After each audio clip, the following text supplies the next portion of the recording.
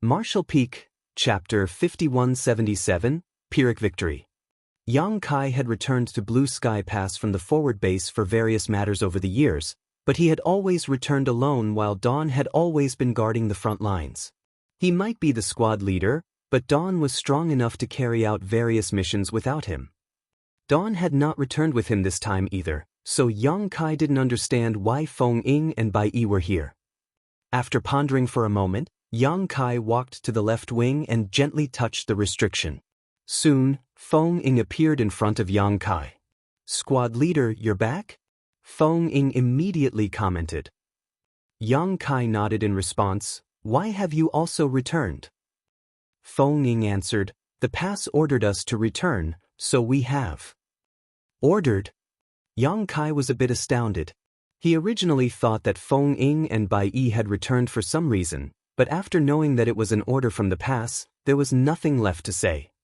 Feng Ying, after hesitating for a moment, finally added, "Not just our Dawn squad has been recalled, even Junior Brother Chai's squad was recalled, along with several other squads." "Senior Brother Chai is also back?" The corner of Yang Kai's brow twitched. The so-called Senior Brother Chai was none other than the Old Turtle's squad leader Chai Fong. Feng Ying pursed her lips as a smile bloomed on her face. "Junior Brother Chai came looking for you earlier." "Why is he looking for me?" Yang Kai cautiously asked. Feng Ying replied, emphasizing each word, "Junior Brother Yang took great care of this Chai on the battlefield, so this Chai should naturally treat Junior Brother Yang well and express my gratitude." Well, these are Junior Brother Chai's original words. This was obviously a threat. As the Old Turtle's warship was slow, it was easier for them to be robbed of military merits on the battlefield, and Dawn had done this the most. Chai Fong had naturally marked this loss down. The Gadfly Squad's moniker was not just for show. But then again, it wasn't that Dawn's squad enjoyed snatching others' military merits. Rather, when they saw other squads entangled with the Black Ink Clan squads on the battlefield, there was nothing wrong in eliminating the enemies. Who would even care about military merits in that kind of situation? After all, the priority was to kill Black Ink Clansmen. But obviously, Chai Fong didn't think so. When they were fighting on the front lines, it wasn't the right time to quibble with Dawn over this, but now that they had been recalled, he naturally wanted to settle accounts. Of course, he was not planning to fight it out with Yang Kai or Dawn. He also knew that Dawn was trying to help them many times. Nonetheless, as special operations squads, there was always some competition between them. Since they could not beat Dawn in kills, he naturally had to find something else to regain his face. Yang Kai immediately spat in disgust. "He can go to hell." Feng Ying stated, pursing her lips, "You should tell Junior Brother Chai this yourself." "Forget it, let's just ignore him. I'll be going into retreat and cultivate. Senior sister, you should also rest." Saying so, Yang Kai turned around and entered his room. Be that as it may, Chai Fong was not going to let Yang Kai have his way. Who knew how he got the news, but the very day Yang Kai returned to his residence, Chai Fong rushed over. Although the courtyard had privacy restrictions, they were unable to withstand Chai Fong's all-out harassment. He also knew that Yang Kai and the others would not have entered life-or-death closed-door cultivation at this moment, so he acted without scruples. Alarms kept blaring as the restrictions activated. Whether it was Yang Kai, Feng Ying, or Bai Yi, none of them were able to peacefully cultivate. Helpless, Yang Kai had no choice but to come out. He deactivated the restriction and looked at Chai Fong with a look of disgust, who was making a ruckus outside the courtyard. "Senior Brother Chai, why are you here instead of cultivating?" Chai Fong maliciously grinned as he palmed his fist. "Didn't Senior Sister Feng tell you? Why does little brother ask when you already know the answer?" Yang Kai helplessly asked, rubbing his forehead, "Does Senior Brother want to fight?" Chai Fong decisively replied, "No. Although we're not from the same sect, we've fought side by side on this battlefield for so many years, so how can we fight? This Chai doesn't know how to control his strength. What if I injure you, Junior Brother?" Of course, he was just being stubborn and unwilling to admit defeat. The main reason Chai Fong was refusing was because he felt that he was definitely not Yang Kai's opponent. Yang Kai could even kill a territory lord. Although there were circumstances, such as taking advantage of the situation, few Seventh Order masters in the entire human race had ever killed a territory lord. Chai Fong had witnessed Yang Kai fight with his own eyes. A feudal lord was no different than a chicken before Yang Kai. His terrifying strength had long surpassed the Seventh Order. In terms of combat strength, Chai Fong admitted that he was far inferior to Yang Kai, so how could he fight him? He would simply be digging a pit for himself. Then what does senior brother want? Yang Kai asked. Chai Fong meaningfully grinned as he swiped his space ring and took out a jug of wine. This chai did not lie when I said I wanted to express my gratitude. Look, I've brought everything. Yang Kai immediately understood. Since the old turtle squad had lost to Dawn on the battlefield, he wanted to regain face in a drinking competition. Looking at the wine jug in Chai Fong's hand, Yang Kai immediately felt frustrated. He had once engaged with Chai Fong in a drinking contest back at the forward base. In the end, Yang Kai lost and became completely inebriated. He was ridiculed by the other squad leaders as a result. Men were very strange creatures. In the eyes of almost all men, one's alcohol capacity was also a standard of their worth. If one's alcohol capacity was as vast as the sea, they would naturally be able to drink to their heart's content. If a man got drunk after just 3 glasses, he was simply not a man.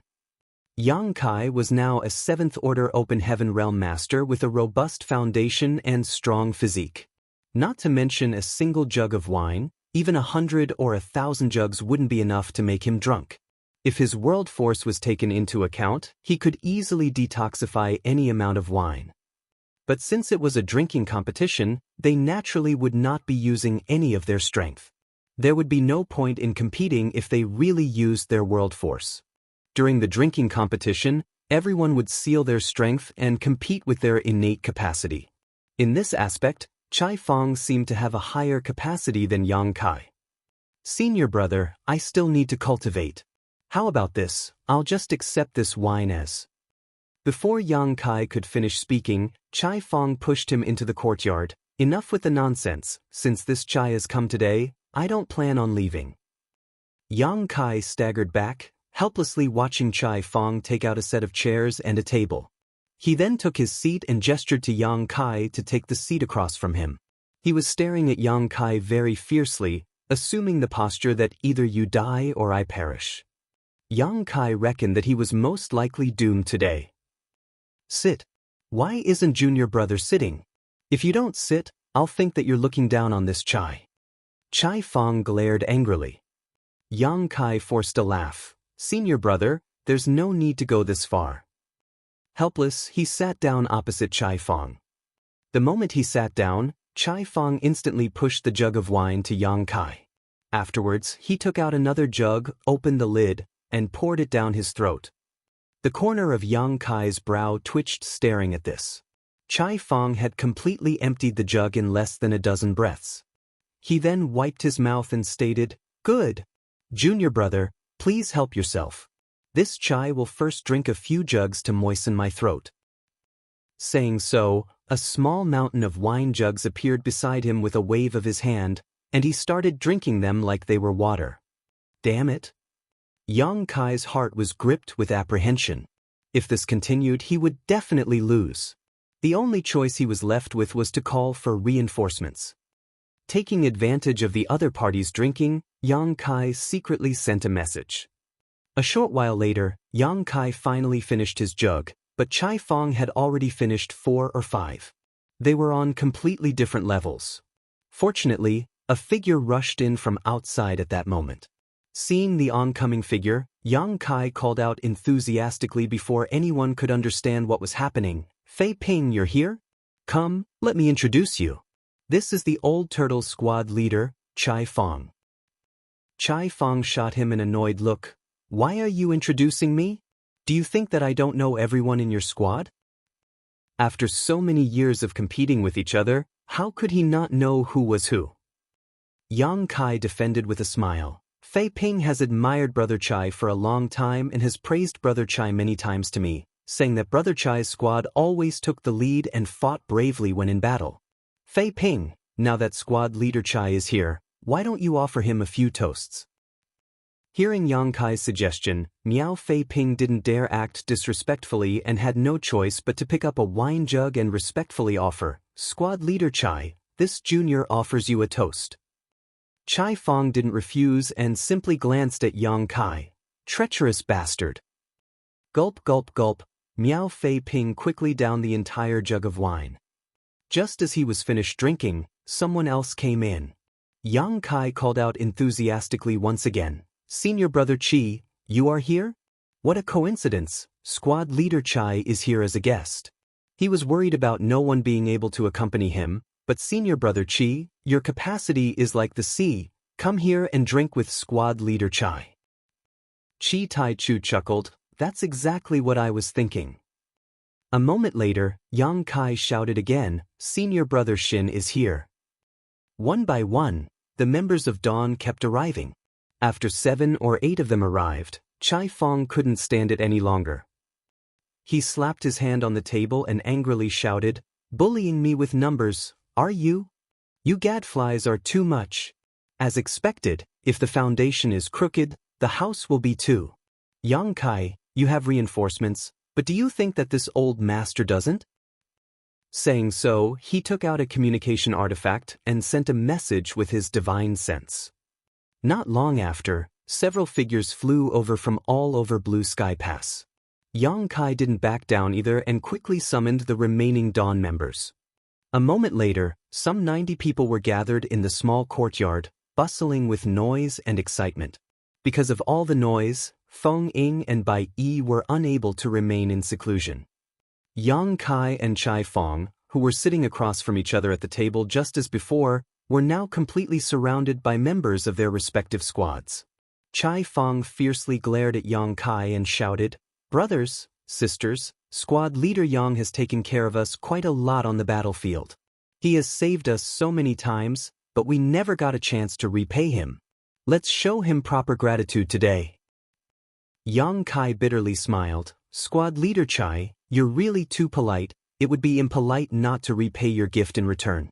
Since squad leader Chai is such a good drinker, let's let him drink to his heart's content today. At first, whether it was Yang Kai or Chai Fong, both of them were conscious and could drink themselves, but soon their vision became blurry and stars began to shine before their eyes. Nonetheless, the other members of the squads were not willing to let them go and opened their mouths and poured wine into them. Gulp gulp. Gulp gulp.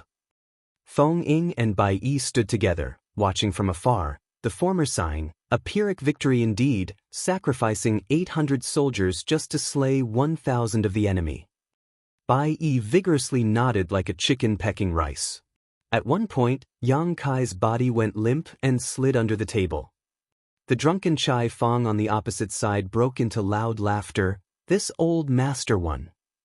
Saying so, he also collapsed onto the table. Martial Peak, Chapter 5178, Angry Grandmaster Ma Fan. Both squad leaders got knocked out together, but the members of both squads had yet to enjoy themselves to their heart's content. A few female members of the Old Turtles squad even took out some cooking utensils and started preparing some snacks to go with the drinking. Seeing this, Feng Ying and Bai Yi also stepped forward to help. The courtyard was bustling with noise and excitement. Both special operations squads were rivals on the battlefield, but they were also inseparable comrades in arms. It was the same during the drinking competition. Everyone was drinking in either groups of 3 or 5. At some point, everyone was drunk, their eyes were droopy and red. Even Feng Ying and the other women had a slight blush on their faces. Even though they were all Open Heaven Realm Masters, because no one used their world force to detoxify themselves, their alcohol tolerance was still limited. Of course, they could still hold their liquor because of their powerful physiques. The empty wine jugs piled higher and higher as more and more fell to the ground, dead drunk. After an unknown period of time, the entire courtyard had people lying here and there, knocked out. Not a single person was left standing. As for Feng Ying and Bai Yi, they were unable to continue drinking long ago and had returned to their rooms to rest. The bustling courtyard had become completely silent and peaceful. Under the table, Yang Kai, who was knocked out, secretly opened his eyes. After confirming that the drinking competition was over, only then did he pop his head up, taking the support of the chair. But the next moment, he saw a pair of eyes staring at him from across the table. When their eyes met, both Yang Kai and Chai Fong were awkward and embarrassed. Yang Kai had secretly used his strength to detoxify himself, but he didn't expect Chai Fong to do the same. Shameless bastard! Both of them cursed in their hearts. After calming himself down, Yang Kai sat back down with no change in his expression. He then took out a tea set and started carefully brewing. Chai Fong remained silent and waited for the tea. A moment later, the fragrance of tea filled the air as Yang Kai poured 2 cups and pushed one to Chai Fong. Chai Fong picked up the cup and took a sip. For a moment, alternate sounds of sipping filled the silent courtyard. After finishing a pot of tea, Chai Fong suddenly opened his mouth and stated, "I'm afraid that something big is about to happen." Yang Kai slightly furrowed his brow. "Senior brother noticed?" Chai Fong nodded his affirmation. "It seems you did too." Yang Kai continued, "Generally, 80% of the pass forces are concentrated at the forward base, and this status quo has been maintained for over 200 years. Although there hasn't been any fighting for a long time, we still need to be on guard against the Black Ink Clan's counterattack. In light of this, it's a little unusual to suddenly recall 2 special operations squads." Chai Fong added with a nod, "It would have been nothing if it was just our squads, but recently, many squads had been returning one after another. All of them must have received recall orders. I don't know if you've noticed, but all these squads belonged to the different divisions and battalions. In other words, none of the returning squads belonged to the same battalion." "Do you have some hypothesis?"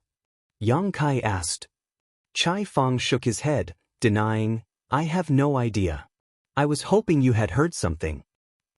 This was the main reason why he had come to Yang Kai. The drinking competition was just a bonus. Yang Kai frowned, voicing his thoughts. If the pass is planning an attack, they should have gathered their forces at the forward base, but for some reason, they have been recalling us. It seems little brother doesn't know anything. Although Yang Kai suspected that whatever the pass upper echelons were planning had something to do with the newly developed evil purging divine spear, he believed that doing so would be a reckless thing. He might have infused purifying light into quite a lot of evil purging divine spears, but each pass still had only 200 to 300 in total. These evil purging divine spears could be given to the elite soldiers, but it would not change the course of the war that much. After all, the evil purging divine spears were one-time use consumables. In his opinion, the evil purging divine spears would be best used only after amassing a considerable amount of them. They should either not use them, or use them only to force the Black Ink Clan into a corner. Since this matter concerned the evil purging divine spear, Yang Kai couldn't reveal too much to Chai Fong. The higher-ups have always been very secretive, so I'm afraid no one will know what they're planning until the last moment. Chai Fong couldn't help but grumble. It was the same when they had used Xiang Shan's breakthrough to lure the Black Ink Clan territory lords out last time. The special operations squads had no idea and tried to protect Xiang Shan at the cost of their lives, but in the end, the upper echelons of the pass had been well prepared. But it was only reasonable to not inform them, because only when they put their lives on the line would the territory lords believe that the human race had not planned some kind of trap. Had they known the plan beforehand, they might have revealed some clues. "Senior brother, don't worry about it. If they're really planning to do something, we will know soon enough," Yang Kai comforted. Chai Fong nodded slightly. "Junior brother, if you receive any news, please inform me as soon as possible so that I can make preparations." "Good. Then this Chai will take his leave first." Chai Fong stood up and shouted, "All of you, get up. Don't keep lying like corpses. 50 of you lot were beaten by just 30 people. Stop making fools of yourselves." As soon as his voice fell, the members of both squads lying in the courtyard got up one by one. Everyone circulated their strength to dispel the effects of the alcohol. The members of the Old Turtle Squad looked very ashamed while the Dawn Squad, on the other hand, was beaming with smiles. Under Chai Fong's lead, the Old Turtles quickly left and Dawn's members also left after them, leaving the courtyard in a mess with Yang Kai alone, who silently tidied up everything. A few days later, Yang Kai, who was cultivating, was once again summoned to the army headquarters. But the moment he stepped into the army headquarters, he heard a familiar angry shout coming from the main office. "Why can't I go? Old Zhong Liang promised me." Grandmaster Ma Fan. Yang Kai was slightly taken aback. He had no idea that Grandmaster Ma Fan had returned to Blue Sky Pass. Grandmaster Ma Fan had been staying in the forward base since he had arrived at the Black Ink battlefield. Since he was here, Yang Kai felt that the situation inside Blue Sky Pass was even more complicated than he expected. Moreover, Zhong Liang's promise that Grandmaster Ma Fan had just spoken about was quite concerning. When the evil purging divine spear experiment was over, Grandmaster Ma Fan reminded Zhong Liang to not forget his promise, and Zhong Liang assured him that he had not. Yang Kai didn't know what Zhong Liang had promised to Grandmaster Ma Fan, but by the looks of it, things had gone wrong. Ding Yao seemed to disagree, which had caused Ma Fan to burn with fury. While these thoughts were running in his mind, he walked into the office. As he had guessed, he saw Grandmaster Ma Fan inside, but the old man was like an angry rooster, glaring at Ding Yao. Meanwhile, Shen Tuemo tried to persuade him, "Grandmaster, please calm down. Brother Zhong had indeed promised you, so logically speaking, Brother Ding and I should accept Brother Zhong's decision, but times have changed. The evil purging divine spear was invented by you, so you need to oversee the project if further modifications are required. The evil purging divine spear will determine the future of the human race and change the course of its future. Ergo, Grandmaster should remain at Blue Sky Pass for the big picture." Bullshit. Grandmaster Ma Fan spat in anger. Yang Kai could not help but shrink his neck at the sight of this. Even an ordinary 8th Order Open Heaven Realm Master wouldn't act so presumptuously before these two army commanders. However, not only was Ma Fan an 8th Order Open Heaven Realm Master, but he was also an artifact refining Great Grandmaster. This old man already has one foot in the grave, so why would I care about the big picture? That's something you army commanders need to worry about. What does it have to do with me? The reason this old man has been holding on even after so many years is that I am unable to face my ancestors. Now that I have a chance to fulfill my lifelong wish, you guys are not letting this old man go? What kind of bullshit logic is that? Besides, although this old man was in charge of developing the evil purging divine spear, the refining process has already been spread to the other passes. If any improvements are needed in the future, those old farts can figure it out, so why should I worry about it? Shen Tuemo earnestly advised, "Grandmaster, the battlefield is dangerous, and this operation will be different from the past. No one can guarantee anything." Grandmaster Ma Fan shot him a long look. "What? Are you afraid this old man will be a burden? This old man doesn't just know how to refine artifacts, I also know how to kill enemies. If it weren't for your lack of artifact refiners, this old man wouldn't have been sitting in the rear and would have charged into the Black Ink clan's base many times already. Furthermore, if this old man really did die on the battlefield, it would be a worthy death. When I meet my ancestors in the next life, this old man can proudly tell them that I died on the Black Ink battlefield. My ancestors will definitely praise me." Shen Tuemo was rendered speechless. Even he could not use force against someone like Grandmaster Ma Fan, and judging by the old man's attitude, it was pointless to persuade him. Grandmaster Ma Fan suddenly turned to Yang Kai. "You said that the evil purging divine spear is connected to the future of the entire human race, so you are afraid that something will happen to me and ask this old man not to go, but the true key to the evil purging divine spears is that brat. The evil purging divine spear would be nothing more than a piece of trash without his purifying light. You recalled him, so that means you plan to deploy him with the army? What the hell? A 7th Order boy can go, but this old man can't? I don't give a damn. I'm going whether you like it or not, whether you allow me or not. Hell, this old man will go alone if I have to." Saying so, he turned around and left, not even giving Yang Kai so much as a glance. Yang Kai couldn't help but pucker his lips. He suddenly felt like he had run into an unexpected disaster. He couldn't understand why these big shots had to drag him into their quarrel. I was right, the pass is indeed planning something, and judging by Grandmaster Ma Fan's words, it seemed like we are going somewhere. This explains why all those squads have been recalled. That was all right too. Everything was peaceful at Blue Sky Pass, and the Black Ink clan had been holed up in their nests for the last 2 centuries. Since Blue Sky Pass won't be facing any battle anytime soon, deploying forces elsewhere where they might be needed was a good idea. The Great Passes had never been able to provide any real assistance to one another since ancient times, because they were too far apart and the amount of resources needed to transport so many people was too great. But since Blue Sky Pass had enough resources and leeway, they could ignore such a cost. While these thoughts were running through his mind, there was no change in Yang Kai's expression as he cupped his fist. Sirs. Ding Yao and Shen Tuemo both nodded slightly. Shen Tuemo looked at him and asked, "You heard everything, right?" Yang Kai nodded in response. "What do you think?" Yang Kai didn't hesitate to voice his guess. Is the pass planning to send reinforcements to another pass to defend against the Black Ink clan? Martial Peak, Chapter 5179, 30,000 years ago. When Shen Tuemo heard that, he answered, yes and no. Yang Kai was confused.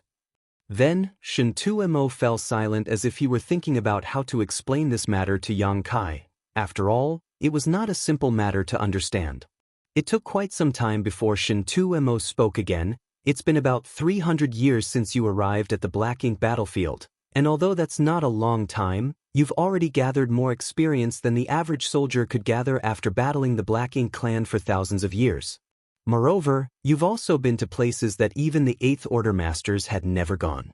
Have you ever wondered why the entire Black Ink battlefield is so large and vast? Yang Kai answered in his mind, why would I wonder about that? Even if I did, would I be able to find the answer? However, now that Shen Tuemo had brought it up, it naturally evoked Yang Kai's curiosity. He was right. Why was the Black Ink battlefield so vast? Among the 3,000 worlds, any great territory could be described as vast beyond what the eye could see. None was even comparable in scope and scale to the Black Ink battlefield. The area of the Black Ink battlefield had already gone way past the area of a great territory. It was like the Black Ink battlefield was never-ending. After sighing, Shen Tuemo explained, according to some ancient texts, in the era when the universe was just created, the Black Ink battlefield was also divided up into many great territories, each of them flourishing and filled with life. Each great territory was separated by territory barriers, but connected through territory gates, similar to the 3,000 worlds. However, the rise of the Black Ink clan changed everything. Born out of nowhere, the Black Ink clan's natural aggressiveness and unique reproductive methods made it easy for them to dominate the great territories. Whenever the Black Ink clan fully conquered a great territory, that great territory would start to corrode and the territory barriers around it would collapse, resulting in it merging with the adjacent great territories to become an even larger area. Then, like a snowball rolling downhill, the great territory would become larger and larger, which is why the Black Ink battlefield is so vast. While scrunching his eyebrows, Yang Kai asked, in other words, the Black Ink battlefield we're standing in now is the product of merging countless great territories. That's right. Shen Tuemo nodded. It was his first time hearing such a description. It was quite interesting. Yang Kai continued, Sir, why does the territory barrier collapse after the Black Ink clan fully dominates a great territory? Also, how do we conclude whether the Black Ink clan has fully conquered a great territory?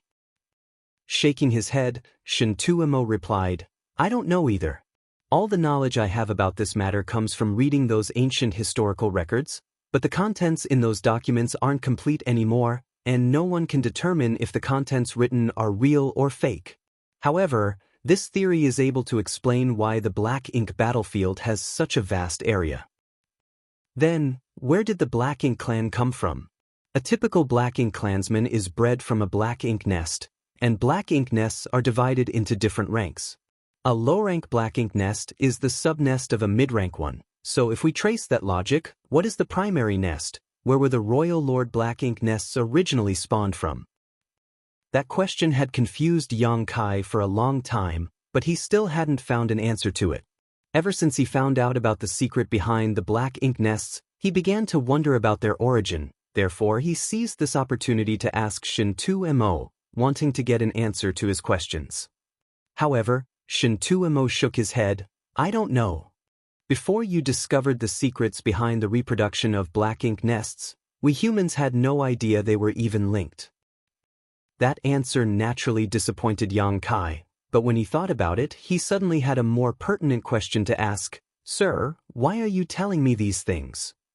Just now, Yang Kai was asking about why so many squads had been recalled from the forward base, so how did the topic suddenly change to this? Shin Mo answered, I'm telling you these things because the higher-ups are planning a new operation, and it involves not only Blue Sky Pass but all the Great Passes. Yang Kai's eyes lit up. Is an all-out crusade about to begin? Ding Yao, who had been silent throughout the conversation, finally spoke up. It has something to do with that, but before we begin the crusade, we must finish this first. Just shut up, listen, and don't ask any questions. Obediently, Yang Kai stopped talking. Shin Mo continued, back in the ancient era, the Black Ink clan were on a rampage, and the great territories were falling rapidly. In the face of this threat, some human great experts banded together and created 108 great passes in the Black Ink battlefield to fight back against the Black Ink clan. This initiative has blessed the following generations to this day. Without these 108 great passes, the current 3,000 worlds might have already become the Black Ink clan's territory, and you and I might never have existed. Although these 108 passes seem to be fighting independent campaigns, in reality, we are all closely connected into one, creating a strong line of defense. While he was talking, he stretched out his hand and drew something in the air. Then, pure world force gathered together to become a large tapestry of light. Under his control, the light rays were divided into two distinctive areas, one white and one black. He then pointed at the white area. This region corresponds to the 3,000 worlds. After that, he pointed at the black area, and this represents the Black Ink battlefield. He then pointed at the middle area between the two, and a drop of golden light suddenly appeared. This is the No-Return Pass, which has been guarded by the Dragon and the Phoenix clans since ancient times. It is also the only connection point between the 3,000 worlds and the Black Ink battlefield. All reinforcements from the Cave Heavens and Paradises, as well as our resources from the 3,000 worlds, must pass through the No-Return Pass. So, we can say that the No-Return Pass is the 3,000 worlds' last line of defense. With a wave of his hand, Shin Mo caused more than 100 golden lights to appear in the Black Ink battlefield region and arrange themselves into a semicircle that shielded the No-Return Pass. This was the first time Yang Kai clearly saw the actual arrangement of all 108 great passes in the Black Ink battlefield. He asked in shock, "Is this the real arrangement of all the great passes?" Shin Mo nodded and explained, "That's right. Such an arrangement can ensure that every great pass has a theater to defend, and as long as we can defend our own theaters, the Black Ink clan will never be able to step foot in the 3,000 worlds." Yang Kai was astonished. The ancient great expert's abilities are truly awe-inspiring. At that moment, Ding Yao came forward with his hands behind his back. We humans have been relying on this defense line to hold back the Black Ink clan for countless years. Although we've sacrificed more elite soldiers than we can count, we were able to ensure the freedom of the 3,000 worlds. However, something happened 30,000 years ago, which completely changed our situation. While saying so, he stretched out his hand, and under Yang Kai's gaze, one of the over 100 golden lights suddenly turned black. Yang Kai felt his heart sink and could vaguely guess what had happened 30,000 years ago. As he expected, Ding Yao elaborated, 30,000 years ago, the Black Ink clan managed to break through Great Evolution Pass, which was guarded by Great Evolution Paradise. The old ancestor of Great Evolution Pass led tens of thousands of soldiers to fight with the Black Ink clan for several years, and the whole army was almost wiped out while the old ancestor himself died in battle. Since then, Great Evolution Pass has been in the hands of the Black Ink clan. Despite having guessed as much, Yang Kai still felt depressed when hearing Ding Yao mention this incident. Almost the entire army of a great pass was wiped out, and even the old ancestor overseeing the pass had died in battle. That battle must have been a huge blow to the humans, as it was not only the loss of a great pass, but also the annihilation of a paradise. That was the first and only time since ancient times that humans lost a great pass. That battle also caused the Great Evolution Paradise to wither away.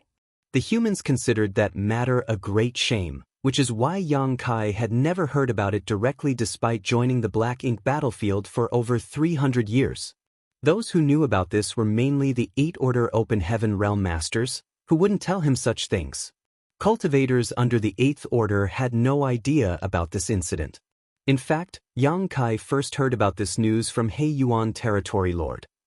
Yang Kai didn't know what actually happened 30,000 years ago that caused Great Evolution Pass demise, but he knew that something was obviously not right about that battle, because not only was the army almost wiped out, but even the 9th Order Old Ancestor had been killed. An Old Ancestor's strength is on par with that of a Royal Lord, or possibly even slightly superior, so how could the Black Ink clan manage to easily defeat a great pass with an Old Ancestor assuming command? Also, why did the Great Evolution Pass fall so quickly? Yang Kai asked in confusion. Ding Yao explained, though an old ancestor can fight a royal lord to a standstill quite easily, what about when it's 2 against 1? Yang Kai was shocked. Did the Black Ink clan deploy 2 royal lords to that battle?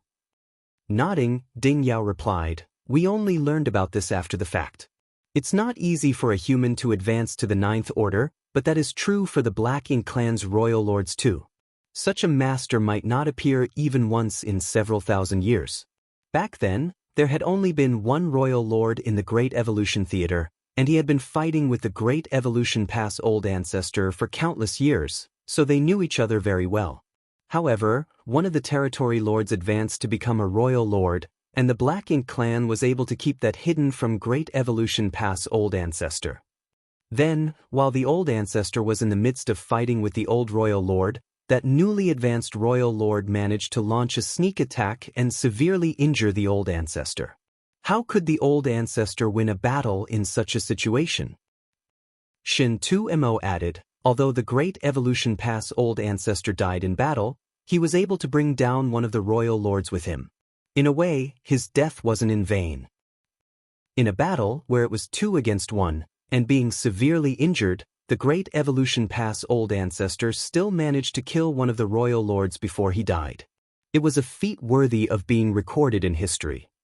Though you're only a 7th Order Master, you've joined many secret operations, so you must know that the humans are preparing for a grand crusade. With a nod, Yang Kai replied, I understand. Then, Ding Yao pointed at the black dot symbolizing the Great Evolution Pass. If we want to start a crusade, we must first take back Great Evolution Pass. Otherwise, our lines will have a critical weak point. This is the purpose of the recent personnel rearrangement made by the Inner Sanctum.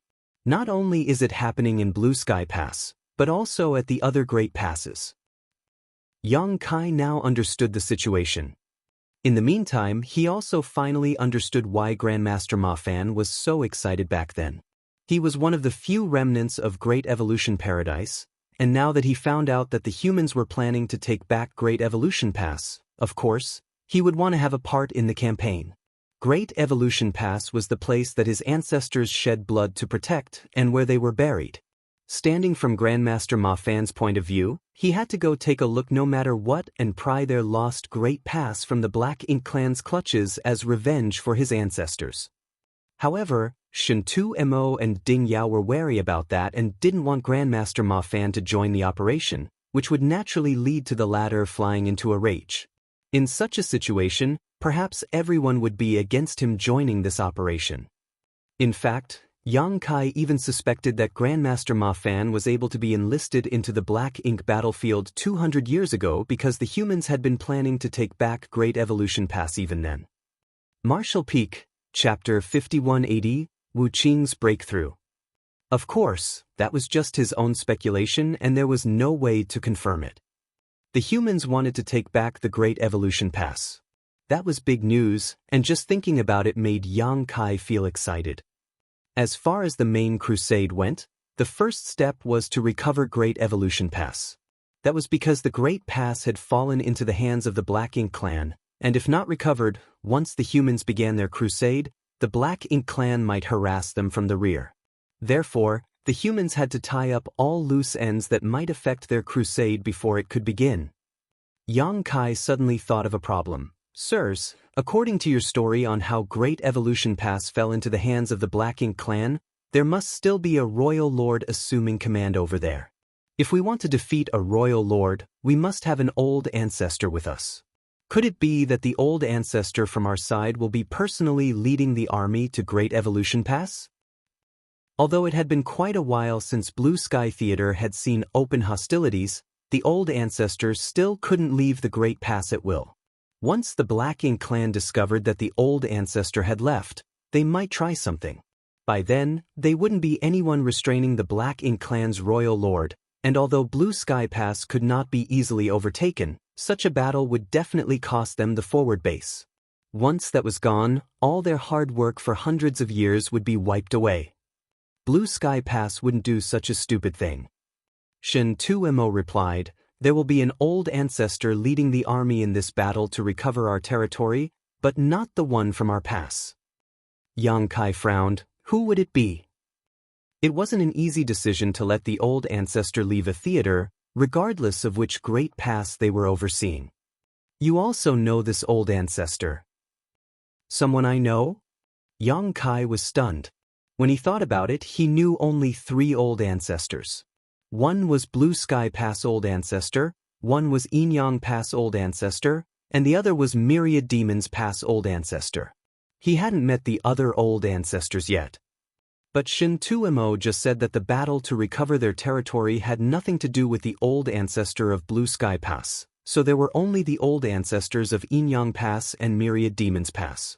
The one leading this campaign will be the old ancestor of Inyang Pass. The image of the gluttonous little girl immediately appeared in Yang Kai's mind, and his brow twitched slightly. He thought it might be the one from Myriad Demons Pass, but did not expect it to be the one from Inyang Pass. That person was not very reliable. Was it really feasible for her to lead the army to recover Great Evolution Pass? However, Yang Kai was more concerned about another thing. If she leaves, who will assume command of Inyang Pass? Just as Blue Sky Pass Old Ancestor couldn't easily leave Blue Sky Pass, Inyang Pass had the same situation. The presence of each old ancestor was a great deterrent to the Black Ink clan. Hearing his question, Ding Yao hesitated for a moment and said, 200 years ago, Inyang Pass Southern Army Commander, Wu Qing exhibited signs of a breakthrough, so he returned to the 3,000 worlds via the no-return pass. He then succeeded in breaking through to the 9th Order Open Heaven realm at Red Cloud's Cave Heaven. Not knowing whether he had felt it wrongly, Yang Kai felt that Ding Yao was full of envy when he said that. However, Yang Kai was still surprised by the news. Senior Wu has advanced to the 9th Order. Ding Yao and Shin Tuemo nodded together, and Shin Tuemo urged, "This is a top-secret matter. Even in Inyang Pass, only the 8th Order Open Heaven Realm Masters know about it, so don't make a big fuss about it." Yang Kai nodded instinctively, but his mind was still in a state of shock. Wu Qing had broken through to the 9th Order Open Heaven Realm. This was great news to the humans because they now had another old ancestor. Now, Inyang Pass had 2 old ancestors. But then again, before he went to Inyang Pass last time, he had heard about Wu Qing from the others. Wu Qing carried a profound fish, one of the 4 universe pillars, so he did not fear the Black Ink strength's corruption. As he was already very strong, he would frequently dive into the Black Ink clan's territory alone and stir up trouble. The Black Ink clan in Inyang Theater resented him very much, but they couldn't do anything about it. Wu Qing had been an 8th Order master for many years and had been on the verge of a breakthrough for some time now. Therefore, he was known as the one who was most likely to break through to the 9th Order Open Heaven realm in recent years. That wasn't a secret among the Great Passes, but no one knew when or even if he could advance successfully. No one knew if he would suddenly have a bout of enlightenment and break through, or perhaps he would stay in the 8th Order Open Heaven realm for another 10,000 years without any change. It was not just a matter of accumulation, but also about luck and opportunity. It was not until more than 200 years ago that Wu Qing had an epiphany and immediately returned to Red Cloud's cave heaven via the no-return pass. Ordinary cultivators who came to the Black Ink battlefield could never return to the 3,000 worlds, but it was different with Wu Qing's situation because he had the profound fish, so it was impossible for him to be corrupted by Black Ink's strength. Moreover, he was in a special state whereby he was about to make a breakthrough, so his return was permitted as it had strategic importance. Another reason was that the process of advancing into the 9th Order Open Heaven realm would cause a huge commotion, so if Wu Qing remained in Yinyang Pass during his advancement, the Royal Lord would definitely become aware of it. Once the Black Ink clan noticed, they would become warier. Therefore, the best choice was for Wu Qing to return to the 3,000 worlds and quietly break through at Red Cloud's cave heaven first. It could be said that every 8th Order Open Heaven realm master that was about to break through to 9th Order Open Heaven realm would be returned to the 3,000 worlds to their master sect before they break through. After Wu Qing had advanced to the 9th Order Open Heaven realm, he stayed in Red Cloud's cave heaven for more than 200 years to stabilize his realm before secretly returning to Yinyang Pass. Only after his return did the humans prepare to implement the plan to recover Great Evolution Pass. With Wu Qing, the newly advanced 9th Order Old Ancestor, assuming command of Yinyang Pass, the situation at Yinyang Theater would not change much, and the veteran Old Ancestor of Yinyang Pass would be free to lead the army to take back Great Evolution Pass. Yang Kai had met with Wu Qing during his previous trip to Yinyang Pass, but they hadn't said much to each other, so he wasn't very familiar with him. Regardless, Yang Kai was still happy that Wu Qing was able to advance into the 9th Order Open Heaven realm. However, he soon thought of another thing. Since Senior Wu has advanced into the 9th Order Open Heaven realm without the knowledge of the Royal Lord in the Yinyang Theater, why doesn't he team up with the Old Ancestor at Yinyang Pass to deal with the Royal Lord there? The Old Ancestor of Great Evolution Paradise was sneak attacked by a newly advanced Royal Lord more than 30,000 years ago under similar circumstances, resulting in his demise. The humans could simply return the favor. While shaking his head, Ding Yao explained, "That's too big of a risk, and there are too many uncontrollable factors. A royal lord is not like a territory lord or a feudal lord. When it comes to life or death situations, even if there is no chance of survival, a royal lord has a high chance of dragging someone down with them.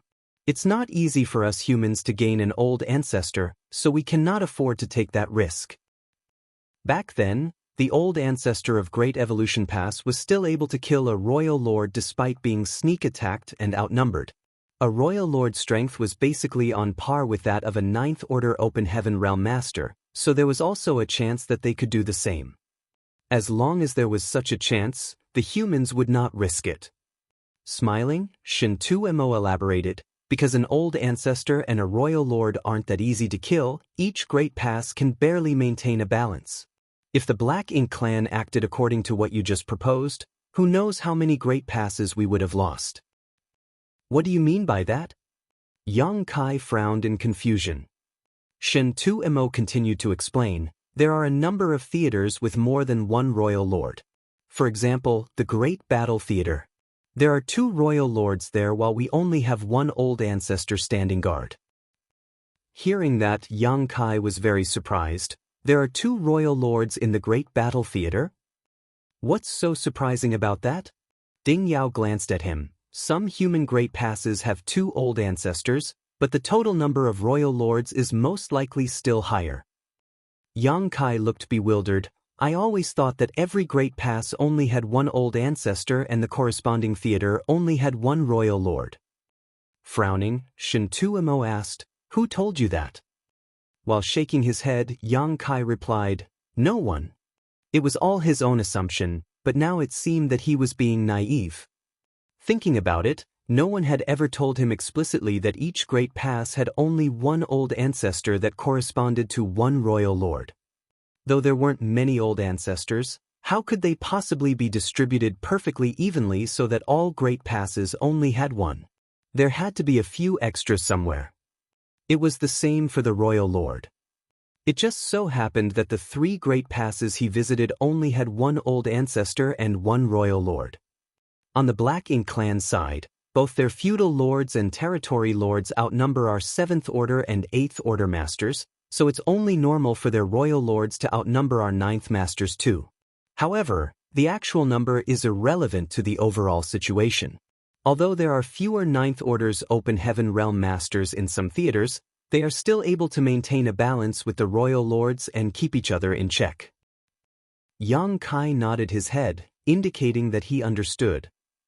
Using Great Battle Pass as an example, although there was only one 9th Order Old Ancestor facing 2 royal lords, along with the risks of attacking the Great Pass, as long as the Old Ancestor acted prudently, there wouldn't be any danger. We've strayed a bit too far off topic. Shintuimo waved his hand and said, let's put all these to the side. What we have to do now is to recover Great Evolution Pass.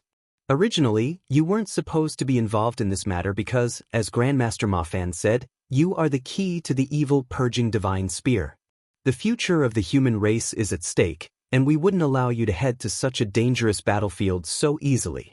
If you were to have any accidents, the whole crusade would be in jeopardy. Smiling playfully, Yang Kai added, though I don't know the reason, Dawn will be participating in this battle to recover the Great Pass, right? I'm sure no human soldier would want to miss such an opportunity. Shintuimo nodded. Indeed. The old ancestor from Inyang Pass specifically requested you to join the army, saying that your small universe can help her restore her strength and recover from her injuries. We naturally need to cooperate when such a request is made. Yang Kai suddenly understood the situation. The last time he was in Inyang Pass, he had used his small universe to help the old ancestor heal from her wounds. It seemed like after tasting the benefits he could offer, she had developed a liking for them. This was only reasonable as she would turn into a child if she were seriously injured, and normal healing methods had little effect on her. She could only restore her injuries in a bustling world. Yang Kai's small universe just happened to be a place where countless ordinary beings flourished and was perfectly suitable for her healing process. Also, the flow of time inside his small universe was different from the outside world, so it could be said that if they had Yang Kai with them, the chances of success in this campaign to recover their territory would increase greatly. The recovery of Great Evolution Pass was related to their future crusade, and the old ancestor from Inyang Pass had personally requested Yang Kai to follow them. Therefore, considering the overall situation, Blue Sky Pass couldn't refuse. This was the reason Ding Yao and Shintuimo told Yang Kai so much. Otherwise, how could a 7th Order Junior be qualified to know so many operational details? Since it was an order from the higher-ups, they were just carrying them out. Martial Peak, Chapter 5181. The enemy stands before us, prepare for battle. All Great Passes will contribute to this mission to recover the Great Evolution Pass. Blue Sky Pass will probably deploy about 500 people, with Senior Brother Xiang leading the team. So, when you get there, you cannot act without Senior Brother Xiang's order. Ding Yao looked at Yang Kai with a serious face. Yang Kai accepted the order. Understood. Then he asked, when will we be leaving? Ding Yao answered, it won't be a long wait, within a few months at most.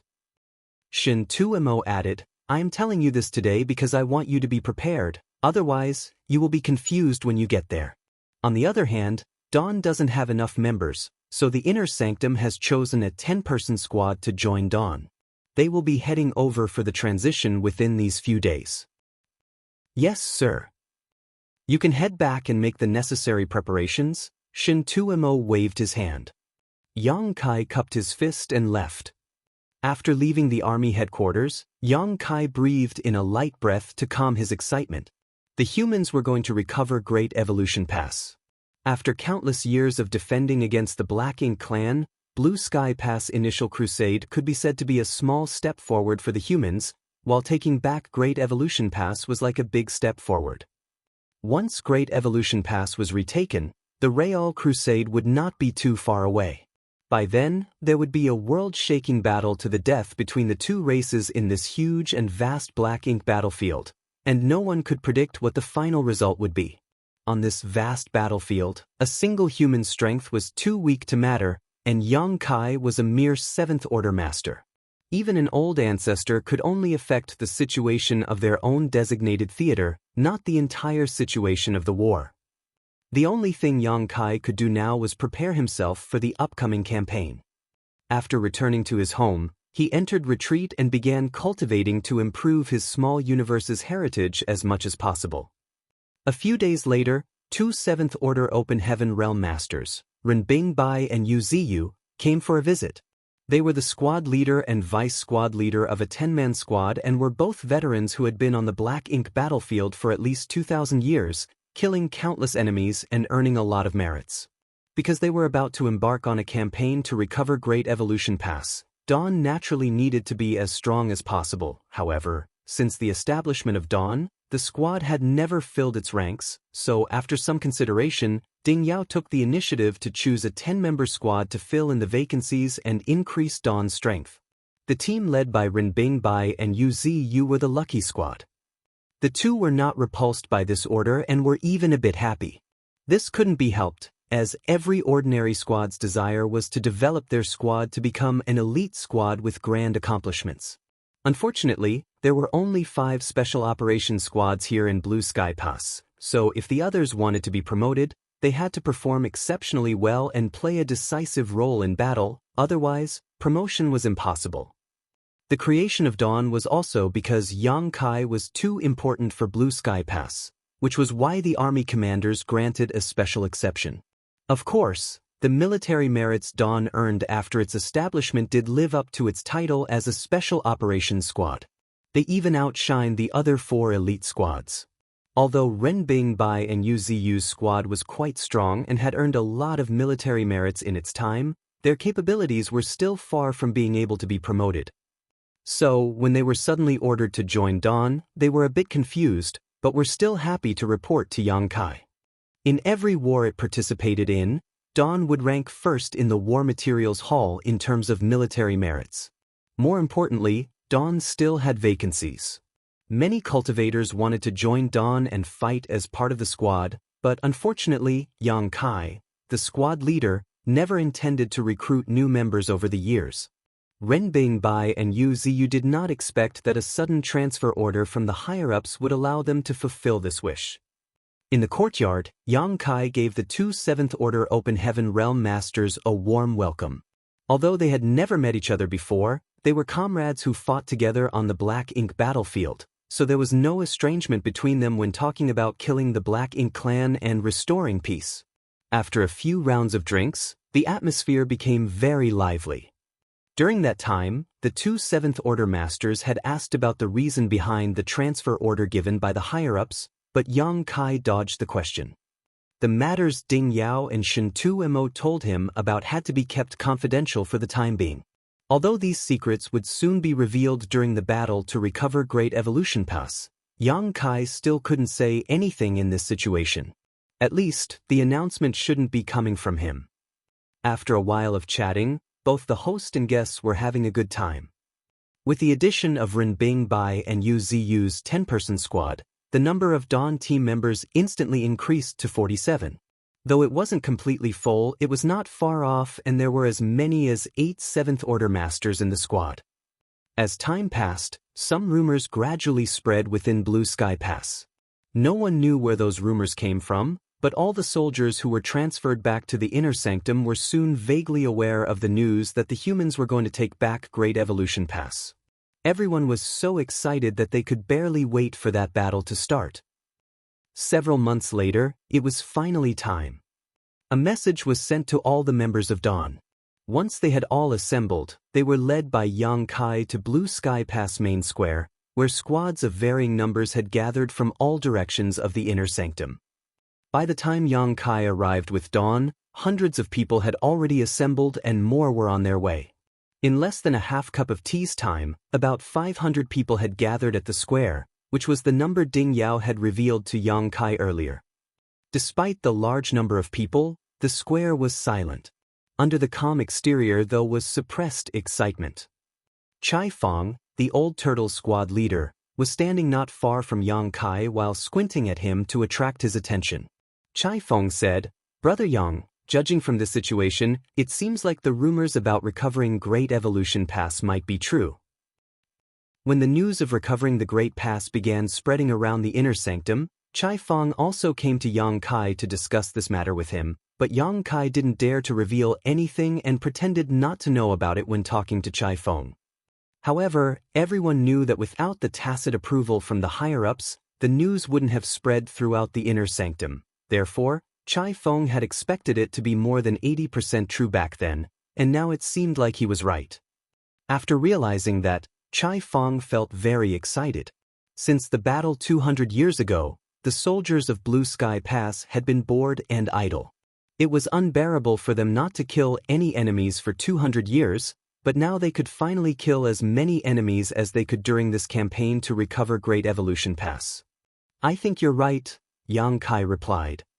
Then, Chai Fong added, "For more than 30,000 years, Great Evolution Pass has been occupied by the Black Ink clan, resulting in a lot of pressure on the Great Passes to the left and right of the Great Evolution Theater. If we can take back Great Evolution Pass, the pressure on those two Great Passes will be greatly reduced." Every Great Pass had a corresponding theater, so when Great Evolution Pass fell, all the Black Ink clan in that theater would naturally be free of constraints and would have extra manpower to reinforce their fellow clansmen in the two neighboring theaters. Although the efficiency of their reinforcements wasn't high due to the distance, they were still able to make the two Great Passes suffer a lot of hardships throughout the years.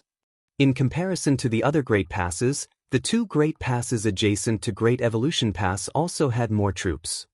For example, there were about 30,000 to 40,000 soldiers in Blue Sky Pass, which was the same for most of the human Great Passes. Even if there were passes with over 40,000 soldiers, it still wouldn't exceed that number by much. But for those two Great Passes, they had more than 50,000 soldiers each. Otherwise, they would not be able to resist the Black Ink clan's attack because each of them needed to deal with an enemy with numbers equivalent to 1.5 theaters. Chai Fong added, "Blue Sky Pass alone is sending out 500 troops. If every Great Pass dispatches a similar amount, wouldn't we have gathered an army of 50,000 soldiers?" Adding on the reinforcements sent from the two Great Passes themselves, Tisk seems like the higher-ups are really determined to get back Great Evolution Pass. With a smile, Yang Kai elaborated, "Since we've decided to take it back, the higher-ups must have gone through a lot of consideration. Blue Sky Pass is a special case though, and deploying 500 people is not much of a burden for us, but the other Great Passes might not be able to send so many people. Because the war at Blue Sky Pass had entered a lull, it wouldn't affect them too much if they sent out more soldiers. However, the other Great Passes didn't have the same advantages as Blue Sky Pass, and although 500 people didn't sound like much, it was equivalent to the strength of several battalions. While the two of them were communicating secretly, a sudden stream of light came from Eastern Army headquarters and appeared before them in the blink of an eye. The light dispersed and revealed the figures of 10 8th Order Open Heaven Realm Masters led by Xiang Shan and Ding Yao. Yang Kai saw that among these 8th Order Masters was Grandmaster Ma Fan. It seemed like Ding Yao and Shen 2Mo had finally given in to the old man's stubbornness. Then, in front of everyone's eyes, Xiang Shan took a step forward with his hands behind his back, looked around, and opened his mouth to speak. "Recently, there have been some rumors circulating in the inner sanctum, and I think you all have heard them, so today, I am here to tell you all that the matter of taking back Great Evolution Pass is true." Even though everyone standing here had guessed this already and was almost certain about it, there was still an uproar when Xiang Shan formally announced it.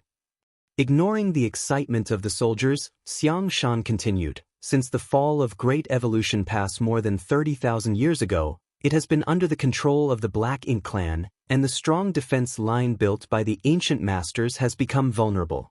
The Black Ink clan at Great Evolution Pass even dared to venture forward and challenge the no-return pass. That is a humiliation to the entire human race. For 30,000 years, we have been trying to recover Great Evolution Pass, but the situation here on the Black Ink battlefield was horrendous and each Great Pass couldn't afford to divide our forces, even if we wanted to. Now that 30,000 years have passed, after generations of hard work and effort, the chance has finally come. I can't comment on the rights and wrongs of my ancestors, but as one of their descendants, I have only one goal: to reclaim Great Evolution Pass.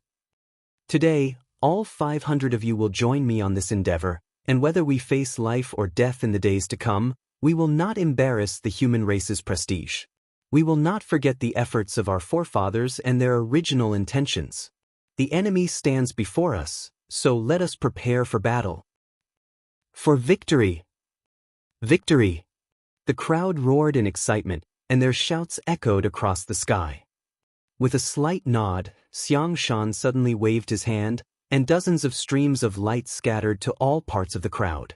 The streams of light hovered in front of each squad leader level 7th Order Open Heaven Realm Master, and in the streams of light was a space ring. Squad leaders, please take care of your own supplies. There are purifying black ink pills and a spare warship inside each space ring. You will distribute those pills accordingly when the time comes. Yes, sir. The squad leaders all responded. Xiang Shan nodded his head again and ordered, "Move out." Martial Peak, Chapter 5182, Is the Black Ink Clan attacking?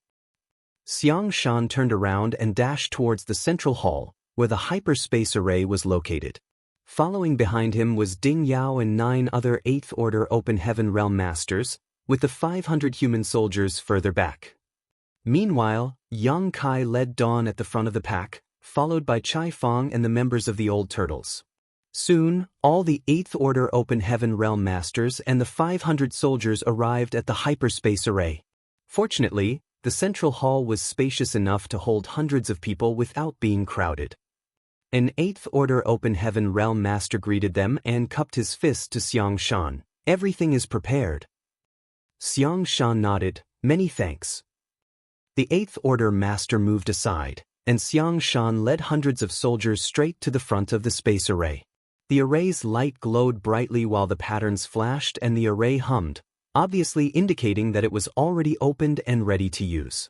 Xiang Shan turned around, looked at the 500 people behind him and ordered, "Get into groups of 50 and spread out." The crowd followed the order, and under the leadership of their squad leaders, 3 to 4 squads formed groups of 50 each. Only Dawn and the Old Turtles did not need to move because the total number of members in those 2 special operations squads was about 50 people. Xiang Shan turned his head, looked at the 8th Order Open Heaven Realm Masters around him, and nodded lightly. The next moment, the group of 8th Order Open Heaven Realm Masters moved to a group of soldiers. The one who arrived before dawn was Grandmaster Ma Fan. No one could tell if it was prearranged, but like the other 8th Order Open Heaven Realm Masters, Grandmaster Ma Fan activated the power of his small universe, opened its portal, and turned it into a channel before he shouted to Yang Kai and the others, "Get in." Yang Kai naturally understood what the 8th Order Masters had planned, which was to use these 10 8 Order Masters to send all 500 soldiers to another Great Pass. Due to the large distance between the Great Passes, each transmission across the hyperspace array consumed a huge amount of materials. The higher the strength of the cultivator being transmitted, the more materials they would have to consume. Since Blue Sky Pass was sending 500 soldiers, it could still afford to do this one by one because it was rich with materials, but it was an unnecessary waste. It also consumed a lot of time. Instead of that, it would be better to use the 8th Order Masters' small universes to expedite the process. In comparison to transmitting 500 people, transmitting 10 8th Order Masters would definitely consume far fewer materials, and it would take less time as well.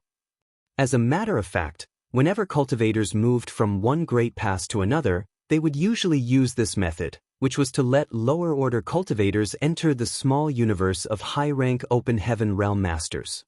That way, they could save as many materials as possible.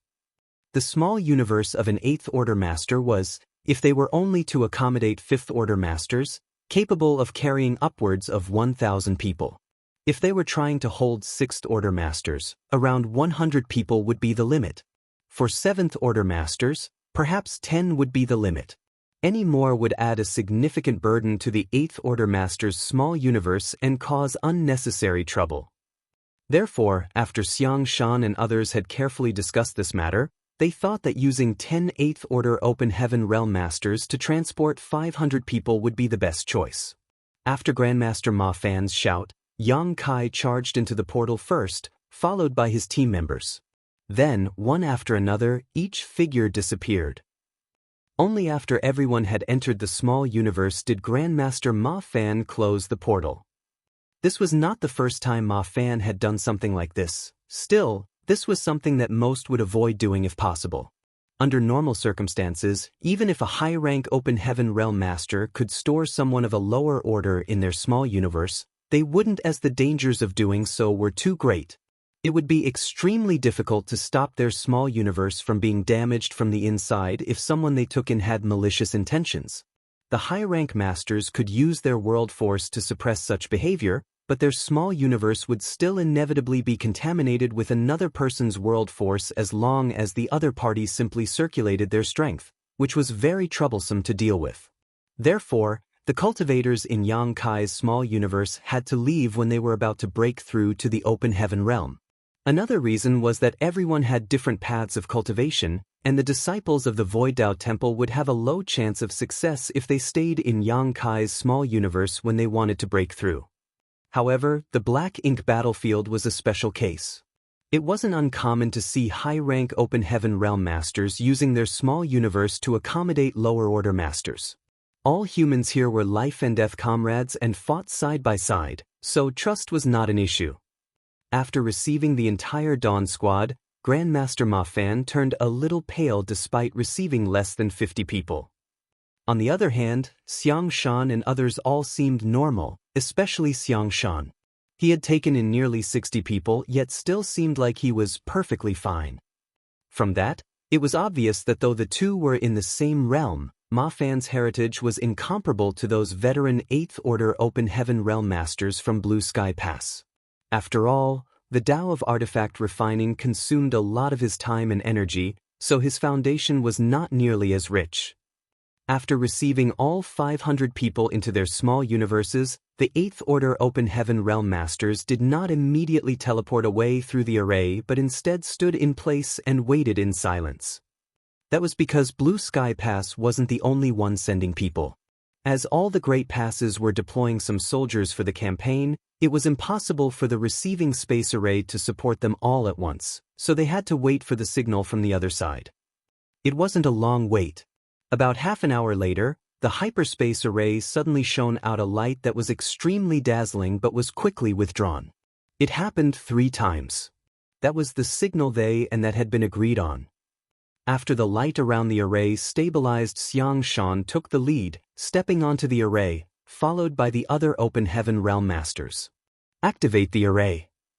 The 8th Order Open Heaven Realm Master who was monitoring the central hall ordered. Then, the many already prepared soldiers around the array each formed a set of seals and started the array. A dazzling light shone out from the edge of the grand array and gradually diffused towards the center. It soon enveloped Xiang Shan and the other 10 8th Order Masters. The array hummed, and the hall shook.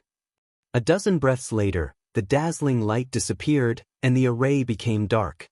Xiang Shan and others who had been standing there were gone along with it. The crystals placed in the 7 array nodes around the grand array also dimmed. Those 7 array nodes corresponded to the 7 elements. These crystals were originally arranged here, created by a special technique that gathered energy from different materials. Even a crystal the size of a fingernail consumed a set of materials that could help create a 5th Order Open Heaven Realm Master. If the crystals used up in this one transfer were gathered together, they could fill up an entire wash basin. One could imagine how many materials this teleportation had consumed. Meanwhile, inside Ma Fan's small universe, Yang Kai and others sat down cross-legged, calmed their powers, and tried to remain motionless. This was the self-awareness every Open Heaven Realm Master that had been invited into a small universe should have. Perhaps because he had cultivated the Tao of artifact refining too, Yang Kai noticed that there were a lot of artifact refining Tao essences in this small universe as soon as he entered.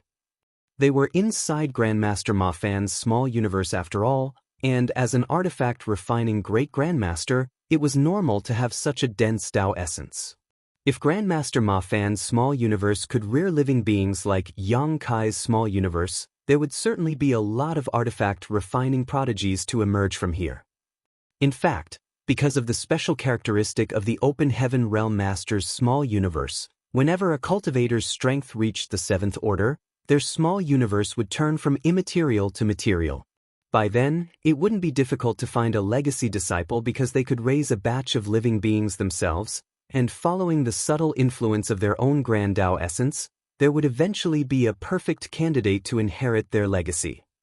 Under normal circumstances, however, high-rank Open Heaven Realm Masters would not do such a thing because their small universe would easily become unstable when fighting fierce battles, and the living creatures inside would be killed or injured. There was a possibility that hundreds of years of hard work would be lost in a single clash. According to Yang Kai's knowledge of this place, only those high-rank Open Heaven from cave heavens and paradises who were about to die would do such a thing. They knew they didn't have long to live, and there was no hope for them in the future. Therefore, the only thing they could do before their lives came to an end was to contribute to the continuation of their sect. That was the reason why there was no shortage of alchemists and artifact refiners in the cave heavens and paradises, and why special sects like Divine Cauldron Heaven and Divine Medicine Heaven could ensure the continuation of their inheritance from generation to generation. Actually, Yang Kai could have taken the chance to cultivate in this environment and perhaps gain something. But he did not care much about Tao of artifact refining, and the reason why he practiced it was simply because it was related to a mission.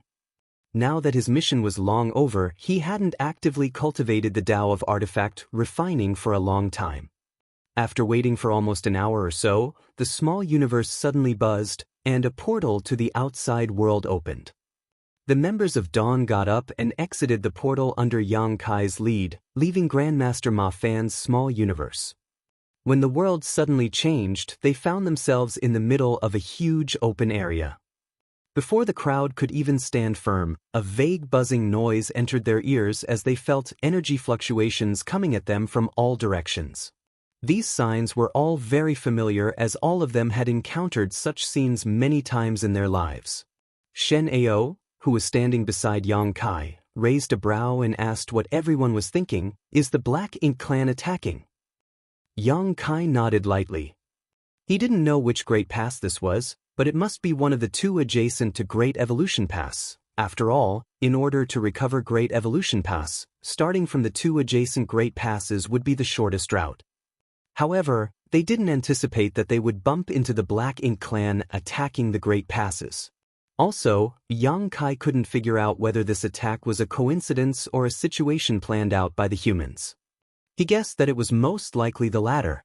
The Black Ink clan sieges would generally last for many years, but there would be an equally long period of rest in between, so if the humans were willing to, they could easily avoid such incidents. In this case, it seemed like the higher-ups had decided to inflict serious damage on the Black Ink clan forces in the neighboring theaters before retaking Great Evolution Pass so that the enemy wouldn't be able to send reinforcements. That was also a very natural choice. Turning his head to look at the 10 8th Order Open Heaven Realm Masters from Blue Sky Pass, Yang Kai guessed that the Black Ink clan in this theater were about to suffer a heavy toll. Dawn's members were whispering to each other, just like in the other squads. They seemed to have noticed the special situation here. However, they were all still confused about which Great Pass they were in.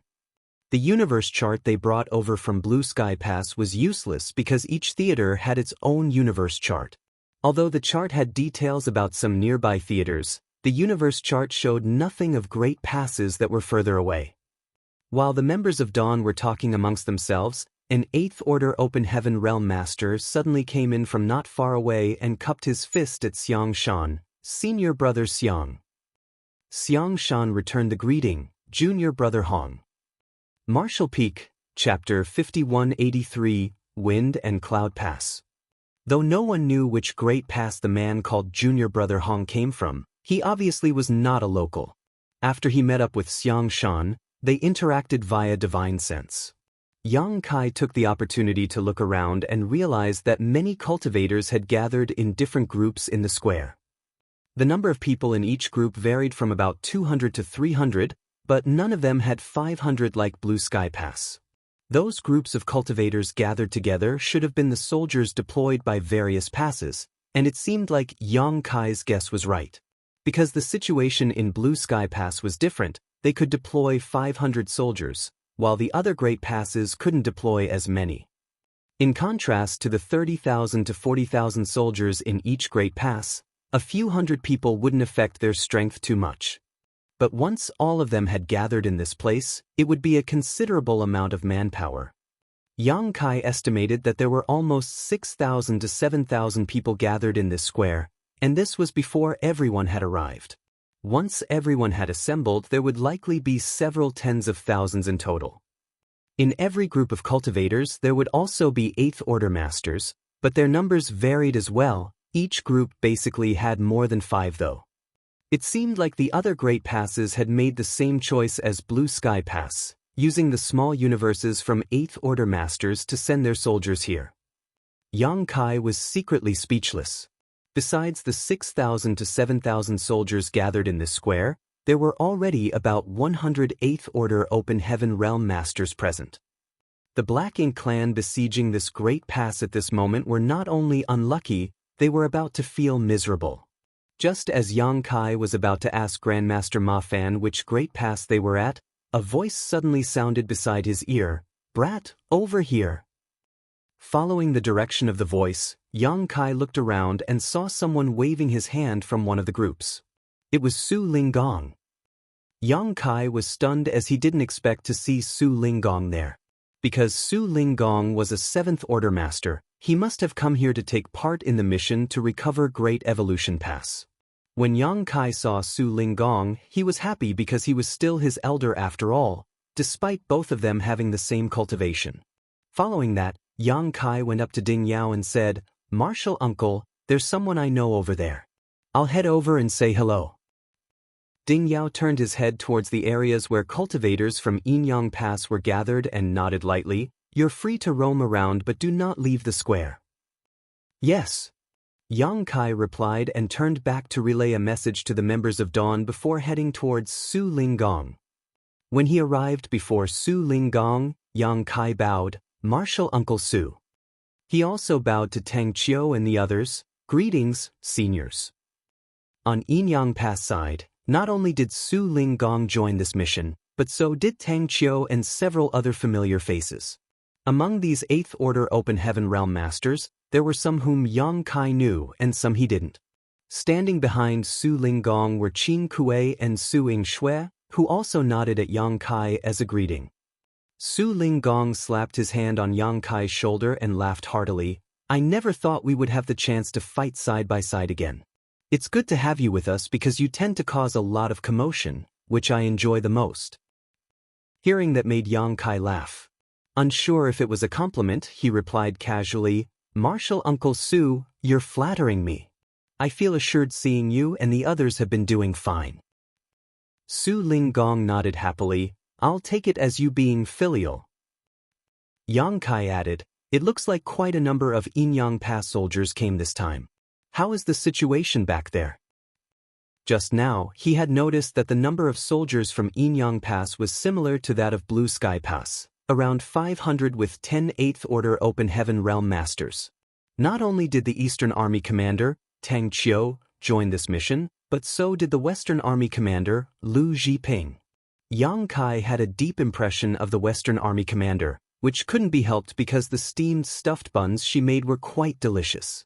Back when he and the old ancestor of Inyang Pass were hanging around at the marketplace, he frequented Lin's steamed bun restaurant quite frequently. Since 2 army commanders had come here in person, it obviously meant that everything was going well at Inyang Pass. Otherwise, these 2 wouldn't have had the spare time. One had to know that though Blue Sky Pass also had 10 8th Order Open Heaven Realm Masters present, only Ding Yao, the Eastern Army commander, joined this mission. Hearing Yang Kai's question, Tang Qiu said smilingly, "Thanks to you, we won a big victory against the Black Ink clan more than 100 years ago and severely damaged their foundation. So, Inyang Pass will have several hundred years of peace." Yang Kai understood what Tang Qin meant as soon as he heard it. The Universe Cave Heavens and Universe Paradises he opened outside Inyang Pass must have made a great contribution to winning the most recent war. Like at Blue Sky Pass, Inyang Pass took the Black Ink clan army by surprise with the help of those Universe Cave Heavens and Paradises. After activating countless traps, the Black Ink clan suffered heavy casualties. Almost the entire Black Ink clan army was killed in that war, while more than 20 territory lords had either died or were severely wounded. Despite having experienced those traps once in the Blue Sky Theater and being very cautious when attacking Inyang Pass, unless the Black Ink clan stopped besieging the Great Passes entirely, it would just be a matter of time before they fell into those traps. For the Black Ink clan, there was no good solution to those death traps set by the humans, and they would pay a high price when they encountered them whether they were prepared in advance or not. Originally, Inyang Pass wanted to follow Blue Sky Pass example and organize a crusade, but unfortunately, we don't have a solution to our logistics problem, nor do we have someone to arrange universe arrays as transit points, so we had to give up on that idea, Tang Qiu said with some regret. Inyang Pass had considered asking Yang Kai to help them set up some universe arrays as transit points for their crusade. However, due to various reasons, the plan was eventually shelved. Although they couldn't organize a crusade, the situation in the Inyang Theater was quite stable right now, so they could deploy more people to support the mission to recover the Great Evolution Pass. That was the reason why Inyang Pass deployed 500 people and even 2 army commanders. Among the 2 army commanders, Lu Zhiping would be joining the campaign to recover Great Evolution Pass while Tang Qiu would return to Inyang Pass soon to oversee matters there. However, Yang Kai and the others weren't informed about the decisions made by the higher-ups. The only thing Yang Kai desperately wanted to know now was which Great Pass they were at. When he asked this question, Tang Qiu said, "Didn't Ding Yao tell you?" Yang Kai replied, "I haven't had time to ask yet." Tang Qiu explained, "This is Wind and Cloud Pass." Then it dawned on Yang Kai. Wind and Cloud Pass naturally corresponded to Wind and Cloud Paradise.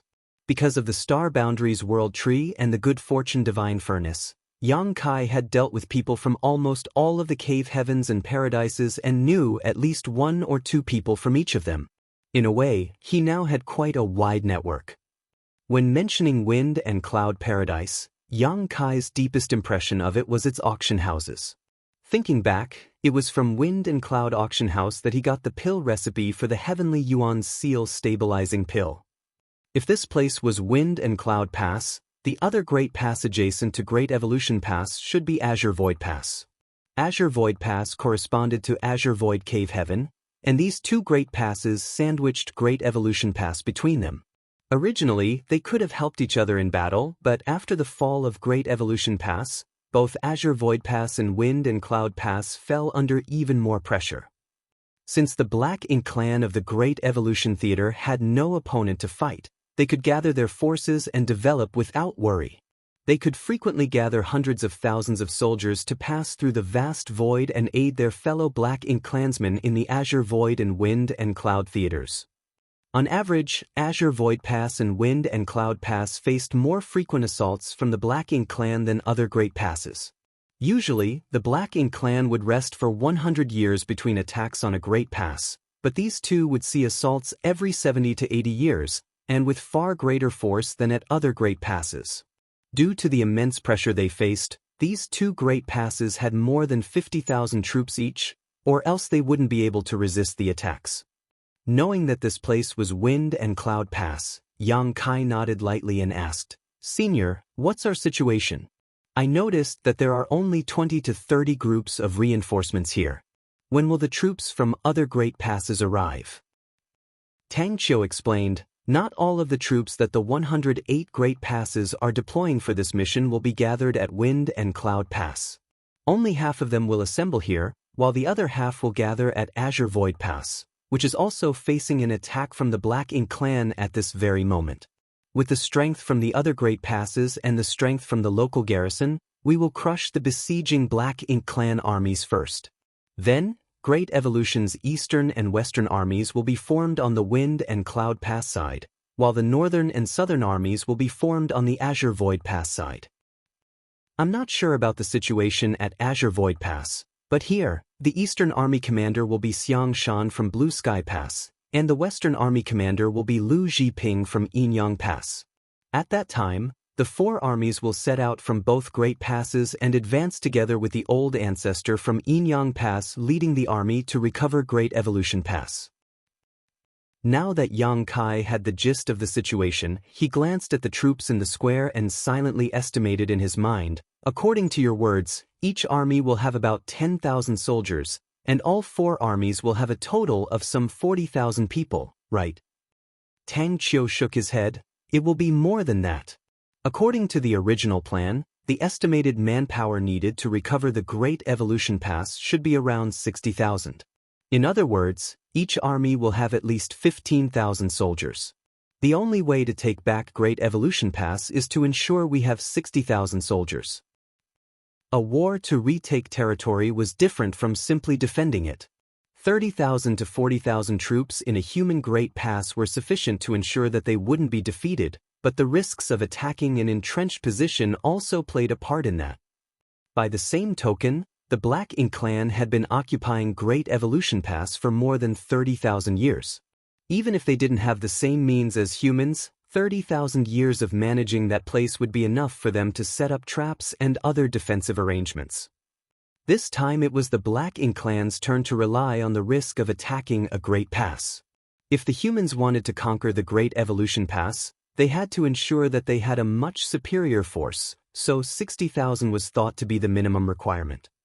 In the case of Wind and Cloud Pass, if they gathered all the troops deployed by the other Great Passes, they might be able to assemble 15,000 soldiers, equivalent to an army's strength. But considering that once Great Evolution Pass was successfully retaken, Wind and Cloud Pass wouldn't be under as much pressure anymore, so they wouldn't need 50,000 soldiers to hold the line anymore. Therefore, Wind and Cloud Pass would be deploying 15,000 troops to help fill in the vacancies for Great Evolution's eastern and western armies. It was the same for Azure Void Pass. They would assemble an army gathered from all the troops sent by the other Great Passes and deploy an army of their own, forming two armies as well. The eastern, southern, western, and northern armies would meet at Great Evolution Pass, where Yinyang Pass Old Ancestor would take command and decide how to recover the Great Pass, which had been lost for more than 30,000 years. Marshall Peak, Chapter 5184, Great Evolution's Armies. Tang Qiu let out a light sigh as he spoke with mixed emotions. We don't know how many of us will survive this battle. Young boy, this campaign to recover our lost territory will be more dangerous than any battle you've faced before.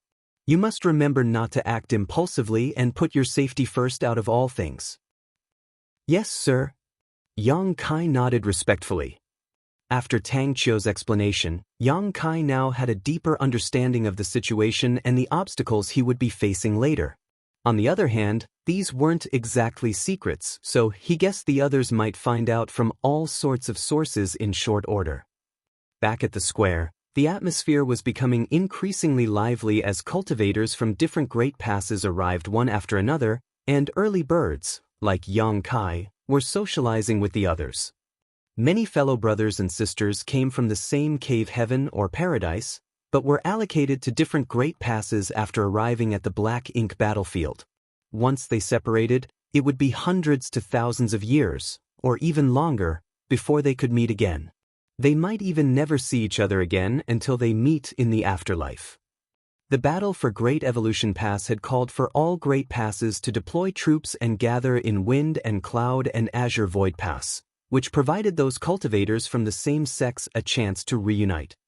Though everyone came here from different Great Passes, they only had one goal, which was to recover Great Evolution Pass.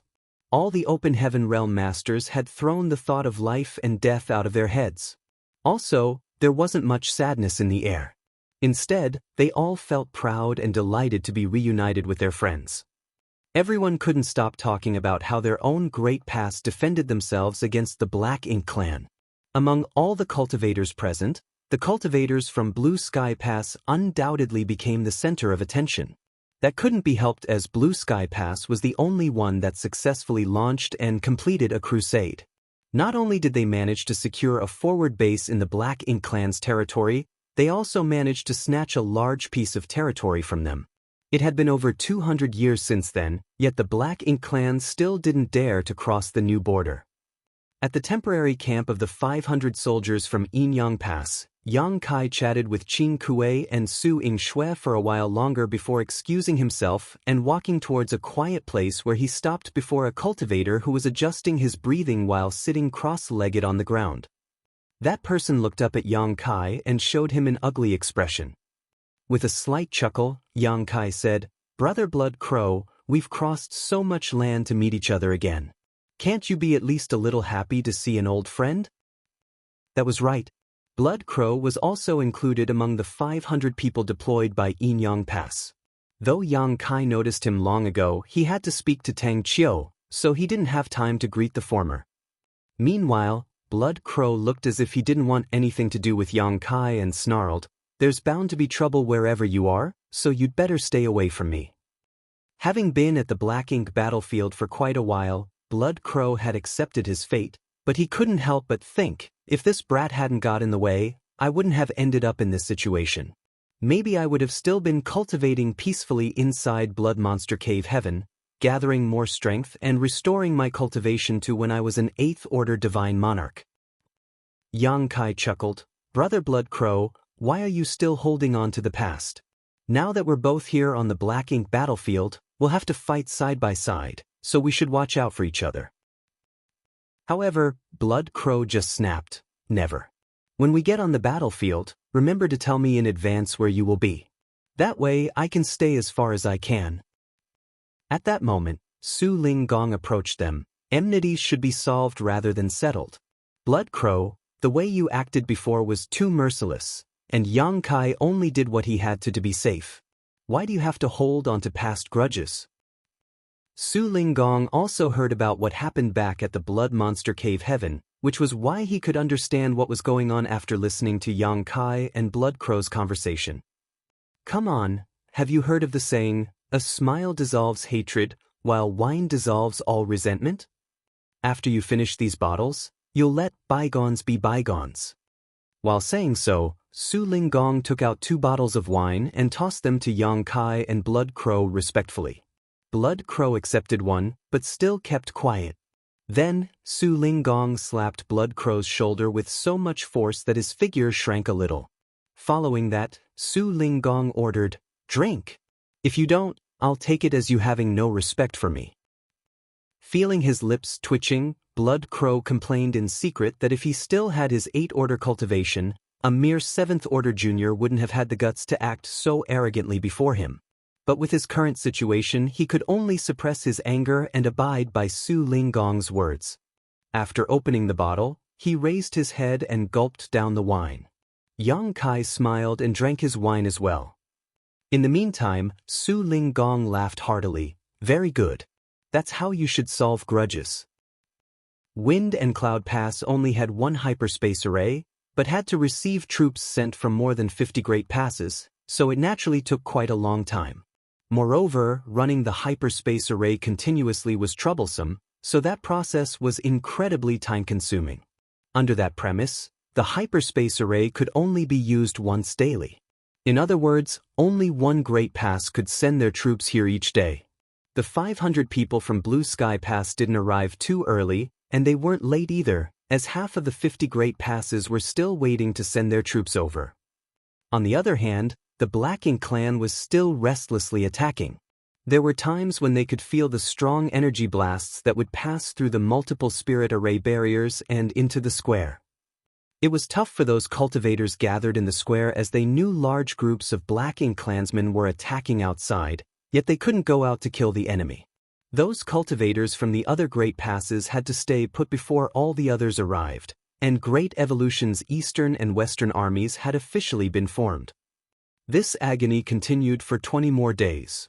When the last troops from the other great passes arrived at Wind and Cloud Pass, there were already 15,000 cultivators gathered in the square, including over 200 Eighth Order Open Heaven Realm Masters.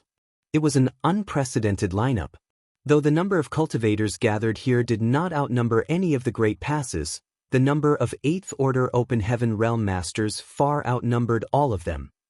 All those Eighth Order Open Heaven Realm Masters were here basically because they were tasked with sending soldiers from their great passes over and had to stay in Wind and Cloud Pass temporarily because the hyperspace array here couldn't send them back for the moment. At the same time, their presence was also to lay the groundwork for the upcoming battle.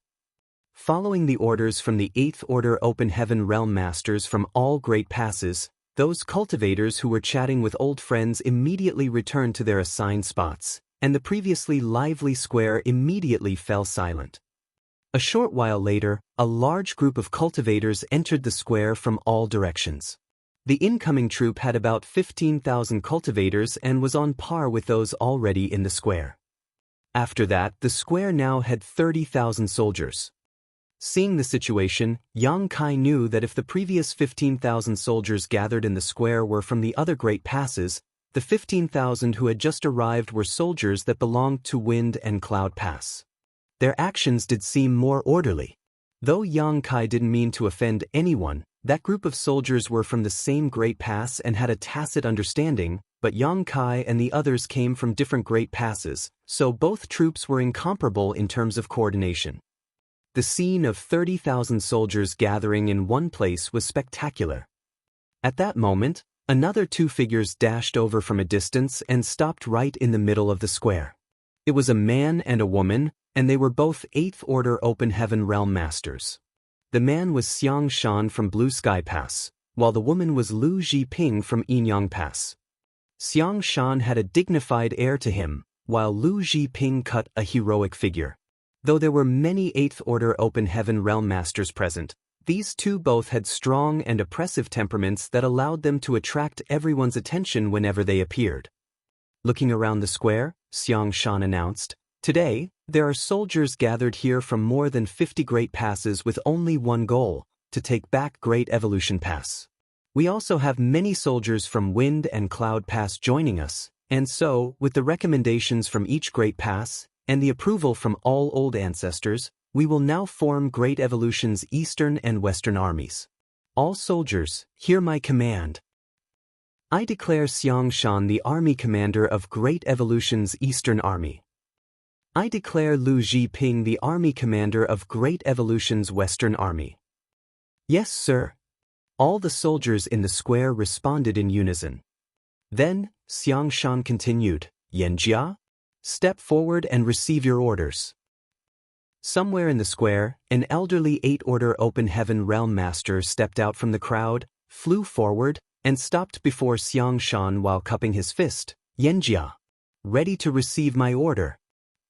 Xiang Shan then solemnly placed a token representing Yanjia's identity on the latter's hand while seriously ordering, "I assign you as Division Commander of Great Evolution's Eastern Army's 1st Division." While holding the division commander's jade token, Yanjia yelled, "Yes, sir." Then he dashed back to his place. Following that, Lu Jiping's crisp voice rang out, "Lu Feng." Someone leapt up from within the crowd and landed before Lu Jiping before cupping his fist and bowing, "Lu Feng at your command." Looking at him, Lu Jiping nodded lightly, "I declare you Division Commander of Great Evolution's Western Army's 1st Division. I charge you to lead your fellow soldiers and bravely destroy the enemy." With a low shout, Lu Feng replied, "I won't disappoint you." Then, Xiang Shan yelled again, "Xu Yongda. Xu Yongda is at your disposal. I assign you as Division Commander of the Eastern Army's 2nd Division." "Yes, sir." "Xu Yin, come forward and receive your orders." "I declare you as Division Commander for the Western Army's 2nd Division." "I humbly accept." As the orders were given out one by one, and the Eighth Order Open Heaven Realm Masters were assigned their positions, the basis of Great Evolution's Eastern and Western armies was formed in Wind and Cloud Pass's central square. On the Azure Void Pass side, the Northern and Southern armies would similarly be organized. No one here was a newcomer who was unfamiliar with the Black Ink clan or the Black Ink battlefield, so the process was carried out smoothly. When Yang Kai had just arrived at Blue Sky Pass, Feng Ying explained all of this to him. Simply put, squads were the most basic grouping of human soldiers on the Black Ink battlefield. 10 to 15 people was the norm for a squad, with a 7th Order Open Heaven Realm Master as the squad leader. Of course, other specially formed elite squads like Dawn also existed in the other Great Passes. However, each Great Pass had different numbers of Special Operations Squads. Above a squad was a battalion, which consisted of around 100 people. Above a battalion was a division, and above a division was an army, of which each Great Pass would have 4. Therefore, with over 30,000 people being separated into Eastern and Western armies, each army would have 15,000 people, and on average each army would have 30 divisions each. As for the position of division commander, only 8th Order Open Heaven Realm Masters were eligible for such a post. In other words, the Eastern and Western armies would have a total of 68th Order Division Commanders. And that was only for the Eastern and Western armies. The Northern and Southern armies would be formed on Azure Void Pass side, and they would be in the same situation here. Under that premise, the Great Evolution Army would have over 108th Order Open Heaven Realm Masters. Having 60,000 soldiers, over 108th Order Masters, and being personally led by Inyang Pass Old Ancestor, this was the confidence and capital the humans had to take back Great Evolution Pass. Of course, just as Tang Qiu had said, this battle would be very dangerous, and no one could tell how many of these 60,000 soldiers would survive. Martial Peak, Chapter 5185, Another Old Ancestor? It only took about 1 hour to appoint the several dozen division commanders. After the division commanders had been appointed, Xiang Shan announced, all divisions are to gather their own troops. In half a day, you will all follow me and fight our way out of Wind and Cloud Pass. Yes, sir. After that, all the division commanders instantly busied themselves with their duties. Xiang Shan and Lu Zhiping only announced division commander positions. Below the division commanders were battalion commanders, which they had to deal with on their own as the 2 army commanders wouldn't interfere with this matter. However, the higher-ups had already devised a plan to divide the 30,000 soldiers in the square and allocated which battalion the troops from each Great Pass would belong to, so the division commanders only needed to gather the troops according to the provided lists. While Yang Kai and the others were waiting for the troops to be organized, the 8th Order Open Heaven Realm Masters weren't idle. As allocating personnel also required careful selection, all the members for each battalion and division needed to be coordinated in advance. The square was constantly filled with shouts from each division commander as they delegated positions to the soldiers. Meanwhile, troops from different Great Passes were also moving quickly around the square, finding which battalion they belonged to. Yang Kai and Chai Feng looked at each other, and the latter said, Brother Yang, I don't think we'll be allocated to the same battalion, but I think we should ask about how we will be operating during battle.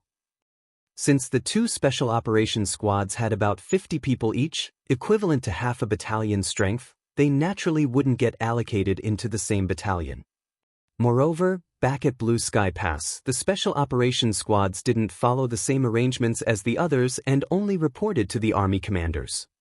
Yang Kai nodded lightly, Brother Chai is right. Let's go. The 2 then walked towards Xiang Shan. When they arrived before him, they paid their respects, and Yang Kai asked, Sir, what are both mine and Brother Chai's squads going to be doing during battle? After glancing at them, Xiang Shan said only 5 words, act according to the situation. Yang Kai acknowledged Xiang Shan's words and replied, understood. By act according to the situation, Xiang Shan meant that there wouldn't be any restrictions for their 2 squads, and they wouldn't have to follow the ordinary chain of command. This was good news for the 2 squads because, without any hindrance, they could better utilize their strengths. Of course, there were also downsides to this arrangement. Because they were not collaborating with the other squads, they were unlikely to receive many reinforcements and had to rely on themselves during battle. Dawn and the old turtle were mentally prepared for that because it was the same as when they were back at Blue Sky Pass. The special operations squads were always free to do their own thing during battle, which had both risks and rewards. After getting Xiang Shan's reply, Yang Kai and Chai Feng felt reassured and returned to their spots. While watching the two leave, Lu Zhiping frowned slightly. Senior brother Xiang, Yang Kai is an important factor in this war. Wouldn't it be better if we arranged for him to be in the Central Army? The center position inside the army was the most important position within the Great Army and was also the safest place. If they could arrange for Yang Kai to be a member of the Central Army, it would be easier for them to protect him. Before they came here, Ding Yao had made the same suggestion as Lu Zhiping. Xiang Shan, however, replied, "While we're moving as an army, the center is indeed much safer, but once we engage in battle, nowhere is safe because it's chaos on the battlefield, and we have no one to rely on but ourselves. Since he came here, he must have come here to kill the enemy. That brat has been through all sorts of incredible situations already and survived, so it won't be easy for him to find himself in grave danger."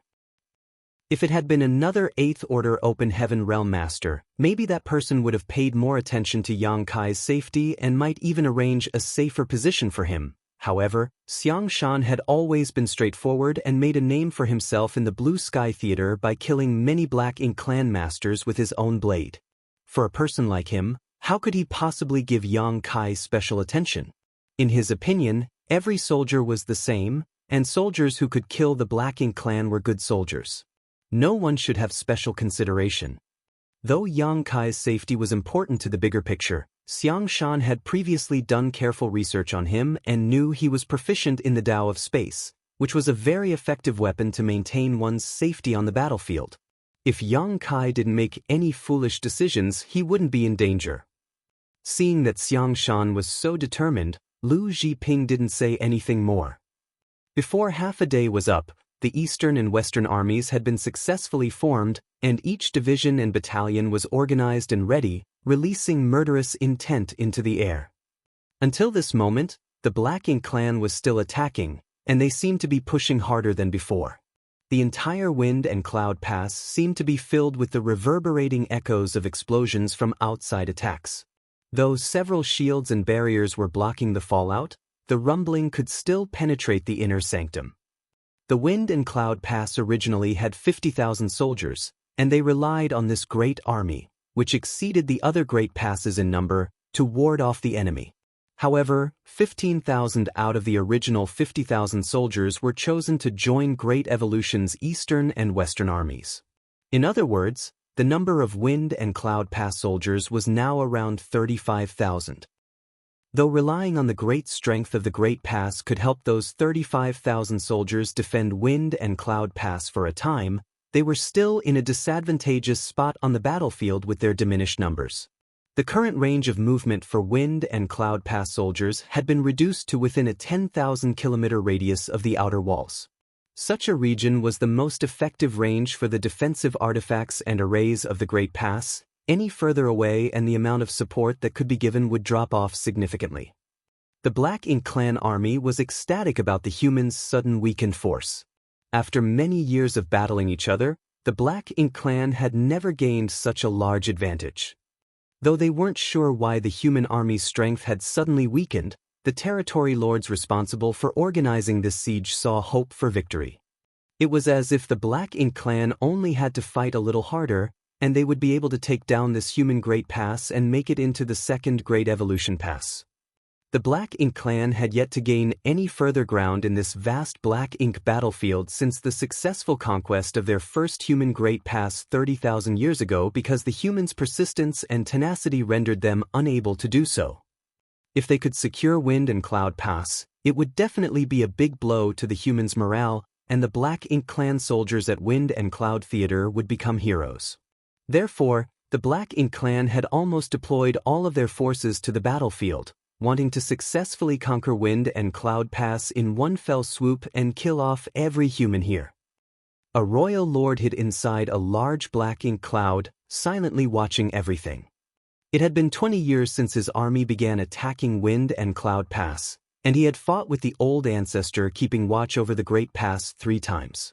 Every time they battled, it would cause a huge commotion, yet it would always end in a tie, with both of them suffering some minor injuries. But those injuries wouldn't affect the overall situation on the battlefield, nor would they have any effect on his strength. He noticed the changes on the humans' side and knew it was a strange phenomenon. Though he had no idea what the humans were up to and why they would intentionally weaken their own forces, he had an instinctive feeling that Wind and Cloud Pass was plotting something. At first, he wanted to find a chance to sneak a look at the inner sanctum situation, but the Wind and Cloud Pass had all sorts of barriers protecting it, and despite his strength as a royal lord, he couldn't see through them. After hesitating for almost half a day, the royal lord decided that no matter what the humans were scheming, it was a great chance for his army to defeat their enemy. Moreover, he had gotten a message from the front lines, saying that 200,000 Black Ink Clan soldiers from Great Evolution Theater would be coming to reinforce them soon. Once this 200,000-strong army arrived, no matter what the humans had in mind, his side would have an absolute advantage over them, so the humans could forget their plans. All he needed to do now was to create more pressure on the humans and not let them have any time to rest. After the 200,000 reinforcements arrived, they could easily conquer this eyesore of a great pass. Just as he was thinking about that, a figure suddenly flew out from within Wind and Cloud Pass and charged straight at the black ink cloud where he was hiding.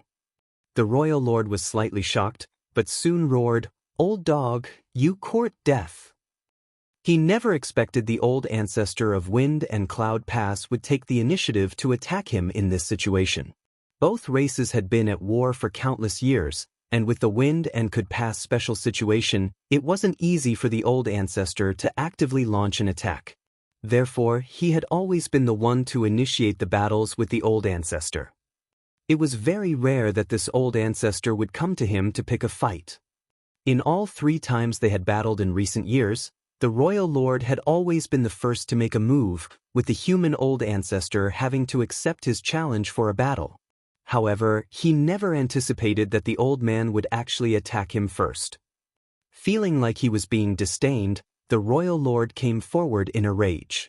When the 2 figures clashed, chaos erupted all around them. The vigorous battle had only just begun, but the royal lord suddenly sensed something and turned around to look somewhere not far away. What he saw was a child charging at him from the void. That child looked so young that it was as if he could kill her with a snort. The royal lord was stunned. Is this a human child? He had been battling the humans for so many years, yet he had never seen what a human child looked like. All the humans in the Black Ink battlefield were at least 5th Order Open Heaven Masters, so how could there be children here?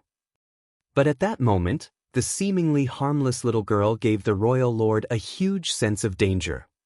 The royal lord didn't know where that sense of danger came from, as the little girl didn't seem to have a strong aura coming from her. However, just as he was in the midst of his confusion, he saw the little girl smiling mischievously before quickly forming a set of hand seals. Then, the shape of a yin-yang fish appeared and enveloped a huge portion of the void around her. At the same time, the little girl's expression suddenly transformed as she rapidly grew into a lovely young woman. That young woman was exuding the terrifying air of an old ancestor. The royal lord was so frightened his face drained of all color. Another old ancestor? Why do the humans have 2 old ancestors? For so many years, Wind and Cloud Pass only had 1 old ancestor, so it should have been impossible for a second to appear so suddenly. Was she a newly advanced old ancestor? Or did another great pass send her over as reinforcements? In just a short amount of time, the royal lord drew some conclusions. The young woman in front of him was not a recently advanced old ancestor. She was Yin-Yang Pass old ancestor who had been sent here as reinforcements. Because the black ink nests were so efficient in spreading intelligence, the royal lords had naturally been communicating with each other. He had once communicated with the royal lord of the Inyang Theater and knew that the old ancestor from Inyang Pass cultivated a strange secret art that allowed her to sometimes transform herself into a young woman or a child. Noting the special and obvious transformation of his opponent, the royal lord was sure that the old ancestor from Inyang Pass had arrived here at Wind and Cloud Pass. That realization shocked the royal lord. Why would the old ancestor of Inyang Pass come all the way here? Had the humans given up on Inyang Pass? This was the first time the royal lord faced such a situation. Every old ancestor was responsible for overseeing their own great pass and would not easily leave. It didn't matter if he couldn't figure out the reason though, because the appearance of the old ancestor from Inyang Pass was the biggest crisis he had faced in his entire lifetime. Martial Peak, Chapter 5186, Many Eighth Order Masters join the fight. If it were a one-on-one fight, this royal lord could easily hold his ground against an old ancestor, but if it were 2 against 1, it would become an impossible fight to win, and if he was the slightest bit careless during the battle, he might even be killed. That was why he knew he had to leave, and he was about to escape when he sensed the old ancestor aura from the former little girl. But how could Wind and Cloud Pass old ancestor let him escape just like that? With all kinds of mysterious divine abilities and secret techniques at his disposal, he tied down the royal lord and stopped the latter from quickly escaping the battlefield. During that slight moment of hindrance, the Inyang Pass old ancestor was able to use the Inyang fish she condensed to envelop the royal lord. At that instant, the yin and yang energy began to swirly, and the universe seemed to invert. The royal lord felt as if an entire universe world was suddenly pressing down on him, causing his knees to bend. Then, because of his slight moment of carelessness, he was hit by Inyang Pass old ancestor hard, the terrifying explosion of power drawing a groan of pain from his lips.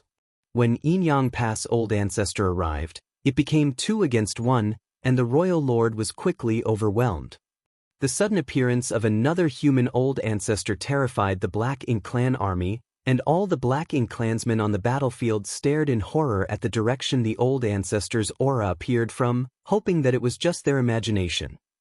But they knew it wasn't their imagination when they saw their royal lord being besieged by 2 human old ancestors. The humans really have another old ancestor. Terrified, the Black Ink clan stopped attacking, and the once chaotic battlefield temporarily fell silent. The territory lords were particularly frightened and secretly rejoiced that the newly appearing old ancestor did not seek them out and instead directly went to battle the royal lord. Though the royal lord had to face 2 enemies at once, he was temporarily safe and didn't need to fear for his life, but if the new old ancestor came and attacked the territory lords, none of them would be able to withstand more than 3 strikes from her. By then, many territory lords would be seriously injured if not killed. Because of the sudden appearance of a second old ancestor, the Black Ink clan army lost all momentum, and just as the territory lords were hesitating about whether to continue the battle or retreat, all the main gates of Wind and Cloud Pass opened. Human warships sailed out in all directions and charged straight into the battlefield, quickly reinforcing the Wind and Cloud Pass soldiers. Great Evolution's 2 armies had a combined might of 30,000 soldiers, and all of them charged into battle at once. Some 8,000 masters dashed out from each gate and instantly doubled the strength of the human army battling against the Black Ink clan. The Black Ink clansmen's eyes bulged as the flood of warships appeared from all directions. What terrified them even more was the aura of 8th Order Open Heaven Realm Masters that exploded into the air after the warships arrived on the battlefield. The number of auras was so high that the Black Ink clan soldiers felt despair. 50 Great Passes had sent troops to Wind and Cloud Pass, and although each one sent a different number of 8th Order Masters to escort these soldiers, the minimum number was 5 while some had sent as many as 10. As such, when all the troops sent by the other Great Passes had gathered, the number of 8th Order Open Heaven Realm Masters had reached a shocking 300 plus. Among those over 300 8th Order Open Heaven Realm Masters, dozens of them had been appointed as division commanders of the newly formed Great Evolution's Eastern and Western armies and would be leading them to take back Great Evolution Pass. As for the other 200 plus 8th Order Masters, they didn't leave Wind and Cloud Pass immediately as they were waiting for this very moment. How terrifying would it be when more than 300 new 8th Order Masters swarmed into the battlefield all at once? The Black Ink clan hadn't dared to think about such a scenario before, but now they were witnessing it with their own eyes. Their confidence was immediately crushed like dry weeds. Suddenly, the odds were absolutely against them. The territory lords finally understood why the new old ancestor hadn't come to find trouble with them. There was simply no need for her to. The old ancestor had her own opponent, which was the royal lord, and the two old ancestors could easily suppress their opponent and if they were lucky, might even be able to kill him. In comparison with a few territory lords, of course, it was more valuable to kill a royal lord. As for the territory lords, the swarm of 8th Order Masters would deal with them. How many territory lords were there in the Wind and Cloud Theater? While there might be a few more than in other theaters, the number was definitely not higher than 90. With reinforcements from the Great Evolution Theater, that number might reach as high as 100 territory lords. With that amount of territory lords, the Black Ink clan had always had an advantage over the 8th Order Masters from Wind and Cloud Pass, but that balance was shattered today. What's more, not all 100 territory lords were taking part in the siege, as some of them naturally had to remain in the Black Ink clan's territory to stand guard and oversee the steady deployment of reinforcements. The huge difference in strength between the two armies made the territory lords immediately fall into a desperate struggle. When all of Great Evolution's eastern and western armies charged out of Wind and Cloud Pass, 3 to 4 8th Order Masters were able to target each territory lord. It only took a few breaths for the first territory lord aura to be extinguished. That unlucky territory lord just happened to be close to the very front of the Black Ink army and was swiftly surrounded by 5 8th Order Masters. He was killed on the spot without even being given a chance to defend himself. The first territory lord's demise was like a catalyst, and soon, the auras of territory lords were being snuffed out all across the battlefield. Not only had the territory lords fallen into a desperate situation though, the armies that belonged to those territory lords were all caught completely off guard by the sudden turn of events. The humans were attacking so viciously, and their army had dramatically increased in strength. This great change of fortunes made the Black Ink clan's originally advantageous situation fall into a complete rout. As the warships sailed across the battlefield, swaths of Black Ink clansmen were slaughtered. All across the battlefield, large patches of void were wiped clean by powerful divine abilities and secret techniques or the offensive arrays of the swarming warships. Since Great Evolution's eastern and western armies charged out of Wind and Cloud Pass, it only took them a cup of tea's time to severely injure or kill countless Black Ink clan soldiers and execute more than 10 territory lords. Though the rest of the territory lords weren't dead, they were all in dire states and were at risk of perishing at any moment. A long roar suddenly sounded throughout the void, and its sharp pitch seemed to echo right beside everyone's ear. That roar belonged to the royal lord. After he roared, rich Black Ink strength erupted from his body and he turned into a black-colored cloud before shooting away. The royal lord had ordered a retreat and fled. He knew that if he stayed any longer, all the territory lords he brought to this battle would die. If they left now, they would surely suffer heavy casualties while being chased down, but at least some of them could survive. Moreover, the longer they delayed, the fewer of them would be able to escape. If things went particularly poorly, even the royal lord himself might not be able to leave with his life. After so many years of battling each other, the royal lord knew the Wind and Cloud Pass old ancestors' temperament and methods very well. On the other hand, it was his first time battling the Inyang Pass old ancestor, so he knew practically nothing about her capabilities. Moreover, the single divine ability she had shown today had already made him feel wary of her. He could still remember the painful feeling when that Inyang fish pressed down on him, slowing all his movements while seemingly grinding apart his body.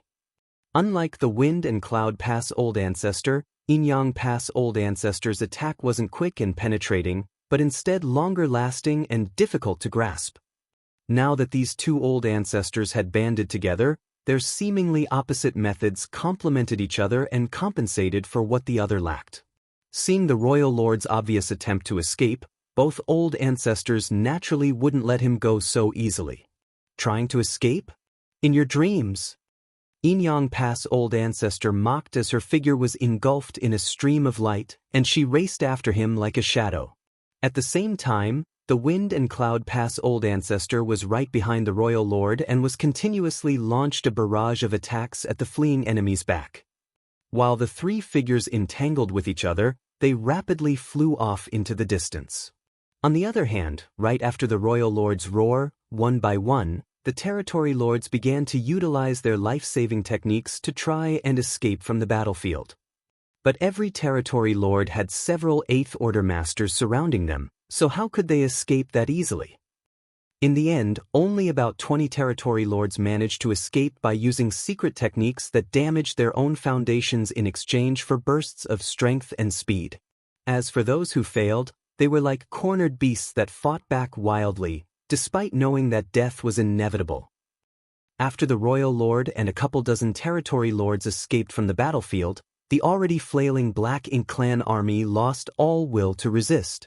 Along with the increasing number of fallen territory lords, it was certain that they would soon be wiped out, so the surviving Black Ink clansmen no longer even tried to fight back and only did everything they could to escape. It was foreseeable that after this battle, the Black Ink clan in Wind and Cloud Theater would be beaten half to death, and the Wind and Cloud Pass would gain a similar period of peace to Blue Sky Pass and Inyang Pass. In the void to the east of Wind and Cloud Pass, Yang Kai had taken point with 6 other 7th Order Open Heaven Realm Masters in a spearhead formation. Dawning Light took up position in the middle of this formation, while Bai Yi stood at the bow of the warship with her longbow. The squad had been rampaging across the vast battlefield like wild horses since the moment they emerged from Wind and Cloud Pass. Everywhere Dawn passed, they would wipe out every last Black Ink clansman they came across. Working together, they were all but unstoppable, and no matter how many Black Ink clansmen stood in front of them, none could even slow their momentum. Renbing Bai was assigned to the rear left side of the formation. Since he joined Dawn, this was his first time fighting alongside Yang Kai and the others. He and Yu Ziyu had previously discussed in private how important it was for them to perform well this time. After all, they were both 7th Order Open Heaven Realm Masters, so it would look bad if they didn't show their mettle. The two were originally a squad leader and vice squad leader of a 10-man squad, so they were well versed in how to cooperate with a warship to kill their enemies. But after they followed Dawn into battle, they realized that all of their past experiences couldn't be used in this special operations squad. They found themselves unable to make a big contribution on this chaotic and enemy-filled battlefield.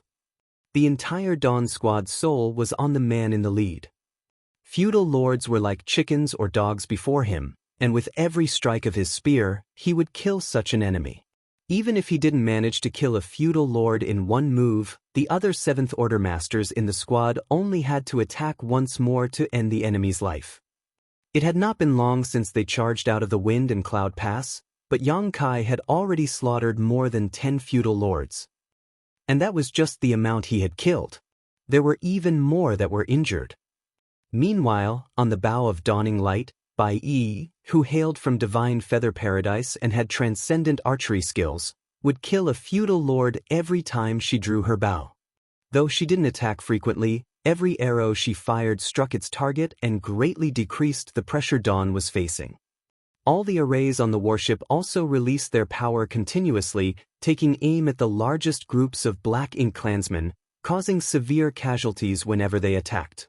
To Renbing Bai, Dawn was like a red-hot knife cutting into butter, reducing every enemy that blocked their path to mist. Martial Peak, Chapter 5187, Army Marches Towards Great Evolution Pass. How much of a terrifying tacit understanding and astonishing efficiency in killing enemies did Dawn have? Was this the heritage of a special operations squad? They had killed more than a dozen feudal lords and thousands of weaker Black Ink clansmen in the time it took to burn half an incense stick. In the past, Renbing Bai would never have dreamed about having such accomplishments, but he had witnessed this with his own eyes today. He had killed a feudal lord in this battle, which was already a good result in the past because, according to their equivalents in realm, A feudal lord was on par with a 7th Order master. Thus, it was not that easy for a 7th Order human to kill a feudal lord. However, when compared to Yang Kai's gains, his were paltry. Even the feudal lord he had just killed had already been heavily injured by Yang Kai. Otherwise, it wouldn't have been that easy for him. Ren Bingbai felt like he was taking advantage of Yang Kai while following behind him, and such a feeling made him not know whether to laugh or cry. Under his observation, though, not only was he like that, but the other 7th Order Open Heaven Realm Masters around the warship were also in the same situation. With Yang Kai, who was at the forefront as the tip of the blade, the entire squad became like a sharp knife, killing all the Black Ink clansmen on the battlefield. Ren Bingbai felt a surge of pride. This is what a Special Operations Squad should be like. If a Special Operations Squad had the same level of difficulty in killing the enemy as an ordinary squad, what kind of a Special Operations Squad would that be? Now he was also a member of a Special Operations Squad, the one leading the charge. The Special Operations Squad's advantage in having their own freedom to act was magnified to its absolute limit at this moment. An ordinary squad would only have 10 to 15 members, and in such a vast battlefield, it was very difficult for a single squad to do much in the face of an enemy several times more numerous than themselves. Moreover, it was very likely that they would find themselves under the enemy's besiegement if they moved independently. Therefore, an ordinary squad had to coordinate with other squads on such a battlefield. The squads under the same battalion would have tactics and strategies they were familiar with to ensure their safety while killing as many enemies as possible. Because of the need to coordinate with other squads, there was also a certain degree of restraint, and it was impossible for them to act as freely as Dawn, who could go wherever they wanted. Most squads took a slow and steady approach to clearing the battlefield, but when it came to Dawn, though they had exited from the East Gate, they had moved around so much that they had almost killed their way to the South Gate and were now heading in the direction of the West Gate. Dawn's strategy had always been very straightforward, which was to hit and run. This strategy focused on mobility and prevented Dawn from being targeted by a powerful master because of their conspicuous performance. Of course, now that all territory lords on the battlefield were surrounded by 8th Order masters, none of them had the time to keep an eye on Dawn. The territory lords were fleeing and dying, and those who still remained on the battlefield were struggling to live. Yang Kai's overwhelming combat strength was Dawn's biggest guarantee to ensure that they could still effectively kill their enemies while maintaining such high mobility. Without interference from the territory lords, the strongest enemies that Dawn had to face were the feudal lords. However, Yang Kai could basically deal with feudal lords with one thrust of his spear, and if he didn't manage to kill them with his initial attack, the other 7th Order Masters of Dawn would finish the job. Therefore, even if a feudal lord had managed to survive Yang Kai's attack, they would soon be killed off by the others. Years of crusade and hunting experience had led everyone in Dawn to develop a tacit understanding and the ability to work together seamlessly. Even if there was a Black Ink clan army blocking their way, they could use the artifacts and arrays on Dawning Light to easily tear through them. As time passed, the Black Ink clan army on the battlefield was wiped out, and the pressure on all the squads decreased. During a certain moment, Yang Kai suddenly stopped, and following in his footsteps, Dawning Light and the other 7th Order Masters of Dawn all stopped together. Ren Bingbai was a little confused as to why Yang Kai had suddenly stopped, but after turning his head and looking around, he was surprised to find that the battle was already over. 90% of the Black Ink clan army that had been swarming outside Wind and Cloud Pass before had been killed while the rest were desperately trying to flee, leaving scattered pieces of flesh and broken limbs everywhere throughout the void. It's over? Ren Bingbai was taken aback. The end came so quickly. It felt like only a few hours had passed. Wind and Cloud Pass had been under siege by the Black Ink clan army for some 20 years yet could only maintain a defensive posture. But once the Great Evolution Eastern and Western armies joined in, everything was over in the blink of an eye. The Black Ink clan army that attacked Wind and Cloud Pass was quite massive, and under normal circumstances, even if they were defeated while battling the humans, they wouldn't have suffered such heavy casualties. However, the humans caught them unawares. Firstly, It was the sudden appearance of Inyang Pass Old Ancestor, who cooperated with the Wind and Cloud Pass Old Ancestor to corner the Royal Lord. Then, it was followed by hundreds of 8th Order Open Heaven Realm Masters appearing on the battlefield, catching the Territory Lords by surprise and beating them to the point where they couldn't fight back. A short while later, following the demise of many Territory Lords, the Black Ink clan's morale hit rock bottom. When the Royal Lord and Territory Lords fled, the Black Ink clan army was at a loss for what to do. The humans had a huge advantage with so many powerful masters on their side, which was the fundamental reason why the battle ended so quickly. In fact, when the Royal Lord and Territory Lord started to flee, the Black Ink clan army had already lost all will to fight. However, the human army's pursuit made it impossible for them to escape even if they wanted to, which eventually led to the annihilation of almost the entire Black Ink clan army. There were no cheers or celebrations from the humans, as it was only to be expected that they won such an overwhelming victory given their luxurious lineup. After the battle, the human army silently gathered together and regrouped. Half an hour later, Great Evolution's eastern and western armies assembled at the east gate of Wind and Cloud Pass. The 30,000 soldiers had naturally fewer losses during the battle, but the casualties were minimal. The soldiers were somewhat spent and needed time to recuperate, however, and some of their warships were also damaged in the fight. Still, those weren't much of a problem as they had many artifact refiners, alchemists, array masters, and other support personnel following the army to Great Evolution Pass. While they were on the move, those artifact refiners had ample time to repair the damage those warships had suffered. Soon, all the divisions and battalions had finished gathering their troops. The motivation of all the soldiers was boosted to the peak because of the great task that lay before them. Without stopping, the 30,000-strong army immediately turned towards Great Evolution Pass, and Xiang Shan gave the order, "Set sail." In a flash, division by division, one warship after another sailed in the direction of Great Evolution Pass. With 30,000 men and nearly 2,000 warships, they formed a mighty fleet. Yang Kai had no idea what the higher-ups had planned, but with such a large-scale lineup, there would certainly need to be a distribution of forces and overall strategy, but that wasn't something he needed to worry about because the 8th Order Open Heaven Realm Masters would make those decisions. Since Dawn did not have any special tasks, they simply gathered together with the other warships and moved together. Back at Wind and Cloud Pass, after the army set out, the tens of thousands of soldiers who remained saw them off solemnly until the Great Evolution Eastern and Western armies disappeared from sight. Following that, they returned to the Inner Sanctum, and those 8th Order Masters who escorted soldiers from the other Great Passes to Wind and Cloud Pass began returning. While the army moved forward, the members from each squad took turns to rest and recuperate, and the artifact refiners got to work, heading over to the warships that had been damaged in the battle and repairing them carefully. On the other hand, Dawn's squad suffered almost no damage and were simply recuperating on their own.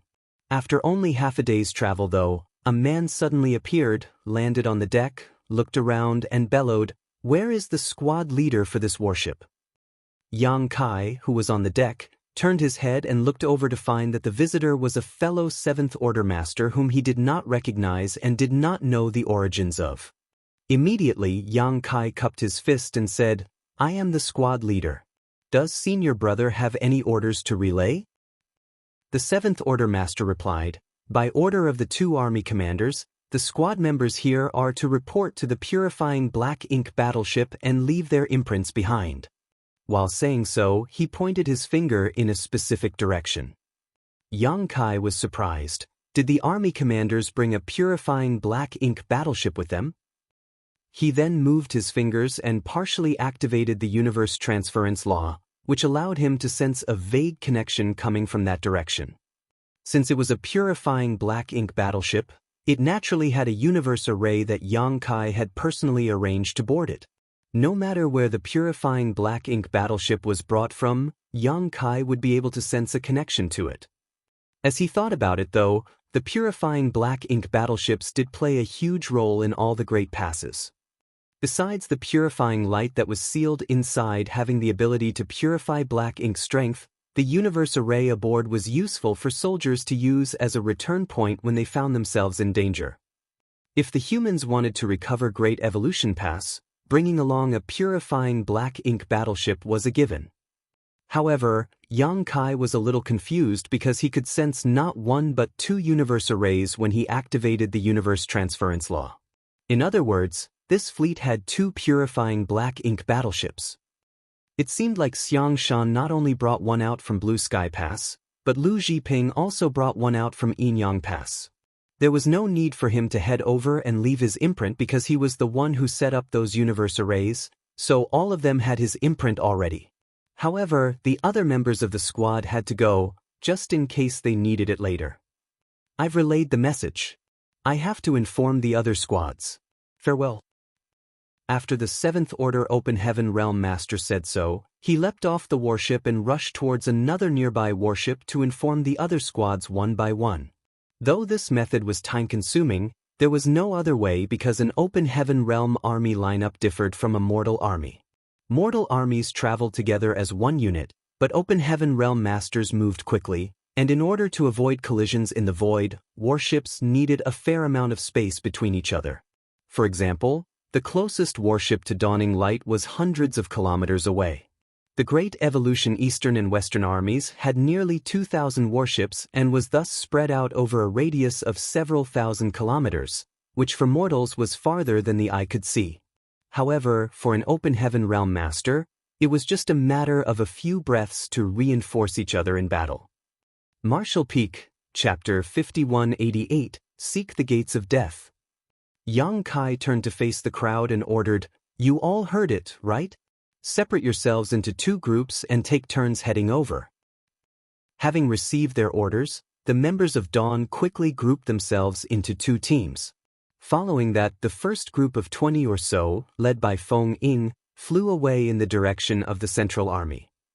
In fact, it would have been easier for them to leave their imprints on the purifying black ink battleship while they were still at Wind and Cloud Pass because all 30,000 soldiers were already gathered there. Xiang Shan and Lu Zhiping would only have had to summon their respective purifying black ink battleships before letting the soldiers take turns leaving their imprints. However, when all soldiers from all Great Passes were gathered together, the priority was to organize Great Evolution's Eastern and Western armies. Once both armies were completely formed, they immediately charged out of Wind and Cloud Pass to engage the Black Ink clan. There was simply no time for them to take care of such things. After they successfully defeated the Black Ink clan, the Great Evolution army immediately set out. Xiang Shan deeply understood the principle of, in war, speed is everything, so he naturally wouldn't delay the start of the campaign by having the soldiers leave their imprints on the purifying black ink battleships while at Wind and Cloud Pass. As a result, such things could only be done during their voyage. Though it was more tedious, the benefit was that they wouldn't be wasting any time, and if they had made suitable arrangements, it wouldn't delay their speed either. About half a day later, Feng Ying and the others returned, letting the other half of Dawn's members head over to the two purifying black ink battleships. Another half a day passed, and the second team of Dawn members also returned to the ship. Just like that, all members of Dawn had left their imprints on the two purifying black ink battleships. The days during their deployment to Great Evolution Pass were dull, so everyone decided to cultivate on their own. 4 days after the army's departure from Wind and Cloud Pass, Yang Kai, whose eyes were closed while adjusting his breathing on the ship's deck, suddenly felt something and turned his head to look in a specific direction. What he saw was a stream of light coming from behind the army and heading right towards them. The speed at which the stream of light was moving had already surpassed the speed ordinary cultivators could comprehend, and even Yang Kai's instantaneous movement couldn't surpass such speed. The stream of light should be heading in the direction of the Central Army, but then, as if it had sensed Yang Kai's gaze, it changed directions and landed on Dawning Light. The stream of light dispersed and revealed a stunning figure. Yang Kai was taken aback but quickly got up and saluted, "Greetings, old ancestor." There were other members in charge of operating various arrays on the deck, and at first, they were curious about the young woman who had suddenly appeared and why she came here, but when they heard how Yang Kai addressed her, all of them paled in shock and quickly rose to their feet to greet her. This uninvited guest is actually the old ancestor. Although they had heard about Inyang Pass' old ancestor being a woman, the others had never met her before. It was then that they realized that this old ancestor was different from how they had imagined her and that she was actually a beautiful young woman. Now that they thought about it, they wondered if a woman's cultivation was incomparable to a man's or something along those lines, because the higher the cultivation realm, the smaller the ratio of women to men became. It was especially true for the old ancestors. There were only around 20 women among all the old ancestors, with the rest being men. In the presence of an old ancestor, even an unruly and untamed squad like Dawn, who had achieved many military merits on various battlefields, became respectful and didn't even dare breathe loudly. The old ancestor swept her gaze across Yang Kai's figure, and there seemed to be a flash of divine light in her eyes when she commented in surprise, "Looks like your cultivation has increased rapidly." With her level of vision, she could see that Yang Kai's strength had significantly increased compared to 200 years ago. The speed at which his cultivation had increased was not typical for an ordinary 7th Order master. However, she soon remembered the various mysteries of Yang Kai's small universe and felt that his huge advancement was quite reasonable. While thinking of that, she was looking forward to seeing how long Yang Kai would take to advance to the 8th Order Open Heaven realm. In the Black Ink battlefield, though 7th Order masters could take charge of a squad, they weren't considered the backbone of any army. "Thanks to you, old ancestor, there haven't been many huge events recently, so I have been in retreat all this while," Yang Kai replied respectfully. The old ancestor nodded lightly. "A fast increase in cultivation might not be a bad thing, but your foundation must remain stable." "Junior understands," Yang Kai nodded with a serious expression. Then the old ancestor added, "The fact that your small universe can help me heal my injuries is also one of the considerations I had when requesting you for this campaign. During the process of retaking Great Evolution Pass, I will have to fight against the Royal Lord there a number of times, so I will be depending on you when the time comes." Nodding, Yang Kai responded, "That won't be a problem. If the old ancestor needs my help, I will definitely do my best to assist." The old ancestor reached out and patted his shoulders before chuckling innocently, "Enough with the old ancestor nonsense. I'm just someone with a cultivation that is a little higher than yours." Yang Kai leaned forward from the slap and couldn't help but stifle a grunt, knowing that he might have said the wrong thing. It looked like no matter how high a woman's cultivation realm was, references to their age were still taboo. So, he quickly changed the topic. "By the way, how long will it take for us to reach Great Evolution Pass?" Withdrawing her hand, the old ancestor looked in the direction where the army was heading and explained, "The distance between each Great Pass is quite large. Judging by the speed the army is moving, it might take 1 or 2 years for us to reach Great Evolution Theater." Yang Kai was shocked. "That long?" The old ancestor smiled. "Why do you think the Great Passes aren't able to send large numbers of reinforcements to each other in times of need? The distance between each pass is too great, and every Great Pass has its own enemies to face. If reinforcements are sent out, they won't be able to call them back if the enemy suddenly appears, which will put them in a bad situation. Suppose the distance between each Great Pass was closer, the situation at Black Ink Battlefield wouldn't be as anxious as it is now. Of course, another reason is that we can't advance too quickly as we need to maintain formation and keep a wary lookout for ambushes." While nodding to indicate his understanding, Yang Kai asked, "How's the situation with the Royal Lord of the Wind and Cloud Theater?" The person before him and the old ancestor of Wind and Cloud Pass had jointly fought with a royal lord, and when the latter fled, the two old ancestors had given chase beyond the horizon. In such a high-level battle, it would be perilous even for 8th Order masters to interfere. However, now that she had returned, it meant that the battle was over, and judging by her appearance, Yang Kai guessed that the Yin-Yang Pass old ancestor hadn't been injured. Since the one before him wasn't injured, the royal lord might be in quite a miserable situation. As he had expected, the old ancestor said, "The royal lord has been badly injured and will need a few hundred years of recuperation before he can restore his strength, but senior brother Zhang and I found it inappropriate to push him too far, lest he decide to use drastic measures, so we let him go. The senior brother Jianghu she was referring to should be the old ancestor from Wind and Cloud Pass. In a 2-against-1, they had the upper hand, but if they wanted to kill the royal lord, they would need to pay a huge price, so no matter whether it was the person before him or the old ancestor from Wind and Cloud Pass, they both quit after gaining an advantage. After the battle at Wind and Cloud Pass, the Black Ink clan army suffered a great loss. About 70% of their territory lords were either dead or heavily injured, and their royal lord was seriously wounded, so the Black Ink clan in that theater could be considered as completely crippled. This was also the main reason why Wind and Cloud Pass could contribute 15,000 soldiers to the Great Evolution Eastern and Western armies. As for Azure Void Pass, their situation would probably a bit worse compared to Wind and Cloud Pass, but not by a large margin.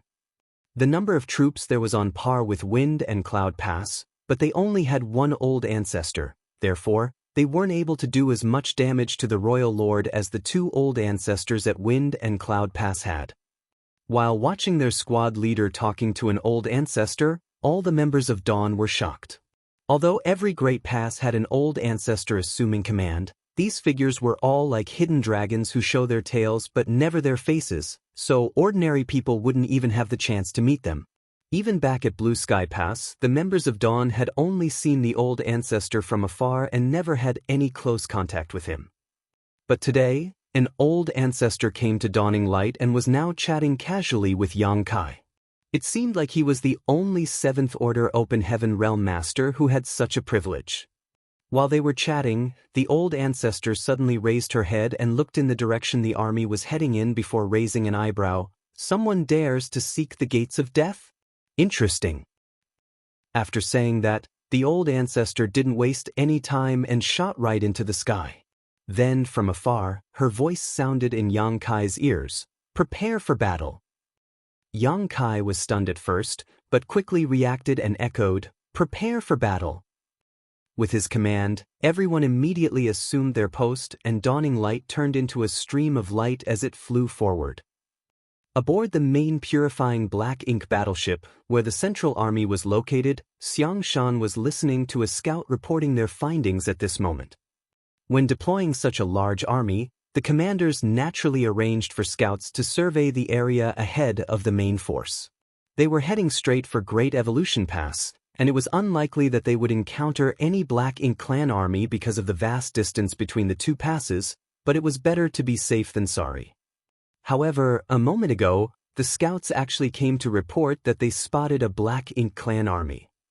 According to their observation, the Black Ink clan army had about 300,000 members with about a dozen territory lords, and they were heading straight for Wind and Cloud Pass. Also, after calculating the speed of both armies, the scouts estimated that the 2 would meet in about an hour. Just as the scout finished reporting, the old ancestor arrived at the purifying Black Ink battleship. Xiang Shan and the others stood up and greeted her. After the old ancestor sat down, Xiang Shan reported, "The scouts have just reported that there is a Black Ink clan army of approximately 300,000 heading right for us." When the old ancestor heard that, she nodded, "I've sensed them too. They're obviously reinforcements sent over from Great Evolution Pass."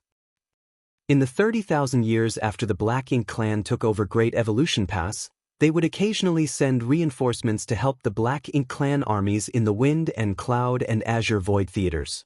Although it was a long distance to travel and the effectiveness of these reinforcements wasn't very high, the Black Ink clan had never stopped doing it. It was also due to these reinforcements from the Great Evolution Theater that Wind and Cloud Pass and Azure Void Pass suffered more pressure than the other Great Passes.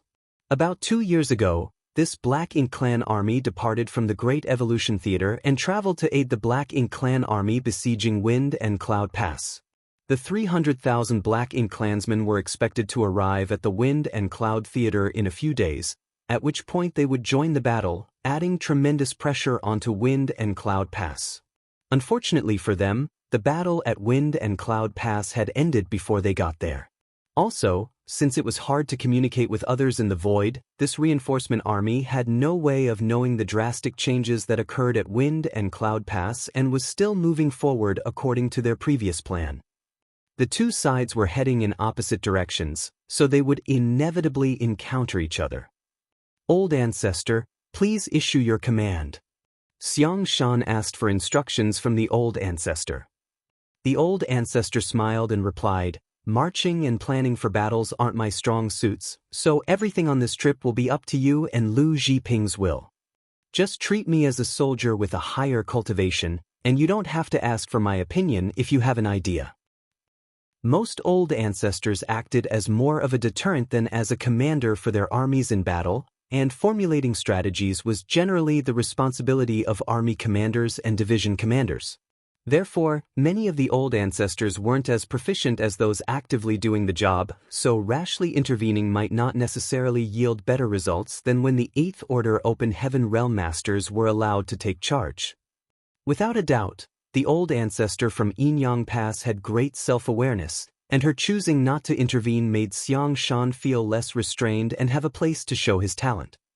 Martial Peak, Chapter 5189, Xiang Shan's Ability. Since the Old Ancestor had spoken, Xiang Shan naturally carried out his duties. The 300,000 troops of the Black Ink clan army might sound like a lot, but those numbers were not actually very high. It had to be said that the Black Ink clan generally dispatched nearly 1,000,000 troops whenever they attacked Blue Sky Pass. This number did not include the troops that would continually be dispatched to the battlefield as reinforcements. If those numbers were included, then their numbers would swell even more. Moreover, there were only a dozen or so territory lords among the ranks of the 300,000 troops of this Black Ink clan army. In contrast, the Great Evolution Army had some 68th Order Open Heaven Realm Division commanders. The combat power of the 8th Order Open Heaven Realm Division commanders alone was enough to form a crushing advantage in terms of numbers. Not to mention, the Great Evolution Army also had a 9th Order Open Heaven Realm Old Ancestor personally assuming command. If a war broke out, this Black Ink clan army would crumble without much effort as long as they removed the territory lords quickly. That was why it was not difficult for Xiang Shan to defeat this enemy even though they only had 30,000 against 300,000. All he needed to consider at the moment was how he could reduce the damage dealt to the human army. Furthermore, he had deeper considerations. It might be possible for him to use the reinforcement army from the Great Evolution Theater's Black Ink clan as a research subject to better plan out the recovery of Great Evolution Pass. As the army commander of Great Evolution Pass Eastern Army, Xiang Shan could be considered the highest authority after the Old Ancestor. Therefore, he could not be so short-sighted as to only plan for what he could see in front of him. Following a brief discussion with Lu Zhiping, the two of them formulated a strategy. The armies from the human race and the Black Ink clan were bound to encounter each other in the void, so battle was inevitable. At present, the Black Ink clan had yet to detect the human army and probably never imagined that humans would march over from the direction of the Wind and Cloud Pass. For the past 30,000 years, the Black Ink clan had sent reinforcements to their clansmen in the Wind and Cloud Theater countless times, and the process had always been smooth sailing with no unexpected incidents. This kind of long-term experience gradually lowered their vigilance. As a result, they didn't even bother to send any scouts to investigate the situation of the route ahead. That was why the initiative of the current situation was completely in the hands of the Great Evolution Army. Xiang Shan initially wanted to seek a more suitable location to carry out an ambush, but there was no such place in the vicinity. The void was vast and silent, with many places completely devoid of anything that could be used to conceal themselves. Coupled with the lack of time and their unfamiliarity with the nearby terrain, they could only choose a small field of universe fragments as their ambush location in the end. This location was not perfect, for as long as the Black Ink clan was even the slightest bit vigilant, they would not step into such a location so easily. Unfortunately, that could not be helped. If their ambush was exposed, then they could only opt for a direct confrontation. Once everything was ready, various orders were conveyed throughout the fleet. The speed of the army increased sharply as they headed straight for the area filled with universe fragments. When all the preparations were in place, Xiang Shan finally turned around to look at the old ancestor. Old ancestor, please do not kill them all. It's better if we let one of the territory lords escape alive. The old ancestor was astonished by his words. Won't doing that alert the enemy of our presence? He replied, that's exactly what we want. She frowned slightly and asked, why? What's the purpose of doing that? Xiang Shan answered succinctly, Great Evolution Pass has been occupied by the Black Ink clan for the past 30,000 years, but, if my speculations are correct, the Royal Lord probably does not live in Great Evolution Pass. After all, his Black Ink nest is his foundation, so he most likely lives in the Royal City. As for Great Evolution Pass, there will only be a few territory lords overseeing the area at most. Old ancestor, would you rather fight the Royal Lord in the vicinity of the Royal City or the vicinity of Great Evolution Pass? She smiled. If I have to choose, I am naturally more inclined to fight in the vicinity of Great Evolution Pass. If the battle took place near the Royal City, the Royal Lord would have the support of his Black Ink nest. Even if she had the opportunity to injure the other party, he would be able to rely on the strength of his Black Ink nest to recover from his injuries quickly and also boost his strength in moments of need. Not to mention, the Royal City was located in the depths of the Black Ink clan's territory. Fighting the Royal Lord there meant that the Black Ink clan would be able to receive large numbers of reinforcements in short order. On the other hand, it would be different if the battle took place near Great Evolution Pass. Without the Royal Lord's Black Ink nest, his rate of recovery would be greatly reduced. That would be beneficial to her. Xiang Shan broke into a grin. That's right. If the Black Ink clan learns about the arrival of a human army that appears to be trying to recover Great Evolution Pass, then the Royal Lord would definitely come forward in order to prevent the invasion of the human race. Luring the tiger from the mountain. The old ancestor's eyes lit up. She had to admit that Xiang Shan's idea was interesting. This move would allow them to secure control over the initiative of the battle and create an advantage for themselves in the process. After further consideration, she continued, this plan might have its advantages, but if there are only a few territory lords at Great Evolution Pass, why don't we secretly swoop in and secure Great Evolution Pass? This was not an interrogative question but a genuine inquiry of curiosity.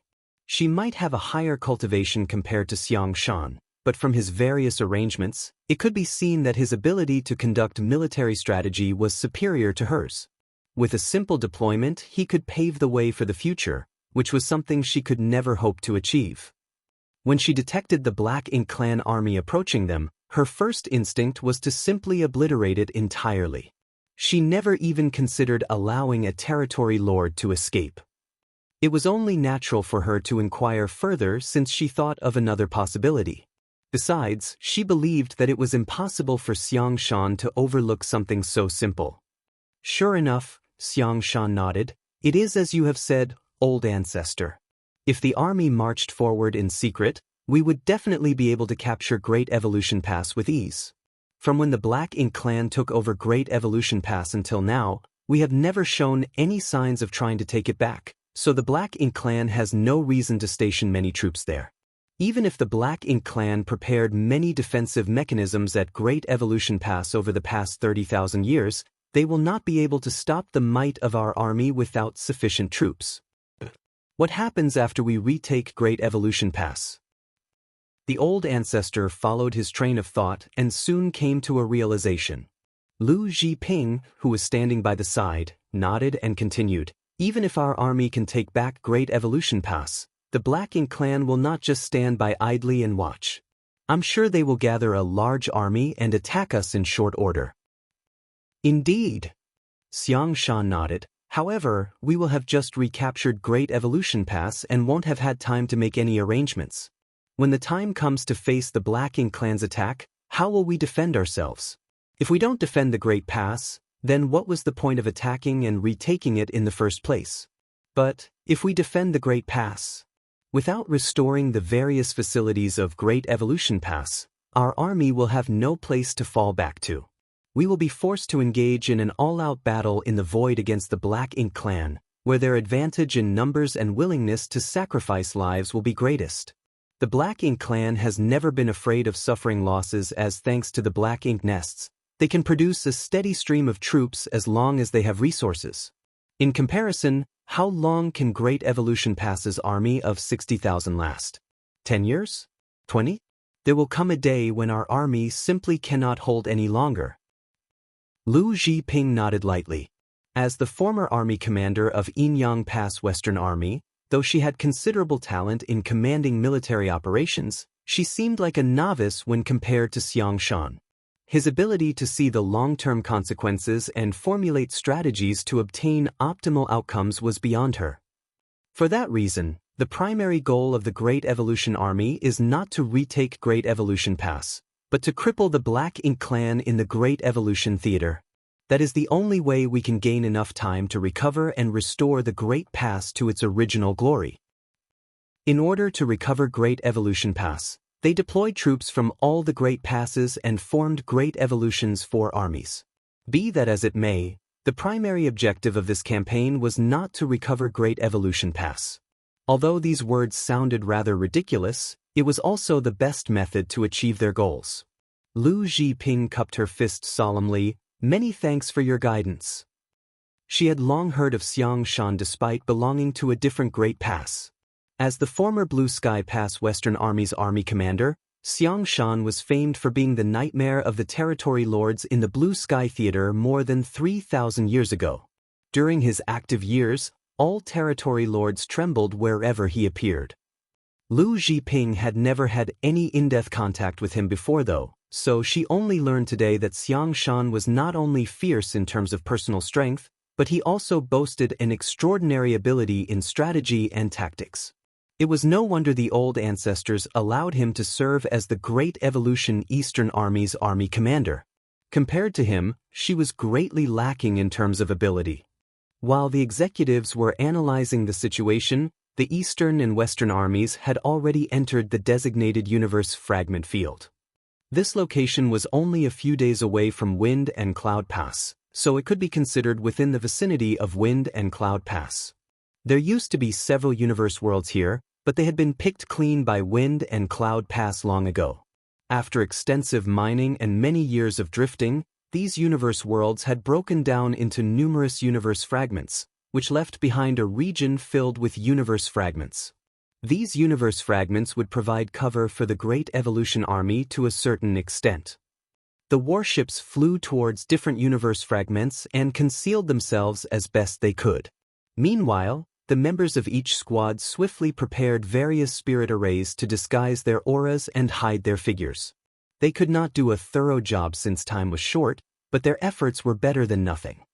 The reason this place was not considered a good spot for an ambush was that the number of universe fragments here was not very large. Moreover, they were far too scattered for the troops to form an effective encirclement. If the terrain was better, the warships could take action as soon as the Black Ink clan army entered the range of these universe fragments to form a watertight encirclement. Unfortunately, based on the current ambush location of Great Evolution's Eastern and Western armies, the encirclement they formed would be filled with gaps. Even if the Black Ink clan entered the center of the ambush, they would be able to escape through these openings when the situation turned unfavorable. Be that as it may, Xiang Shan had already made arrangements for these possibilities. There were at least 2 8th-order Open Heaven Realm Masters monitoring each of the largest gaps, so even if there were escapees, they would need to pass these division commanders first. At present, the only issue that the Great Evolution Army had to consider was whether the Black Ink clan would pass through this area or not. If the Black Ink clan had even the slightest sense of vigilance to send somebody to scout the route ahead, or simply took a detour around the universe fragments, the preparations of the Great Evolution Army would be all for naught. Regardless, that was not something the Great Evolution Army could determine. They had done their best to make these preparations in the short time they had. The rest was up to the heavens. On top of a small universe fragment, Dawn and 2 other squads squeezed together and secretly observed the situation in front. Less than an incense stick later, Yang Kai frowned and whispered, "They're coming." This universe fragment was located relatively far forward, so its field of view was quite wide.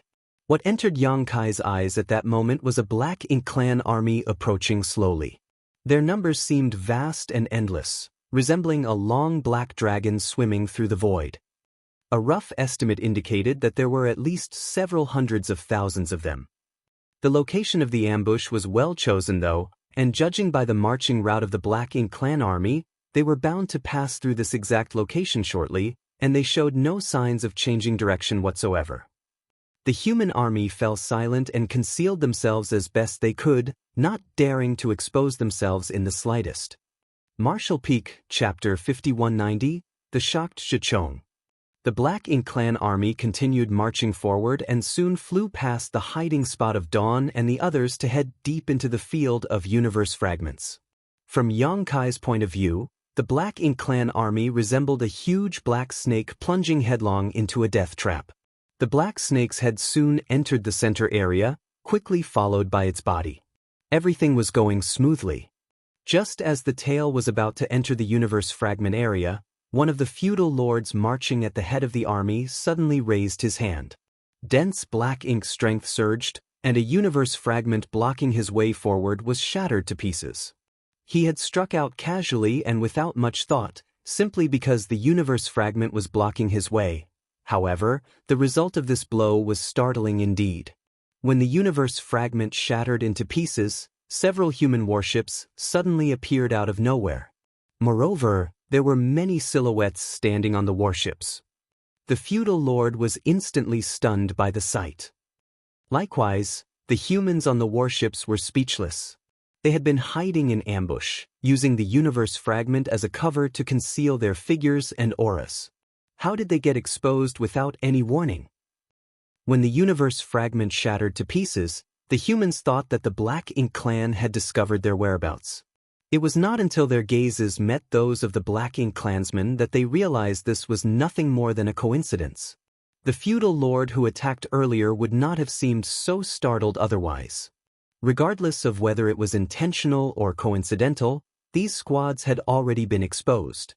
Just as the squad leaders were wondering how they should deal with the situation in front of them, a loud whistle resounded across the void. It was the signal to attack. The squad leaders no longer hesitated.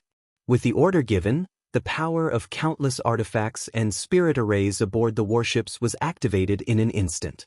A thick ray of light containing horrifying destructive power suddenly blasted into the middle of the Black Ink clan army. Before the stunned feudal lord could react to the situation, he was devoured by the light and suffered serious injuries. The many low-rank and high-rank Black Ink clansmen beside him also suffered heavy casualties. It was not just these few squads. When the signal to attack sounded, all the humans hiding in ambush behind the universe fragments attacked all at once.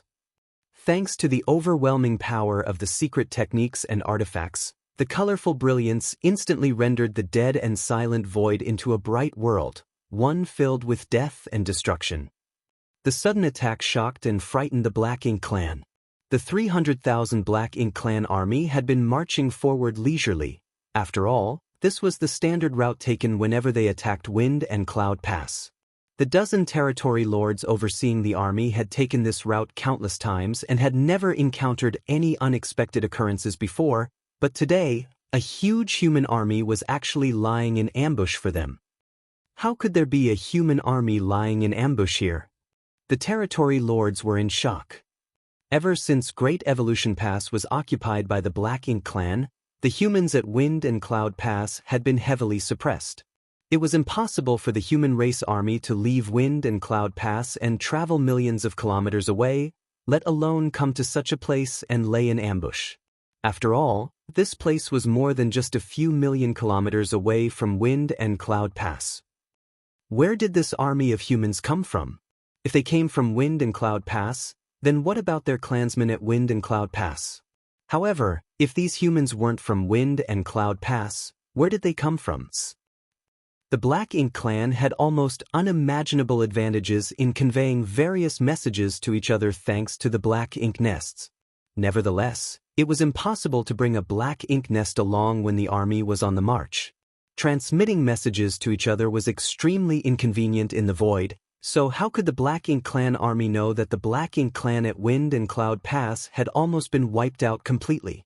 That was why they had still been on their way to provide reinforcements to the Wind and Cloud Pass Black Ink Clan as originally planned.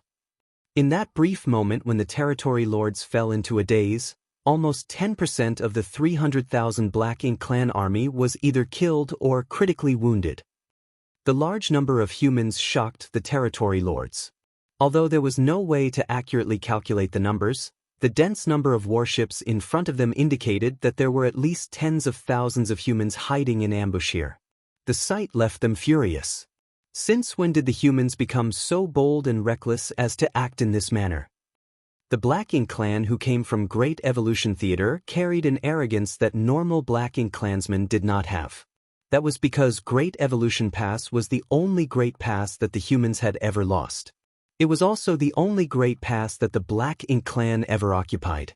Just that point alone was enough for the Black Ink Clansmen who came from the Great Evolution Theater to be proud of themselves. Over 30,000 years of subtle influence from their environment had given these Black Ink Clansmen the impression that the humans were mediocre. They also believed that the clansmen in the other theaters were useless for being unable to take over a single Great Pass. That was why they did not panic even though they faced a sudden ambush and suffered heavy losses. They believed that the human race would fall apart as long as they counterattacked. After all, the difference in numbers could not be denied. On the other hand, the human race troops who jumped out from behind the various universe fragments were stunned to discover that the Black Ink Clansmen did not even flinch after being attacked but rushed forward bravely and fearlessly. The Black Ink Clansmen faced the powerful assault of the warships head-on and charged towards them. It was absolutely haphazard, and countless casualties piled up along the way. Behind the Black Ink Clan army was a large, ornate ship. This ship was not a mobile palace artifact but a simple flight-type artifact. Artifact refining among the Black Ink Clan relied entirely upon Black Ink disciples. There were very few artifact refiners among the Black Ink disciples to begin with, and those with decent skill were even rarer. For the Black Ink Clan, only the territory lords were qualified to possess a large ship artifact of their own. Tremendous amounts of energy and resources were required to refine such artifacts, so ordinary feudal lords were not qualified to possess them. The person in charge of this large ship was a territory lord known as Jianghu. A Black Ink Clan army of 300,000 was not a small one. Therefore, he had been tasked with bringing up the rear. He was responsible for monitoring the army to prevent any eccentric Black Ink Clansmen from messing around during the march. Fortunately, things had been peaceful throughout the journey. Jianghu immediately noticed as soon as the humans attacked. With a shift of his figure, he flew out of the cabin and came to the deck to observe the situation. What entered his field of vision was the warships emerging from among the universe fragments, and the multicolored flashes of lights blasting out from those warships. The sight made his heart sink to the bottom of his chest. Unlike most of the Black Ink Clansmen here, Jianghu was a veteran territory lord who had been alive before Great Evolution Pass had fallen to them. He had personally participated in the war 30,000 ago, so he knew how tenacious and difficult the human race could be. Two royal lords had joined hands back then. One of them had attacked and severely injured the old ancestor at Great Evolution Pass, but in the end, the veteran royal lord was dragged down and lost his life along with the human old ancestor. Ever since then, Jianghu knew that he should never underestimate the human race. Otherwise, he would be the one to suffer instead. That was why he immediately had an ominous feeling when he saw such a large human army hiding in ambush here. There's such a large army of humans here. Have our clansmen at Wind and Cloud Pass been defeated? He watched as countless Black Ink Clansmen died on the spot due to the sudden ambush, and even more Black Ink Clansmen counterattacking after being attacked. Then he saw the troops on both sides engaging in fierce battles among the universe fragments. All of a sudden, he widened his eyes with a look of horror on his face. That couldn't be helped as the auras of 68th Order Open Heaven Realm Masters burst out from the middle of the battlefield. Like bright lights shining in the dark, they were so blinding that he couldn't ignore the sight even if he wanted to. That was 68th Order humans. Any one of them would be able to fight him on equal footing. In fact, he would be no match for an 8th Order master who was slightly stronger than average. It's over. Our entire army of 300,000 will be obliterated right here. The humans definitely came here prepared, otherwise, it would have been impossible for them to have such an overwhelming lineup. The human race army might have been small in numbers, with only several tens of thousands in total. However, 68th Order masters were an unstoppable force. Not only would the Black Ink clan army of 300,000 be obliterated here, but even his fellow territory lords among the army would suffer a tragic fate. Just as he was hesitating over whether he should go over and help the others try to withdraw, an aura that was even more powerful than an 8th Order master suddenly exploded out. Zhiqiang saw a stream of light flashing out from a certain corner of the battlefield and coming to a stop beside one of the territory lords. A breath later, the aura of that territory lord flared up before vanishing. Then, the light dissipated to reveal a petite figure. Zhiqiang immediately felt as though his soul had leapt out of his body. An old ancestor. There's a 9th Order old ancestor here. Moreover, it's a completely unfamiliar old ancestor. I've never seen her before. This isn't the old ancestor from Wind and Cloud Pass. He had been providing reinforcements to the battlefield at Wind and Cloud Pass over the past 30,000 years, so he knew that the old ancestor from Wind and Cloud Pass was a man. However, the old ancestor in front of him was clearly a woman. With the appearance of the old ancestor, it only took a breath for a powerful territory lord to be killed. That territory lord's strength was not inferior compared to Zhiqiang's. In other words, if Zhiqiang was the one facing that old ancestor instead, he would not have survived any longer. At that moment, what Zhiqiang needed to consider was not whether he should step forward to help the others, but how he was going to escape alive from under the nose of a human old ancestor. He was stationed at the rear of the army to monitor the troops, which placed him in a relatively lucky position. Even though 90% of the Black Ink clan army had entered the range of the human encirclement, he remained outside and was temporarily untouched by the chaos of the battlefield. After confirming that the woman was a 9th Order Open Heaven Realm old ancestor, Zhiqiang quickly looked away and did not dare to take another glance. A 9th Order master was generally extremely sensitive to the gaze of others, so he was afraid that he might be targeted if he stared for too long. Activating a secret technique, Zhiqiang concealed his aura. He couldn't even bother to care about his precious ship at this point. Instead, he leapt off the ship without a word and secretly rushed off in the direction of Great Evolution Pass. He did not dare to make large movements. In fact, he only hoped that one of his fellow territory lords could distract the old ancestor as much as possible so that he would have the opportunity to escape. Zhiqiang was not the only Black Ink clansman on the large ship. There were also many feudal lords and even more high and low-rank clansmen. Zhiqiang's sudden escape surprised these feudal lords. Nevertheless, they quickly followed suit and activated their respective secret techniques to flee in all directions. Having sensed the overwhelming aura on the battlefield, they knew that staying behind would only lead to a disastrous ending for them. Therefore, it was only natural for them to prioritize escape. The actions of the Black Ink clan masters on the ship left the 20,000 or 30,000 Black Ink clansmen outside the encirclement at a loss for what to do. They did not know whether they should rush forward and confront the enemy or flee like the higher-ups behind them. Be that as it may, it did not take long for the notion of escape to gain the upper hand. Their leaders had already fled, so what could they do even if they stayed behind? Hence, they quickly began running for their lives. Martial Peak, Chapter 5191, Rest and Recover. The figure of the Inyang Pass old ancestor stood alone in the middle of the battlefield. Several ignorant and fearless low-rank Black Ink clansmen charged towards her. However, her sharp aura alone was enough to cause them to explode into mist before they could even approach her. Her gaze swept lightly in the direction that Zhiqiang had escaped, and the corners of her mouth curled into a slight smile.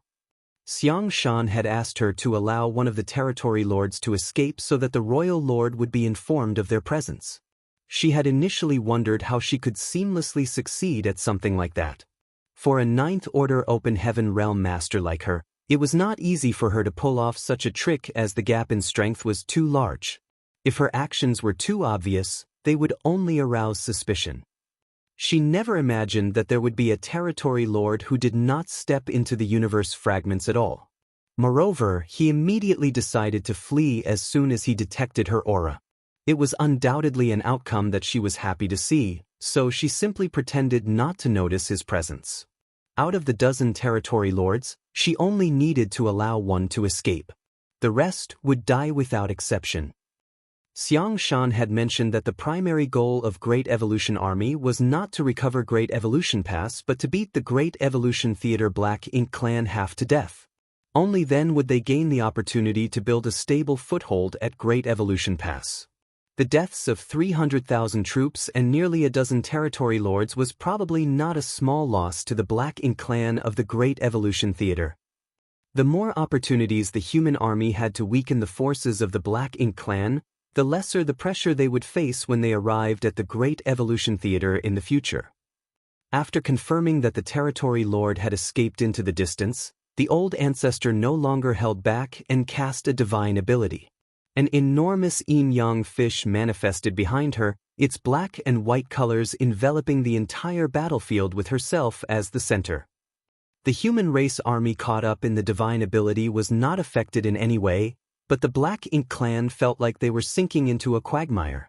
Their figures seemed to become stagnant and the strength of those below the feudal lords was reduced by some 30%. Even the feudal lords were considerably weakened. Only the territory lords seemed unaffected. That was not to say that the old ancestor's divine ability was ineffective towards the territory lords, it was just that the range she cast it over was too large, so the effects of its suppression on the territory lords were minimal. Even without the suppression from this divine ability though, the territory lords were caught in a terrible situation. There were 3 to 5 Eighth Order Masters surrounding each territory lord to begin with. So which one of them withstand the countless divine abilities and secret techniques that came raining down on them? Only half of the Eighth Order Masters were tasked with attacking the territory lords. The other 30 were moving back and forth across the battlefield, working together with the troops to reap the lives of the Black Ink clan to their heart's content. Everywhere these Eighth Order Masters went, their presence would give rise to a reign of terror. The Black Ink clan were mowed down in droves, like harvesting wheat in a field.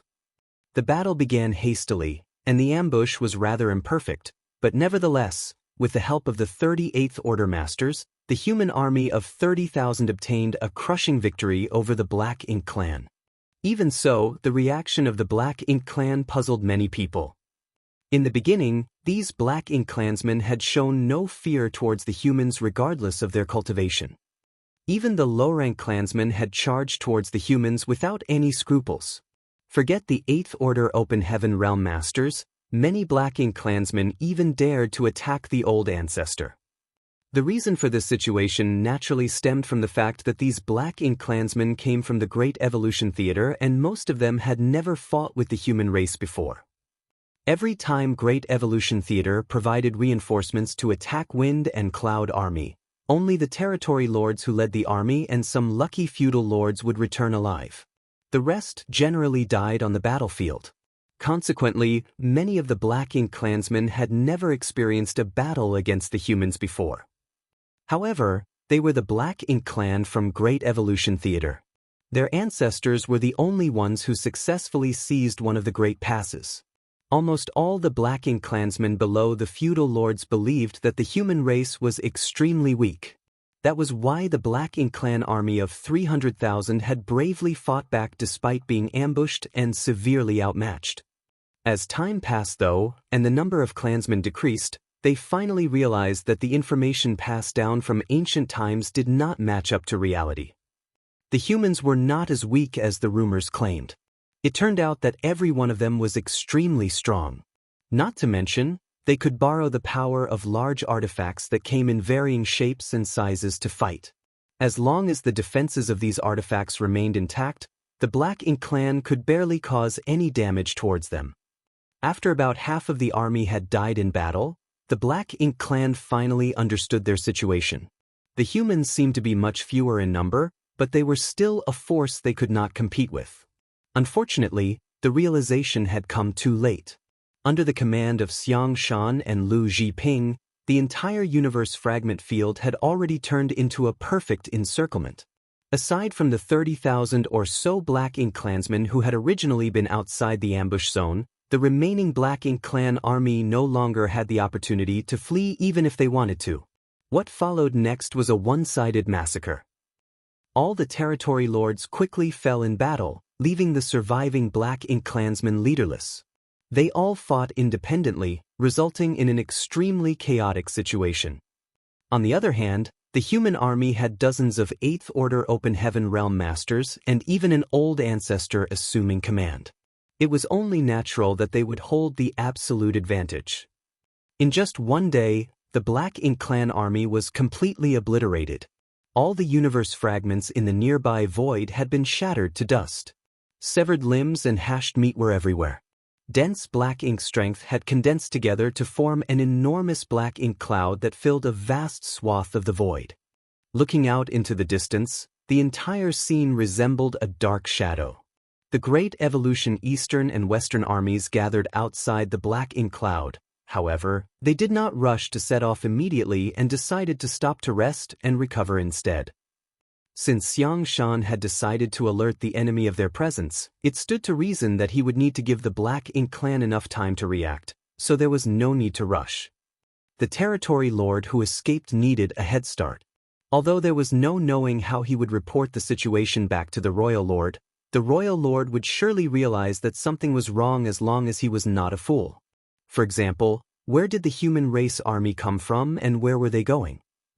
The battle situation at Wind and Cloud Pass would have been reported to the Great Evolution Theater's royal lord via the Black Ink Nest by now, so when the territory lord who escaped earlier reported the current situation to the royal lord, the latter would surely understand the intentions of the Great Evolution Army. The reason for the humans' decision to stop and reorganize was to give the Black Ink clans some time to make the necessary arrangements. The Great Evolution Army's losses in this battle were minimal. After all, the difference in combat power between the two sides was immense. Once again, the warships played a huge role in limiting the number of casualties to the hundreds. An army of 30,000 troops had defeated 300,000 enemies, yet they only suffered a few hundred casualties. The losses could be considered negligible. Meanwhile, Shichong fled at the speed of lightning. Never before had he ever felt death so close to him. He had practically believed that he was as good as dead when he saw the old ancestor appearing on the battlefield. Fortunately, it seemed luck was on his side. The old ancestor did not seem to have noticed him in the first place. Following his escape, a few tens of thousands of Black Ink clansmen outside the human ambush had scattered everywhere, which provided him with a good cover to conceal his tracks. Be that as it may, Zhichong remained extremely uneasy. He was terribly afraid that the old ancestor would pursue him. If that were the case, then he could only resign himself to his death. It was fortunate that there were no signs of pursuit coming from behind. On any battlefield, fleeing was a huge crime. Zhichong was sure he would be punished upon his return, but he couldn't care less about such things at this moment. He simply wanted to inform the royal lord about the current crisis as soon as possible. The human race was acting very differently from the usual. He did not know what they were planning, but he was certain the royal lord would know. After escaping for a month, Shichong finally felt relieved and became certain that the old ancestor was not chasing after him. Otherwise, he would have been caught by now. The other Black Ink clansmen who escaped with him had been left behind, but he didn't care about their survival. At this moment, he was simply trying to return to the Great Evolution Theater as quickly as possible. Back at the original battlefield, Great Evolution's Eastern and Western armies spent some time recovering. According to the orders passed down from the higher-ups, they would have 3 days of rest before they resumed marching. Most of the troops did not understand the meaning behind these orders. After all, they had only departed from Wind and Cloud Pass a few days ago. Although they encountered a big battle, there was no reason to take a rest yet. If that was the case, Then why did they rush off from Wind and Cloud Pass in the first place? Regardless, they didn't question the order. Many had exhausted their energy during the battle, so they indeed needed some time to recover. Hence, nobody had any objections despite not understanding these strange orders. Meanwhile, Yang Kai was doing some repair work on Dawning Light. During the previous battle, Dawning Light had suffered some minor damage, and as a Grandmaster artifact refiner who also participated in the Black Ink Clan's warship project, it was not a problem for him to repair a few dents and cracks. Unfortunately, some of the damaged spirit arrays would require the help of the array masters traveling with the army to fully repair.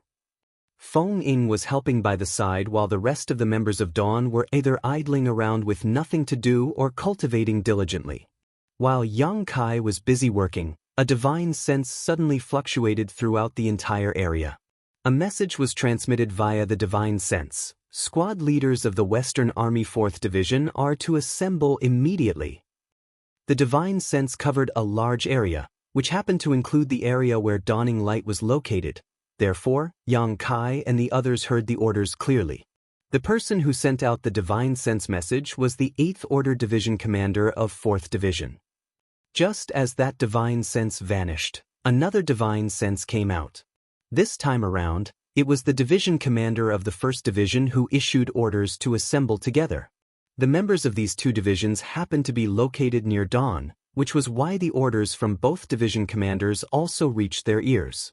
Yang Kai couldn't help looking around. In the next moment, he saw numerous 7th Order squad leaders emerge from the warships nearby and gather in the direction of their respective division commanders. What's going on? Yang Kai looked confused. Feng Ying replied, "Why don't you go and ask?"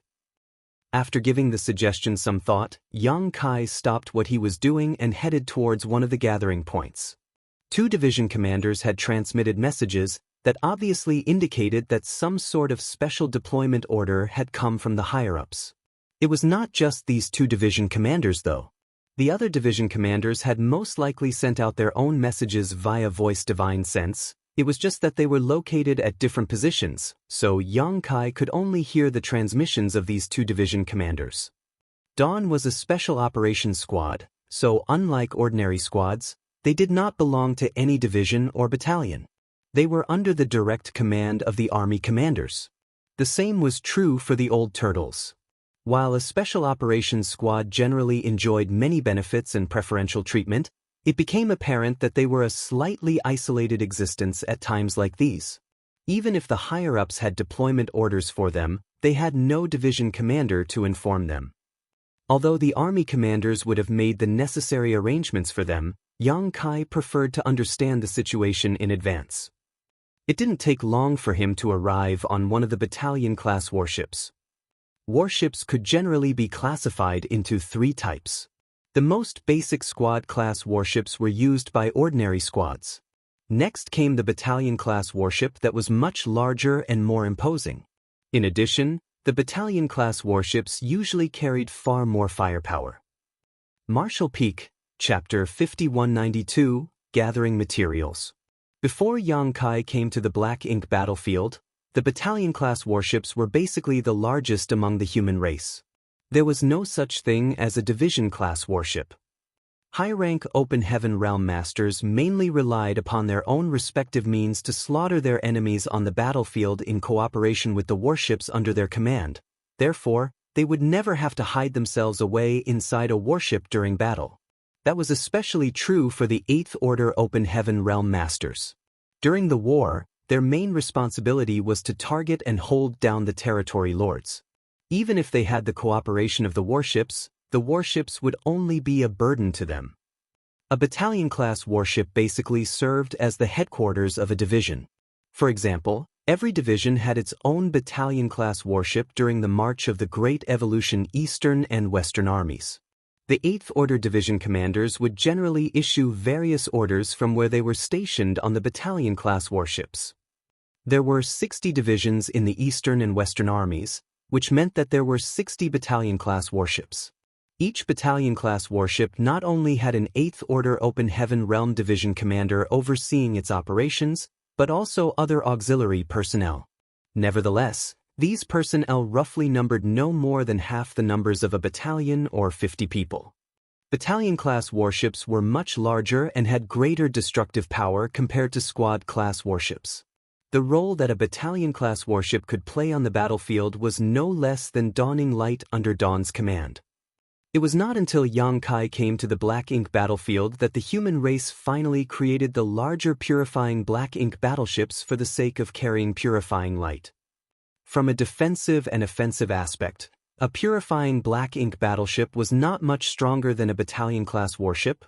However, the purifying light sealed within the purifying Black Ink battleship was the human race's biggest reliance against Black Ink's strength. Not to mention, the universe array set up on the purifying Black Ink battleships also played a significant role. That was why the purifying Black Ink battleships generally had a more significant meaning compared to a battalion-class warship. Yang Kai came to the warship where the division commander of the 1st Division was located. The division commander of the 1st Division was also one of those who sent out a divine sense transmission earlier. Each division consisted of roughly 500 troops, with 5 battalions under its command. Each battalion subsequently consisted of 8 or 9 squads, so there were approximately 45 7th Order Open Heaven Realm squad leaders gathered here. The division commander of the 1st Division was Xu Yongde, who was personally appointed by Xiang Shanbak at the central square of Wind and Cloud Pass. Yang Kai remembered him from back then. Xu Yongde stood on the deck with his hands behind his back. The squad leaders rushed over in droves and obediently stood in line before him. When he saw Yang Kai in attendance, he simply glanced at him briefly and said nothing. It was evident that he knew Yang Kai came here to obtain information as the squad leader of a special operations squad. Not long afterwards, the adjutant next to him leaned over and reported in a low voice, "Sir, everyone is here." He nodded and finally opened his mouth to speak. "I called you over because I have orders from above." While Xu Yongde was speaking, the adjutant reached up and swept his hand out before him. Materials of various elements suddenly appeared in front of him. There were almost a dozen of these materials in varying shapes and sizes.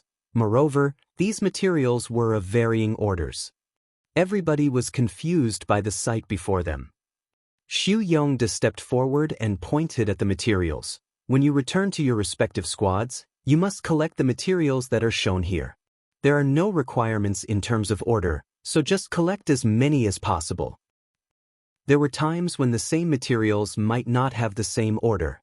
Those with better formation conditions and enough time would have a higher order. On the other hand, the reverse would result in materials with a lower order instead. One of the 7th Order Open Heaven Realm squad leaders asked curiously, "Sir, what is the purpose of collecting these materials?" Xu Yongde replied, "The higher-ups have their own considerations. Don't ask so many questions and simply collect what you have been told to collect. The time limit is half a day. Each squad leader will be responsible for their respective squad. Please gather all the materials presented in front of you and deliver them here promptly." "Yes." The squad leaders received the orders and dispersed back to their squads. There was an unwritten rule on the Black Ink battlefield that every cultivator would leave all their resources behind in their residence whenever they were dispatched from the Great Pass where they resided, especially during wartime. They normally did not carry many materials with them on the battlefield. This practice was to prevent the loss of resources should they fall in battle or suffer from any unexpected accidents on the battlefield. By leaving all their materials in their residence, the property they left behind could be used by others if they lost their lives in battle. The humans on the Black Ink battlefield used to live a difficult life where materials were desperately lacking. Although their situation had improved considerably, their deep-rooted habits formed over the years had not changed. However, the situation among the troops of the Great Evolution Eastern and Western armies was different. They planned to retake Great Evolution Pass, so regardless of whether they survived the campaign, they would not be returning to their original Great Passes. They were part of the Great Evolution Army now. For that reason, they had packed and brought all their belongings with them before the campaign began. That was not all though, as the various Great Passes had also distributed large amounts of cultivation resources to the deployed troops. lest they lacked the necessary resources when they arrived at the Great Evolution Theater. Therefore, all the troops in the Great Evolution Eastern and Western armies could be said to be extremely wealthy. It would not be difficult to complete the order from the higher-ups to collect the specified materials, as there were 30,000 troops in the armies, and the number would not be too small either. If nothing else, there were piles of materials stacked up like mountains in Yang Kai's small universe, so there would no doubt be many of the requested materials there. Nevertheless, Yang Kai could not understand why the higher-ups wanted to gather these items. Looking at the situation, it would seem as though it was a sudden idea. Otherwise, they would have prepared these materials back in the inner sanctum and not while the army was on the march. Since it was a sudden idea, then the higher-ups must have come up with some kind of special plan while on the march. It might even have something to do with the battle earlier. Deep in thought, Yang Kai quickly returned to the dawning light. A Seventh Order Open Heaven Realm Master immediately came forward, Junior Brother Yang. Yang Kai looked up and recognized that person as Li Xing, who also came from Blue Sky Pass. A total of 500 people had been dispatched from Blue Sky Pass, so even if he was not acquainted with all of them, Yang Kai would at least be familiar with their faces. Yang Kai was not close to Li Xing, but they had met each other at Blue Sky Pass on several occasions. Furthermore, Li Xing currently served as Xiang Shan's adjutant in the Great Evolution Army. Senior Brother Li. Yang Kai cupped his fist in greeting and asked, "Do you need something, Senior Brother?" Li Xing solemnly replied, "The army commander has summoned you. If you have nothing urgent going on, please come with me." Yang Kai nodded, "Please wait a moment, Senior Brother. I received orders from Division Commander Su to gather some materials, so I would like to convey the orders to the others first." Li Xing had no objections. Yang Kai immediately informed Feng Ying about the several dozen materials that Xu Yongda had displayed earlier. Then he asked her to gather these materials from the squad members and deliver them to the division commander. Feng Ying diligently memorized the information and got to work. After settling this matter, Yang Kai finally stretched out his hand in a polite gesture. "Please lead the way, Senior Brother." Li Xing nodded and took off. The two of them navigated through the void and passed by numerous warships before quickly arriving at the purifying black ink battleship stationed in the middle of the army. The Great Evolution Eastern and Western armies had two purifying black ink battleships. Xiang Shan and Lu Jiping had each brought one from their respective pass. It was just that Lu Jiping had retrieved the Western Army's purifying black ink battleship after everybody had left their imprint on its universe array, so there was currently only one purifying black ink battleship with the army at the moment. In this way, it was more convenient for the two army commanders to discuss various matters and receive intelligence since they were gathered in one spot. When Yang Kai arrived at this place, he was startled to discover a bunch of people sitting down cross-legged on the ship's deck. Moreover, it was not just the deck. There were also people floating nearby in the void. Meanwhile, the person seated in the middle of this gathering was none other than Ma Fan. Xiang Shan, Lu Jiping, and even the old ancestor were also present, but they stood not far away and watched quietly with no intention of intervening. Yang Kai did not know what was happening, but Grandmaster Ma Fan seemed to be explaining the method of refining something at the moment.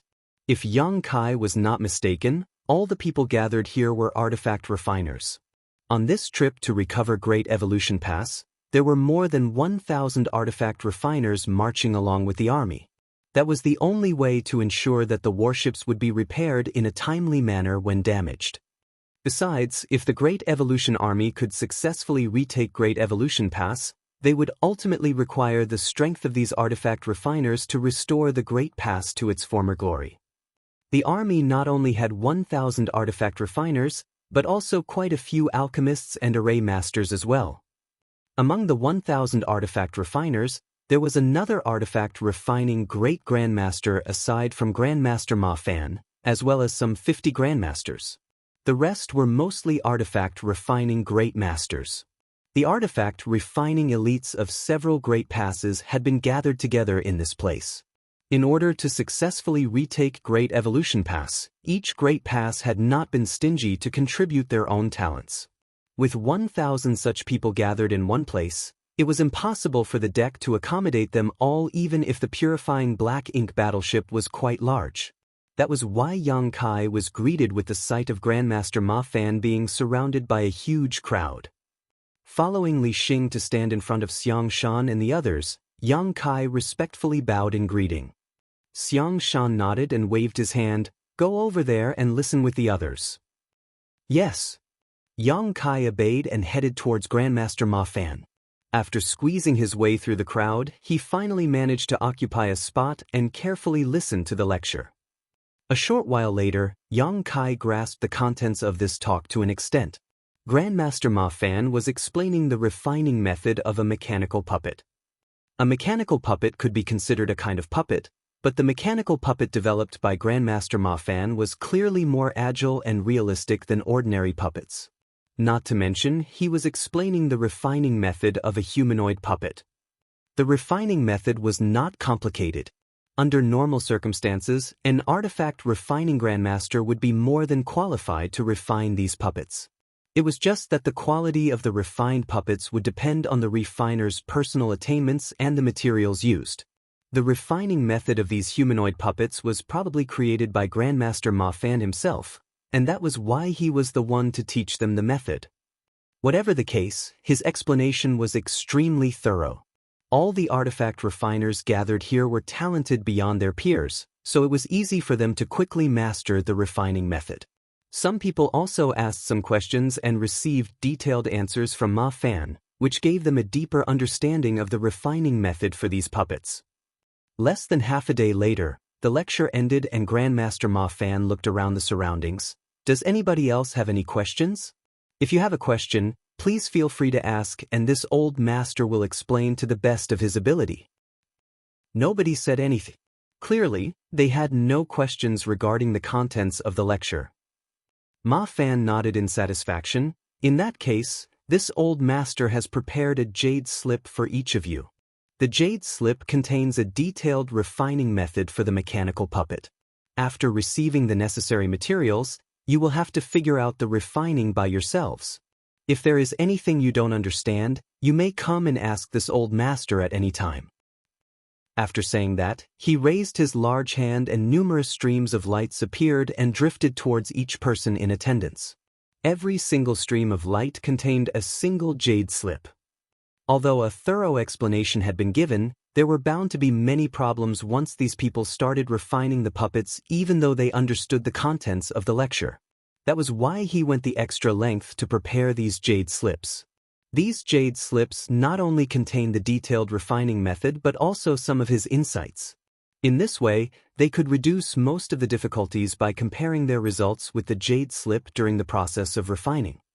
Martial Peak, Chapter 5193, Refining Puppets. Taking the jade slip, Yang Kai immersed his mind into it. He discovered that the jade slip contained the refining method of the humanoid mechanical puppet Grandmaster Ma Fan had explained earlier, but it was much more detailed and comprehensive. It was almost like a complete pill recipe. The problems that should be watched out for during the refining process, when to use what materials, what issues might arise, and the solutions to fix these issues, everything was recorded neatly inside the jade slip. With this jade slip in hand, refining the puppet would not be difficult even if they didn't have someone to guide them through the process. So what more was needed when Grandmaster Ma Fan was willing to explain everything in person? While Ma Fan was explaining the refining method for the humanoid puppet, numerous 8th Order masters rushed over from various directions and handed the space rings in their hands to Xiang Shan before leaving once more. As a steady stream of 8th Order division commanders came and went, the number of space rings that Xiang Shan was carrying gradually increased. Xiang Shan handed these space rings to Li Xing, along with some instructions. Nodding lightly, Li Xing walked directly to a group of artifact refiners and said, "Please come to me, one at a time, to receive the necessary materials for refining the mechanical puppets." The artifact refiners quickly gathered around him upon hearing those words and soon surrounded him tightly. Yang Kai did not go immediately and instead walked towards Ma Fan and asked, "Grandmaster, the division commanders issued an order earlier to gather some materials. Are those the materials needed for refining the mechanical puppets? Grandmaster Ma Fan nodded. That's right.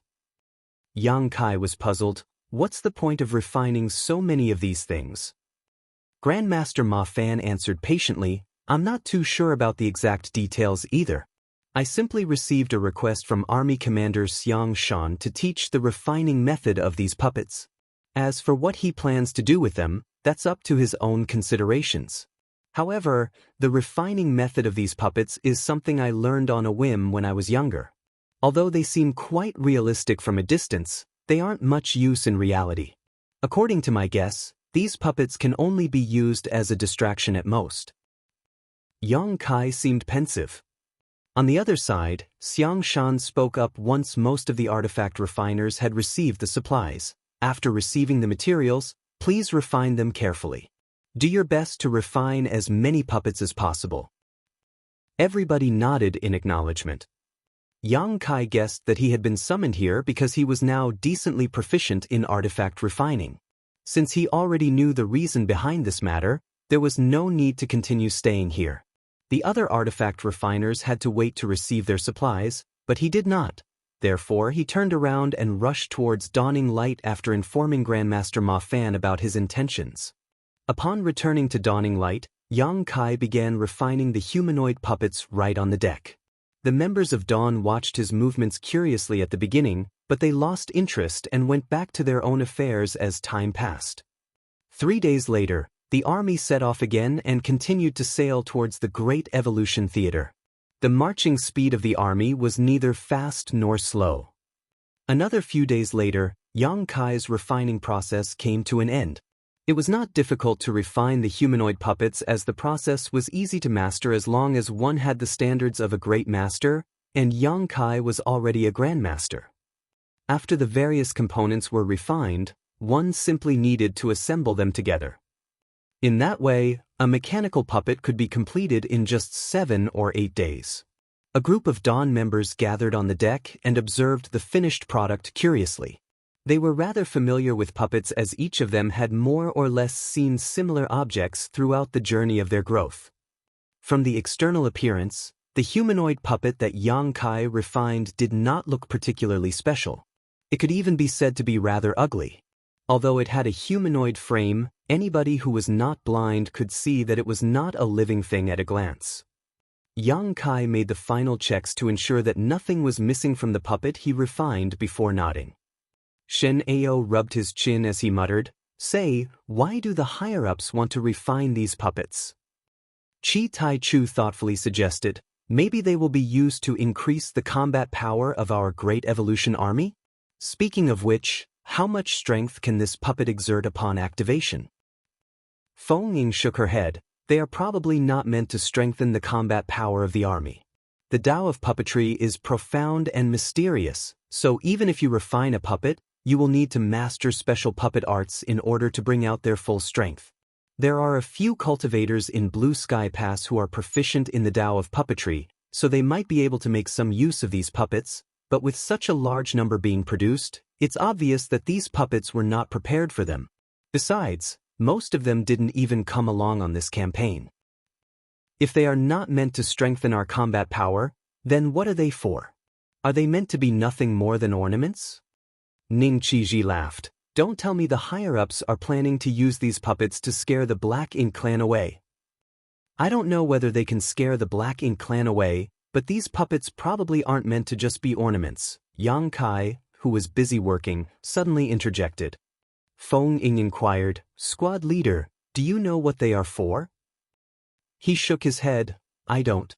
The higher-ups did not state their intentions clearly. They simply asked us to refine as many of these puppets as we could.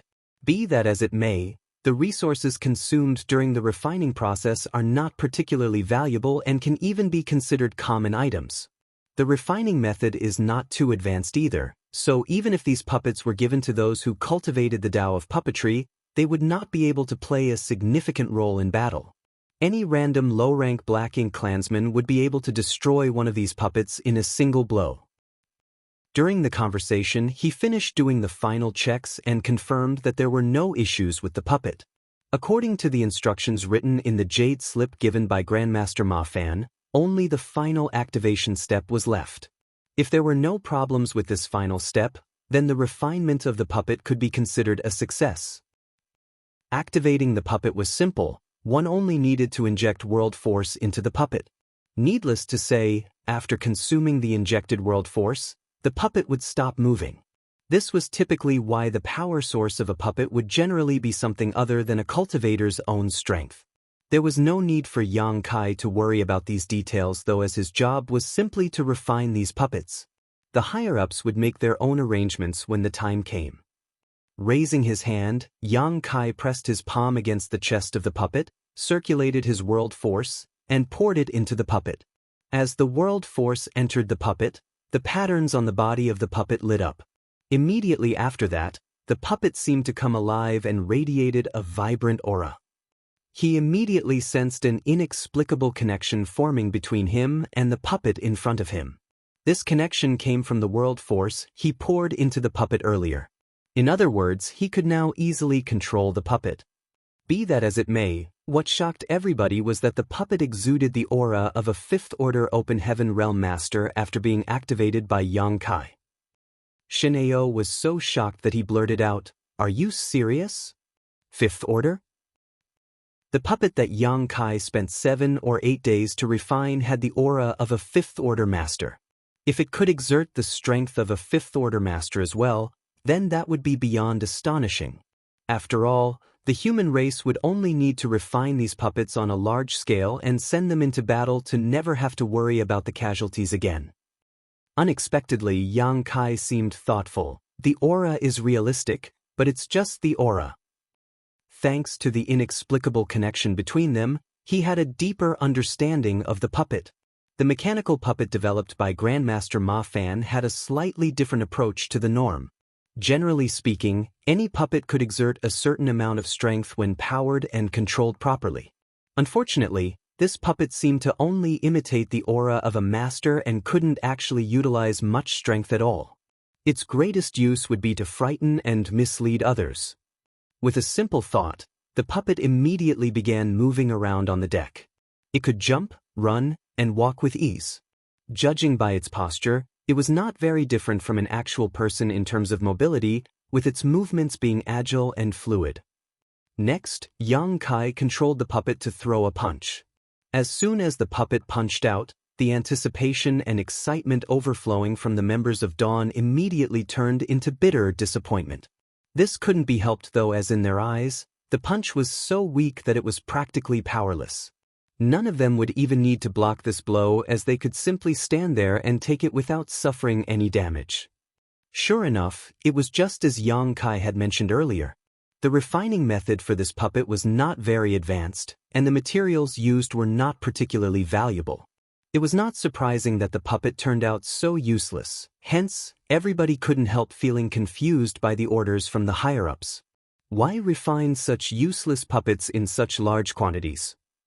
Having satisfied their curiosity, the members of Dawn lost interest in the useless puppets and returned to their own affairs. Meanwhile, Yang Kai gave the puppet the order to move around freely before he began refining a second one. The refining process went much smoother than the first time, and the time he took was shortened by half a day. Everybody would go through a period of practice before they became skilled at anything after all. Yang Kai estimated that he would only need 4 to 5 days to refine another puppet to completion once he became proficient in this process. After a series of checks, he confirmed that there were no problems with the second puppet. He then poured his world force into it for the final activation. The puppet once again released the aura of a fifth-order Open Heaven Realm Master, almost identical to the first puppet. The first puppet had already been stored in his space ring. Since Yang Kai had not provided it with much world force to begin with, and did not continue to provide it with more, the puppet completely stopped moving after an incense stick or so. The army continued to march forward slowly, and the days gradually slipped by. During this period, Yang Kai concentrated on refining the humanoid puppets, and his speed increased with practice. Half a year later, he only needed 5 days to finish refining one. In addition, as he became more proficient in this process, The aura released by the mechanical puppets he created were no longer limited to the Fifth Order. Oftentimes, the puppets he refined would release the aura of a Sixth Order Open Heaven Realm Master when powered up. When his luck was particularly good, the puppets he refined would release an aura that was comparable to a Seventh Order Master. Unfortunately, that was his limit. Yang Kai had the feeling that if Grandmaster Ma Fan and the other artifact-refining Great Grandmaster were the ones to refine these puppets, they might be able to exude the aura of an Eighth Order Division commander. In any case, regardless of how powerful the aura the puppets exuded, their foundation remained the same. They were still weak and useless existences that would be destroyed by any random blow from a low-rank Black Ink clansman. Another half a year later, Yang Kai had refined almost 80 of these puppets. All of them had been stored inside a single space ring, ready to be delivered to the higher-ups at any time. After sailing for over a year, the Great Evolution Army had finally arrived within the Great Evolution Theater. They would be able to see Great Evolution pass from a distance if they continued marching forward for another 2 or 3 months. At this time, the Great Evolution Eastern and Western armies began to reduce the size of their formation. They used the power of various artifacts and spirit arrays to conceal the whereabouts of the 30,000 troops, and in addition, many teams of scouts were dispatched to investigate the route ahead and prevent any possibilities that their presence might be revealed. Marshall Peak, Chapter 5194, One Step Ahead. At the same time, the higher-ups suddenly issued another confusing order for collection. The last order for collection from the higher-ups had been to gather the various materials required for the refinement of the puppets. This time around, the order for collection was to gather spare clothing. They were neither limited to gender nor body shape or size. It was acceptable as long as the clothing could be worn. Combined with the order to refine the puppets in large quantities, many people were starting to understand the intentions of the higher-ups. First, it was collecting the materials to refine large amounts of humanoid puppets, then it was collecting various kinds of clothing. Their intentions no longer required much explanation at this point. Those puppets were going to be used as some kind of ruse. Every one of those puppets exuded the aura of a Fifth Order Open Heaven Realm Master and above. It was conceivable that the puppet army would seem extremely imposing when gathered in one place. At the right time in the right place, they would easily be able to attract the full attention of the Black Ink clan. Meanwhile, the Great Evolution Eastern and Western armies would take advantage of this opportunity to take action. Although there were speculations about the purpose of these puppets, it was unfortunate that Yang Kai and the others could not figure out the where and how these puppets were going to be used. Truthfully speaking, these puppets would easily be seen through if they were observed closely. While they could move around as smoothly as a real person and exude the aura of an Open Heaven Realm Master, that would only fool others when they were far away. However, just the Open Heaven Realm aura exuded by these puppets alone would likely be enough for them to be mistaken for a real army if they were dressed in proper clothes and seen from a distance. The army had already stepped foot into the Great Evolution Theater, so there was a chance of encountering the Black Ink clan at any moment. The 30,000 troops prepared themselves for battle and conserved their energy so that they were ready for the possibility of war. The members responsible for controlling the various spirit arrays and artifacts on the squad-class warships were carefully inspecting their weapons to ensure that there were no issues before the battle began. The Great Evolution Army progressed through the void as silently as a phantom, exuding a chilling aura. Upon receiving a summons from Xiangshan, Yang Kai came to the purifying Black Ink battleship in the middle of the army once more. The old ancestor and the 2 army commanders were gathered together as though they were waiting for him to arrive. After Yang Kai greeted them, Xiangshan got straight to the point. "We have a mission for you." "Please give me your instructions, sir." Yang Kai cupped his fist. Xiangshan said, "If we march forward for another 2 months, we will reach Great Evolution Pass. I want you to circle around ahead and search for the Great Evolution Northern and Southern armies on the other side of Great Evolution Pass." At the moment, the Great Evolution Army had been split into 2 parts. One part was the Great Evolution Eastern and Western armies that had gathered at Wind and Cloud Pass. while the other part was the Great Evolution Northern and Southern armies that had gathered at Azure Void Pass. There were two reasons for this deployment. The first reason was that Wind and Cloud Pass and Azure Void Pass had always been besieged by larger than normal Black Ink armies. If the Great Evolution army assembled at both these two great passes, then they could easily break these sieges. The second reason was that half of the troops from the Great Evolution army came from these two great passes. Both Wind and Cloud Pass and Azure Void Pass had each dispatched 15,000 troops each to cobble together the Great Evolution army of 60,000 troops. Therefore, the Great Evolution army was bound to depart from these two great passes and advance together regardless of the circumstances. That was what Yang Kai understood. What he didn't know was that the two armies departing from different great passes had originally agreed to march towards Great Evolution Pass at full speed so that they could arrive as soon as possible and join forces to launch a coordinated attack. However, the Great Evolution Eastern and Western armies had encountered the Black Ink Clan reinforcement army from Great Evolution Pass along their march. That had given Xiang Shan the idea for a better strategy, and he quickly made various arrangements during the march. If there were changes to the original plan, then it was only natural to inform the Great Evolution Northern and Southern armies about the changes so that they were not completely blindsided by the actions of the Great Evolution Eastern and Western armies. The inconvenience of communication on the battlefield could lead to extremely large losses. Since they wanted to inform the Great Evolution Northern and Southern armies about the changes, they had to choose a suitable candidate for the task. For Xiang Shan, the first person that came to mind was Yang Kai. Yang Kai was proficient in the Tao of space, and as a result, his speed was something that even an 8th Order Master would not be able to match.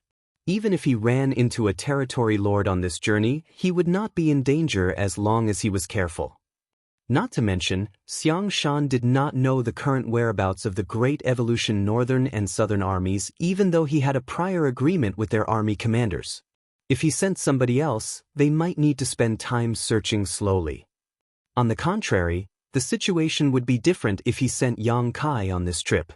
That was because all the universe arrays on the purifying Black Ink battleships of each great pass had been installed by Yang Kai himself. He had a unique advantage when it came to searching for the Great Evolution Northern and Southern armies. After Xiang Shan explained his reasons to Yang Kai, the latter naturally did not refuse. I exchanged communication artifacts with the Great Evolution Northern and Southern armies in the past. As long as we are within a certain distance of each other, we will be able to contact each other. But there's no need to go to such trouble to search for them.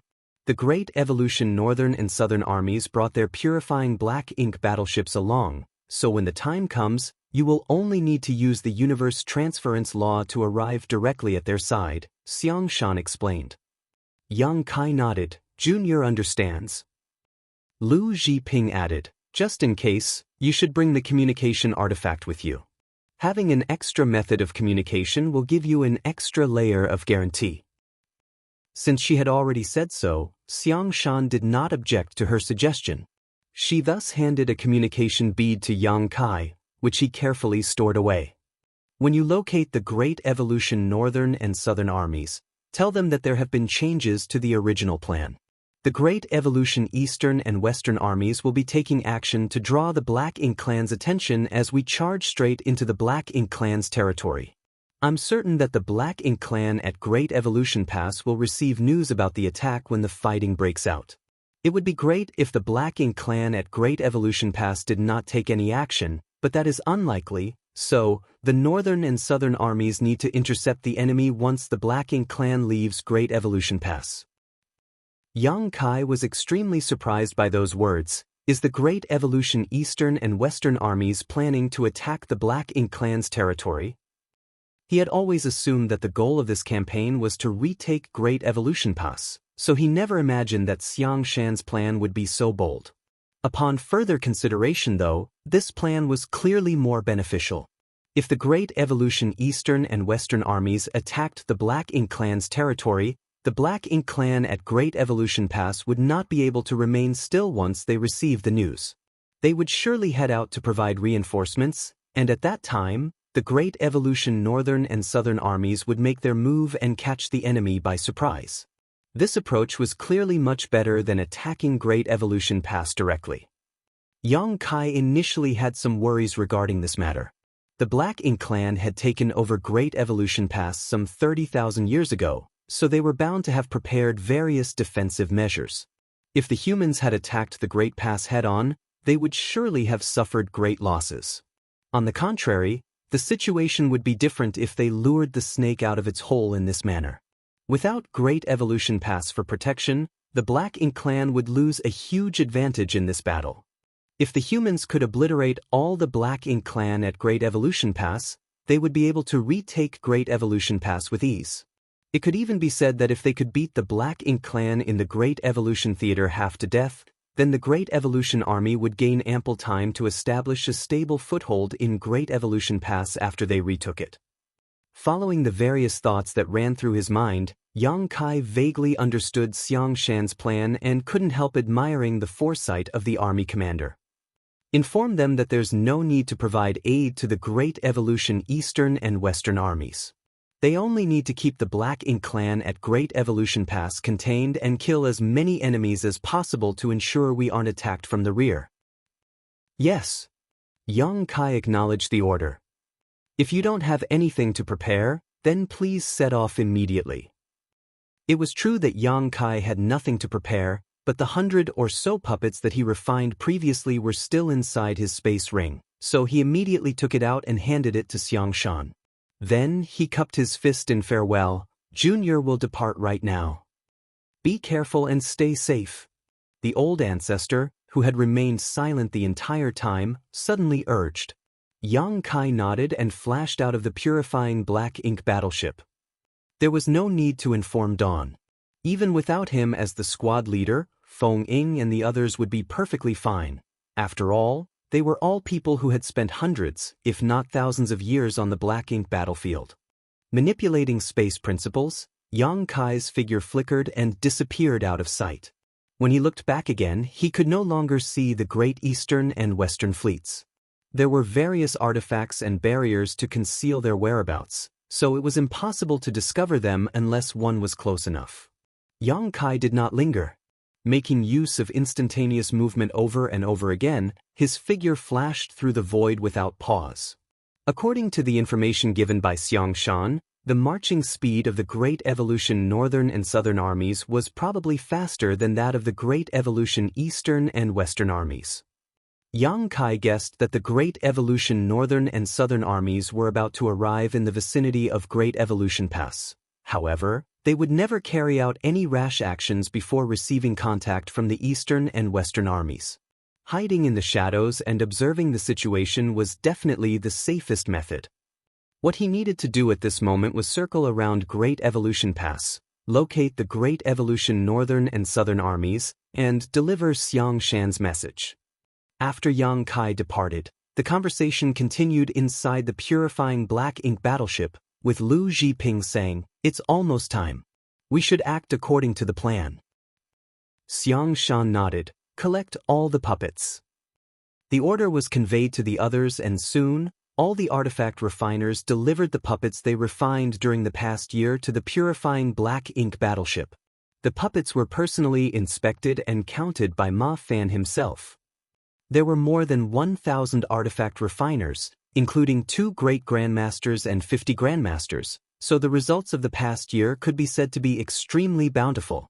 As many as 70,000 puppets had been refined. Yang Kai alone had refined more than 100 puppets, with the other Grandmasters achieving similar results. The 2 Great Grandmasters had refined even more. Although the number of puppets refined by the Great Masters was slightly lower, refining 70,000 puppets in this time frame was a terrifying feat nevertheless. That was a number that was accumulated from piling up various materials, but the preparations did not end there.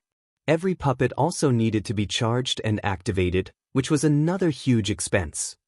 It was fortunate that the Great Evolution Eastern and Western armies had brought enough supplies with them when they first set off on this journey to support such profligacy. It took several days to install energy sources for the tens of thousands of puppets. Afterward, the puppets were divided into 5 portions and stored into 5 separate space rings. These 5 space rings were carried by 5 8th Order Division commanders, who jointly set off in the direction of Great Evolution Pass. Following the departure of these 5 8th Order Division commanders, the huge fleet that had been marching straight towards Great Evolution Pass since they first set sail changed course. It was also on this day that Jianghu Territory Lord, who had been fleeing for more than a year, finally arrived back at Great Evolution Pass. The reason he was able to arrive at Great Evolution Pass 2 months earlier than the Great Evolution Army was that he had been acting alone, so it was only natural that his movements were less restricted. He had mustered all his strength to escape back then and subsequently continued to run for his life for the next whole month. On the other hand, the Great Evolution Army had to maintain their formation, so it stood to reason that their speed could not compare to a lone territory lord. Be that as it may, it was the exact situation that Xiang Shan had been anticipating. It was crucial for Jianghu to return to Great Evolution Pass ahead of them so that the Black Ink clan had enough time to make some arrangements. Jianghu was a territory lord, but even his complexion was a little haggard at the moment. Traveling through the void for a year was no big deal for a master in his realm, so the reason he looked so disheveled was mainly due to the mental stress he had suffered. For some reason, he couldn't shake the feeling that his pursuers were right behind him. Martial Peak, Chapter 5195, The Human Race is Planning to Attack Great Evolution Pass. When Jianghu was only a few days away from Wind and Cloud Pass, he was ambushed by a human race army. The 300,000 troops of the Black Ink Army had been completely annihilated, and all other territory lords other than him had lost their lives. However, fleeing for the past year had taken a huge toll on him. He felt as though there was an overwhelming sense of crisis pressing down on him, giving him the illusion that he was constantly being chased. Be that as it may, there were no signs of pursuers no matter how many times he checked his surroundings. Seeing the majestic Great Pass in front of him once more, Jianghu felt as though he had never found a more welcoming sight in his entire life. His tense nerves finally relaxed as soon as he stepped into Great Evolution Pass. More than 30,000 years had passed since the Black Ink clan conquered Great Evolution Pass. The troops that generally departed from here to provide reinforcements to the 2 adjacent theaters had always been defeated after arriving at Wind and Cloud Pass or Azure Void Pass. There was never once when they were ambushed and completely annihilated by the humans along the way. During his escape, Jianghu had been wondering about something. He simply could not understand how the humans at Wind and Cloud Pass could gather the manpower to prepare an ambush in that place. Logically speaking, the humans at Wind and Cloud Pass should have been overwhelmed by the siege of the Black Ink clan army by now. After much thought, a possibility occurred to him, one that left him feeling very uneasy. Great Evolution Pass was originally one of the great passes under the human race's control. It had taken countless generations of blood, sweat, and tears from the elites of Great Evolution Paradise to build up the Great Pass little by little. More than 30,000 years ago, this place was not that different from the other Great Passes. Tens of thousands of human troops had protected this place under the leadership of their old ancestor and prevented the Black Ink clan from taking one step across the boundary. However, the entire Great Evolution Pass was now shrouded in a layer of dense black ink strength. There was also an enormous black ink nest standing tall in the middle of Great Evolution Pass Central Square. The black ink nest resembled a pitch-black flower bud that was on the verge of blooming. Whenever it contracted and expanded slightly, large amounts of thick black ink strength leaked out from within. This particular black ink nest was thousands of meters tall, and its base practically occupied the entire central square. Looking at it from a distance, it resembled a towering black mountain. It was clearly a mid-grade black ink nest. Black ink nests were the foundation of the Black Ink clan. The presence of a mid-grade black ink nest here indicated that this was now the home territory of a territory lord. In other words, there was a territory lord guarding this place at all times.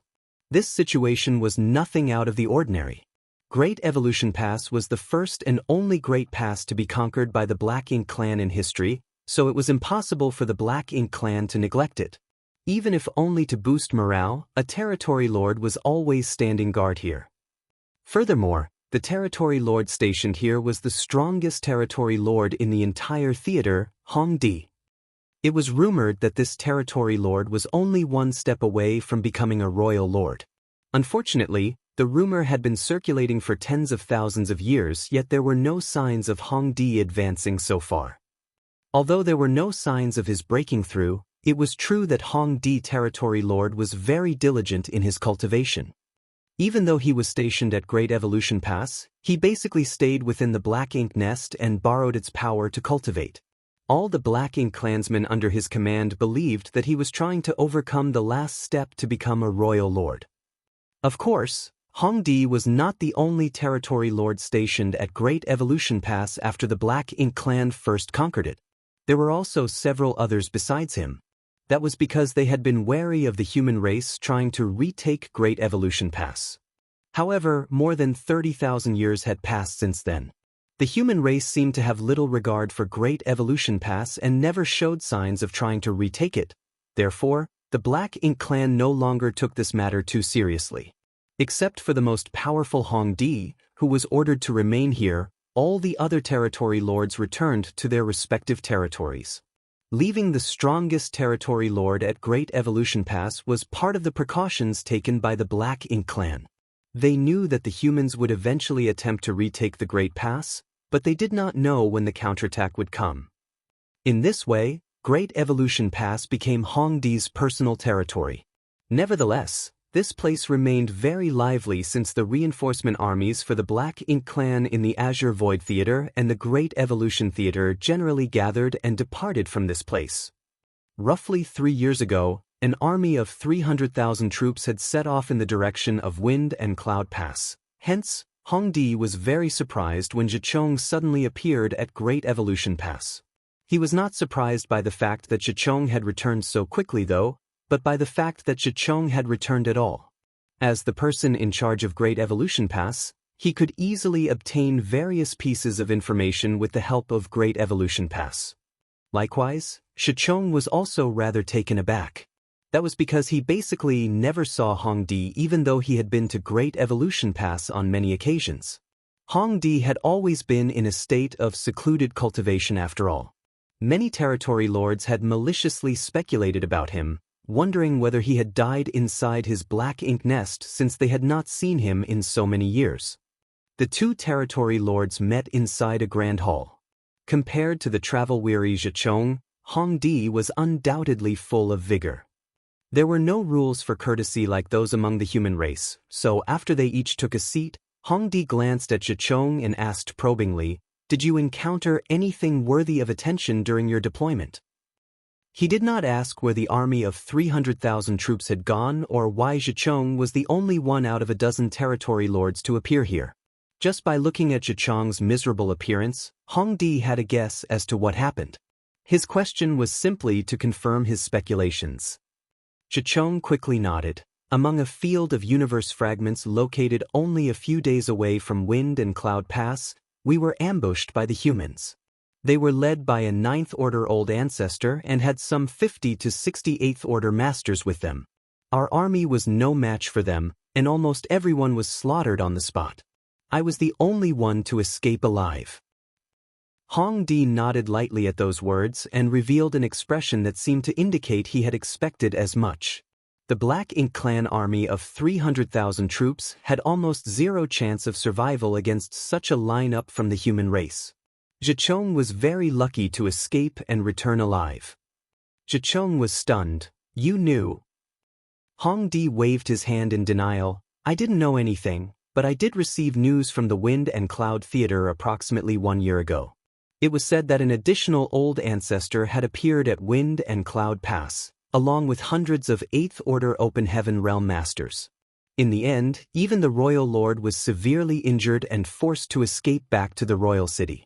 The territory lords suffered massive casualties, and the army of several million under their command was all but wiped out. It will be difficult for them to recover without at least 1,000 years of recuperation." Jicheng was shocked to hear the news. He had thought that he was very unlucky, but compared to the fate of his clansmen at Wind and Cloud Theater, he could be considered quite fortunate. The Black Ink clan had originally been suppressing the human race in the Wind and Cloud Theater, but an additional old ancestor and hundreds of 8th Order Open Heaven Realm Masters had suddenly appeared on the battlefield. How could the Black Ink clan of the Wind and Cloud Theater possibly withstand such a force? Have the humans gone insane? Why did they gather so many 8th Order Open Heaven Realm Masters in one place? Did they abandon the other great passes? Was the old ancestor you encountered a woman from the human race? Hongdi asked. Zhicheng nodded solemnly, indeed. Although it was only a brief glimpse at the time, Zhicheng had definitely seen the appearance of the human old ancestor. Hongdi said, in that case, it has been confirmed. The old ancestor you encountered is most likely the one who suddenly appeared at Wind and Cloud Pass. The royal lords have conferred with each other and confirmed that this woman was originally the 9th Order Open Heaven Realm Master protecting Yinyang Pass. Zhicheng raged, if she is the old ancestor of Yinyang Pass, then why did she suddenly appear at Wind and Cloud Pass? Are they planning to ignore and disregard the royal lord at Yinyang Pass? He was lucky to have escaped the notice of that 9th Order Master, which allowed him to survive by a narrow margin, but what if he had not been so lucky? He would have suffered the same fate as the other dozen territory lords and become nothing more than severed limbs and hashed meat floating about in the void by now. Zhicheng had no place to vent all the bitterness and panic he felt while fleeing for his life. Furthermore, thinking about how a territory lord like him had never been in such a wretched position before and learning that the 9th Order Open Heaven Realm Master was somebody from the distant Yinyang Pass, he forgot to be mindful of his speech in his annoyance. Watch your tongue. Hongdi glared at Zhicheng. The prestige of a Black Ink clan royal lord was not something a mere territory lord could disparage. Zhicheng immediately shrunk his neck. In the end, he heaved a heavy sigh. Taking pity on Zhicheng, Hongdi explained the situation. To tell you the truth, there's a reason why that 9th Order woman from Yinyang Pass appeared at Wind and Cloud Pass. It's because a new 9th Order human has appeared at Yinyang Pass. That's why she could leave with peace of mind. Zhicheng was stunned. The humans gained an additional 9th Order Open Heaven Realm Master? The 9th Order Masters and the Royal Lords were the strongest combatants among the human race and the Black Ink clan. The addition or loss of even one of them was something that could shake the entire Black Ink battlefield. That was why Zhicheng lost his composure when he heard that there was an additional 9th Order Open Heaven Realm Master at Yinyang Pass. Hongdi nodded. When news that the 9th Order Old Ancestor from Yinyang Pass appeared at Wind and Cloud Pass, the royal lord in the Yinyang Theater probed the situation at Yinyang Pass and confirmed that there was a 9th Order Master there. It seems that one of the army commanders at Yinyang Pass broke through. Zhicheng immediately gritted his teeth in fury. The human race sure is cunning. When a human advanced from the 8th Order to the 9th Order, the disturbance caused was extremely large. If they had chosen to advance in the Black Ink battlefield, then the Black Ink clan would have known about it a long time ago. Seeing as they suddenly gained a new 9th Order Old Ancestor out of nowhere, it could only be assumed that the newly advanced master had not chosen to advance on the Black Ink battlefield. The humans had been planning this from the beginning. They secretly nurtured a new 9th Order Old Ancestor, which led to the complete defeat of the Black Ink clan at Wind and Cloud Pass. Zhicheng had simply gotten involved by extension. That can't be right. Hongdi suddenly seemed to realize something, and his expression changed slightly. Zhicheng, did you say that you were ambushed by the human race army when you were a few days away from Wind and Cloud Pass? Zhicheng nodded, in other words, you encountered each other on the road. Naturally, he secretly thought to himself, why is Hongdi asking such nonsensical questions? Hongdi's expression changed drastically. He had not been surprised by what happened to Zhicheng because he had already heard about the situation beforehand. The Black Ink clan army had suffered a crushing defeat at Wind and Cloud Pass, so he naturally assumed that the reinforcement army led by territory lords like Zhicheng had also been defeated on that battlefield. Therefore, he had been slightly surprised to see that Zhicheng had returned alive. Many territory lords had perished in that battle, so Zhicheng was very lucky to have survived. Be that as it may, It turned out that the reinforcement army had not participated in the battle at Wind and Cloud Pass. It was impossible for the humans to know about the reinforcement army dispatched from Great Evolution Pass and set up an ambush in the middle of their route. In other words, it was because Zhicheng and the others were unlucky that they were ambushed in the first place. They had encountered the human race army that had departed from Wind and Cloud Pass. But why would an old ancestor lead a human army out of Wind and Cloud Pass? This is bad. Hong Di abruptly jumped to his feet. They are coming to attack Great Evolution Pass. Zhicheng frowned. Do you have evidence? The truth was that he had considered this possibility while on the run for his life, but there was no evidence to back up this speculation. Although he had encountered the human race army outside of Wind and Cloud Pass, he could not say that they were planning to attack and retake Great Evolution Pass. That was a huge claim to make, so Zhicheng had not dared to voice his opinion even though this idea had crossed his mind. Martial Peak, Chapter 5196, Northern and Southern Armies. Zhicheng had originally planned to use the Black Ink Nest at Great Evolution Pass to report his encounter to the Royal Lord. At the same time, he planned to mention his conjecture despite the lack of evidence. Unfortunately, there were various pros and cons to be considered. If his conjecture was true, then the Black Ink clan would have time to prepare themselves in advance. However, if he was wrong, then he would definitely be punished. There was also the fact that he had fled the battlefield during his encounter with the human race army. He was bound to suffer horribly if he was simultaneously condemned and punished for both crimes. Seeing that Hong Di had the same suspicions, Zhicheng felt a sense of relief. It would save him the trouble of informing the royal lord himself. Hong Di quickly said, "If you consider the timing, you probably encountered the ambush from the human race army after the battle at Wind and Cloud Pass ended. It was also after the battle at Wind and Cloud Pass that the royal lord sent me a message, telling me not to enter retreat for the time being. I couldn't understand why he issued such a strange order at the time, but it would seem that he already anticipated this turn of events." The royal lord had indeed anticipated this situation. Hong Di was stationed at Great Evolution Pass, so the only information he could receive was the information circulating within the Great Evolution Theater. It was also information that the royal lord could access, but unlike Hong Di, the royal lord had a high-rank Black Ink Nest. The royal lord could communicate with the other royal lords with their high-rank Black Ink Nests and obtain information from the other theaters. Hong Di was only aware that the humans at Wind and Cloud Pass had significantly increased the number of their troops. They also seemed to have welcomed an additional old ancestor. However, he was not aware that the humans at Azure Void Pass had seen a similar increase in troop strength. Although they did not have an old ancestor among them, they had mobilized hundreds of 8th Order Open Heaven Realm Masters. The Black Ink clan at Azure Void Pass had suffered a crushing defeat as a result. The human race at the two great passes neighboring Great Evolution Pass had shown strange movements at the same time. That was a clear indication that they were plotting something. It was only natural for the royal lord to have some guesses. Hence, he immediately sent a message to Hong Di, telling the latter not to enter retreat for the next few years. That was also why Zhicheng could meet with Hong Di at this moment. "This is an urgent matter. I must report this information to the royal lord immediately." After saying that, Hong Di rushed out. It was evident that he wanted to borrow the power of the Black Ink Nest to report the information he just received. Seeing that, Zhicheng naturally had no reason to stop Hong Di, so he stood up and said, "I'll go with you."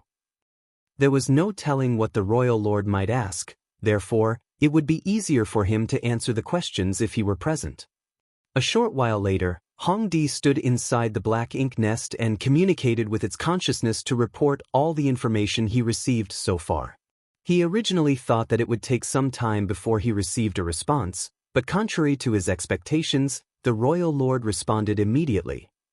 Another short while passed before Hong Di withdrew his consciousness with a solemn expression. Zhicheng asked, "What did the royal lord say?" He had wanted to report his experience to the royal lord himself, but who could have imagined that the royal lord had no intention to question him whatsoever? Zhicheng did not know what the royal lord had said to Hong Di. Hong Di quickly said, Our clan suffered a crushing defeat at Azure Void Pass after the humans dispatched a large number of reinforcements there. As a result, nearly half the territory lords were killed or gravely injured.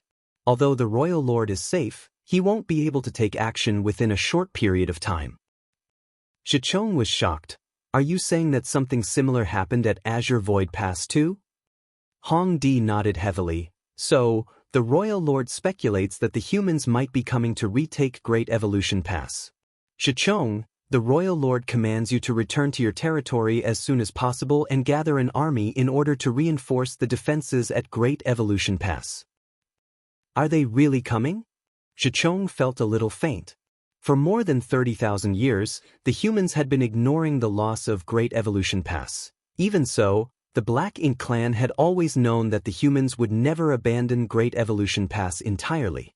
They would come back to retake the pass one day, but the Black Ink clan never expected the wait to last 30,000 years. I understand. I will return to my territory immediately.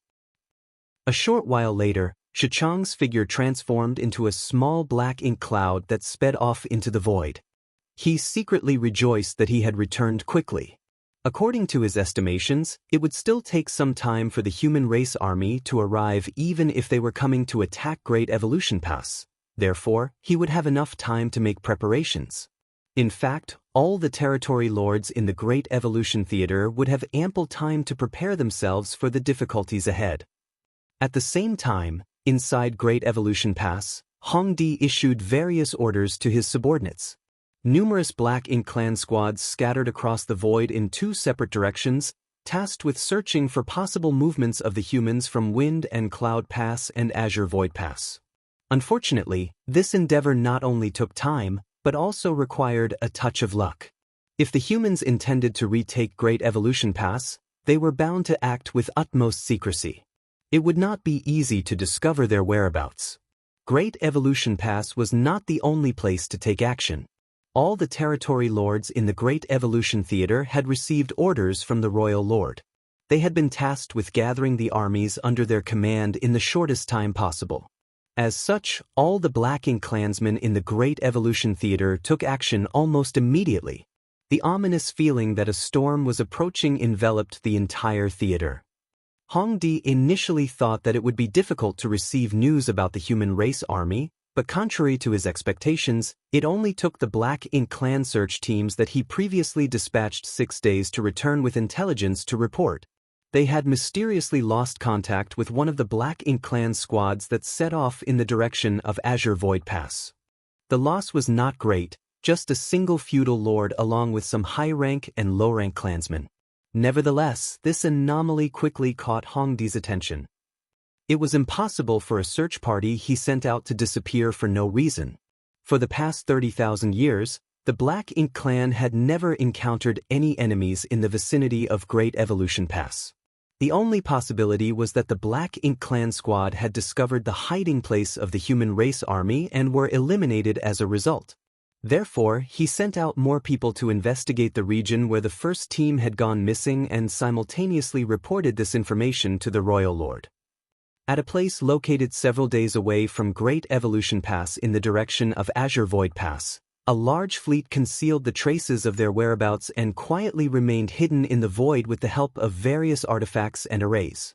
The method of concealment they deployed was very clever and sophisticated, so as long as nobody came within 1,000 kilometers of the various artifacts and arrays, they would remain invisible. However, there was nothing they could do if the Black Ink clan came too close. Unlike with individual cultivators, it was not easy to conceal the whereabouts of such a large-scale fleet. After all, a lone cultivator could at least use some obscure secret techniques to conceal themselves, whereas a giant group of warships could not be missed. This fleet was none other than the Great Evolution Northern and Southern armies that had departed from Azure Void Pass. Just as Xiang Shan had expected, the Great Evolution Northern and Southern armies had marched at a faster pace compared to the Great Evolution Eastern and Western armies. They arrived in the vicinity of Great Evolution Pass half a month ago. Needless to say, they would never act rashly before they made contact with the Eastern and Western armies. That was why they stopped at a location approximately 3 days away from Great Evolution Pass to wait for news from Xiangshan. This location was neither too close nor too far from the Great Evolution Pass. Under the premise that they could effectively conceal their whereabouts, this distance would also allow them to easily communicate with the Eastern and Western armies. Unfortunately, the Northern and Southern armies had extremely terrible luck.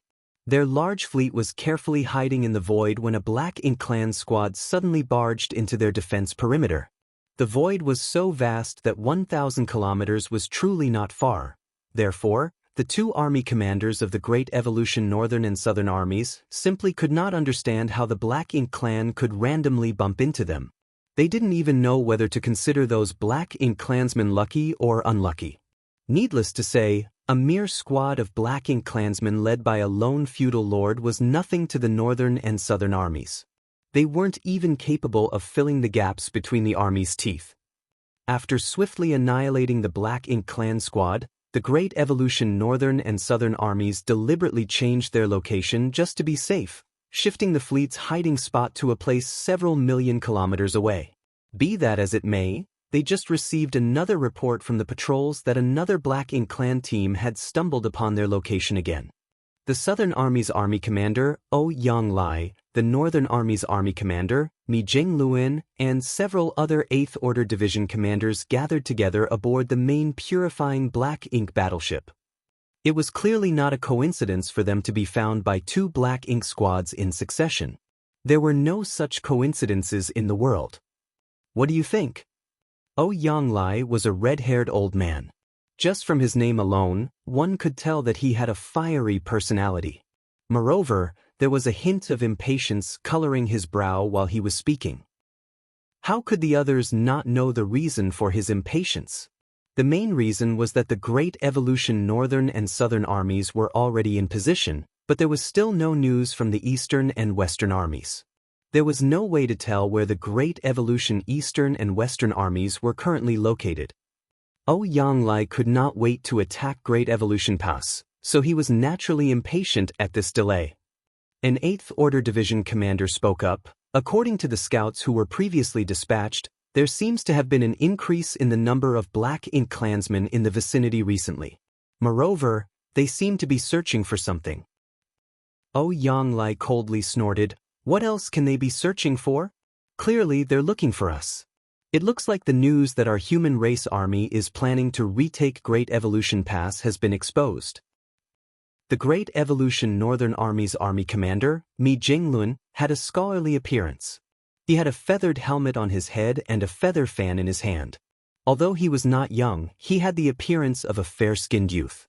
Anybody who saw him for the first time would never associate him with the post of army commander. He smiled lightly. It's within our expectations. The movements at Wind and Cloud Pass and Azure Void Pass were not small after all. It's only natural for the Black Ink clan to guess our intentions. Yang Lai raged. I want to know where Xiangshan led the Eastern and Western armies. We've already been here for some time, so why are they nowhere to be seen? Are they planning to give up on Great Evolution Pass? Mi Jingluan persuaded earnestly. Please calm down, Brother Yang. Judging by the number of days, the Great Evolution Eastern and Western armies should have arrived in the vicinity of Great Evolution Pass by now. I'm sure somebody will come and contact us soon. He knew that Yang Lai was upset that the old ancestor had appointed Xiangshan as the Great Evolution Eastern Army's army commander. Combined with the current situation, Yang Lai couldn't hide his contempt for Xiangshan in his words. What we need to do right now is to wait. But, since the Black Ink clan has taken precautions, it isn't safe for our Northern and Southern armies to remain here.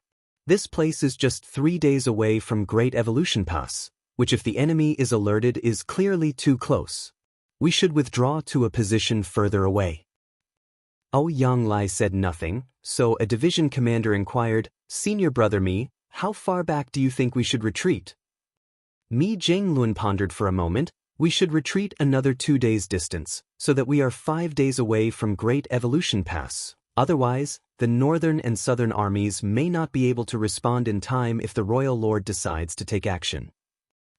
The other 8th Order Open Heaven Realm Division commanders who were participating in the strategy meeting nodded in agreement. Then, Mi Jinglun glanced at Ouyang-Lai. Ouyang-Lai said, "We'll do as you say. Although the army can withdraw, we will still need to send somebody to approach Great Evolution Pass in order to better monitor the movements there." Mi Jinglun nodded at those words. "Your words make sense, Brother Ouyang. Do you have any candidates in mind?" Ouyang-Lai stood up and said, "I'll go myself." Mi Jinglun heaved a sigh in his heart, knowing that he could not dissuade the other party. Ouyang-Lai had a rather irritable personality, and the more one tried to dissuade him, the more counterproductive it would be. In any case, it was not dangerous for him to go in person. He was an 8th Order Open Heaven Realm Master after all, so it would not be difficult for him to conceal his presence, unlike a large fleet that could not remain hidden no matter what they did. Martial Peak, Chapter 5197, Come take a walk with your master. Even if Ouyang-Lai went to scout in person, the Great Evolution Northern and Southern armies would still have Mi Jinglun in command, so nothing would go wrong. It was just that Ouyang-Lai could not be allowed to go alone. There was no saying what trouble he might cause with his violent temper otherwise. For that reason, Mi Jinglun said, "You should bring your disciple with you, Brother Ouyang. That way, you can send him back to inform us if you discover anything." Ouyang-Lai immediately turned to look at Mi Jinglun. "What's wrong? Are you afraid I might cause trouble? Are you trying to get my disciple to watch over me?" Mi Jinglun burst out laughing. "How could I possibly dare to do something like that?" Although he said that, it was obvious he had that exact intention in mind. Ouyang-Lai considered the suggestion for a moment and coldly snorted, "Fine. I'll bring him with me." Honestly speaking, Mi Jinglun was not the only one who was worried that he might cause a ruckus. Ouyang-Lai was worried that he might cause a ruckus too. Under normal circumstances, his strength as an 8th Order Open Heaven Realm Master would have prevented anything too troublesome from occurring even if he kicked up a storm. However, things were different this time. The Great Evolution Northern and Southern armies had not gotten in touch with the Great Evolution Eastern and Western armies, so they had yet to discuss their deployment strategy to retake Great Evolution Pass in detail. If he were to stir up trouble at this time, his actions would affect many other people as a whole. In the worst-case scenario, he might even disrupt the plans of the entire army. If he brought his disciple along with him, then his disciple would act as a constraint. Ouyang-Lai would first need to carefully weigh his actions before he caused any trouble. "Brat, did you hear? Come take a walk with your master." He turned to look to the side. There was a young man leaning against a nearby pillar, with his arms folded in front of his chest. The two army commanders and several 8th Order Open Heaven Realm Division commanders in charge of deciding the movements of the army were currently in deep discussion with each other. In contrast, this young man looked extremely bored and almost seemed as though he was about to fall asleep while listening to their discussion. He would yawn widely from time to time until his eyes were watery. This young man was in the 7th Order Open Heaven Realm, so logically speaking, his cultivation should have allowed him to break free from the constraints of ordinary mortals. It should be impossible for him to feel sleepy or yawn. Be that as it may, he not only yawned, but also yawned without stopping. He looked so drowsy that he might fall asleep at any moment. Everybody else in the hall was in the 8th Order Open Heaven Realm, and he was the only 7th Order junior present. Mi Jinglun and the other 8th Order Masters were not surprised by this youth's behavior though. Rather, it could be said that they had long gotten accustomed to it. Speaking of which, Ouyang-Lai and his disciple were definitely a pair of weirdos. The master had a fiery personality, and his general behavior was rather impulsive even though he was an 8th Order Open Heaven Realm Master. Therefore, it was rather surprising for him to take in such a lazy disciple who seemed so laid back and apathetic to almost everything. Their personalities could be said to be complete opposites of each other, but Ouyang-Lai had very high expectations of this disciple of his and usually spoiled him rotten. It was for these reasons that he always brought his disciple along with him whenever he felt that he might act recklessly and get into trouble. That was because he would constantly remind himself to act extremely carefully so as not to cause any trouble when his disciple was by his side. After all, his disciple might also get dragged into the mess if he caused a ruckus. The young man stared blankly ahead and yawned as usual. Meanwhile, Yang Lai did not receive a reply to his question.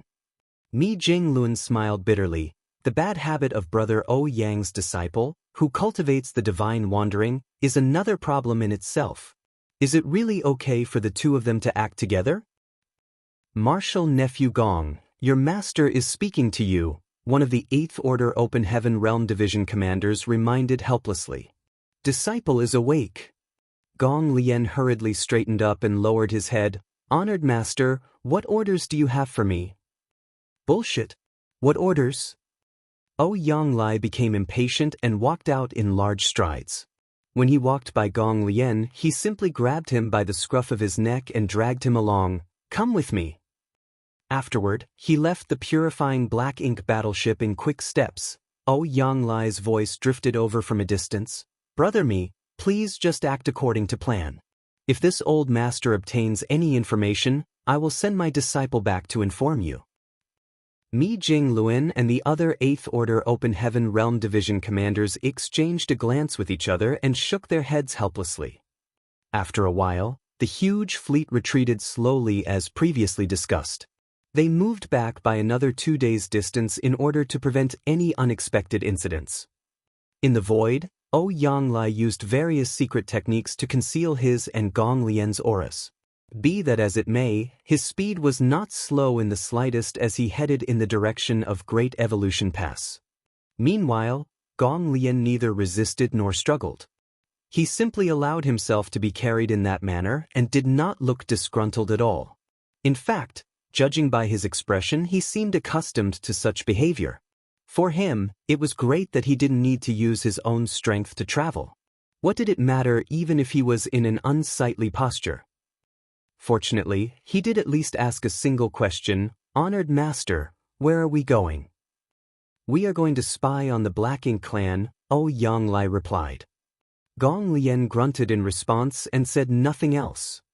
While Yang Li and his disciple were traveling through the void and quickly approaching Great Evolution Pass, Yang Kai was also charging through the void from the opposite side. Yang Kai's journey required him to cross Great Evolution Pass and head towards its opposite side to search for the whereabouts of the northern and southern armies and report Xiang Shan's intentions to them. There were 2 possible routes in order to cross Great Evolution Pass. One was to go around from the front, and the other was to go around the back.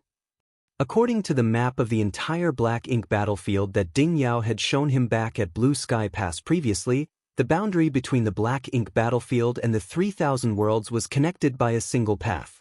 This path was none other than the No-Return Pass guarded by the Dragon and Phoenix clans. With the No-Return Pass as the center, the human race had established more than 100 great passes to form an outer defense perimeter. The distribution of these great passes in the Black Ink battlefield resembled an inverted semicircle that encompassed the No-Return Pass at its center. In other words, the No-Return Pass was located behind all the great passes. If one were to set off from any of the great passes and traveled in the direction of the 3,000 worlds, they would eventually arrive at the No-Return Pass.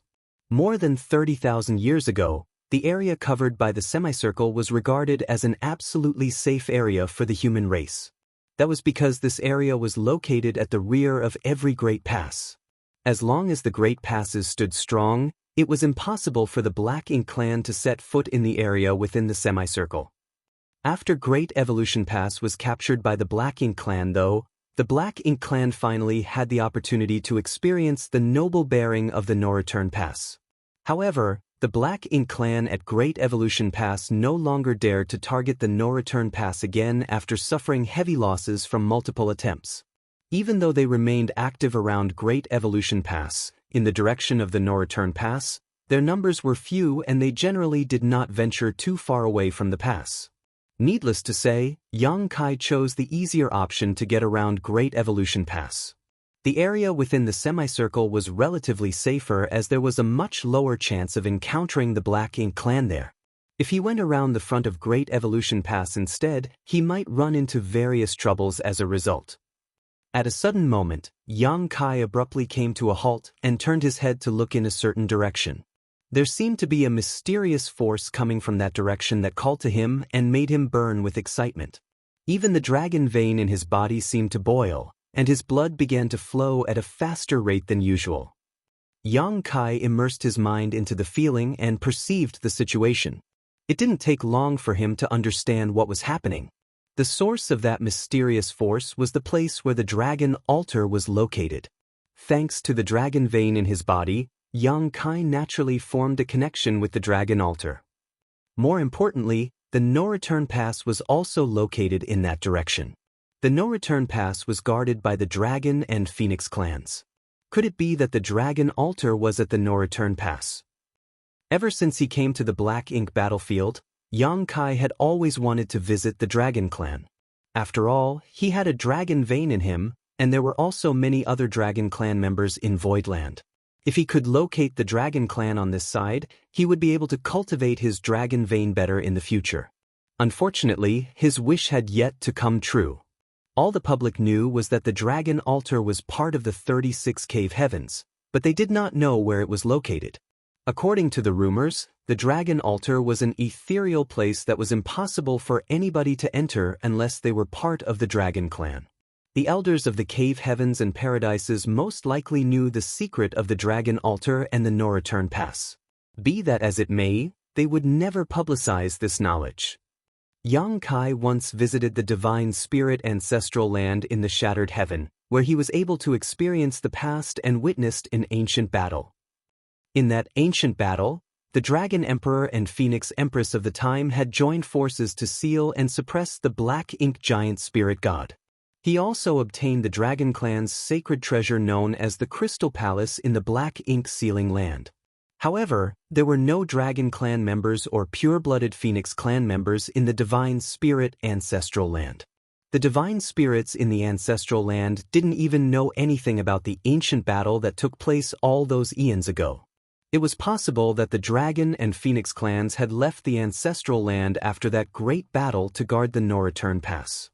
Yang Kai had failed to sense the existence of the dragon altar back at Blue Sky Pass because the distance between them had been too great. Now that he had deliberately taken a large detour around the rear of Great Evolution Pass though, he finally had the opportunity to perceive the dragon altar.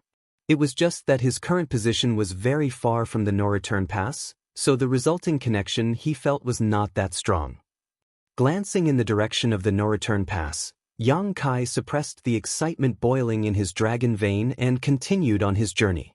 The dragon altar was a place he was bound to visit one day, but now was not the time.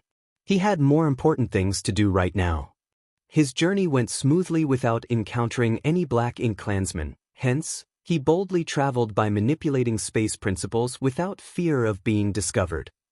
On the other side of Great Evolution Pass, Yang Lai carried his disciple, Gong Lian, and snuck towards Great Evolution Pass. Along the way, he found a large number of Black Ink clan squads searching in all directions. Of course, it was not difficult for him to avoid these Black Ink clansmen with his powerful cultivation and skills. Gong Lian continued to yawn throughout the journey with a drowsy look in his eyes. Anybody who saw him would think that he was about to fall asleep at any moment. In reality, he had always maintained such behavior without changing. Even though he was being carried by his honored master, he did not bother to resist at all. A few days later, Yang Lai finally arrived at the periphery of Great Evolution Pass. From where he stood in the void, he could clearly see the majestic Great Pass towering upward in the void. He couldn't help sighing when he saw the Great Pass that was completely shrouded in Black Ink strength. This place used to be part of the territory that belonged to the human race, but it was now dominated by the Black Ink clan, which made him feel indignant. As a result, he was tempted to rush over and attack the Black Ink clan in order to reclaim the pass and wash away the shame of losing it. Nevertheless, it was just a thought. No matter how rash his personality, Yang Lai knew that nothing good would happen if he attacked the Great Pass alone. They would only stand a chance to reclaim Great Evolution Pass if the entire army took action. While this position was considered quite close, he had yet to reach the limits of his ability. Yang Lai was about to head closer when Gong Lian, who had been carried all this time, abruptly reacted. Gong Lian widened his eyes in surprise, the usual lethargic expression on his face vanishing in an instant. More importantly, he involuntarily shuddered in fear. Martial Peak, Chapter 5198, I suddenly feel a little scared. Yang Lai had been carrying Gong Lian all this while, so he immediately noticed the sudden change in his disciple. Just as he was about to inquire about the situation, he heard Gong Lian sending a divine sense transmission to him. Honored Master, I suddenly feel a little scared. He frowned. Are you certain? Gong Lian nodded solemnly. Yang Lai's expression immediately turned serious. There was no denying that his disciple had extremely outstanding aptitude, as Gong Lian had advanced directly to the 7th Order Open Heaven realm. Even among the cave heavens and paradises, he was a rare talent with the hope of reaching the 9th Order Open Heaven realm one day. Why else would Yang Lai value him so much? What's more, Gong Lian's cultivation speed was astoundingly fast. It had been less than 1,000 years since he advanced to the Open Heaven realm, but he had already reached the peak of the 7th Order and was only one step away from the 8th Order. Although his cultivation was one step lower than Yang Lai's, he had a unique ability, and that was that his perception of danger was much more acute than ordinary people. His perception was not so much a skill as an innate talent. Therefore, it was impossible for others to imitate. Gong Lian might not know what triggered it, but he could always predict approaching danger in advance. The greater the crisis he faced, the stronger the perception he experienced. Similar incidents had occurred in the past, and Gong Lian had relied on his innate talent to avoid many dangers along his cultivation path. However, there had never been an incident where his perception of danger had caused him to panic. Being aware of his disciple's innate talent, Yang Lai immediately knew that something was very wrong when Gong Lian trembled in fear and claimed that he was scared. Between the both of them, one of them was in the peak of the 7th Order and the other was in the 8th Order. Even if they encountered the Black Ink clan army, they would be able to escape alive as long as they were not completely surrounded by the enemy. For that reason, the source of danger that Gong Lian sensed was most likely the Royal Lord.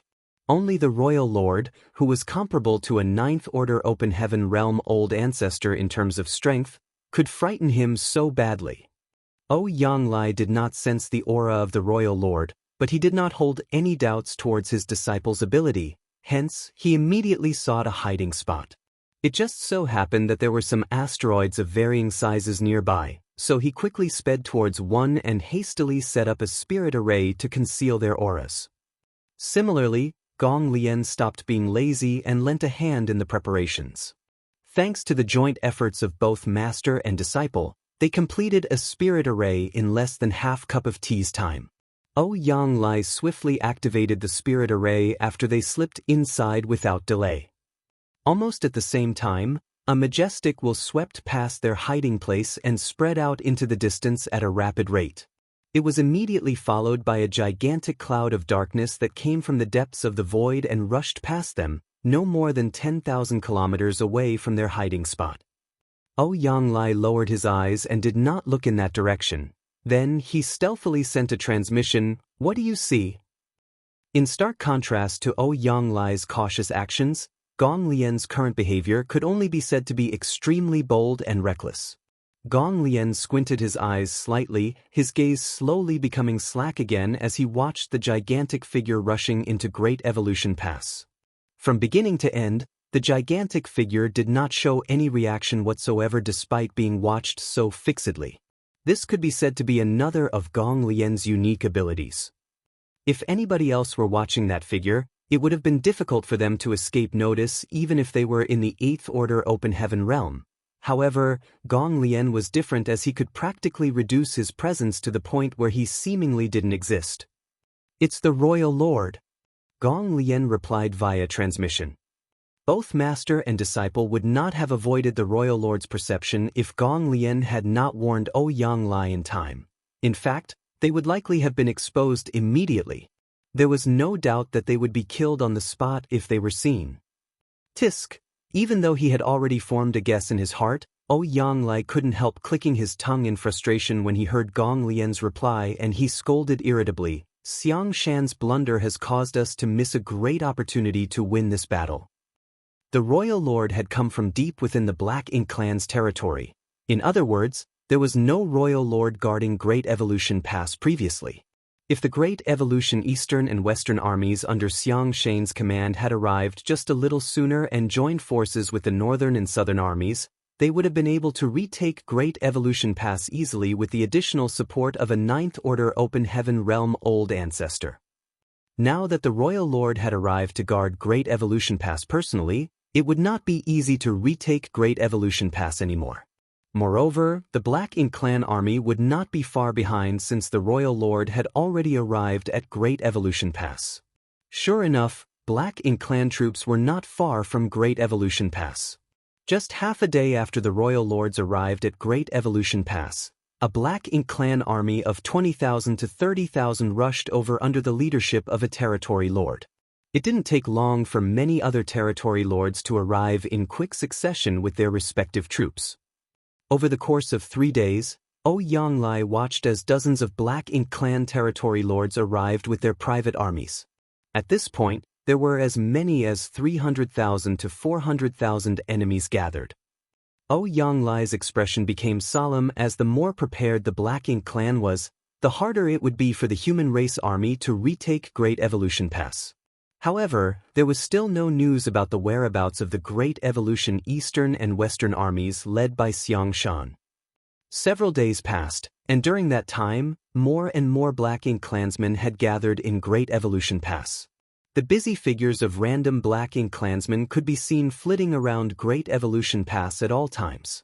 They were setting up various deployments inside the walls in preparation to confront the human race army. 10 days later, Yanglai and Gong Lian counted almost 800,000 to 900,000 Black Ink clansmen at Great Evolution Pass. In addition, there were dozens of territory lords and even a royal lord assuming command. It could be said that the Black Ink clan's deployment at Great Evolution Pass practically left it impenetrable to attack. Honored Master, the situation is not looking good for us. Even Gong Lian, who often spent his time cultivating the divine wandering, could see that the current situation was not good for the human race. Yanglai remained silent with a sullen expression. The communication device he carried with him to contact the Great Evolution Eastern and Western armies could be used as long as both parties were within a certain distance of each other. However, there had been no contact even up until now. Just what is going on with the Eastern and Western armies? Why haven't they contacted me? Could it be that something has happened to them? But they have the protection of an old ancestor. What can possibly happen to them? Yanglai simply could not understand the situation. At Great Evolution Pass, many territory lords had gathered together inside the spacious Grand Hall. There was a throne at the highest position, a hideously shaped one made entirely from bones. Even after countless years, the bones continued to exude monstrous ferocity. After conquering Great Evolution Pass, the Black Ink clan had collected the corpses of countless human masters and used their bones to create this throne. Only the corpses of those in the Seventh Order Open Heaven realm and above were qualified to be used in its construction. The throne was immeasurably huge, so it was conceivable just how many bones from the human masters had been used to build it at the time. At the same time, it was also a glimpse into how many human masters had perished in that battle at Great Evolution Pass. This was the Black Ink clan's spoils of war. Despite being placed here all this time, even Hong Di, who was in charge of overseeing Great Evolution Pass, did not have the qualifications to sit on this throne. It was an exclusive throne specifically for the use of the Royal Lord. At this moment, the Royal Lord was sitting on this throne. Judging from his appearance alone, he was not very different from the humans. It was just that his body was several times larger, and he had a pair of jet black wings on his back. He propped his face up on one hand and narrowed his eyes slightly, listening to the reports from the territory lords. It was mainly Hong Di's report. Great Evolution Pass was his home territory after all, so he had previously dispatched many Black Ink clansmen to investigate the surroundings, so he was now reporting the information he obtained in quick succession. Several of our squads have gone missing in the direction of Azure Void Pass. Although I've sent more people to investigate their disappearance, the investigation did not reveal any clues. We are fairly certain that those clansmen encountered humans and were eliminated. The human race army is most likely hiding somewhere there, but I don't know their exact location. On the other hand, nothing strange has been detected from the direction of Wind and Cloud Pass. All the scouts we dispatched have returned alive. There have been no losses and they did not discover any traces of an army there. At the moment, over 30 territory lords have arrived at Great Evolution Pass with a force of more than 900,000 troops. The defenses of Great Evolution Pass deployed over so many years would surely be enough to stop the invasion of the human race army. It's no big deal if they don't come, but if they do, they will not leave this place alive. The rest of the territory lords cheered loudly in response. Most of them had participated in the battle to conquer Great Evolution Pass more than 30,000 years ago. Back when the humans still had control over Great Evolution Pass, the Black Ink clan had suffered greatly every time they attacked the Great Pass as it acted as a huge defensive fortress. As a result, the humans often won many battles despite their fewer numbers. The time had finally come for the humans to have a taste of the helpless feeling that the Black Ink clan experienced whenever they attacked the Great Passes. Thus, the territory lords could not wait to see that scene before their very eyes. Needless to say, 30 territory lords and an army of more than 900,000 troops were not everything that the Black Ink clan in the Great Evolution Theater could muster. In fact, that number was merely half of the troops that the Black Ink clan could immediately mobilize. It was not that the Black Ink clan could not muster more troops, it was just that Great Evolution Pass could not accommodate more people despite its enormous size. An army of 900,000 troops was more or less the limit. If they added any more troops to the mix, those troops would only become a burden instead of a boon. That was why the royal lord had only ordered 30 territory lords and the respective armies to assemble. As for the other territory lords, they were on standby and ready to support Great Evolution Pass at any time. In reality, there should have been close to 100 territory lords in the Great Evolution Theater. However, they had been tasked with providing reinforcements to Wind and Cloud Pass and the Azure Void Pass in recent years. Almost 10 territory lords had died in battle on each side, leading to the loss of nearly 20 territory lords. Consequently, there were only some 70 territory lords left in the Great Evolution Theater. This was not a large number. After all, there were reportedly 68th Order Open Heaven Realm Division commanders in the Great Evolution Eastern and Western armies alone, with more than 108th Order masters in the entire the Great Evolution Army. Comparing the number of 8th Order Open Heaven Realm masters and territory lords, the human race had an absolute advantage. This decision had taken into account the dangers and risks of assaulting the Great Pass. It was impossible to reclaim Great Evolution Pass without an absolute advantage over their enemies. After Hong Di finished his report, the royal lord did not respond for a long time and the territory lords did not dare to pester him for a response. A long while passed before the royal lord commanded, "Continue investigating. Try to find a way to learn the exact location of the human race army." What he could ascertain at this moment was that the 9th Order Open Heaven Realm Master came from the direction of Wind and Cloud Pass. In other words, the human race army coming from Azure Void Pass did not have the protection of a 9th Order Master. If he could learn the location of the human race army from Azure Void Pass, then he could take the initiative to attack them. In that way, it would be much easier for him to deal with the human race army from Wind and Cloud Pass. The human race's decision to split the army during their march towards Great Evolution Pass would result in their complete defeat. The Black Ink clan royal lord was full of confidence towards this upcoming battle. After all, the situation today was not the same as 30,000 years ago. Yes. Hong Di responded and relayed the orders to his subordinates. It didn't take long before even more Black Ink clan squads came out from Great Evolution Pass and split into two directions to investigate and obtain information on the movements of the human race army. Marshall Peak, Chapter 5199, Change of Plans. In the void, Yang Kai's figure flickered constantly as he moved forward rapidly. The huge void was vast and silent with no suitable objects to be used as a reference for the universe chart. Therefore, he did not know his exact location. It was truly fortunate that he could still use the universe array. Under normal circumstances, those who left behind their imprint at the universe array could use the universe transference law to create a connection to it as long as both were located in the same world. In that way, they could directly teleport themselves back to the universe array. It was just that the difference in the teleporting distance would lead to a difference in the pressure that one faced when teleporting themselves. If the pressure was too great, they might end up in an awkward situation where their body is torn apart. A few days ago, Yang Kai started to use the universe transference law to determine the position of the universe array and correct his direction accordingly. Unfortunately, the distance between them was still too large. Even for him, it would be difficult to withstand the burden of teleporting over such a large distance. Hence, he had been working on getting closer towards the universe array. All of a sudden, he stopped in his tracks and formed hand seals to activate the universe transference law. A huge array bloomed beneath his feet a moment later, forming a vague connection with something a long way away. It was the place where the universe array was located. More importantly, the location of the universe array corresponded to none other than the location of the purifying black ink battleship belonging to the Great Evolution Northern and Southern Armies. Yang Kai quietly perceived the situation. His current location was still quite far from the location of the universe array. An ordinary 7th Order Open Heaven Realm Master would not be able to teleport themselves over such a distance safely. Only an 8th Order Master could pull off such a feat.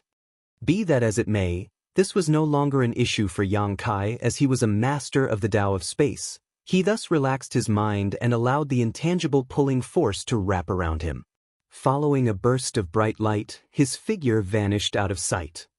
The Great Evolution Northern and Southern Armies were currently hiding in an area filled with universe fragments. This place was located a full 10-day journey away from Great Evolution Pass. Ever since their location was first discovered by the Black Ink clan, the large fleet had changed its hiding spot several times. Unfortunately, it would not take long before their new location was discovered again. In order to learn the whereabouts of the human race army, the Black Ink clan had dispatched many search teams as though casting a wide net in the direction of Azure Void Pass. As a result, the Great Evolution Northern and Southern Armies were forced to retreat again and again until they reached their current position. If they were discovered again, then they would be forced to withdraw even further. After all, they did not have the protection of an old ancestor and would be defenseless if the royal lords suddenly attacked them. Therefore, it was better for them to stay as far away from Great Evolution Pass as possible for safety's sake. On the deck of the purifying black ink battleship, Mi Jinglun stood quietly at the bow of the ship with his feather fan in hand as he stared outward in the direction of Great Evolution Pass. Nearly 10 days had passed since Yanglai and his disciple headed towards Great Evolution Pass to spy on the situation. There had been no news from them since their departure, so Mi Jinglun did not know anything about the situation over there. What puzzled Mi Jinglun in particular, though, was the movements of the Great Evolution Eastern and Western armies. According to the original plan, the Eastern and Western armies should have arrived in the vicinity of Great Evolution Pass and made contact with the Northern and Southern armies by now. However, there had been no news from the other side so far. The communication device was in Yanglai's possession, and he was currently located in the vicinity of Great Evolution Pass. If the Great Evolution Eastern and Western armies wanted to contact him, then they would be able to do so directly. Without the cooperation of the Great Evolution Eastern and Western armies, it would be difficult to achieve victory with the 30,000 troops of the Northern and Southern armies alone. It was a pity that there was nothing Mi Jinglun could do at the moment. He could only do his best to conceal the whereabouts of the Great Evolution Northern and Southern armies and wait patiently. At that moment, an unfamiliar aura suddenly appeared on the purifying black ink battleship and was immediately followed by an uncertain inquiry, "Who are you?" Mi Jinglun abruptly turned to look in that direction. That was where the space array was located. Moreover, this spirit array was linked to the secret room where the universe array was arranged on the purifying black ink battleship. If one of the soldiers returned to the black ink battleship with the help of the universe transference law, they would immediately be teleported into the secret room with the universe array. It was just that the purifying light was sealed inside the secret room, so there was another space array inside the secret room that allowed them to be teleported back to the deck of the ship without wasting any purifying light. For that reason, a special guard was tasked with monitoring the corresponding space array on the deck. The one who asked the question earlier was none other than the person guarding the space array. Somebody arrived on the purifying black ink battleship via the universe array. Mi Jingluan immediately snapped back to his senses and sent a transmission to the guard, "Quickly bring that person over." The guard responded affirmatively and brought a young man to Mi Jingluan a short while later. Needless to say, the person who arrived was Yang Kai. Looking at the person with a scholarly appearance in front of him, Yang Kai immediately recognized him and cupped his fist in greeting. "Junior greets Senior Mi." Mi Jingluan was slightly surprised. "Do you know me? I don't believe we've met, have we?" Yang Kai replied, "No. But this junior is familiar with the names of the two army commanders of the Great Evolution Northern and Southern Armies. Senior O Yang's name sounds like it belongs to a hot-tempered person, so he would never dress like you. Since you are not Army Commander O Yang, then you must be the other Army Commander." Mi Jingluan smiled. "So that's how it is. You must be Yang Kai, right?" This time around, it was Yang Kai's turn to look surprised. "Do you know me, sir?" Mi Jingluan explained. "Since you appeared on the purifying black ink battleship, it's obvious that you've left your imprint on the universe array. Be that as it may, you are not a soldier from the Northern or Southern armies. Throughout the various Great Passes, there is only one person who has left their imprint on all the purifying black ink battleships. After all, you were the one who arranged them on the purifying black ink battleships." Yang Kai nodded lightly. Mi Jingluan's expression turned solemn, and he directed the conversation to the main topic. "Did you come because you have a report for me?" Yang Kai cupped his fist. "I came here under orders from Army Commander Xiang Shan to inform the Great Evolution Northern and Southern armies that there has been a change to the original plan." Mi Jingluan raised his hand to interrupt. "Please wait a moment." His divine sense surged for a moment before he beckoned towards Yang Kai. "Come with me." A short while later, Yang Kai followed Mi Jingluan into the purifying black ink battleship and soon arrived at a conference hall. It didn't take long for the 8th Order Division commanders who received the news to arrive in quick succession. Many of them were surprised to see an unfamiliar face and wondered why this 7th Order Junior was here. Most just assumed that Yang Kai was part of the Great Evolution Northern and Southern armies. After all, the Great Evolution Army was composed of people who came from various Great Passes. It was impossible for the division commanders to recognize every single soldier in the army. However, there were actually a few 8th Order Open Heaven Realm Masters who had met Yang Kai before and recognized him. Back when Blue Sky Pass first spread the refining method of the purifying black ink battleship, every Great Pass had constructed 4 purifying black ink battleships. Afterwards, the Great Passes dispatched an 8th Order Master to bring the purifying black ink battleships to Blue Sky Pass so that Yang Kai could install universe arrays and seal purifying light within them. Needless to say, the 8th Order Masters who met Yang Kai before were the ones who went to Blue Sky Pass back then. Upon seeing Yang Kai standing here, these 8th Order Masters were slightly surprised but soon became delighted. That was because they remembered that the troops from Blue Sky Pass had been dispatched to the Great Evolution Eastern and Western armies.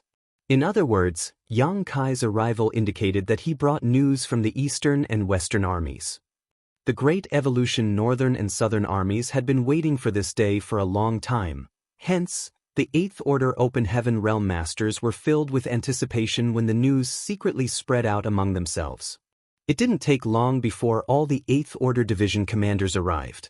Mi Jingluan then got straight to the point. Yang Kai came from the Great Evolution Eastern and Western armies. He has a report for us, so please give him your attention.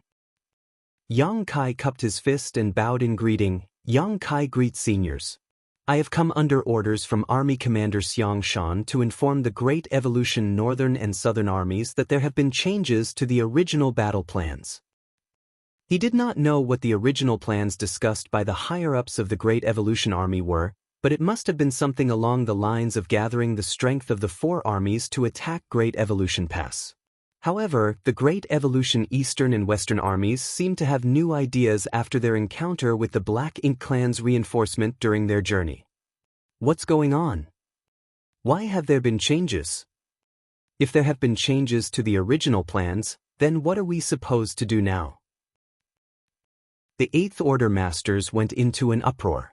It was not that their hearts were not strong enough, but rather that such important military matters concerned both the recovery of Great Evolution Pass and the lives of tens of thousands of soldiers. Therefore, the Great Evolution Eastern and Western Armies' unilateral announcement about changes to the original plans had caught them by surprise. Mi Jinglun raised his hand to suppress the noise, and only then did the Eighth Order Open Heaven Realm Masters calm down. Turning to look at Yang Kai, Mi Jinglun inquired, "Did the Great Evolution Eastern and Western armies encounter an unexpected incident?"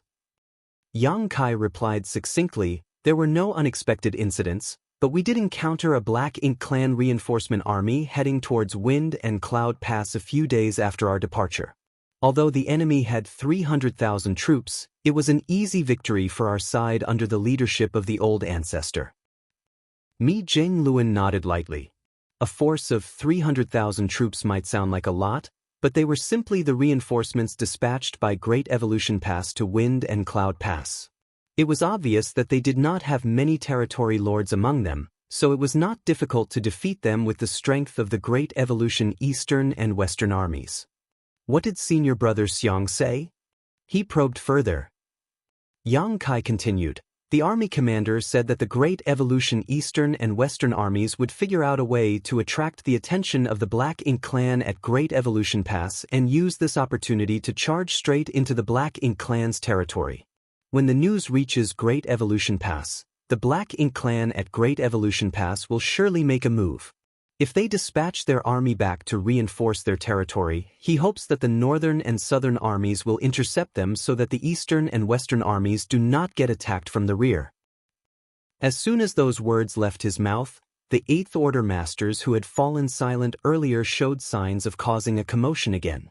Although the orders that Yang Kai delivered were exact and accurate, there were many puzzling points too. Mi Jinglun frowned. The Great Evolution Eastern and Western armies planning to draw the attention of the Black Ink Clan at Great Evolution Pass? How will they achieve that? Yang Kai pondered for a moment before responding. During the march, the army commander summoned all the artifact refiners who came along with the Eastern and Western armies and gathered large amounts of materials to refine an extremely unique type of puppet. These puppets are humanoid in shape, and although they did not have great combat abilities, they can exude the aura of a Fifth Order Open Heaven Realm Master and above once they were activated. It should be enough to confuse them for real people from a distance after dressing them up a bit with the spare clothing that was later collected. Puppets? Mi Jinglun was slightly taken aback. Collecting materials for refining and spare clothing while on the march indicated that the Great Evolution Eastern and Western armies came up with the plan on the fly. It was not something that was premeditated. Otherwise, they would not have left the northern and southern armies in the dark. Besides, Xiang Shan should have known that the army was supposed to proceed forward with great caution. Rashly changing the original plans could only mean that he had a better plan in place. Although Yang Kai was only explaining what the Great Evolution Eastern and Western armies had done during their march and did not provide any speculations of his own, just hearing the words, puppets, and clothes, was enough to make most people come to the same conclusion. The Great Evolution Eastern and Western armies clearly wanted to use these refined puppets to draw the eyes of the Black Ink Clan at Great Evolution Pass. How many of these puppets did you refine? Mi Jinglun's question hit the nail on the head again. A small number of puppets would not achieve any effect. They would only attract the attention of the Black Ink Clan if they refined an astounding number of them. I refined more than 140 puppets myself, and there were 1,000 or so artifact refiners who came along with the Eastern and Western armies. Considering that each person's attainments in the Tao of artifact refining is different and the number of puppets that they could refine is also different, this junior conservatively estimates that around 50,000 puppets were refined. The number might be even higher than that. Marshal Peak, Chapter 5200 Mi Jing Luan. 50,000? One of the 8th Order Division commanders immediately frowned in response. That was not a small number. If every single puppet could exert the aura of a 5th Order Open Heaven Realm Master or above, then their might would indeed be very imposing if they were gathered together in one place. It was just that the resources required to refine so many puppets would also be equally staggering. Besides, they would surely need to prepare large amounts of energy sources inside the puppets in order to activate so many at once. Xiang Shan, you spendthrift. The 8th Order Open Heaven Realm Masters were not the only people who were secretly feeling distressed. Not much time had passed since things began looking up for the human race on the Black Ink battlefield, but they were already starting to splurge on resources.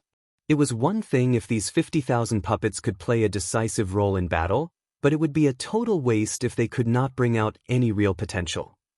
An 8th Order Open Heaven Realm Division commander asked, if the puppets can exert the aura of a 5th Order Open Heaven Realm Master and above, what about their true strength? If these puppets could also exert the strength of a 5th Order Open Heaven Realm Master and above, then the 50,000 puppets alone would be enough to teach the Black Ink clan a harsh lesson. Yang Kai replied honestly, that's the peculiarity of these puppets. Although the aura they can exert is not weak, they are not very useful in reality. Moreover, their flaws are very obvious since they were refined in a rush. While there is no risk of these flaws being noticed from a distance, the Black Ink clan will be able to see the truth at a glance once they get close enough. The 8th Order Open Heaven Realm Masters fell silent. It would seem that they could not place their hopes on the puppets. They could only be dispatched as bait for the Eastern and Western armies at most. But what was the use of such bait for Xiang Shan to refine so many of these puppets without regard for the cost? While the 8th Order Open Heaven Realm Masters were pondering these questions, Mi Jing Luan fanned himself with the feather fan in his hand. There was a pensive look on his face, and his eyes constantly flashed with an unusual light. Those were the signs that indicated he was thinking with all his might. The East-West Army refined these puppets on the march, which meant it was an impromptu decision. Otherwise, these puppets would have been prepared in advance before Wind and Cloud Pass even formed such a large army. What could have led the East-West Army to make such a choice? It was impossible for such a change to occur for no reason in this world, especially when it was related to a matter as significant as the recovery of Great Evolution Pass. Xiang Shan knew better than to be so irresponsible. What's more, there was an old ancestor overseeing the East-West Army. If Xiang Shan failed to convince the old ancestor, then it would have been impossible to make changes to the original plans. Mi Jing Luan suddenly raised his head to look at Yang Kai. Did he order the refinement of the puppets before or after they encountered the reinforcements from the Black Ink clan? After, Yang Kai replied. Right after defeating the reinforcements from the Black Ink clan, Army Commander Xiang Shan began to gather materials to refine the puppets. To this end, the army even took several days to rest and recover before proceeding. The 8th Order Open Heaven Realm Masters were speechless when they heard that the East-West Army even took several days to recover and reorganize. It had to be said that the North-South Army had departed from Azure Void Pass with all haste, for fear of missing the opportunity to strike while the element of surprise was on their side. In comparison, the East-West Army's actions were simply unimaginable. The Black Ink clan reinforcements only consisted of 300,000 troops, so with an old ancestor and 68th Order Masters, the East-West Army could have wiped out the enemy without much effort. Why would they need to rest and reorganize? Mi Jing Luan suddenly nodded, so that's how it is. One of the 8th Order Open Heaven Realm Masters who was fairly close to Mi Jing Luan asked, Brother Mi, what have you realized? Listening to Yang Kai talking about the East-West Army's behavior during the march had left these 8th Order Open Heaven Realm Masters scratching their heads over the reason why Xiang Shan had made changes to the original plans. However, Mi Jing Luan now claimed that he understood everything. Leaving aside these 8th Order Open Heaven Realm Masters, even Yang Kai who came from the East-West Army could not understand what Xiang Shan was planning. He only knew that the puppets must play a special role in the grand scheme of things. Mi Jing Luan smiled slightly. Brother Xiang is planning to lure the tiger out of the mountain. What do you mean? One of the 8th Order Open Heaven Realm Masters asked humbly. Mi Jingluan did not explain immediately.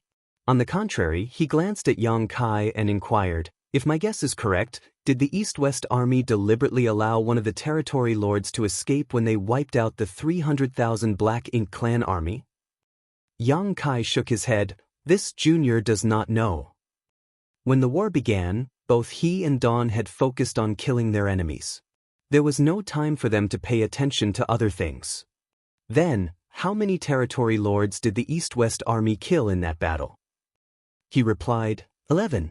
This disciple detected the aura of 11 territory lords vanishing during the battle. Exactly. In general, a territory lord will command between 20,000 and 30,000 troops in battle. For an army of 300,000, there should have been 10 to 12 territory lords in total.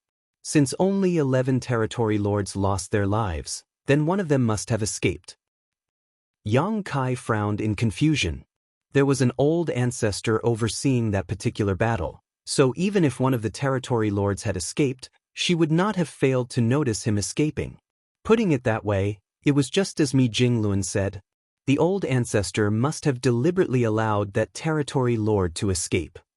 Thinking back now, the East-West Army had set up an ambush in a hurry, and before the entire Black Ink clan army had entered the ambush zone, they had been exposed, so the battle began in haste. It was true that some of the Black Ink clan had escaped the encirclement and survived as a result. In addition, a large ship under one of the territory lords seemed to have been left behind. At the time, Yang Kai had assumed that the territory lord on that ship had been killed, but it would now seem that there was a high possibility that the enemy had escaped instead. Nevertheless, it was an undeniable fact that the auras of 11 territory lords had disappeared during the battle. Mi Jingluan continued, Azure Void Pass and Wind and Cloud Pass both underwent great changes, with a second old ancestor even appearing outside Wind and Cloud Pass. Such news would not remain a secret for long, and would surely spread throughout the entire Black Ink battlefield very quickly. If the Royal Lord at Great Evolution Pass learned about this incident, he would undoubtedly become vigilant and wonder whether the human race was trying to recover Great Evolution Pass. However, such thoughts are nothing more than conjectures without evidence.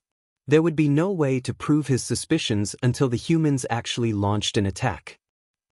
Be that as it may, the East-West Army deliberately allowed a territory lord to escape. If this territory lord returned to Great Evolution Pass and reported his experience to the higher-ups, then the Royal Lord will be at least 80% certain his conjectures are correct. Our North-South Army has repeatedly been discovered by the Black Ink clan because they are already aware of our presence. Therefore, it is not a secret to the Black Ink clan that the human race is trying to recover Great Evolution Pass anymore. The 8th Order Masters listened quietly. Likewise, Yang Kai was also listening. He felt as though he had received the answers to the various questions in his heart thanks to Mi Jingluan's explanation. If my guess is correct, then the Black Ink clan at Great Evolution Pass are not only searching for the location of the North-South Army but also trying to figure out where the East-West Army is. The area around Great Evolution Pass is most likely filled with scouts of the Black Ink clan. Under these circumstances, the Black Ink clan will surely deploy their troops ahead of time to garrison Great Evolution Pass in order to prevent any unexpected occurrences. Having said this, Mi Jingluan's eyes flashed brightly. At this moment, the defenses deployed around Great Evolution Pass will be practically impregnable. Not to mention, the Royal Lord will definitely come to Great Evolution Pass in person to confront our 9th Order old ancestor. If that's the case, doesn't that mean we have lost the opportunity to fight back? How can Great Evolution Pass be retaken? An 8th Order Open Heaven Realm Master frowned. Mi Jingluan shook his head slowly. The East-West Army is intentionally trying to alert the enemy to their presence. In that case, it stands to reason that they have no intention to storm Great Evolution Pass. That's also the reason why they made changes to their original plans. These puppets are enough to attract the attention of the Black Ink clan for a long time. Using this opportunity, the East-West Army will be able to head straight into the Black Ink clan's territory. Now that the troops of the Black Ink clan have gathered at Great Evolution Pass, the defenses of the Black Ink clan's territory should be relatively thin, and without the presence of a royal lord acting as a restraint, the old ancestor will be able to act without restraint. If a battle breaks out and news reaches Great Evolution Pass, the Black Ink clan will not be able to remain calm once they realize that they have been tricked and will surely deploy their troops stationed at Great Evolution Pass to reinforce their lines. At that time, the North-South Army will be able to deal a heavy blow to the Black Ink clan if they can find the right opportunity. Fighting in the void will reduce many of the risks that come with attacking the Great Pass. Seeming to realize something all of a sudden, Mi Jingluan's eyes brightened. He struck his fan closed against his palm and exclaimed, "Amazing! Brother Xiang is a genius, how absolutely admirable. I can't believe he saw that far into the future. Brother Mi, your explanation is so obscure that we look like fools in comparison," one of the 8th Order Open Heaven Realm Masters couldn't resist complaining.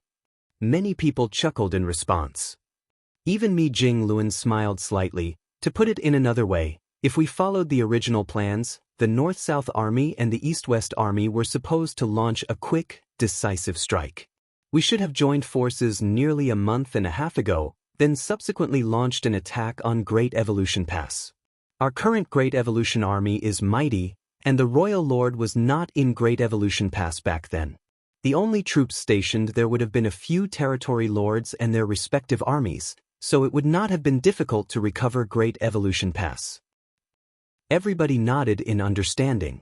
Recovering the Great Evolution Pass with a swift and sudden strike was the original plan formulated by the higher-ups. There was no nuance to the plan, only an emphasis on speed. In other words, they had planned to conquer Great Evolution Pass before the Black Ink clan had time to react. After recovering Great Evolution Pass, we would surely need to rely on its strength to defend against the Black Ink clan army's inevitable counterattack. Although the Great Evolution Army is mighty and consists of more troops than any other Great Pass, we would not have much time to prepare ourselves once we took Great Evolution Pass. Hence, we would not be able to exert most of Great Evolution Pass power when the Black Ink clan army arrived and could only meet them head-on. The Black Ink clan army would have endless reinforcements coming to their aid, while we would be few in number and our reinforcements would come from afar, if they came at all. Without any foundation to rely on, we would surely suffer great casualties. In the worst-case scenario, Great Evolution Pass would be retaken by the Black Ink clan. However, there would be nothing we could do to stop them. But things will be different if we act according to Brother Xiang's plans, Mi Jingluan explained excitedly. The East-West Army will charge into the Black Ink clan territory and reduce the Black Ink clan's strength as much as possible. Simultaneously, the North-South Army will be able to restrain the Black Ink clan at Great Evolution Pass. It's not a big deal if they do not come out, but if they do, we will find a way to ambush them and weaken their strength. If things continue in this manner, then the Black Ink clan will eventually be overwhelmed and run out of troops. At that time, we will have enough time to build up our strength after conquering Great Evolution Pass. When we regain a firm foothold in Great Evolution Pass, why would we need to fear the trivial Black Ink clan? The realization dawned upon them after listening to his explanation. They had originally felt unhappy with the East-West Army for making unauthorized changes to the original plan. Nevertheless, looking at the current situation, the new plan was indeed much better than the original one. To put it simply, Xiang Shan's plan was to ignore Great Evolution Pass for now. Be that as it may, their end goal was still to recover Great Evolution Pass. In the long term, this plan had a higher chance of success, which was why Mi Jingluan fully endorsed it. Since they had a better plan than before, it stood to reason that the North-South Army would cooperate.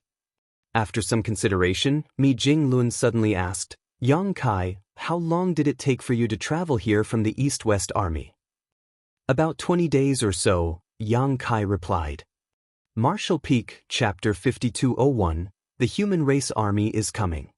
How far away was the East-West Army from Great Evolution Pass when you departed?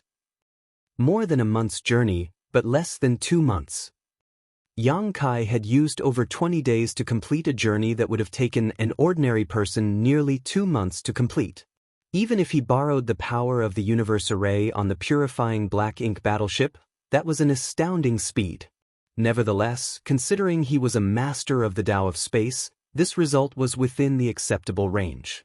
Mi Jinglun quickly made some calculations before saying out loud, in other words, if the East-West Army charges straight for Great Evolution Pass, then they are currently less than 20 days away from contact. But I believe the East-West Army has changed direction already. They are planning to attack the Black Ink Clan's domain after all. It should be almost time. In approximately half a month, the East-West Army will launch an attack on the Black Ink Clan territory. At that time, their whereabouts will be exposed. But, before that, they will release the thousands of puppets as bait to distract the Black Ink Clan garrisoned at Great Evolution Pass. Once it becomes known that the East-West Army appeared in the Black Ink Clan's territory though, the Black Ink Clan at Great Evolution Pass will surely take action. Mi Jinglun seemed to be talking to himself, but he also seemed to be explaining the situation to the 8th Order Open Heaven Realm Masters around him. What the North-South Army needs to do right now is find a suitable position to set an ambush. When the Black Ink Clan at Great Evolution Pass show themselves, we will greet them with a painful assault. With a snap of his fan, he made up his mind. He raised his head and looked at Yang Kai. Do you have any other orders aside from delivering this message? Yang Kai shook his head. The army commander only asked me to inform the North-South Army of the change in plans. He did not give me any other orders. But, in that case, please cooperate with the North-South Army for the time being. Yes. Yang Kai cupped his fist. Did you bring the communication device with you? Yang Kai nodded and took out a communication bead. The army commander gave this to me before I left. Mi Jinglun nodded. There's no need to trouble another when one alone is enough for a task. Since you are proficient in the Tao of space, I would like to ask you for a favor. Please give me your orders, sir. Head towards Great Evolution Pass and use this communication device to search for Army Commander Yang Lai and inform him about the situation here. He has been monitoring the movements around Great Evolution Pass for some time. Ask him whether the Royal Lord has arrived at Great Evolution Pass and whether the Black Ink Clan are showing signs of building up their defenses. After getting the answers, deliver the information back here as quickly as possible. Also, ask him to remain in place to monitor the movements of the Black Ink Clan. If the Royal Lord leaves Great Evolution Pass, he should inform us as soon as possible. Understood. Proceed with caution. The Black Ink Clan at Great Evolution Pass have dispatched many of their troops as scouts to try to locate the North-South Army. Do your best not to be discovered. Yang Kai nodded again. Go! Mi Jinglun gestured for Yang Kai to leave. Yang Kai left with his orders. After Yang Kai left, Mi Jinglun addressed the division commanders. What we need to do now is find a suitable position. This position cannot be located too far from Great Evolution Pass. If we are too far away, we will not have enough time to stop the Black Ink Clan once they dispatch their troops. But we cannot be too close either. If we are too close, we run the risk of being discovered by them. Our best choice is a place located approximately a 3 to 5 day journey away. Do you have any good suggestions? One of the 8th Order Open Heaven Realm Masters replied, We are not familiar with the topography near Great Evolution Pass. In order to choose a suitable location, we will need to investigate carefully. Furthermore, it's not easy to conceal our fleet. Why don't we have our troops stow away all the warships? That will make it easier for us to remain hidden. Moreover, it won't be too late to summon them when the battle commences. Mi Jinglun nodded lightly. That works. However, the purifying Black Ink battleship has to remain, lest Brother Yang have no means to contact us. Following a brief discussion, numerous orders were relayed throughout the fleet and it didn't take long for almost all the warships to be put away, leaving only the purifying Black Ink battleship behind. Without the constraints of the warships, it was easier and more effective for the soldiers of the North-South Army to rely on their various secret techniques and artifacts to conceal their presence. Afterwards, numerous squads were subsequently dispatched to search for a suitable ambush location. On the other hand, Yang Kai left the purifying Black Ink battleship and sped towards Great Evolution Pass. If he could manipulate space principles, this trip would not have taken him much time to complete. However, Mi Jinglun had asked him to remain hidden as much as possible. The Black Ink clan at Great Evolution Pass had dispatched many troops to search for the North-South Army's location, so if he traveled by instantaneous movement and accidentally appeared too close to the Black Ink clan scouting parties, he would surely be exposed. Therefore, Yang Kai could only travel with great haste using normal means. Before he left, he had asked about the direction and location of Great Evolution Pass, learning he was currently about 10 days away. Hence, there was no rush time-wise. 5 8th Order Open Heaven Realm Masters sped through the void towards Great Evolution Pass from the direction of Wind and Cloud Pass. These 5 8th Order Masters were the ones who departed from the East-West Army previously. Each of them carried a space ring filled to the brim with puppets.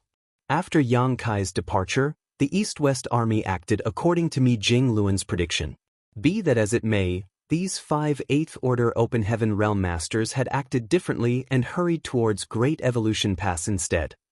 They were only half a month away from Great Evolution Pass at the moment, and up until recently, they had not encountered a single Black Ink clansman. But they had constantly run into various Black Ink clansmen over the past few days. Most of these Black Ink clan teams were led by a single feudal lord, so they were naturally no match for the 5 division commanders. Needless to say, the 8th Order Masters slaughtered all the Black Ink clansmen they came across without any mercy. Nevertheless, their frequent encounters with the Black Ink clan indicated that their presence had been noticed. All of a sudden, the leading 8th Order Open Heaven Realm Master came to an abrupt halt and sent out a divine sense transmission. "It's about time. Let's begin." The 4 others nodded in agreement. They each took out a space ring, and with a surge of their divine senses, large batches of puppets began to appear. Each of these puppets radiated with the aura of a 5th Order Open Heaven Realm Master or higher, up to the 7th Order. One puppet alone might not be very noticeable, but they became a mighty force when so many of them were gathered together in one spot. As the number of puppets increased, the aura they released became more and more imposing. Soon, the entire void became distorted by their mere presence. A total of 70,000 puppets were quickly summoned by the 5 8th Order Open Heaven Realm Masters. These puppets were neatly dressed, and their energy sources had been installed and charged in advance. The divine senses of the 5 8th Order Masters surged once more to relay an extremely simple instruction to the puppet army gathered in front of them. In the next moment, the puppet army silently embarked directly in the direction of Great Evolution Pass. Issuing an order to some 70,000 puppets at once meant that each 8th Order Open Heaven Realm Master was responsible for more than 10,000 puppets.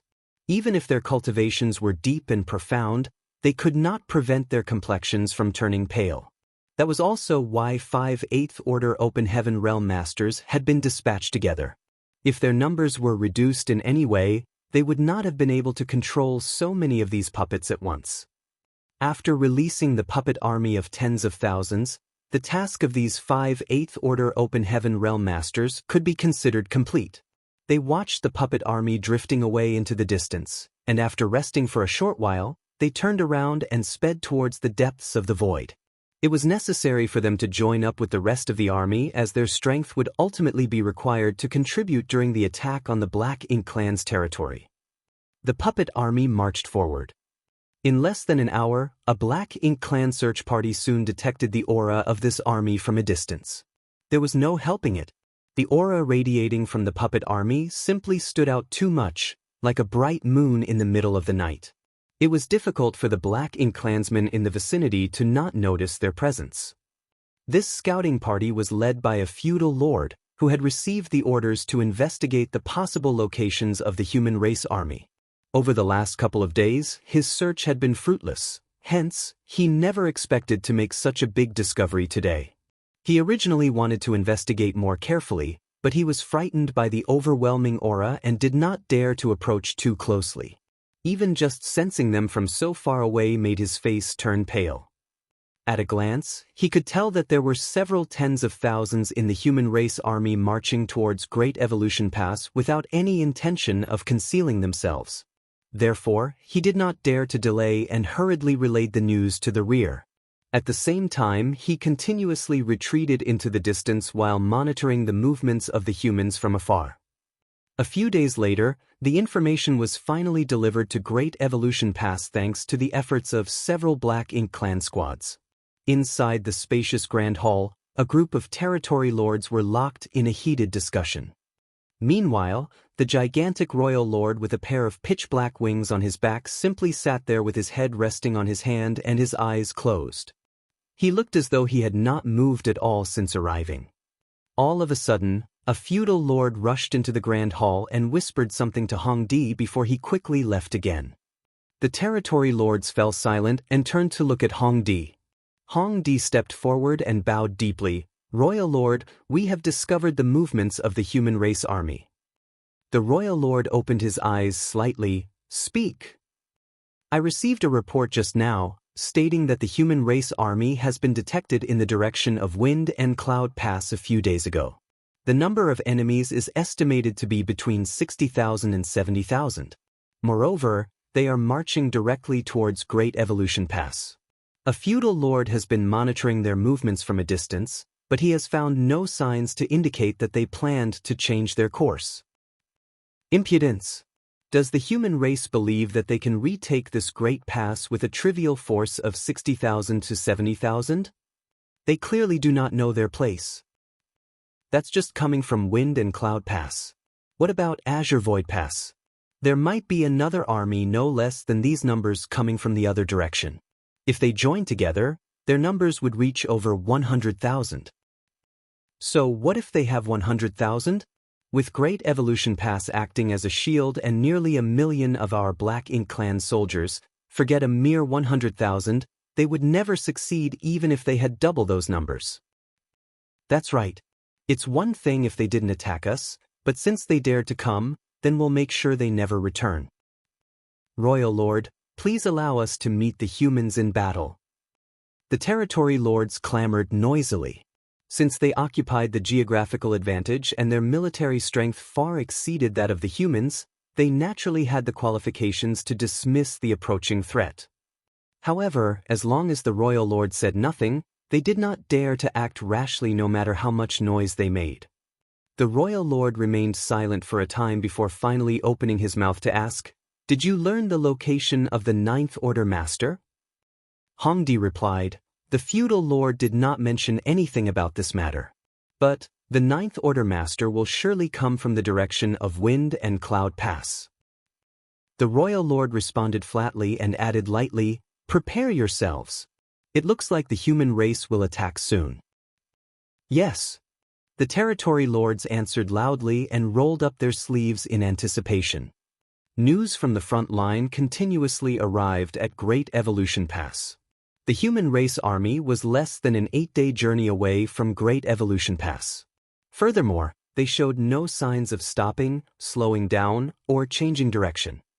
The human race army was less than a 5-day journey away from Great Evolution Pass.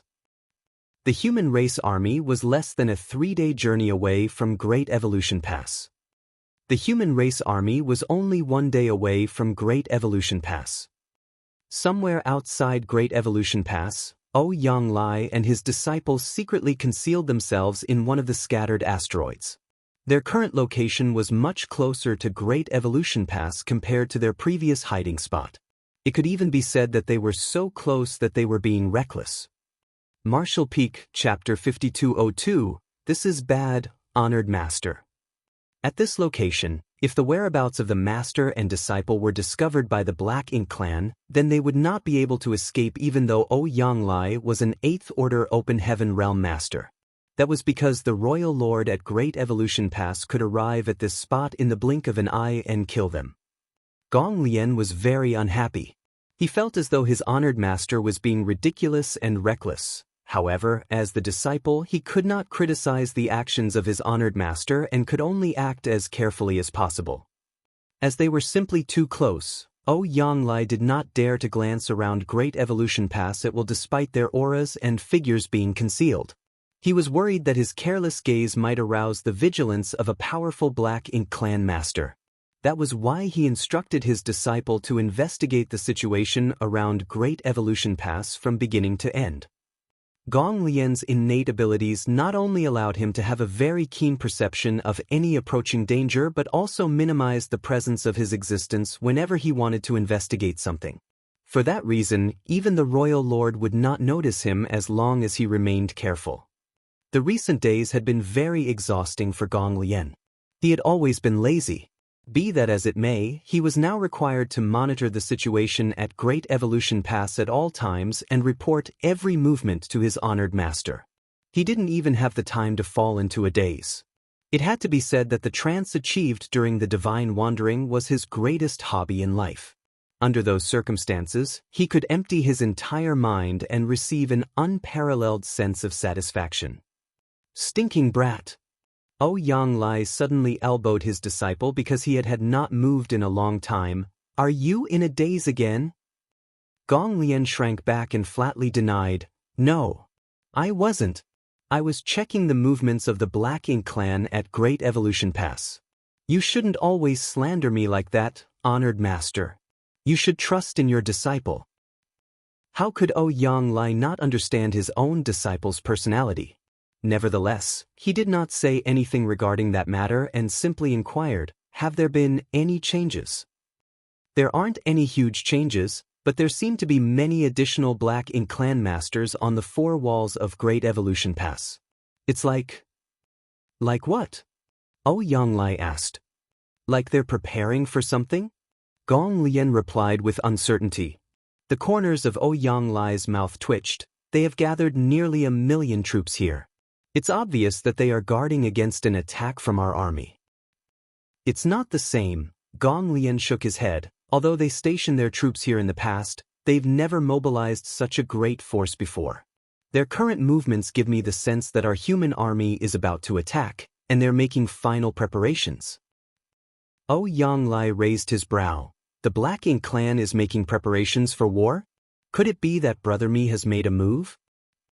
But that shouldn't be. If Mi Jinglun were to make a move, he would surely find a way to communicate with me. He wouldn't attack without notifying me first. But if it isn't the North-South Army, then could it be the East-West Army? He quickly probed further. Which direction is the Black Ink clan's defense focused on at the moment? Is it the left? Or the right? If it was the left, then the Black Ink clan was defending against the East-West Army. If it was the right, then they were defending against the North-South Army. Gong Lian replied, From where I stand, it's the left. There are more than a dozen territory lords standing on the walls and looking out into the distance. Ouyang Lai scowled at those words. The Black Ink clan at Great Evolution Pass seems to be guarding against something from the direction of the East-West Army. But if that's the case, why didn't the East-West Army contact me beforehand? Is the East-West Army planning to attack the Great Pass alone? Xiang Shan can't be that reckless, right? Besides, even if Xiang Shan is unreliable, there's still the old ancestor. While Ouyang Lai was stewing in his doubts, Gong Lian suddenly frowned. Honored master, I can sense something coming from over there. What is it? Is it the royal lord? Ouyang Lai was startled. Gong Lian shook his head. It's not the royal lord. There is no sense of danger coming from that presence, but the aura of what's coming is very strong.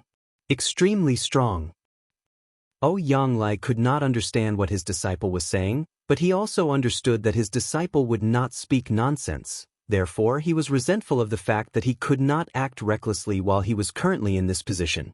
Otherwise, he could have extended his divine sense to perceive his surroundings. Fortunately, there was no need for him to carefully probe his surroundings as not long after Gong Lian finished speaking, Ouyang Lai detected the powerful presence his disciple mentioned just now. It was certainly extremely powerful. Even though there was a great distance between them, the aura transmitted clearly across the void. However, what puzzled him was that the aura was rather messy and complicated despite being very powerful. It was as though the presence was formed from the fusion of countless auras. As soon as that thought crossed his mind, Ouyang Lai's expression changed drastically. The presence was completely unlike Ouyang Lai and his disciple, who acted carefully so that they remained undetected. More than a dozen territory lords stood side by side on the towering walls of Great Evolution Pass that faced Wind and Cloud Pass. Under their powerful perception, they could clearly perceive the overwhelming aura coming from the human race army that was about half a day's journey away from Great Evolution Pass. That aura was akin to an unsheathed blade that moved forward indomitably. It was extremely imposing and frightening.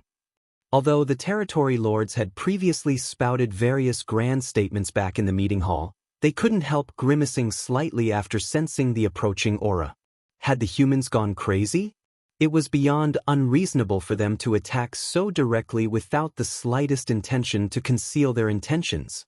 They were looking down on the Black Ink clan too much. Seeing as the human army was about to arrive, the Black Ink clan did not remain idle. As the territory lords conveyed their orders to their subordinates, countless Black Ink clansmen sprang into action. In the blink of an eye, the entire Great Evolution Pass felt as though a storm was coming. A chilling and murderous atmosphere enveloped the entire Great Pass as a result. Honored Master, this is bad. It's the human race army. Half a day later, Gong Lian suddenly let out a strange cry. Yang Lai looked grim but remained silent. The truth was that he had already speculated about this outcome. That overwhelming yet disordered aura was clearly the forward march of an army. Besides, the only ones that could come from the direction of Wind and Cloud Pass was the Great Evolution Pass East-West Army. What is Xiang Shan trying to do? Is he courting death? Yang Lai held the communication device in the palm of his hand and his divine sense surged, trying to communicate with the other party. However, he did not receive any response at all. Damn it! He cursed at Xiang Shan in his heart. What are the old ancestors thinking? I can't believe they allowed such a fool to serve as the Eastern Army's commander. The East-West Army is about to die under his leadership. How will the North-South Army deal with the fallout if the East-West Army is destroyed? Should they ignore the situation? Or do their best to rescue their comrades? Besides, doesn't the East-West Army know to investigate the situation at Great Evolution Pass before taking action? How can they be so reckless? They are looking down on the Black Ink clan too much. Or did they just assume that there are not many Black Ink clansmen in Great Evolution Pass?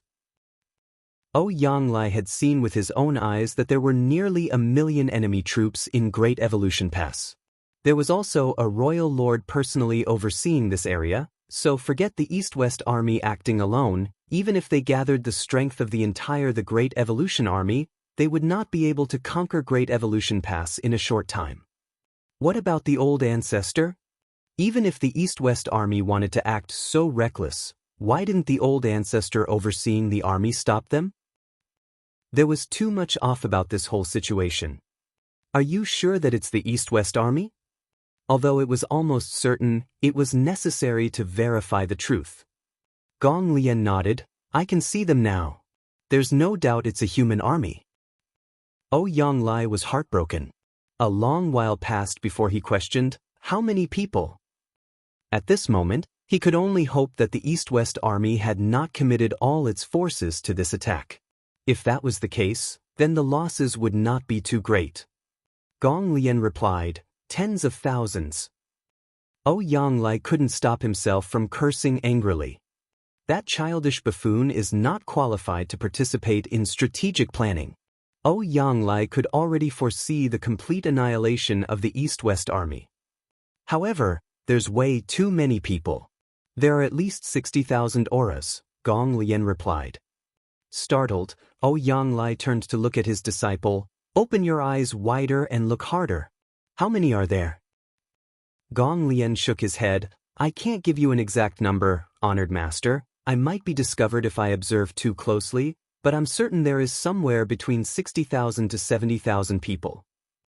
With Gong Lian speaking with such certainty, it could only mean that he had not seen wrongly. Yang Lai was immediately confused. 60,000 to 70,000 people? Where did the 60,000 to 70,000 people come from? The forces of the East-West Army and the North-South Army should only contain around 30,000 soldiers each. Even if they combine their forces together, they would only have about 60,000. Since the army came from the direction of Wind and Cloud Pass, then it could only be the East-West army. So how did their numbers double? Could it be that they combined forces with the North-South army? But Mi Jinglun had not sent anybody to inform him about the situation. This is bad, honored master. The East-West army is heading directly towards Great Evolution Pass. This is bad, honored master. The East-West army is about to enter the attack range of Great Evolution Pass, but they are showing no signs of stopping. This is bad, honored master. The Black Ink clan has started attacking. The front lines of the East-West army have suffered heavy casualties. This is bad, honored master. Every time Gong Lian shouted, Yang Lai's heart twisted in response. Despite being a powerful 8th Order Open Heaven Realm Master, he could barely withstand the shock at this moment. He was tempted to block out his ears so that he could not listen to his disciples' words, but even if he did not listen, the losses of the East-West army were unavoidable. He even considered taking the risk to warn the East-West army about the situation at Great Evolution Pass. However, he still carried a glimmer of hope that this was all part of the East-West army's strategy. They had the protection of an old ancestor after all, so there might be a different result if it came down to a fight. Unfortunately, it seemed that those were nothing more than his wishful thoughts. Honored master, something is strange, Gong Lian suddenly observed. What? Yang Lai asked solemnly. There's something strange about the army. Although they are being attacked, none of them are fighting back. Tens of thousands of them have already fallen in such a short time, but there are no signs of them trying to resist. More importantly, there have been no traces indicating the deaths of Open Heaven Masters. After Gong Lian mentioned that, Yang Lai suddenly realized the oddity of the situation. That's right. Traces were generally left behind following the death of any Open Heaven Realm Master. Leaving aside those below the high-rank Open Heaven Realm, the phenomenon that followed the death of a high-rank Open Heaven Realm Master was extremely noticeable. Be that as it may, he had yet to sense the phenomenon that should have occurred following the death of a single high-rank Master. Tens of thousands of people had died on the battlefield, yet none of them had been a high-rank Open Heaven Realm Master. That did not make any sense. What's more, the auras of the Open Heaven Realm Masters simply faded away continuously with every death that occurred, which did not make any sense either. On the other hand, the Black Ink clan's attacks continued without pause. The various artifacts and spirit arrays that had been set up along the city walls in advance blasted out at full strength, turning into devastating destructive power that plowed through the human race army. Yang Lai could clearly perceive these movements, however, he could not sense any attacks coming from the human side. It seemed as though only the aftermath of the artifacts and spirit arrays raged across the battlefield. There was no eruption of world force at all. The East-West army isn't fighting back. Why aren't they fighting back? Marshall Peak, Chapter 5203, the human race army was completely wiped out. Even just by watching from afar, both Yang Lai and his disciple could sense the abnormality of the human race army. Therefore, it was impossible that those powerful Black Ink clansmen in Great Evolution Pass had failed to detect the oddity. The truth was that they had noticed this abnormality much earlier than Yang Lai and his disciple. The human race army of 60,000 to 70,000 people had arrived with such an imposing force. Although the Black Ink clan seemed nonchalant about the matter on the surface, the truth was that they had responded to the attack with extreme prudence. Therefore, the Black Ink clan did not dispatch their troops to fight in the void.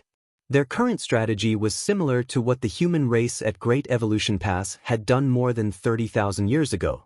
They relied on the defenses of the Great Pass and used various artifacts and arrays to hit the human race army from afar. That was why the spirit arrays and artifacts set up across the walls began to blast out with countless attacks under the orders of the territory lords as soon as the human race army entered their attack range. The quality of these spirit arrays and artifacts could not be compared to those at any other great pass. Although their numbers were large, their strength was vastly inferior. That couldn't be helped though, as both artifact refiners and array masters were very rare among the Black Ink clan. Their only source of artifact refiners and array masters came from the Black Ink disciples who were corrupted by Black Ink strength. Many Black Ink clansmen had devoted themselves to cultivating the Tao of artifact refining and the Tao of spirit arrays over the years, but whether due to a difference in races or something else, the Tao of artifact refining and the Tao of spirit arrays of the human race could not be perfectly mastered by the Black Ink clan. The Black Ink clansmen could never attain significant achievements in these Taos. Therefore, the quality of the refined artifacts and the prepared spirit arrays remained extremely low. It was only natural that their strength would not be too impressive either. Nevertheless, the preparations that spanned over 30,000 years resulted in a rather large number of spirit arrays and artifacts. According to the estimation of the territory lords, they might be able to cause some casualties to the human race army by borrowing the power of these spirit arrays and artifacts. Nonetheless, they expected the number of casualties to be low. The humans were not fools after all. They would naturally know how to construct defenses in preparation for their invasion. In any case, the most important factor was to take down the humans' arrogance by a notch. Contrary to their expectations though, when the war broke out, the power of these spirit arrays and artifacts achieved an unexpected effect that shocked the entire Black Ink clan. Under the shroud of the countless rays of light, the humans collapsed like flies and exploded upon death. The outcome both shocked and pleased the territory lords. Although they did not know why the human race was so weak and fragile, they were happy to see such an outcome. Nevertheless, as the human race army rapidly dwindled in number, the situation on the battlefield became increasingly strange. Faced with the overwhelming attack from the Black Ink clan, the human race army showed no intention of fighting back or even defending themselves. It did not matter how many people died, they simply bowed their heads and rushed forward in silence. It was almost as though they did not know how to write the word death.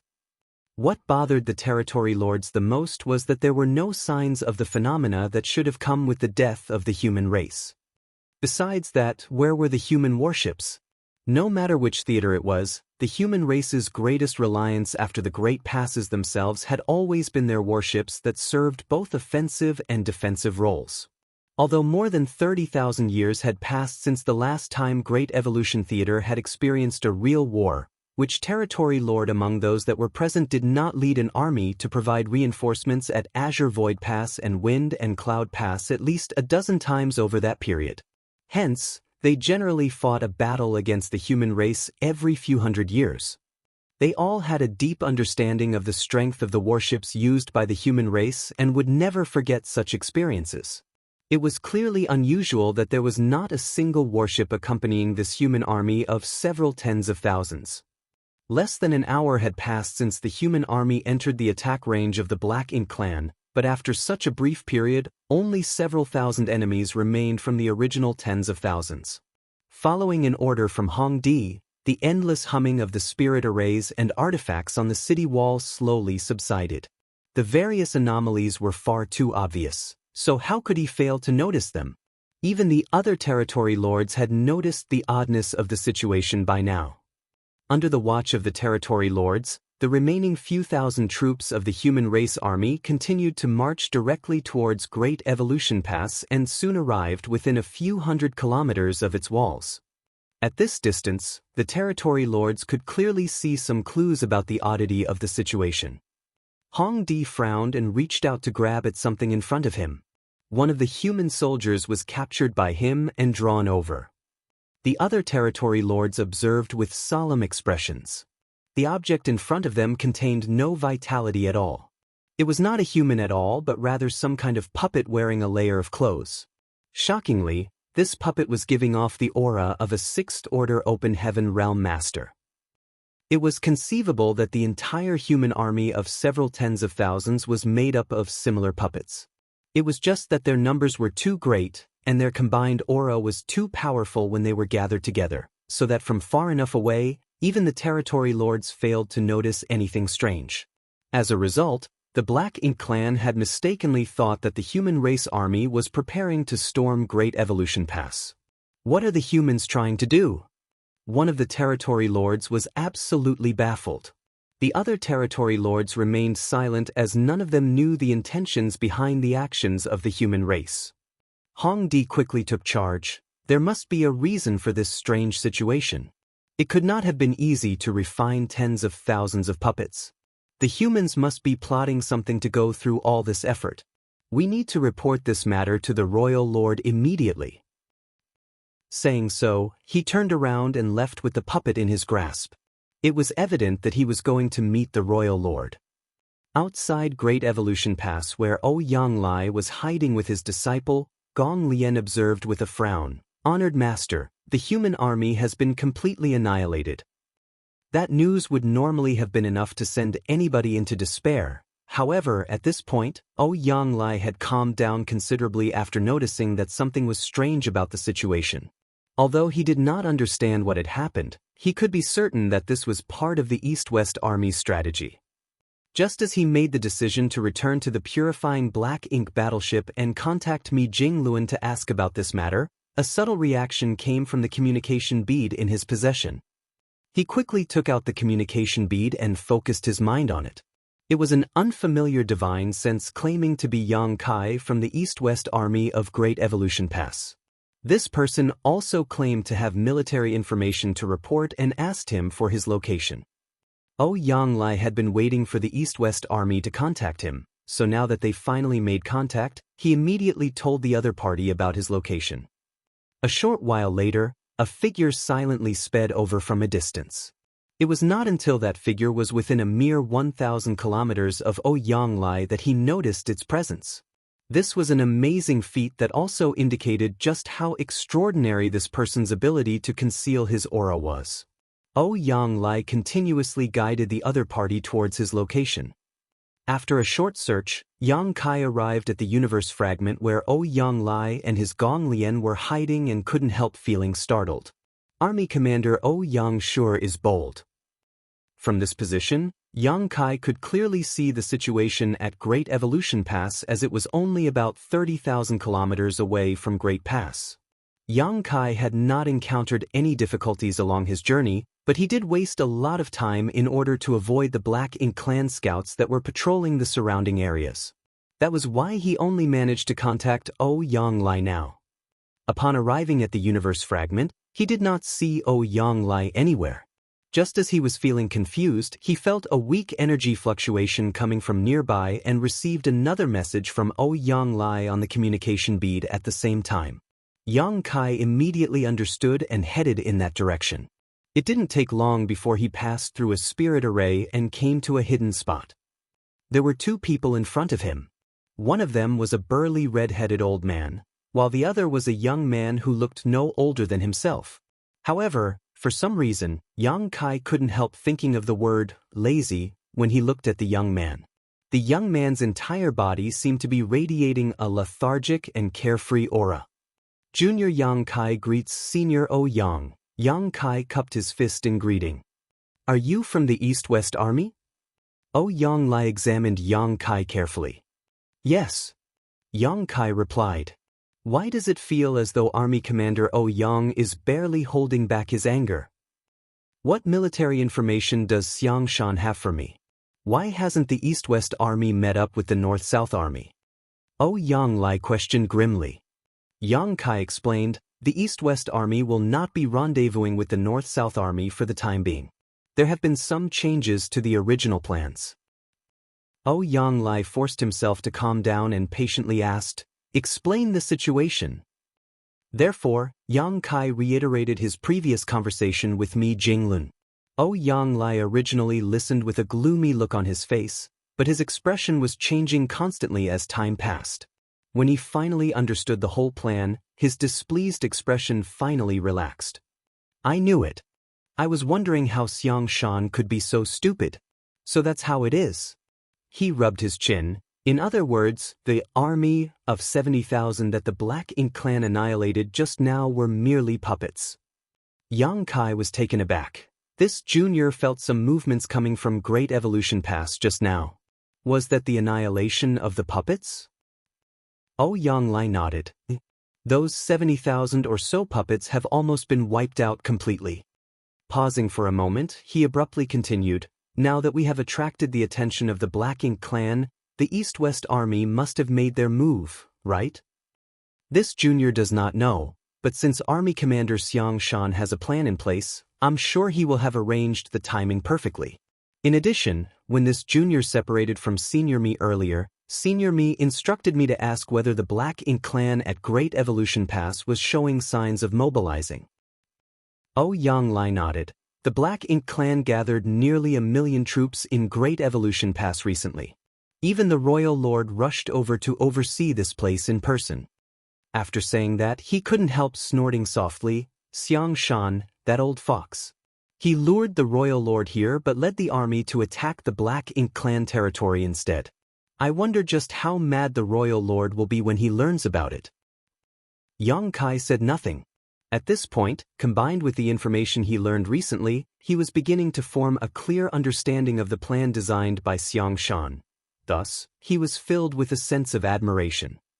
If Mi Jingluan's inference was correct, then this series of plans was all a result of encountering the Black Ink clan's 300,000 reinforcements. It might be that Xiang Shan thought up this new strategy when he first discovered the Black Ink clan's reinforcement army, and all his actions afterwards were in preparation to carry it out. This plan might have been made up on the spot, but the preparations taken during the march of the army were enough to make it foolproof. It was truly a blessing for the Great Evolution Army to have such a far-sighted army commander. It was just as Yang Lai mentioned earlier. Xiang Shan had lured the Royal Lord to Great Evolution Pass but led his army to attack the Black Ink clan's territory instead. The Black Ink clansmen left behind to oversee their domain were surely in for an unpleasant surprise. Mi Jingluan was amazing too. He had managed to deduce the East-West Army's plan with only a few clues. Compared with these old foxes who had lived on the Black Ink battlefield and fought the Black Ink clan for countless years, Yang Kai felt like a blank slate of naivety. Nevertheless, as just one of the soldiers of the human race army, Yang Kai did not need to consider too much. With his current cultivation and status, all he needed to consider was how to lead Dawn so that he could kill more enemies on the battlefield. As for the big picture and the deployment of troops, he could leave such matters to the people above him. It might be that he would only be eligible to participate in various high-level decisions once he advanced to the Eighth Order.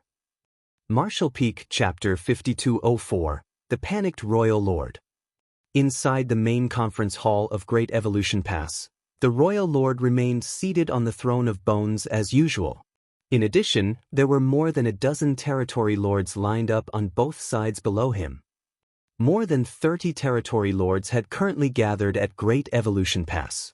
In order to confront the human race army of 70,000 that came from the direction of Wind and Cloud Pass, nearly 2/3 of the territory lords had been deployed to defend the walls under Hongdi's leadership. Meanwhile, the other third of the territory lords stayed in the main hall and quietly waited for news. The current arrangement was due to the presence of a large human race army hiding nearby, in the direction of Azure Void Pass. Nobody knew when this particular human race army would appear, so the Black Ink clan had to conserve a certain amount of strength for their defenses. They originally thought that the human army would march on them from both sides and attack Great Evolution Pass in a pincer maneuver, but contrary to their expectations, only one side experienced a fierce battle while the other remained completely silent. There was no news from the human race army stationed closer to Azure Void Pass, let alone any information on where they were hidden. If the Royal Lord made a move personally, he might have been able to discover the hiding spot of the human race army. However, his opponent was destined to be the human old ancestor, so he had to conserve his energy before that battle. While the territory lords were silently discussing matters regarding the human race army's movements amongst themselves, Hongdi barged into the hall in a hurry. The discussion among the territory lords came to an abrupt halt, and they swiftly glanced towards Hongdi. Hongdi bowed deeply. Royal Lord, the human race army was fake. All 70,000 of the soldiers were mere puppets dressed up to look real. Moreover, they are extremely weak. Almost the entire army has been annihilated by now. While speaking, he tossed the captured puppet in his hand to the ground. The territory lords looked down in shock. The entire human race army of 70,000 was fake? They were just puppets? Meanwhile, the royal lord sitting on the throne opened his eyes slightly with a confused expression. He might be a royal lord with overwhelming power, but he was not a spy hiding among the human race, so it was naturally impossible for him to figure out what the humans were trying to do with the little information he had on hand. More importantly, if the human race army was made up of mere puppets in disguise, where was the real human army? Throughout the years, the Black Ink clan had deeply suffered from the treachery of the human race on countless occasions. Seeing how the humans were willing to go to such lengths to refine so many puppets just to draw their attention, there was clearly some sort of conspiracy going on. The royal lord vaguely felt a sense of unease coursing through him. At that moment, a feudal lord ran into the conference hall from the outside, shouting and stumbling around in a panic, "Sir Hongdi, this subordinate has received an urgent report." Hongdi turned to look in that direction and discovered that it was the feudal lord in charge of overseeing the Black Ink nest and gathering information from the entire theater. Seeing how panicked the other party looked, it was evident that something major had occurred.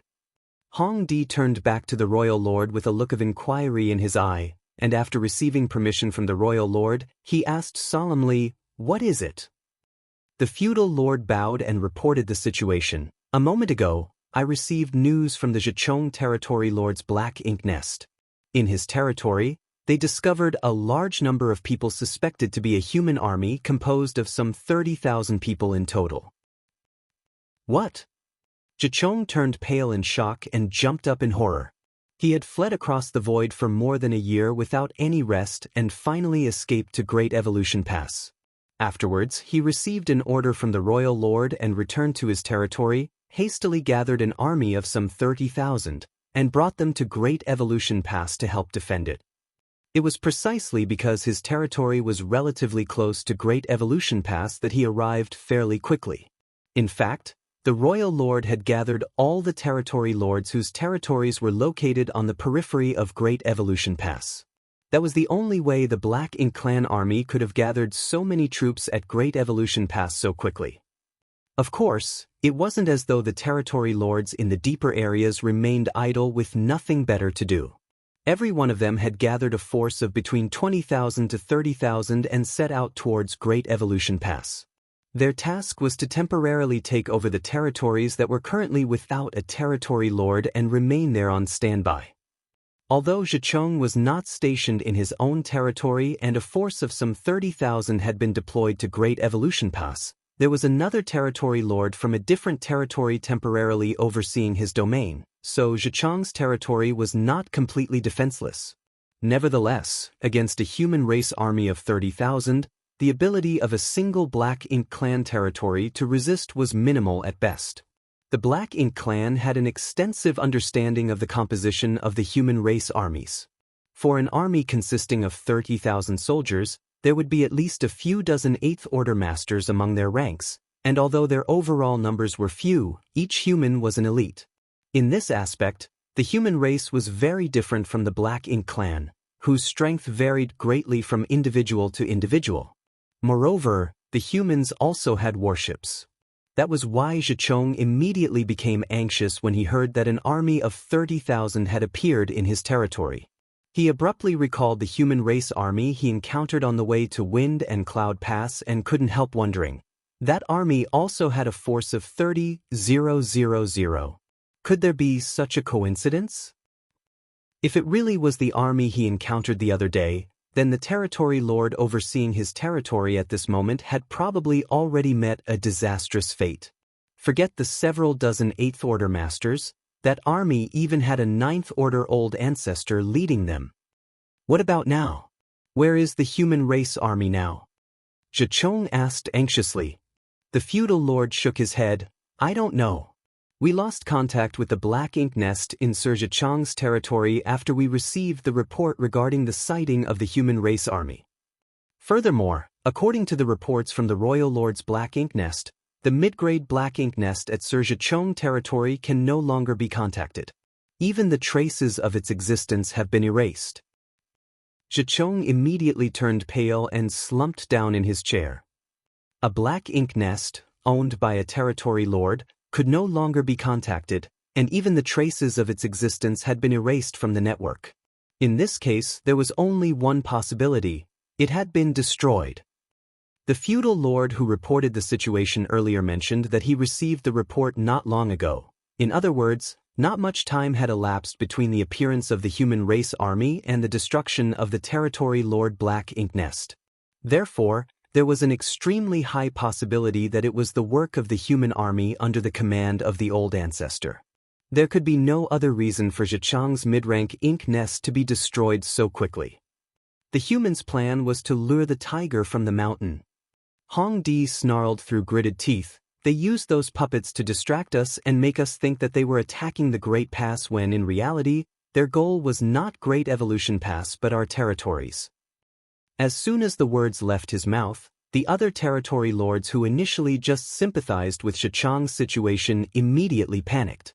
They had initially rejoiced slightly when they heard that Jichang's black ink nest had been destroyed, feeling thankful that the human army had not invaded their homes. Otherwise, the unlucky ones would have been them instead. Unfortunately, it would now seem that Jichang's black ink nest was simply the first to be destroyed, while it would not be the last. The black ink nests were the foundation of the entire black ink clan. If they were all destroyed, then it would be impossible for them to spawn new clansmen. They would eventually lose their numerical advantage against the human race in the war if that happened, and defeat would become inevitable. Although a territory lord's black ink nest could be produced by the royal lord's black ink nest, the birth of each and every territory lord black ink nest required an exorbitant price in exchange. If too many mid-rank black ink nests were destroyed, the territory lords would need to wait a very long time before they could obtain new ones. If the royal lord's black ink nest was destroyed, the territory lords couldn't help shuddering in fear, not daring to let their thoughts continue down that road. On the other hand, a sudden and thunderous rumble resounded throughout the conference hall before Hong Di could even finish his sentence. The rumbling sound was accompanied by a black shadow shooting out at the same time. The territory lords looked in that direction only to see that the royal lord, who had been sitting on the throne of bones, was now nowhere to be seen.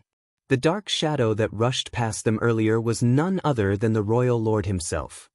Although he had remained as calm as a mountain since coming to Great Evolution Pass, he could no longer keep his composure after hearing that the human race army had destroyed the territory belonging to one of his subordinate territory lords. He had evidently realized the dire consequences that would follow if his high-rank black ink nest was destroyed.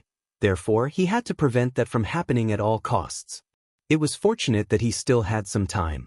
Having only just stepped foot into the Black Ink clan territory for the first time, the human race was surely not familiar with the topography, so it would not be easy for them to locate the royal city in short order.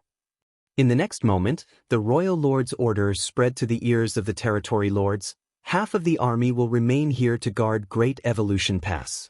The other half will set off for the royal city at full speed.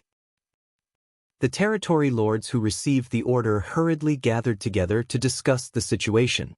The royal lord had not mentioned any names in his command, so they had to come up with a plan to decide who would stay and protect Great Evolution Pass and who would head towards the royal city. Needless to say, everybody would prefer to remain at Great Evolution Pass, for it was much safer here. If they set off for the royal city now, there was no saying whether they would encounter the human army on the way. Who could resist against the strength of the human old ancestor if that happened? Nevertheless, they neither dared to disobey the command of the royal lord nor drag their feet in this matter. After a series of compromises and concessions, they soon came up with a plan. Out of the 30 or so territory lords, half of them would remain at Great Evolution Pass under Hong Di's leadership. Great Evolution Pass was originally Hong Di's territory, so it stood to reason he should remain. That was an advantage that the other territory lords did not have. Meanwhile, the other half of the territory lords departed for the royal city under Jichang's leadership. It did not take long for the Black Ink clan army at Great Evolution Pass to start moving as the territory lords summoned their respective armies. In the vast void, the royal lord flew in the direction of the royal city at a terrifying speed. He had to return to the royal city immediately, otherwise, it would be too late if the human army arrived before him. If his black ink nest was destroyed, then all the black ink nests in this entire theater would wither and die as well. The Black Ink clan would be powerless to replenish their forces if that were to happen, and that would effectively guarantee their extinction in the not-so-distant future. The royal lord never imagined that the human race would be so bold. When he predicted that the humans were coming to retake Great Evolution Pass, he immediately gathered many territory lords and deployed various defenses in preparation for the confrontation. Contrary to his expectations, the humans seemed to have no intention of attacking Great Evolution Pass whatsoever. They simply sent out an army of puppets to distract him while their real army marched directly into the Black Ink clan territory. They made a fool of me. The royal lord was filled with fury. Along the way, he suddenly raised his hand and dense black ink strength condensed and twisted in the palm of his hand, gradually transforming into the shape of a miniature black ink nest. This was not an actual black ink nest, but he could borrow its power to communicate with his own high-rank black ink nest and then issue commands to the other territory lords through it. The human race army with a force of 30,000 soldiers had already appeared in the Black Ink clan's territory. There was bound to be an old ancestor and a few dozen Eighth Order masters among their ranks. With such strength, it was impossible to repel the humans with the military strength of a single territory alone. The only way for the Black Ink clan to stand a fighting chance was if they rallied together at one spot. In this case, the royal city was the battlefield chosen by the royal lord. That was because the human race would surely target the royal city. Regardless of whether they knew about the secrets behind the black ink nests or not, they were bound to aim for the destruction of his high-rank black ink nest as their biggest goal. If he wanted to protect his black ink nest, then he had to gather the strength of all the territory lords under his command. However, doing so would completely deprive the other territories of any troops even if the royal city did not suffer any consequences. In other words, the Black Ink clan would be abandoning a vast swath of their territory. There would be countless slaughtered Black Ink clansmen and destroyed Black Ink nests as a result of this decision. Despite being completely heartbroken by the losses, the royal lord had no other choice. He had never imagined that the human race would be so cunning and difficult to handle without the constraints of a great pass.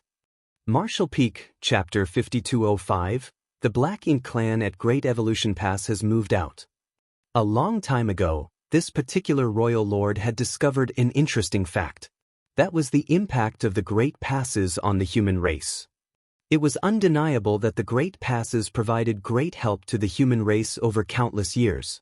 By borrowing the power of these Great Passes, the humans managed to guard their land and prevent the Black Ink clan from moving forward despite their much smaller numbers. No matter how strong the individual strength of each human, it would have been difficult for them to hold the line without the Great Passes. However, these Great Passes that provided such significant assistance to the human race were also a form of restriction and constraint. These Great Passes had effectively locked them up inside a prison because they did not dare to abandon their positions and move around freely. It could be said that their reliance on the Great Passes was extremely strong. As a result, all the wars throughout history had always been initiated by the Black Ink clan. Meanwhile, the humans had always relied upon the strength of the Great Passes to defend against the attacks. This long-standing situation on the battlefield was with very few exceptions.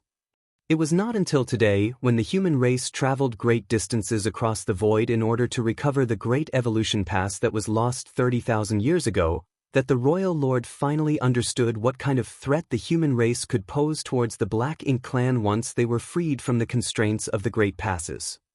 The human army came from afar, acting as though they were charging straight towards Great Evolution Pass. Nobody could have imagined that it was just an army of puppets. On the contrary, the actual human army had already invaded the Black Ink clan's territory. The humans successfully deceived both the royal lord and the territory lords, causing their attention to be focused on Great Evolution Pass and lowering their guard in other areas. Despite standing in opposing positions, the royal lord could not help admiring the decisiveness of the humans. Faced with such an opponent, a difficult battle was unavoidable. At this moment, the royal lord could only hope that his message would be delivered in time and that the Black Ink clan's losses would not be too severe. On the universe fragment, Yang Kai continued after reporting the current situation to Yang Lai. Senior Me instructed this junior to report back on the current situation as soon as possible. If you do not have any other orders for me, Senior Yang, this junior will return first. Yang Lai nodded lightly. Before Yang Lai could speak though, Gong Lian, who had been silent ever since Yang Kai arrived, suddenly shouted with a drastic change of expression, "Quiet! Conceal your aura." Yang Lai immediately withdrew his aura into his body and became as still as a piece of driftwood. Although Yang Kai did not understand the sudden turn of events, his reaction was very fast and he quickly concealed his aura. No more than 10 breaths of time after Gong Lian spoke, an extremely powerful aura rushed out from Great Evolution Pass and charged straight into the depths of the void. The figure rushing out from Great Evolution Pass moved at an astonishing speed, brushing past them and speeding off into the distance, crossing less than 10,000 kilometers away from their hiding spot. Yang Kai looked down and did not move. If his perception was not wrong, the aura that just passed them by belonged to the Royal Lord. This place was concealed by a spirit array and a barrier, so even without Gong Lian's warning, the Royal Lord might not have discovered them if he was not paying attention. Be that as it may, concealing their auras was an additional layer of protection for them. There was no saying what flaws the Royal Lord might notice if he happened to glance in their direction by accident. Yang Kai glanced at Gong Lian in surprise. He did not know this young man, but this person had given him a strong impression of being lazy and carefree during their first meeting. Nevertheless, Gong Lian was not weak. After all, he was in the 7th Order Open Heaven realm. Just his ability to detect the Royal Lord's movements in advance was shocking enough. What's more, Yang Kai did not sense him activating any kind of divine sense or secret technique whatsoever. How did he detect the Royal Lord's movements and warn us in time? The Royal Lord might have disappeared into the distance, but the three of them did not dare to act recklessly. They did not know whether the Royal Lord would suddenly turn around and return the way he came. Therefore, they remained as still as possible. They didn't even dare to reveal the slightest hint of disturbance from their divine senses, so they could only communicate with their eyes. Yang Lai shot a look at Yang Kai, most likely telling him that there was no need to rush to report to Mi Jinglun. Yang Kai nodded, indicating that he understood. An incense stick passed just like that, and only when the Royal Lord showed no signs of returning did Yang Lai finally sigh in relief and softly whisper, "It looks like the East-West Army has begun moving."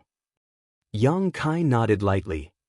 Only the news that the East-West Army had taken action could have made the Royal Lord leave in such a hurry. While speaking, Yang Lai raised his head and looked towards Great Evolution Pass. The East-West Army had taken action, and the Royal Lord had left, so would the Black Ink clan in Great Evolution Pass remain quiet? As soon as that thought passed through his mind, he quickly said, "Move back a little." At the same time, he hurriedly removed the concealment that had been set up here and began to withdraw together with Yang Kai and Gong Lian. They retreated some 20,000 kilometers before they stopped. This position was basically the limit of where they could observe the movements of Great Evolution Pass without worrying about being discovered by the Black Ink clan at Great Evolution Pass. Only then did Yang Lai turn to look at Yang Kai. "Go back and report everything you witnessed to me, Jinglun. This old master will stay here and continue to gather information." Yang Kai cupped his fist and responded, "Senior Me also asked that you continue gathering information and monitoring when the Black Ink clan would depart from Great Evolution Pass, Senior Yang." Yang Lai nodded, "This old master will be fine. Go now." Only then did Yang Kai turn around and rush off into the distance. His movements might alert those in Great Evolution Pass if he activated the universe transference law at this position, therefore he planned to withdraw further before doing so. A short while later, Yang Kai formed a set of hand seals and activated the universe transference law somewhere in the void. The array lit up beneath his feet, and after waiting for a moment, a bright light erupted and enveloped him. He felt the world spinning around him, and by the time he came back to his senses, he was already standing in the purifying Black Ink battleship of the North-South Army. Approximately 10 breaths later, Yang Kai met up with Mi Jinglun aboard the purifying black ink battleship and gave a report on the situation with Yang Lai. Mi Jinglun and several other 8th Order Division commanders nodded after listening to the report, with one of the 8th Order masters observing, "It's just as you predicted, Senior Brother Mi. The Black Ink Clan has been gathering its troops at Great Evolution Pass." Mi Jinglun nodded. "The East-West Army has painstakingly arranged for this situation to occur.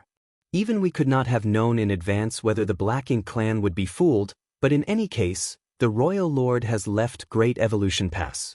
The East-West Army must have done something for him to leave in such a rush.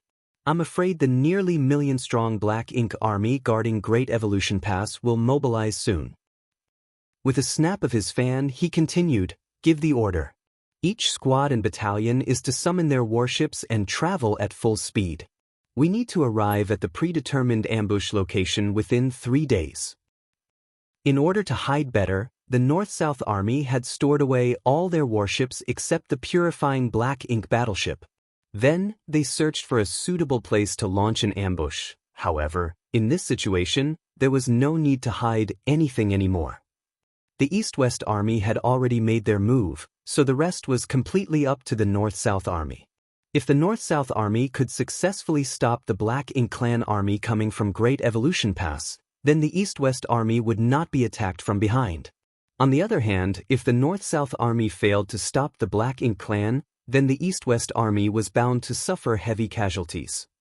The success of the entire plan hinged on the North-South Army getting the timing right, so they had to travel as quickly as possible.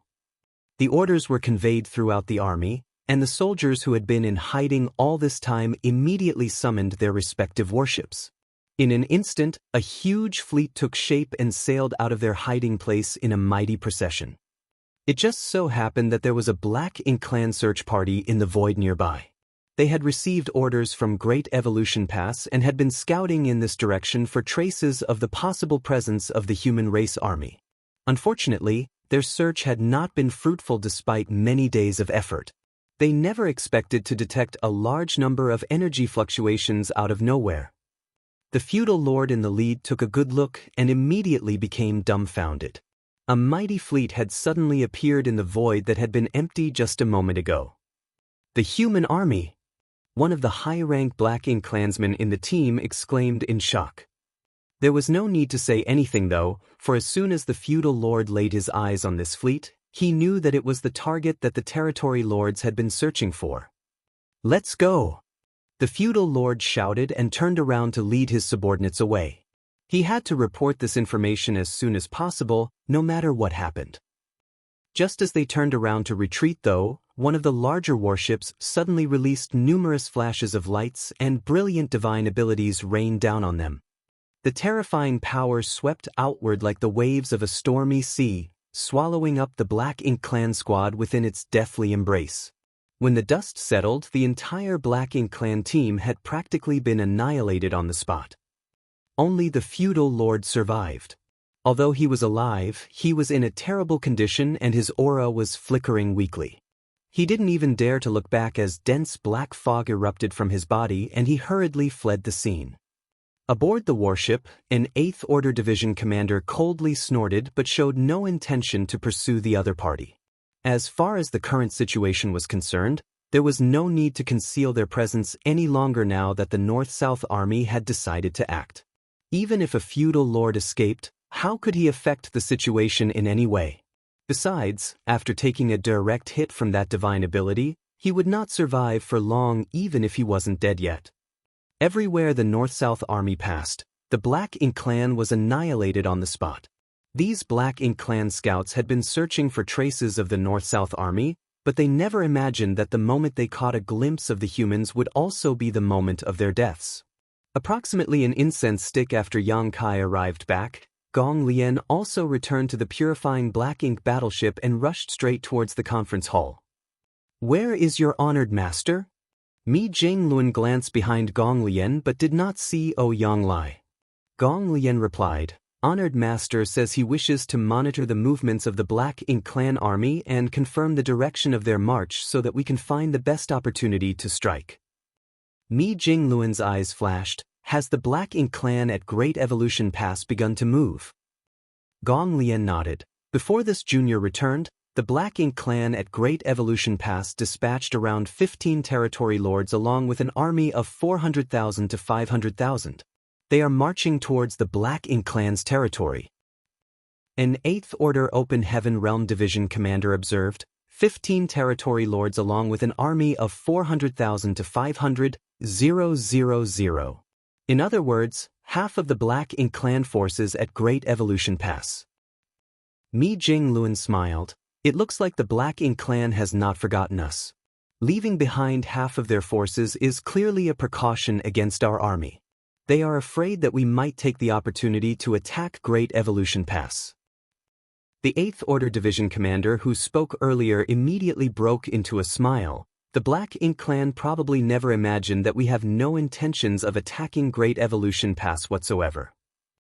It was evident that the human race army had traveled across a great distance to recover Great Evolution Pass. However, one of the armies had charged straight into the Black Ink clan's territory to wreak havoc while the other army was planning to intercept the Black Ink clan army marching out from Great Evolution Pass. They were completely ignoring the Great Pass itself. Marshal Peak, Chapter 5206, he's the one who should be careful. In accordance with the order from the Royal Lord, half of the Black Ink clan army was dispatched from Great Evolution Pass to head towards the Royal City. At the same time, a figure quietly followed the army from approximately 50,000 kilometers away. That person was none other than Yang Lai. Yang Kai and Gong Lian had returned to the purifying Black Ink battleship in quick succession to deliver information to the other side, so Yang Lai was acting alone. Now that he was on his own, his movements were even more covert than before. In any case, the Black Ink clan were completely unaware that an 8th Order master was monitoring their movements from so close, so he had no reason to worry about his presence being discovered whatsoever. The East-West Army had already taken action in the Black Ink clan territory.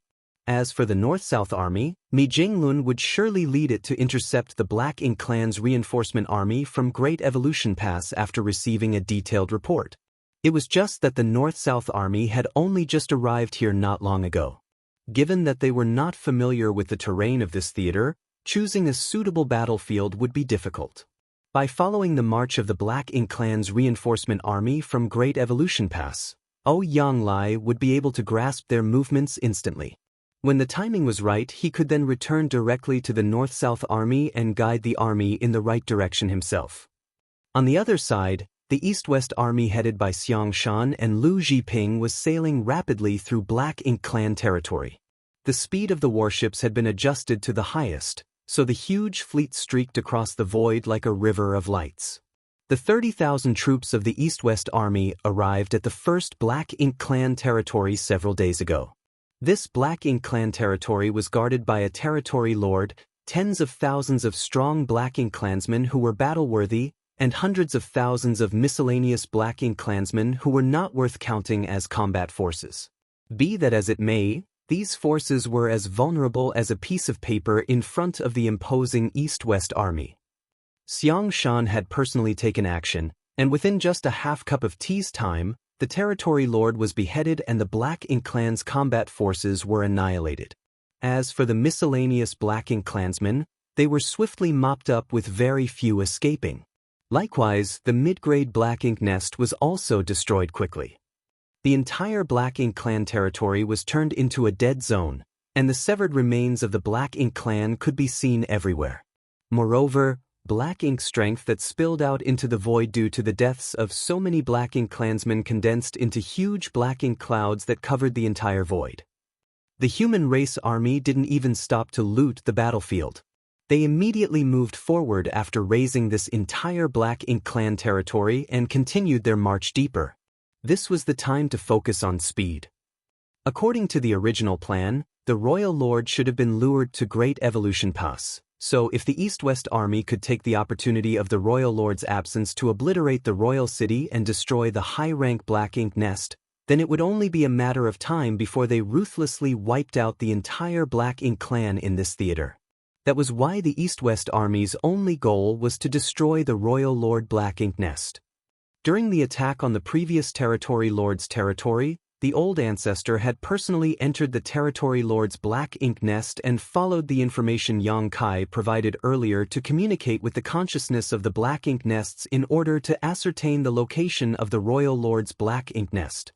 Yang Kai used this method to locate the positions of the Territory Lord black ink nests when he was raising chaos in the rear of the Black Ink clan in the Inyang theater back then. He later reported this information to the Inyang Pass old ancestor, so it was only natural that she knew about this method. Seeing as it was something that Yang Kai could accomplish, there was no reason she would fail. Furthermore, she had a much easier time than him in this task. With the help of the mid-grade black ink nest, the old ancestor quickly located the approximate location of the Royal Lord's black ink nest. Fortuitously, the direction in which the East-West Army was now marching happened to be this exact location. The East-West Army encountered some feudal lord fiefs along the way, but they did not delay their progress. In fact, they showed no intent to attack whatsoever. Nevertheless, Xiang Shan and the others soon discovered a problem.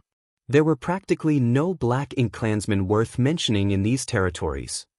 According to the information provided by Yang Kai earlier, there would always be several feudal lords overseeing a mature feudal lord fief.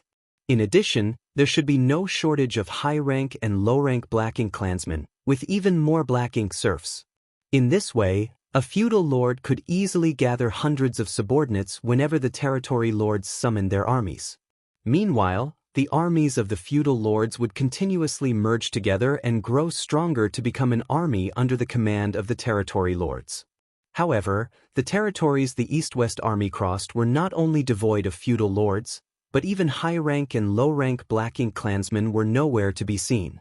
There were only weak black ink clan serfs who were born from the black ink nest not too long ago and had no strength to traverse the void. This situation was within the East-West Army's expectations.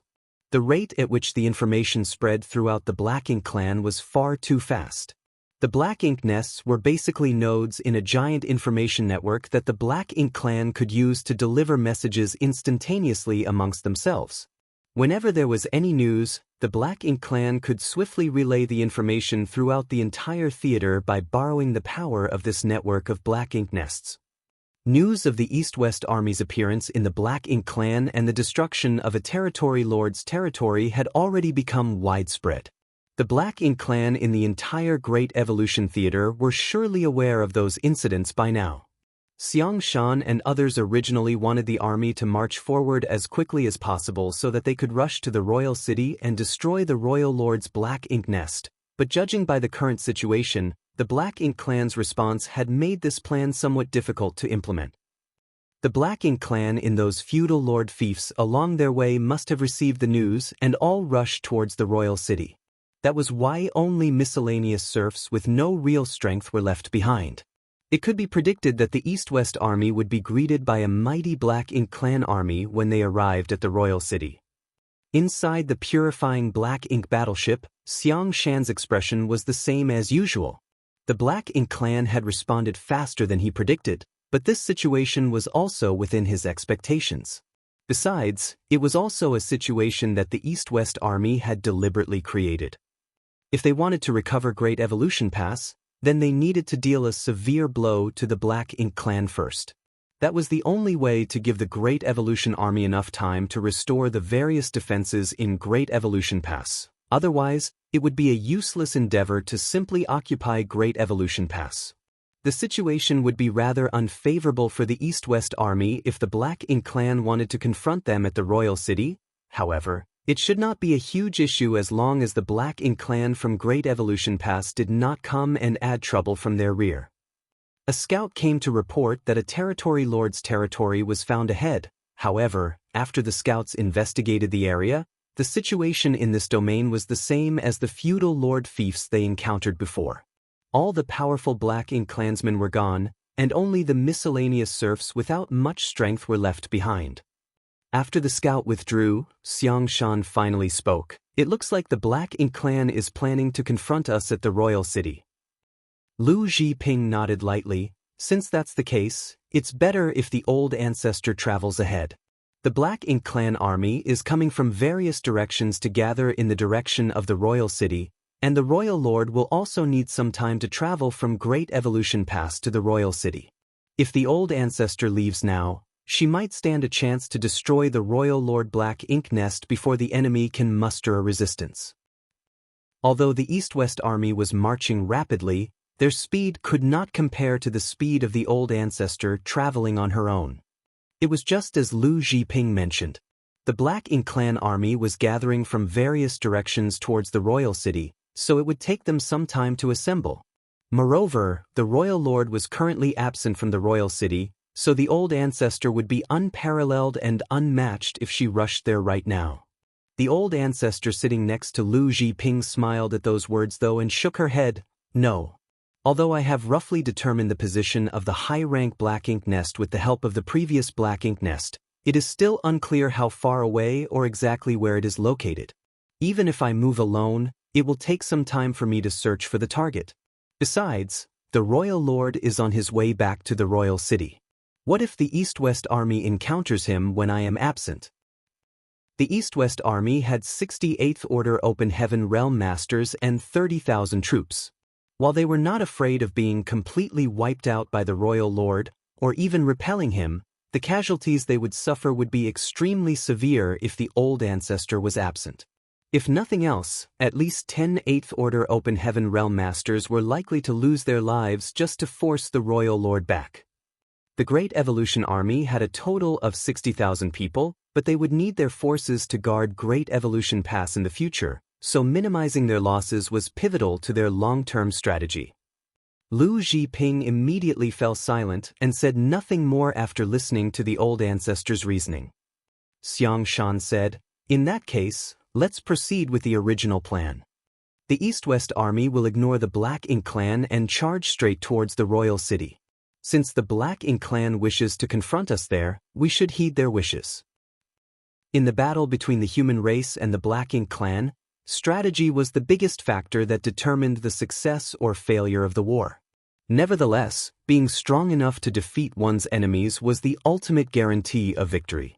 The words had just left Xiang Shan's mouth when the old ancestor sitting beside him abruptly turned to look in a certain direction. Her bright eyes seemed to penetrate across tens of thousands of kilometers of space.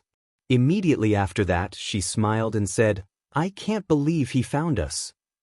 Xiang Shan's expression turned serious. "Is it the royal lord?" The old ancestor nodded lightly. Is he simply passing by? Or are his actions intentional?" The old ancestor pondered in silence for a while before grinning. He did not bother to conceal his aura. It would seem that his actions were intentional. Very smart of him. It was evident that the royal lord was worried that the old ancestor might charge directly towards the royal city, and based on time and distance, he might not be able to stop her if that were to happen. As such, from the moment he departed from Great Evolution Pass, while the royal lord had been heading directly in the direction of the royal city, most of his attention had been fixated upon finding the human race army. With the help of the Black Ink nests scattered all over the theater, it was not difficult for him to roughly follow the movements of the human army, which was why he came to confront them directly.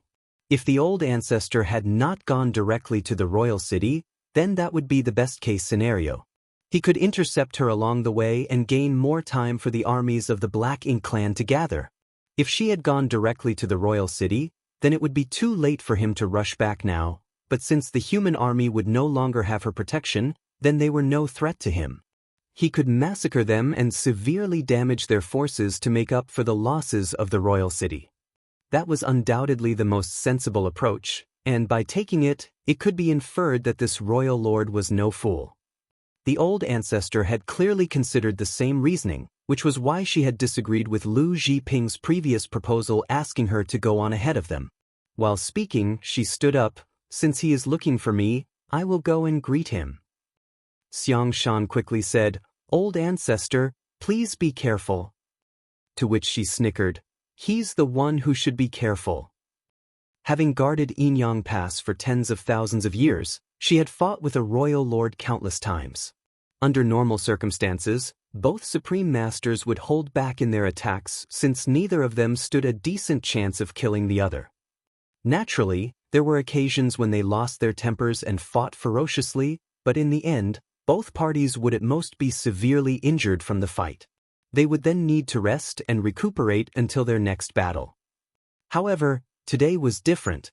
If the human race wanted to retake Great Evolution Pass as quickly as possible, then they would need to struggle desperately in this fight. It could be said that the old ancestor was planning to face the Royal Lord with the sole intention of bringing the battle to a draw where both sides were severely injured. When Xiang Shan first made his plans, he had intended to lure the Royal Lord out of the Royal City so that the Royal Lord could not use the power of the Black Ink Nest to heal his wounds. It would now seem that the plan was not going to work. If the Royal Lord wanted to set the battlefield at the Royal City to obtain the geographical advantage there, then there was nothing the Great Evolution Army could do to stop him. Marshall Peak, Chapter 5207, There's News.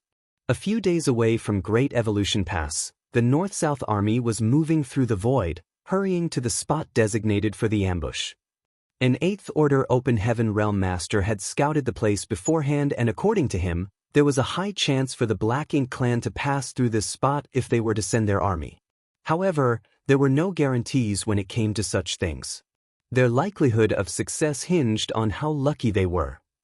The North-South Army had originally hidden in the direction of Azure Void Pass, so they had to move at lightning speed. From the looks of it, their path took them to a place between Great Evolution Pass and the Black Ink clan's territory. Several days passed by in a flash. In the conference hall aboard a purifying Black Ink battleship, Mi Jingluan and the few 8th Order Open Heaven Realm Masters, who were in charge, were all silent. It was as if they were waiting for something. Meanwhile, Gong Lian was leaning against a pillar on the side with a blank look in his eyes. His mind was wandering as usual. Yang Kai was on the other side with a communication bead in his hand.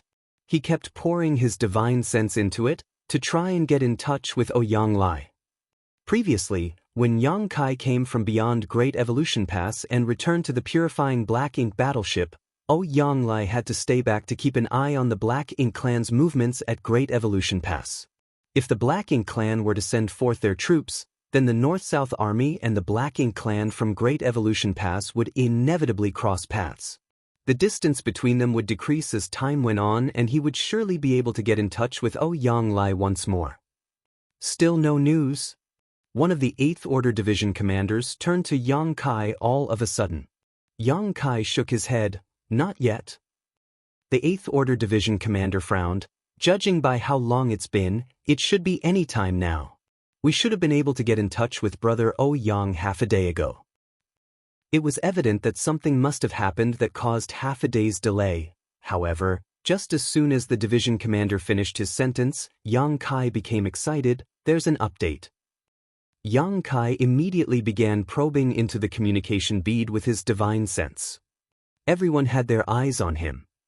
Once Yang Kai got the gist of the message, he informed everyone else. Senior Ouyang said that the Black Ink clan who came out of Great Evolution Pass seemed to have their guards up against the North-South Army. So, they circled around and took a less direct route.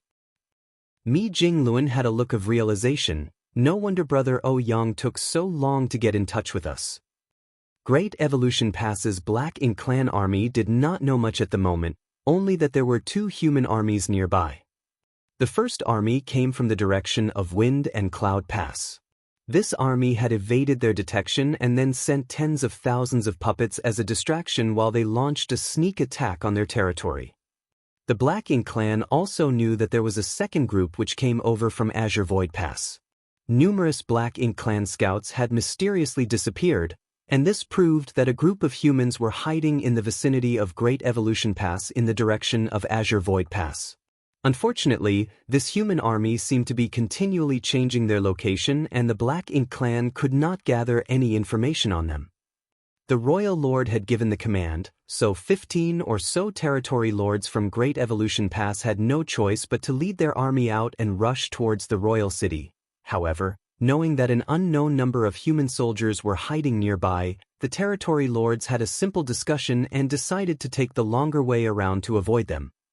Naturally, they chose a route in the direction of Wind and Cloud Pass. They were certain this was a safe option, since the human army that came from that direction had already launched an attack within their Black Ink clan territory and exposed their location. If they had a choice, they would choose to ensure their safety by giving a wide berth and making a huge detour to avoid the hidden human army. However, time was of the essence and they were afraid of causing too great a delay, so they could only take a slightly circuitous path, which would delay them by a day or so. This was why Lang Lai only managed to get in touch with the North-South Army now. Under everyone's watchful gazes, Yang Kai kept using his divine sense to stay connected to Yang Lai, allowing both parties to confirm their respective locations. Still, it was both Yang Kai's and Yang Lai's first time in the Great Evolution Theater and they were unfamiliar with their surroundings. Neither one of them had an accurate universe chart of this place, so it was rather troublesome for them to talk about their positions. Yang Kai could not ascertain where Yang Lai was exactly, and similarly, Yang Lai had no way of confirming where the North-South Army was. The only thing they both knew was that their distance was within a day's worth of travel, as this was the communication bead's maximum range. Amid their exchange, the North-South Army arrived at the designated ambush point. Initially, based on the deductions by the 8th Order Open Heaven Realm Master who scouted the place, it was highly likely that the Black Ink clan would pass through this place if they were to send their army out from Great Evolution Pass. As long as the North-South Army set up here in advance, they would be able to deal a heavy blow to the Black Ink clan. As it was, the North-South Army had arrived, but there was no sign of the Black Ink clan. Furthermore, based on the update from Yang Lai, it was unlikely that the Black Ink clan army would be passing through this region. Uncertainty was to be expected on the battlefield, as it was impossible for people to know everything and have a contingency for all possibilities at all times. Things could change at any given moment, and the only way to ensure victory was to be highly adaptable. Yang Kai carried on communicating with Yang Lai, but he was still unable to pinpoint the latter's location. Both of them described what the area around them looked like, but it did not ring any bells for either one of them. Yang Lai had a fiery temper, and since it was impossible to communicate effectively, he decided to cut things short. Just wait. That was the last Yang Kai heard from him, even though he kept trying to reconnect with Yang Lai. After relaying this to the 8th Order Division commanders, they all wore helpless, exasperated expressions. However, soon enough, Yang Lai's burly figure came striding in while grumbling, "It's so troublesome without a universe chart." It would have been a lot easier for them to communicate if both of them had a universe chart, as it would have allowed them to confirm their locations and the distance from each other. Nevertheless, Great Evolution Pass had been lost for 30,000 years, and the humans who were stationed here in the past had been annihilated. Thus, the universe chart of that time was no longer usable. If they wanted a universe chart now, they needed to make one themselves. Meanwhile, Yang Lai managed to get back quickly thanks to the purifying Black Ink battleship's universe array. "Brother Yang, where are the Black Ink clan reinforcements now?" Mi Jingluan quickly asked. "I don't know, but I left behind a bit of my aura before I left. Let me check where it is and I'll know where the Black Ink clan army is," Yang Lai replied. Saying so, his hands started rapidly forming seals.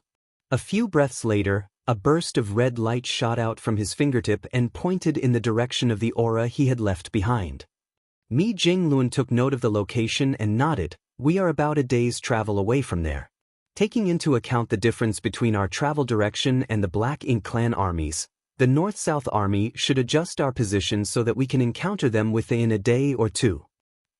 Yang Lai nodded. "Good." The two of them talked for a bit and soon decided on where they should reposition the North-South Army. The order went down and the fleet, which had only just arrived at the ambush location, set off again without even having time to do anything. All the 8th Order Division commanders cupped their fists. "We should go and prepare." If everything went smoothly, then in a day or two, the North-South Army would engage in a huge battle with the Black Ink clan from Great Evolution Pass. Naturally, it was best to start preparing as soon as possible.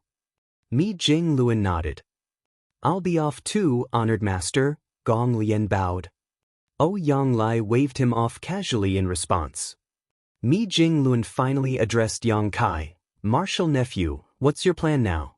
Are you going to join us here or head off to find the East-West army? Since there's going to be a battle here, it's best if I remain to help, Yang Kai said. He could have left now if there were no battle, but since the fight was imminent, it would not be right for him to leave just like that. Furthermore, taking part in the upcoming battle was a good way for him to gather more information about the situation here. That way, he would be able to inform Xiang Shan and the others about what was happening here when he reunited with the East-West army. Good, Mi Jinglun said, since you're staying, you can choose a squad or a battalion to join. This junior would like to act alone. Would that be all right? Yang Kai asked. He was unfamiliar with the people here in the North-South Army, and it may not be a good thing for him to join a squad so abruptly, hence, he preferred acting alone without having any ties to anyone. Mi Jinglun eyed him with a smile. Since you're so confident, martial nephew, I won't stop you, but do be careful on the battlefield. Understood. Yang Kai cupped his fist and bowed before leaving. Once he left, Yang Lai piped up, that brat sure is confident to want to act alone, and you even gave him your permission. That's not at all like you. Mi Jinglun chuckled. I don't know if you've heard much about him, Brother Yang. If any other 7th Order junior made the same request, I would have rejected them immediately, but if it's him, it's fine for me to make an exception just this once. Yang Lai nodded. I've heard quite a lot about him, so you can't take advantage of me being ignorant and uninformed, Brother Mi. Now that we're on the subject, it's quite unbelievable that a 7th Order brat had the guts to disguise himself as a Black Ink disciple to infiltrate the Black Ink clan. He even managed to destroy the warship that the Black Ink clan was building and come back alive. It's practically a miracle. That's right.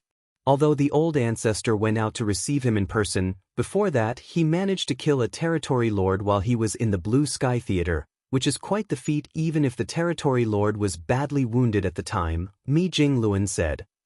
New talents rise up with every generation. We're getting old now. Yang Lai lamented.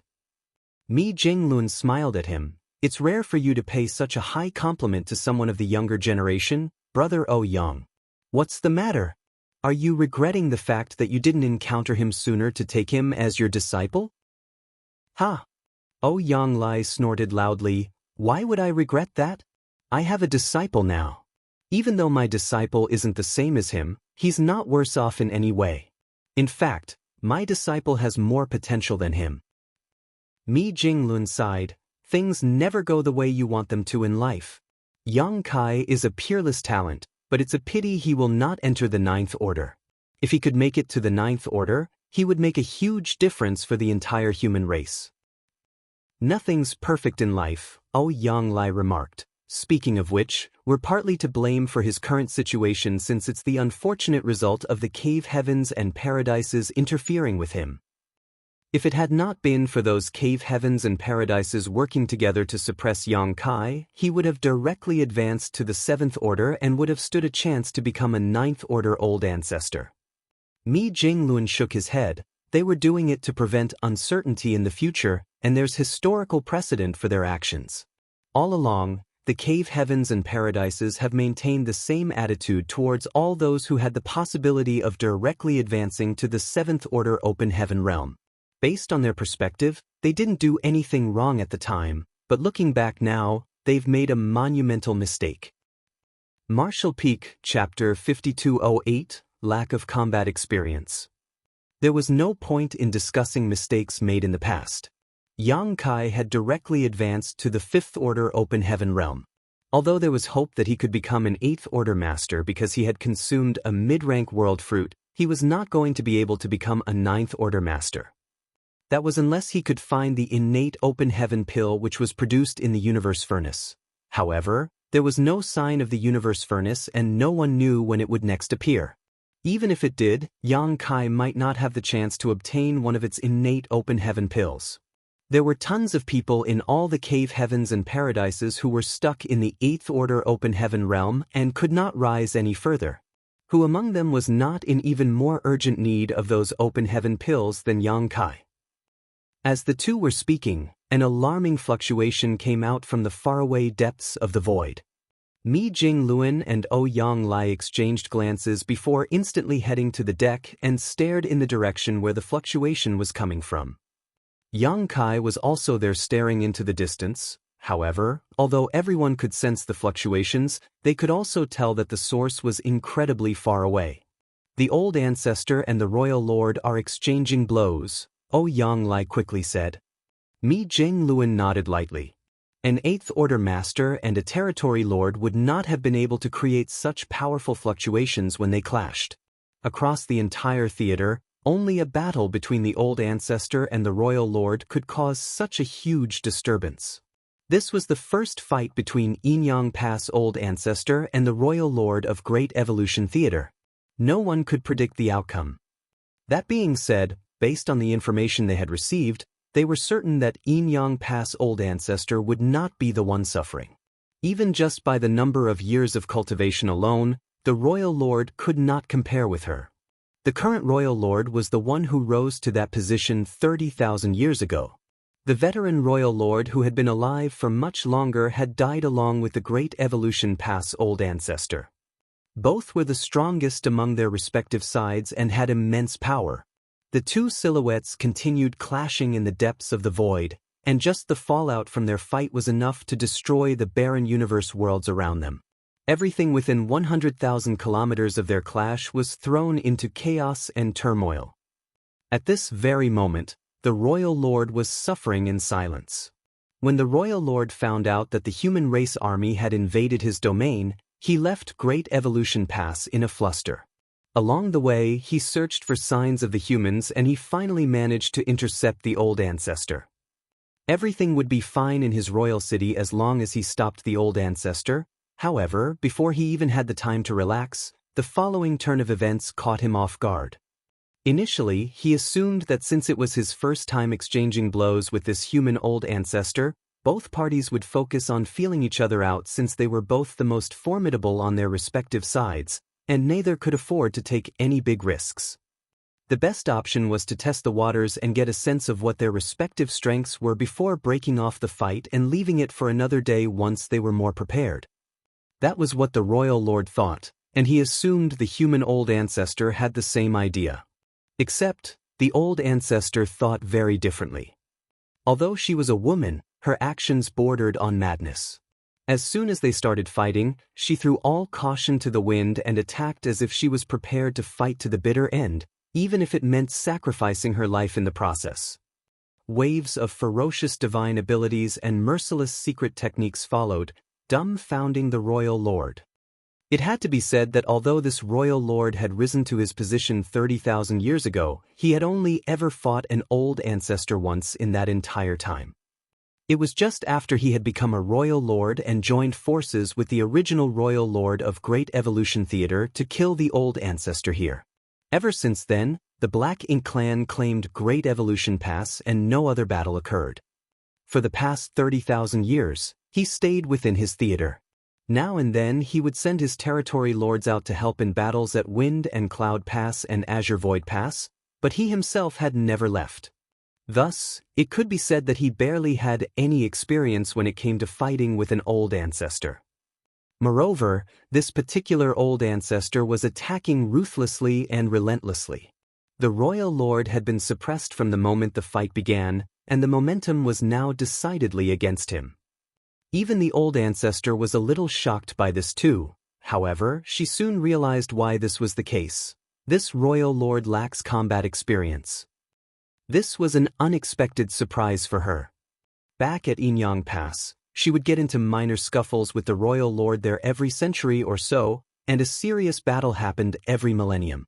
It was no secret what each other's divine abilities, secret techniques, battle strategies, and personalities were.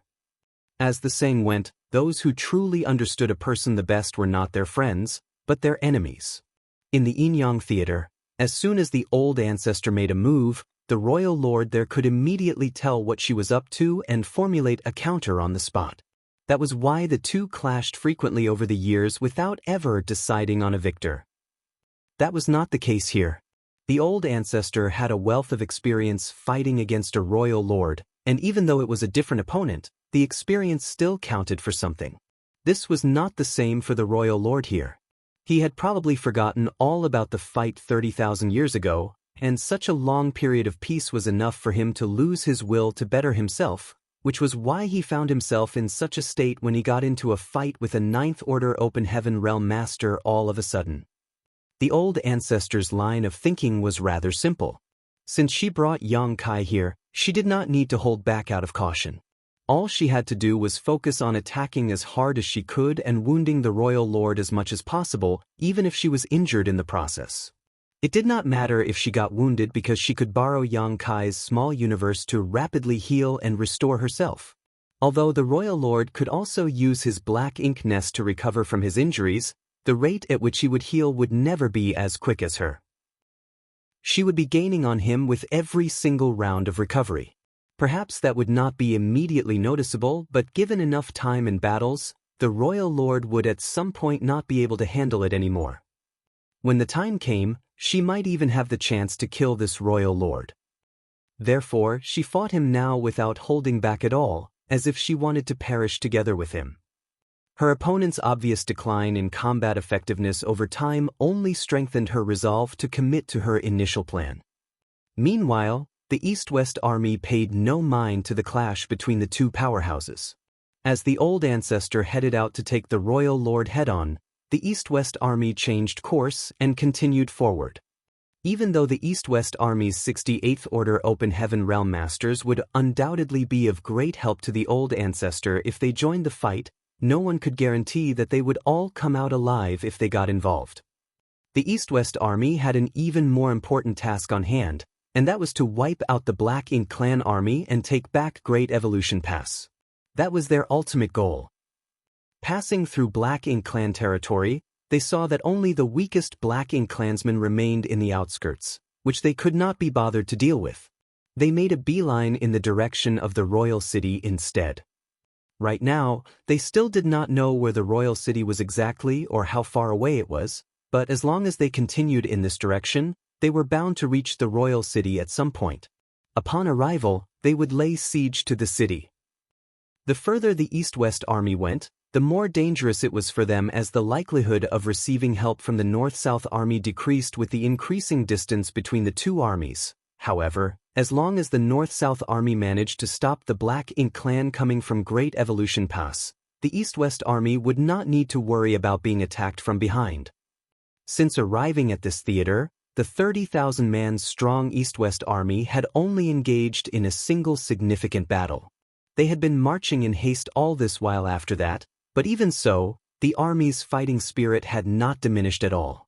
On the contrary, it was even stronger than before.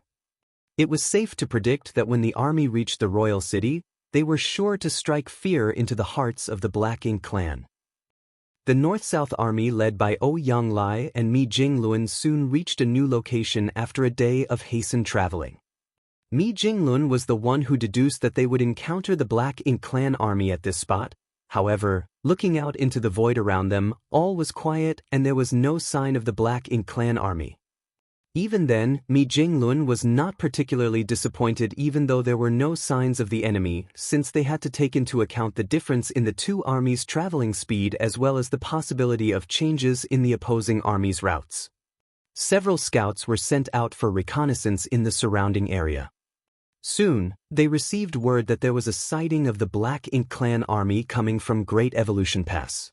They were passing through a location that was less than an hour away from the North-South Army's current position. Mi Jinglun exhaled slowly before commanding the army to attack. Under the circumstances, an ambush was impossible as there was no time for them to find suitable spots to set up and hide. The North-South Army's only choice now was to charge straight into battle with the Black Ink Clan and take them head-on. Fortunately, they knew about the Black Ink Clan's movements while the other party knew nothing about them, so they had the advantage. The mighty fleet sailed through the void, and 1 hour later, the Black Ink Clan army came into sight. By now, the Black Ink Clan had naturally discovered the humans as well. One of the feudal lords immediately rushed to Zhicheng and reported frantically, "Sir Territory Lord, we've spotted human warships." Zhicheng had been uneasy the past few days, like something bad was about to happen, and that was the reason why he chose to take a longer route when leading the army out of Great Evolution Pass. He was doing everything he could to avoid the human army that had not revealed itself just yet. All had been calm and peaceful for several days, and his only worry had been the human race army that had been attacking the Black Ink clan territory.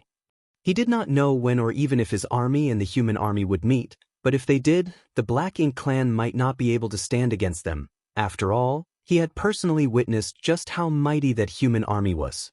Furthermore, there was still the human old ancestor with them. Thus, he could not stop himself from jumping in fright when his subordinate reported the news to him. "We're running into a human race army in a place like this. Is it the one led by the old ancestor? Where are they? How far away from here?" Zhicheng asked in alarm. The feudal lord pointed with his finger. "They're in that direction. We'll probably run into them in less than an hour." Zhicheng looked out in that direction, and sure enough, he spotted a massive fleet approaching. It was a sea of human warships, at least 2,000 to 3,000 of them, just like the one he saw over a year ago. Based on the direction the human army was heading, it could be seen that it was not charging into the Black Ink clan's territory. The humans were positioning themselves in advance so that they could meet the Black Ink clan army, make contact an hour later, and block their way forward. Why are we running into them here? Zhicheng could not figure it out, and he was not about to dwell on it now. His fear of the old ancestor made him lose his composure as he bellowed in terror, "Enemy attack!" The other dozen or so territory lords gasped in fright when they heard him. They turned to check for themselves, and sure enough, they saw the human fleet in the distance. All at once, the territory lords started to panic.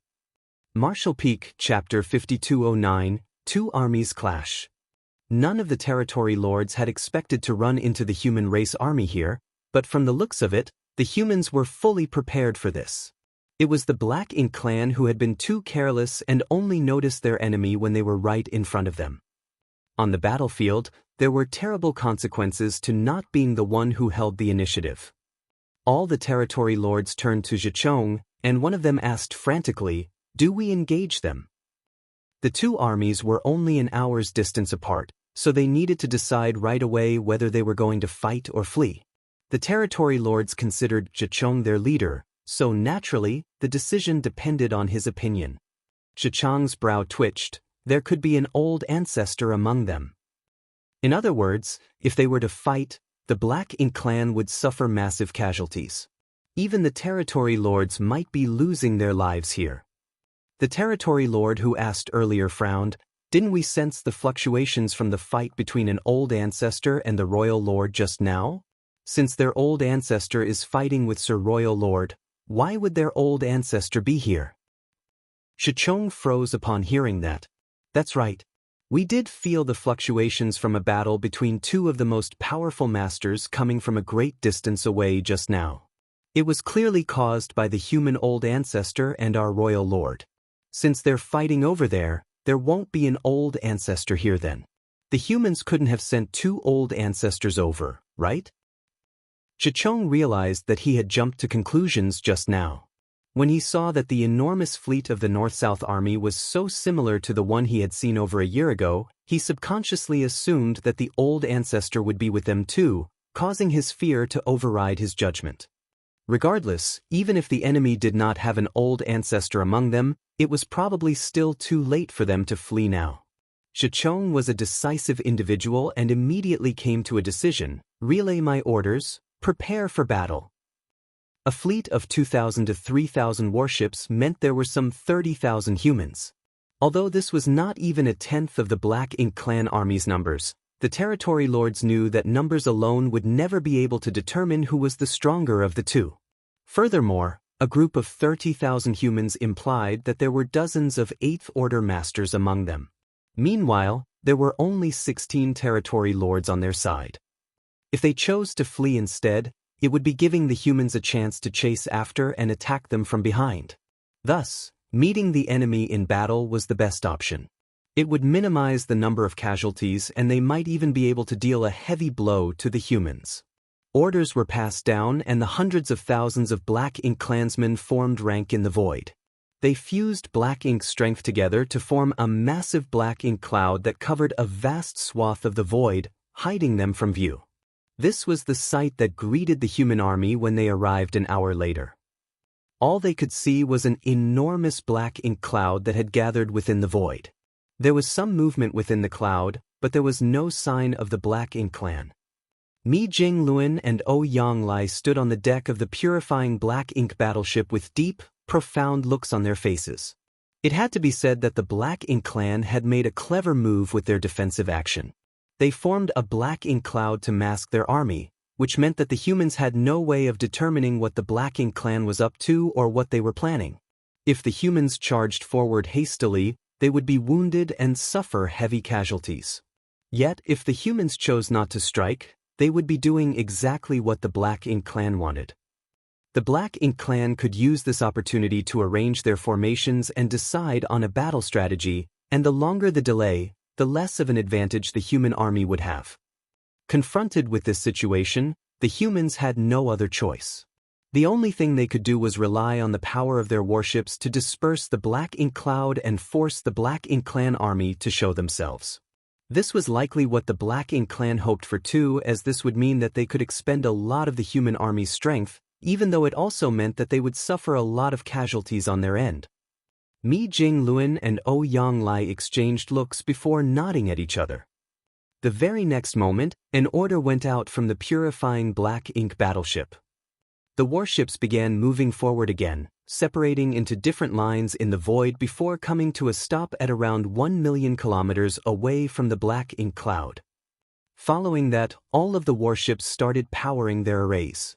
Lights flashed, and a raging surge of energy waves began to fluctuate.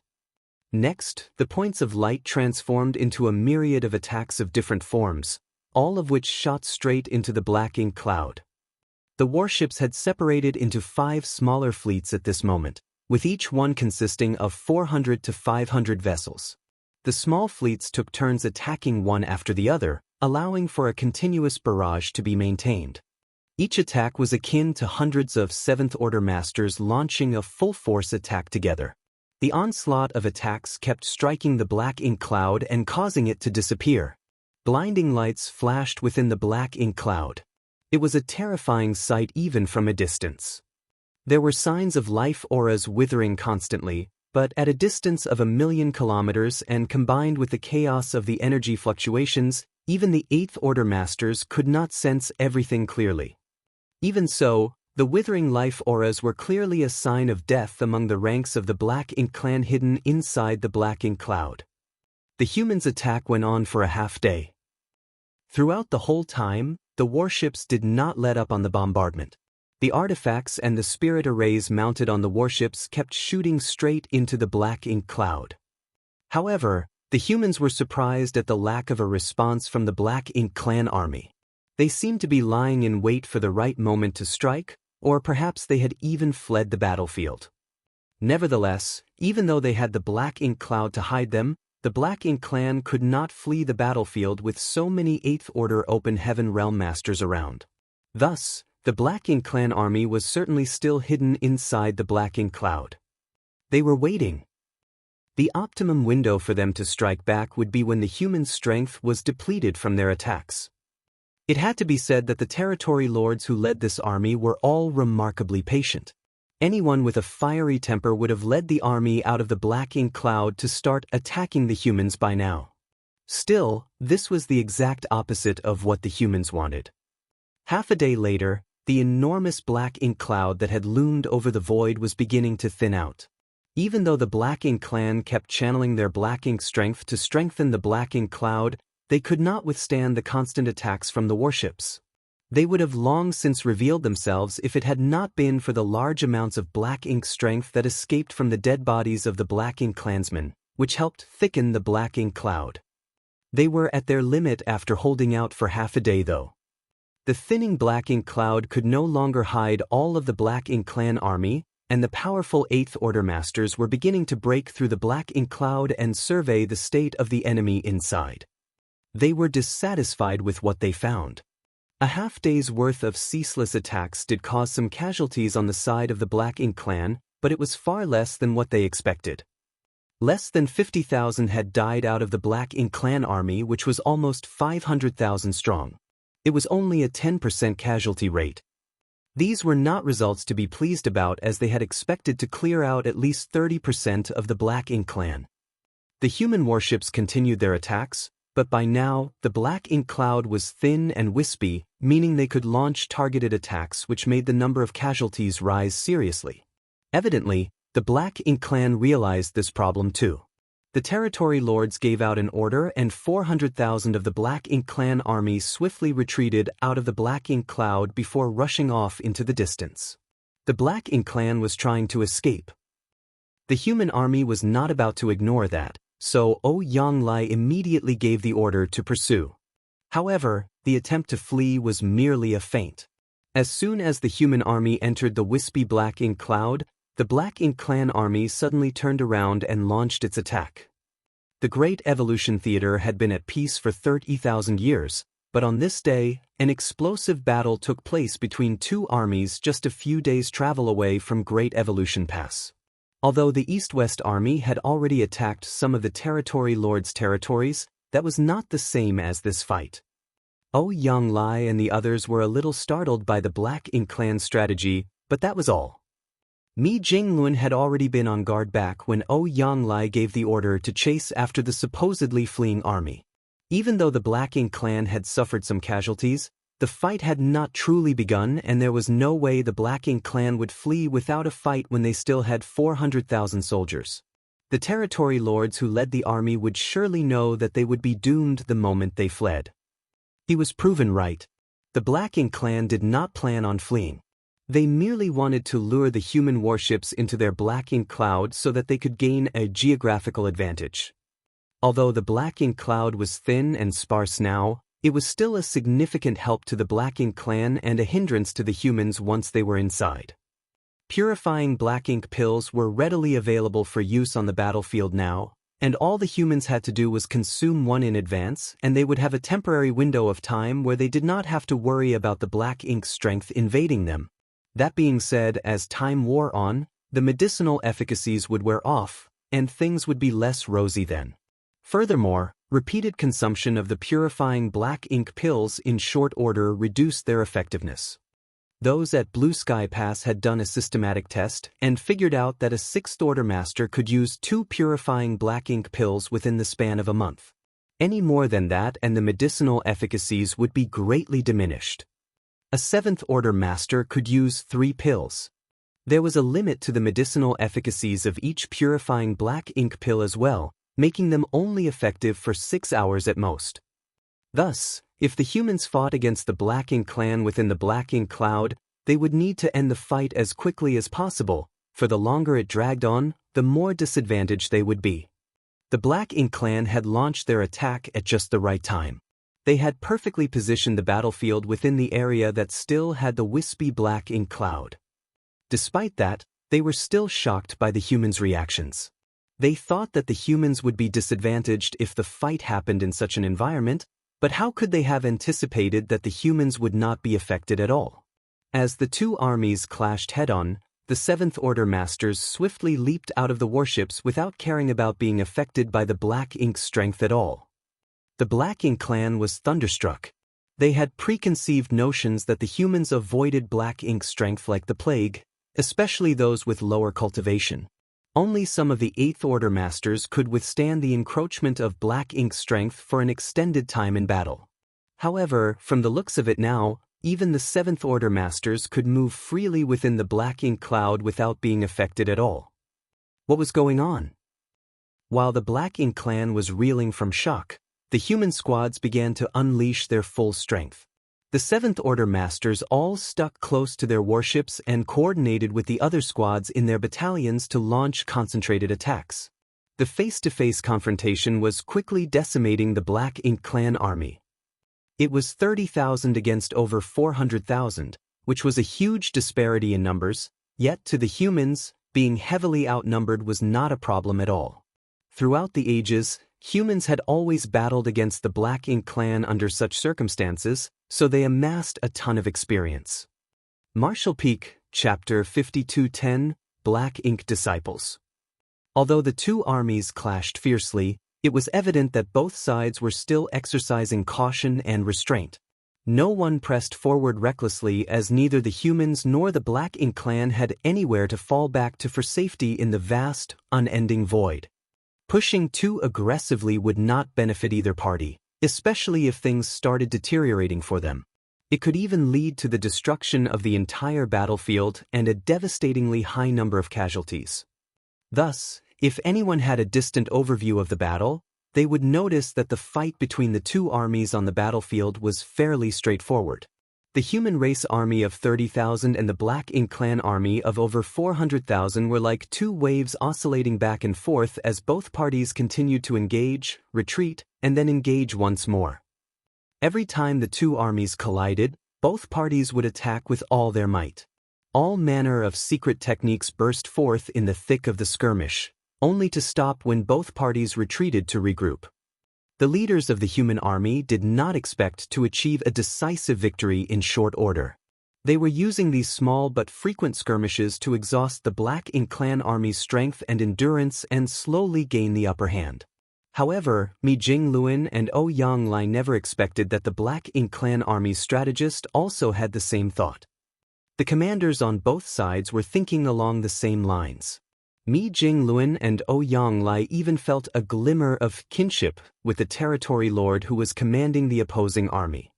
Naturally, it was Zhicheng who was in charge of commanding the Black Ink clan army in this battle.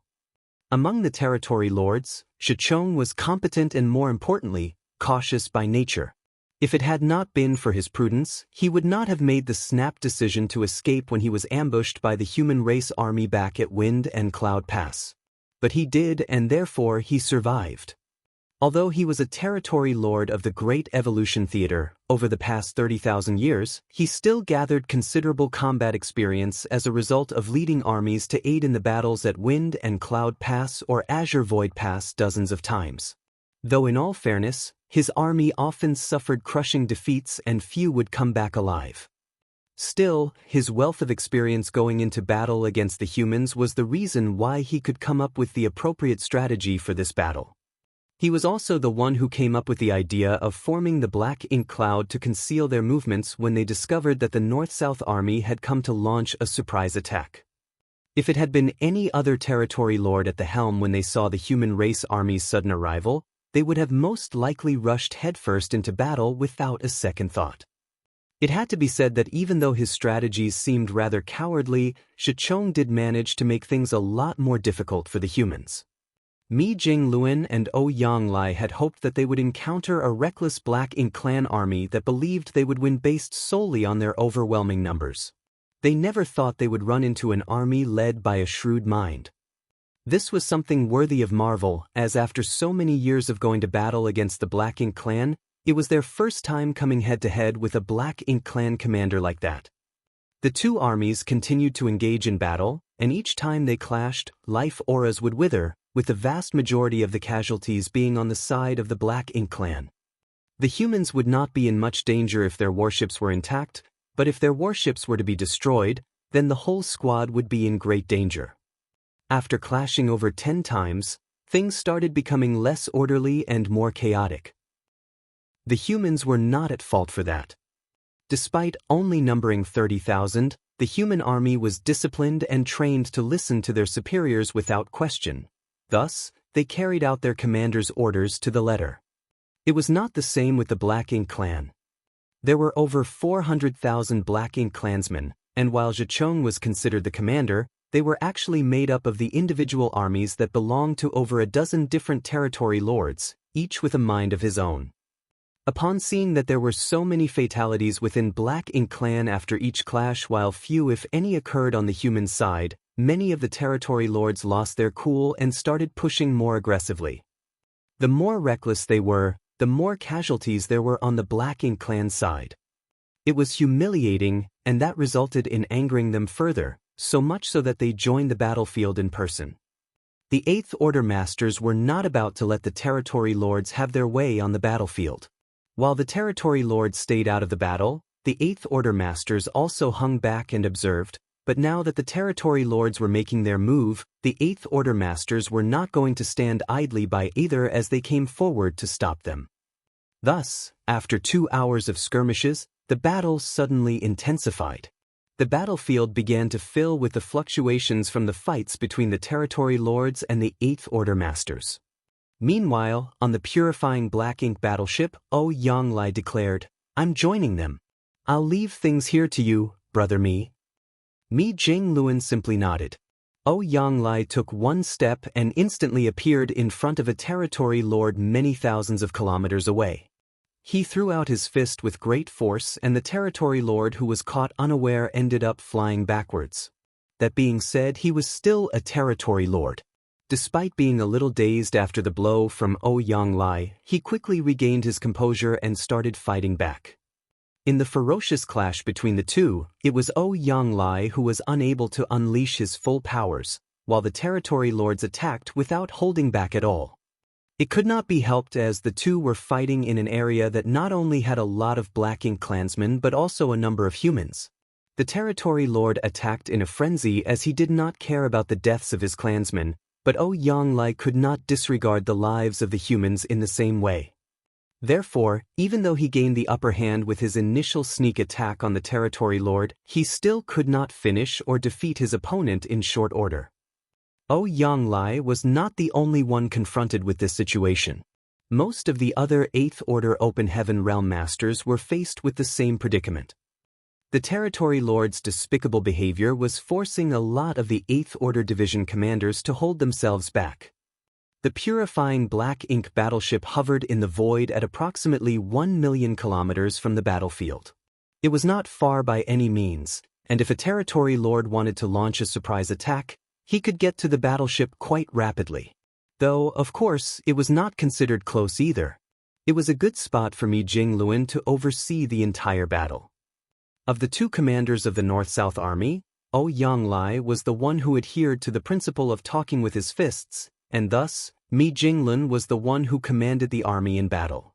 The purifying black ink battleship was not alone in the void as several battalion-class warships hovered around it, each one crewed by an Eighth Order Division commander and an entire battalion. All of this was to ensure that the purifying black ink battleship would stay safe even when they were so far away from home. One could not claim that the humans were acting too conservatively. On the contrary, the purifying black ink battleship was just far too important. Not only did the battleship have a great variety of strategic functions, but both the battleship and the battalion-class warships around it were carrying quite a number of specialists who followed the army to this battle. The East-West Army had over 1,000 artifact refiners with them, along with alchemists and array masters in similar numbers. It was the same with the North-South Army. These humans were at the very least in the Fifth Order Open Heaven realm, with a few even being in the Eighth Order. Even so, they spent all their time fully focused on their respective daos such as artifact refining, alchemy, and spirit arrays. Thus, they lacked combat power and were not suited to step foot on the battlefield. The loss of any one of them would be a notable loss for the human race. They could only remain in safety until the battle came to an end. If they were to remain here, then there had to be people here to protect them as well. Therefore, even though the North-South Army had 30,000 soldiers in total, in reality, 3,000 to 4,000 of them were not taking part in the battle against the Black Ink clan. Mi Jingluan's brows were tightly furrowed as he surveyed the battle from the deck of the purifying black ink battleship. What was happening was unlike anything he had expected. Initially, he assumed that it would not be hard for the North-South Army to come out victorious as a Black Ink clan army of 500,000 would only have slightly over a dozen Territory Lords commanding it.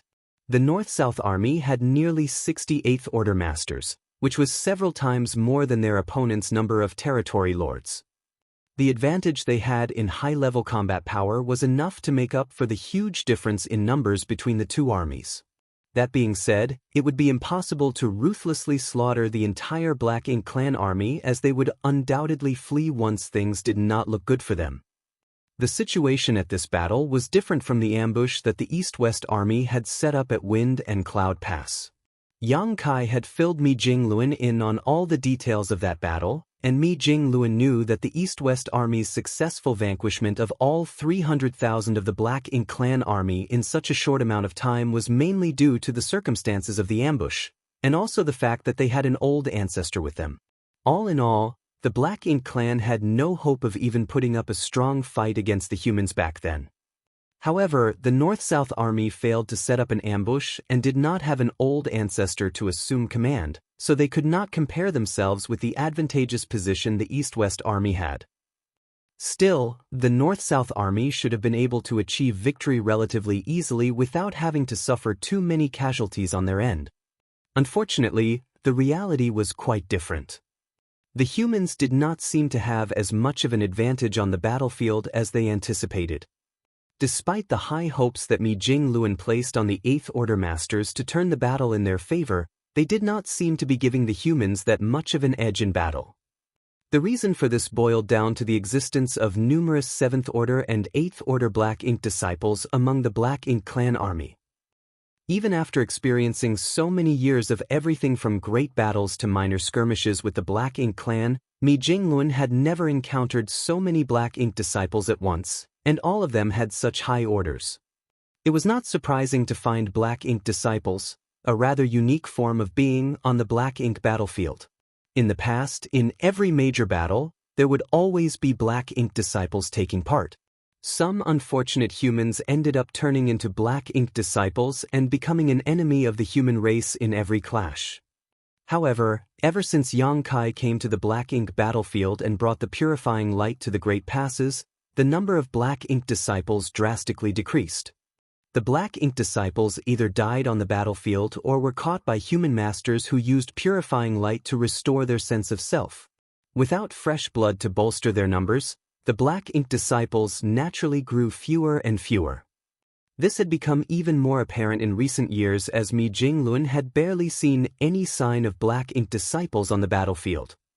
Yet now, at the Great Evolution Theater, he saw the Black Ink disciples once more, including quite a number that had 7th Order and 8th Order Open Heaven Realm cultivations. Most were in the 7th Order, numbering in the hundreds. Although they did not have quite as many 8th Order Black Ink disciples, Mi Jingluan had counted nearly 30 of them, and he knew that there had to be more than that, as there would be some he did not manage to spot in all the chaos. No one would have ever thought that there were so many high-rank Black Ink disciples in the Great Evolution Theater. And this was only those that belonged to the armies of the dozen or so territory lords present. The situation would certainly be a lot grimmer if all the forces in the Great Evolution Theater were combined. There was no other theater like this one. While the other theaters also encountered Black Ink disciples on the battlefield, it was impossible for them to be confronted with such powerful ones and in such alarming numbers. Nevertheless, after mulling in silence for a brief moment, Mi Jingluan soon realized the reason for this. The Great Evolution Theater situation was unique due to the Great Pass having been lost over 30,000 years ago. No great battles had taken place throughout that time in this theater, which meant that the Black Ink disciples could spend all their time on cultivation. They did not have to worry about going to battle and losing their life, and thus, they slowly managed to reach the 7th Order and 8th Order Open Heaven Realm. Martial Peak, Chapter 5211, Collapse. Judging by the number of Black Ink disciples there were on the battlefield now, it proved that not all of the human soldiers who were part of the battle at Great Evolution Pass 30,000 years ago had been killed by the Black Ink clan after the death of the old ancestor. The Black Ink clan must have taken quite a number of them and turned them into Black Ink disciples. There was no other way of explaining why so many Black Ink disciples with high orders would appear in the Great Evolution Theater. Why did all of the cave heavens and paradises in the 3,000 worlds classify everything that had to do with the Black Ink clan? That was because Black Ink's strength was far too tempting for some people. As it was, once a person's body was corrupted by Black Ink's strength, they would undergo a drastic change and become someone who served the Black Ink clan above all else. In other words, they would become an entirely different person, but at the same time, the power that black ink strength provided was enough to enable a cultivator to not be affected by the shackles of the open heaven realm. With enough luck and resources, one could continue to cultivate all the way to the ninth order open heaven realm. How many ninth order masters had there been throughout history? Too few that even the most prominent of cave heavens and paradises could easily count them with their fingers. With that being the case, it would be hard for cultivators who had reached the ceiling of their cultivation and failed to break through to not be swayed by the temptation of black ink strength. Yuan Du, a vice sect master of Langya Paradise, was a 7th order open heaven realm master.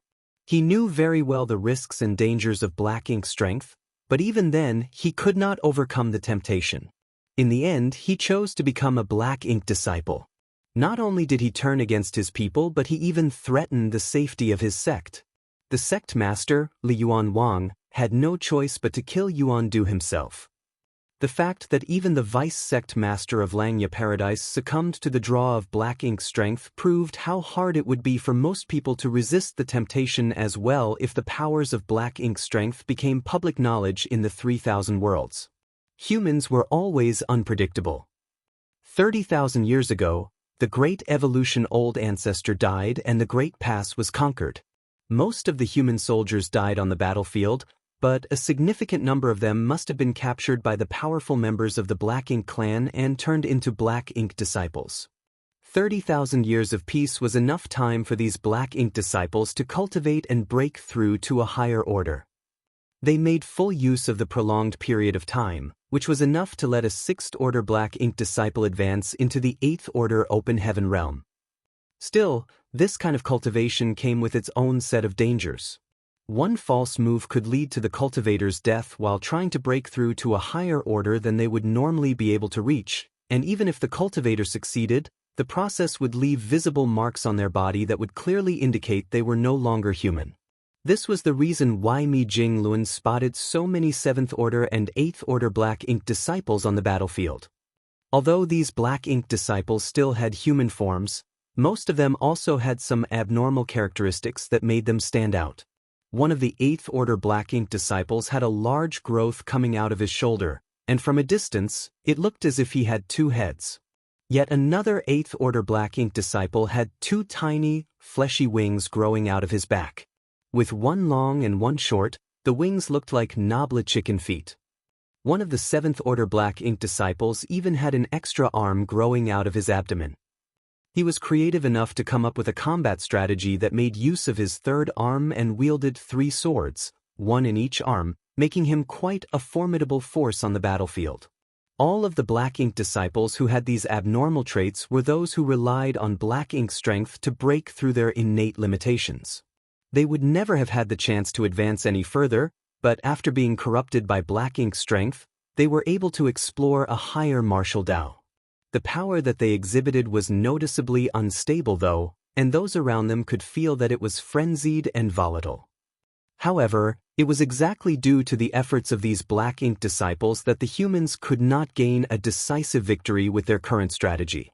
Originally, Mi Jinglun and Ouyang Lai assumed that since they had dozens of 8th order masters to deal with only slightly more than a dozen territory lords, the numbers would work in their favor and the territory lords would not be able to put up a fight. As long as the division commanders could gang up on the territory lords, they would surely be able to kill all of them fairly quickly. Once the territory lords were gone, the hundreds of thousands of Black Ink clansmen would amount to nothing more than headless chickens, and the humans could wipe them out with ease. However, it was the presence of numerous 8th order Black Ink disciples that foiled their plans. The 8th order Black Ink disciples were fearsome in their violent attacks, but the ferocity also proved that they did not have full control over their strength. In other words, these 8th order Black Ink disciples were not on even footing with the true 8th order masters. Their powers did not come from proper cultivation, and as a result, they were even weaker than ordinary territory lords. If it came down to a solo fight, any one of the 8th order division commanders could easily defeat an 8th order Black Ink disciple. Even so, it would not be as easy to kill one. Furthermore, both the territory lords and the 8th order Black Ink disciples attacked without any restraint, not caring whether they injured or even killed their fellow Black Ink clansmen in the process. On the other hand, the Eighth Order Masters had to take great care not to harm their fellow humans. Thus, when it came to the battle between the two parties' top masters, although the humans still had the advantage, it was not a significant one and could not produce the result they had hoped for. As the fierce battle progressed, the casualties mounted on the side of the Black Ink clan. The humans also began to suffer more casualties, and there were even signs of Seventh Order Masters dying on the battlefield. Mi Jingluan frowned, as this was not what he wanted to see.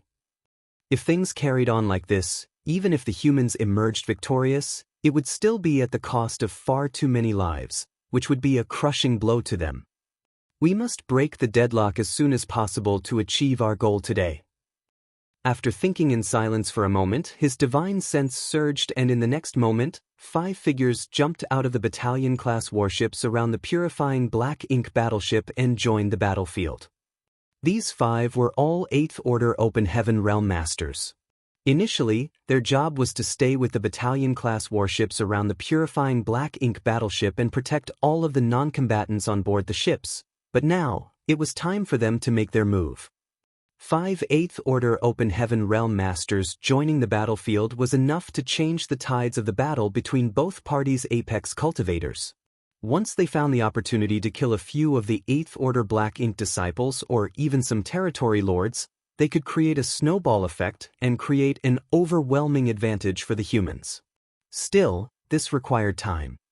Mi Jingluan's eyes next fell onto a different side of the battlefield, away from the battlefield between the Eighth Order Masters and the Territory Lords.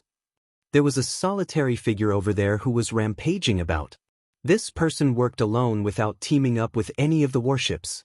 All he had was a long spear in his hands, but wherever he passed, the Black Ink clan would crumble. Even the feudal lords could not withstand a single blow from his spear. Naturally, it was Yang Kai. Ever since the battle started, Mi Jingluan kept checking in on Yang Kai's situation, yet the Eighth Order Army commander was shocked to find that despite his high regard for Yang Kai, he had still underestimated him. Yang Kai was only a Seventh Order Master, but he was exhibiting powers that vastly exceeded what someone in the Seventh Order should be capable of. This was the reason why he could breeze through the battlefield without any difficulty, with no one able to stop him. Although Mi Jingluan did not know much about Yang Kai, he had heard a lot of stories in the past. He knew that Yang Kai had made a name for himself across a number of battlefields, and he also knew that Yang Kai had a World Tree clone planted inside his small universe. Apparently, the World Tree clone had the unbelievable effect of purifying and enhancing world force. From the looks of it now, the effects were even more astounding than Mi Jingluan had expected, as Yang Kai's world force was both dense and powerful enough that he could launch devastating attacks with great ease.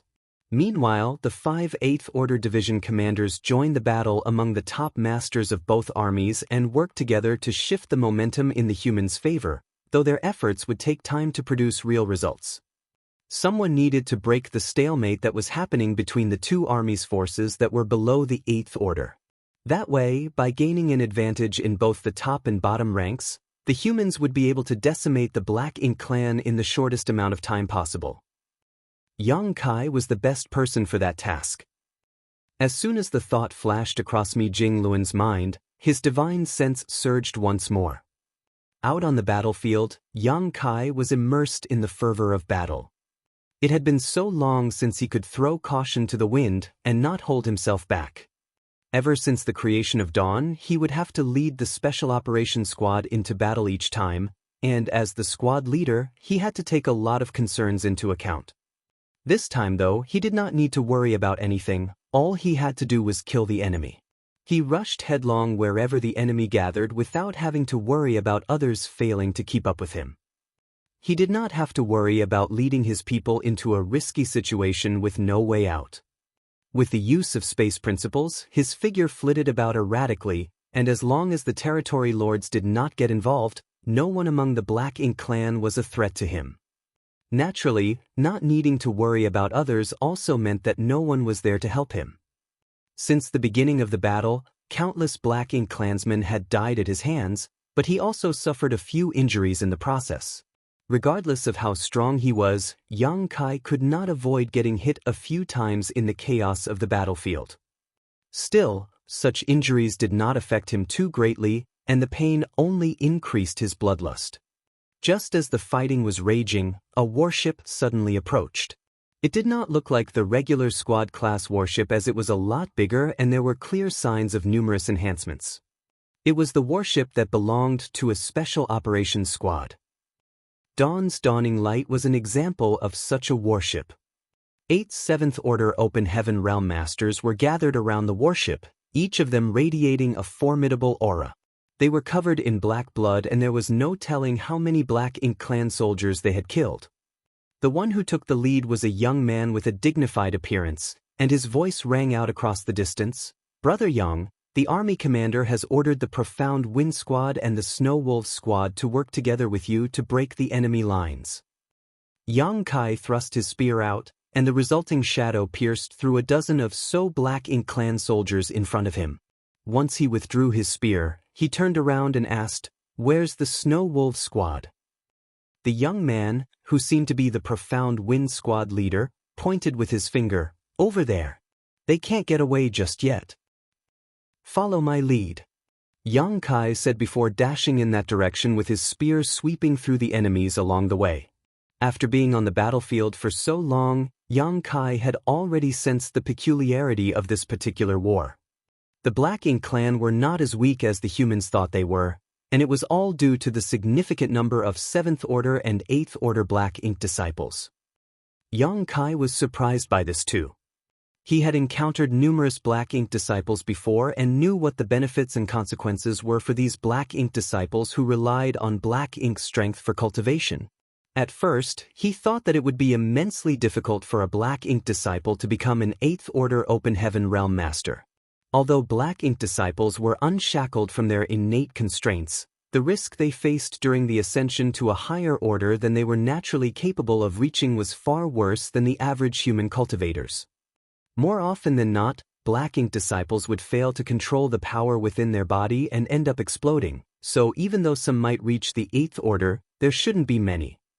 Yet he saw so many 8th Order Black Ink disciples here. It was hard for either party to gain the upper hand when it came to the fight between the top masters, so the outcome of the battle was still undecided.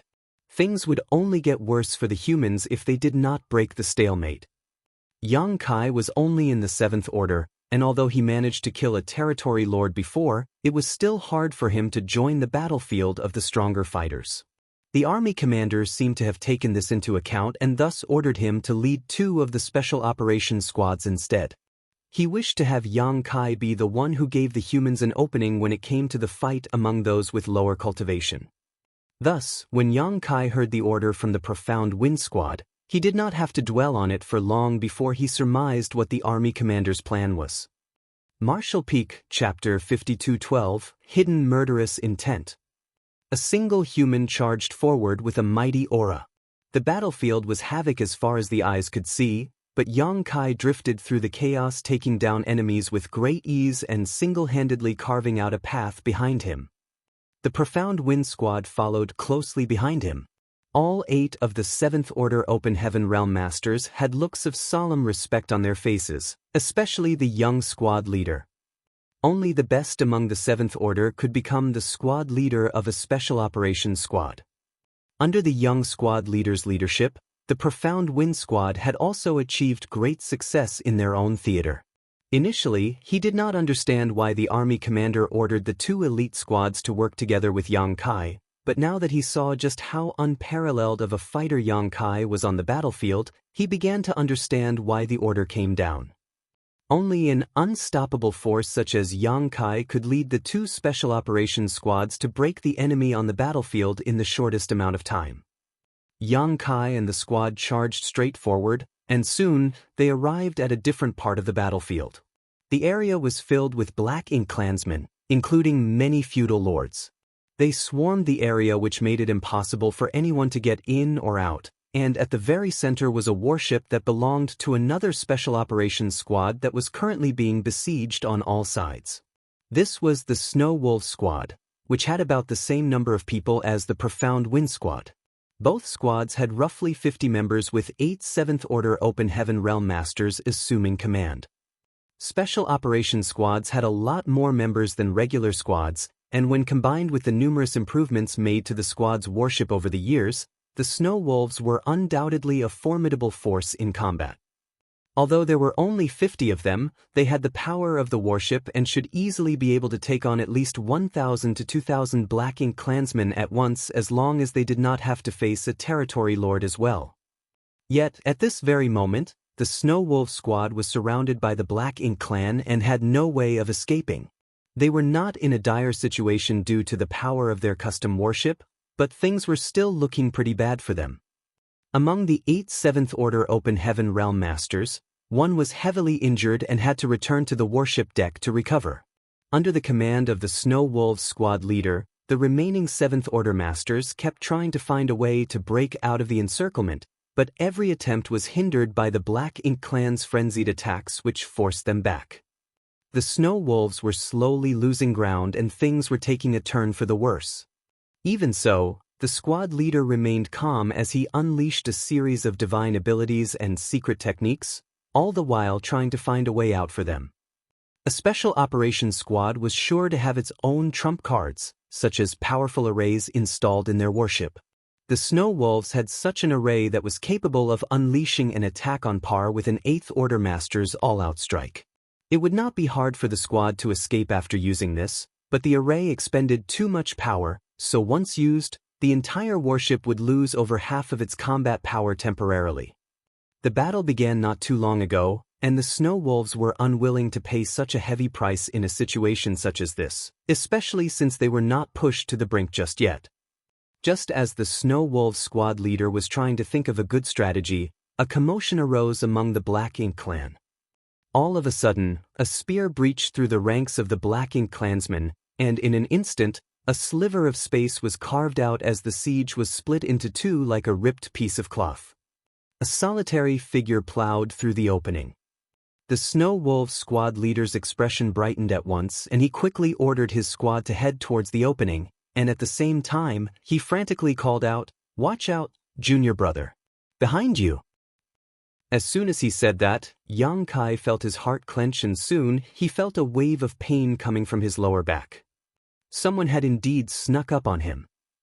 The one who launched the sneak attack had done it so quickly and surreptitiously that he had not noticed anything until he had been hit. Yang Kai instinctively swept his spear out but hit nothing. He spotted a silhouette brushing past him out of the corner of his eye, but when he tried to catch a proper glimpse, he could not find it anymore. Still, he did not remain still. He kept charging forward and the Profound Wind Squad's warship pushed in through the breach in the Black Ink clan's lines behind him. The two squad leaders of the Special Operations squads knew each other, so they exchanged a light nod of greeting but skipped over the usual pleasantries.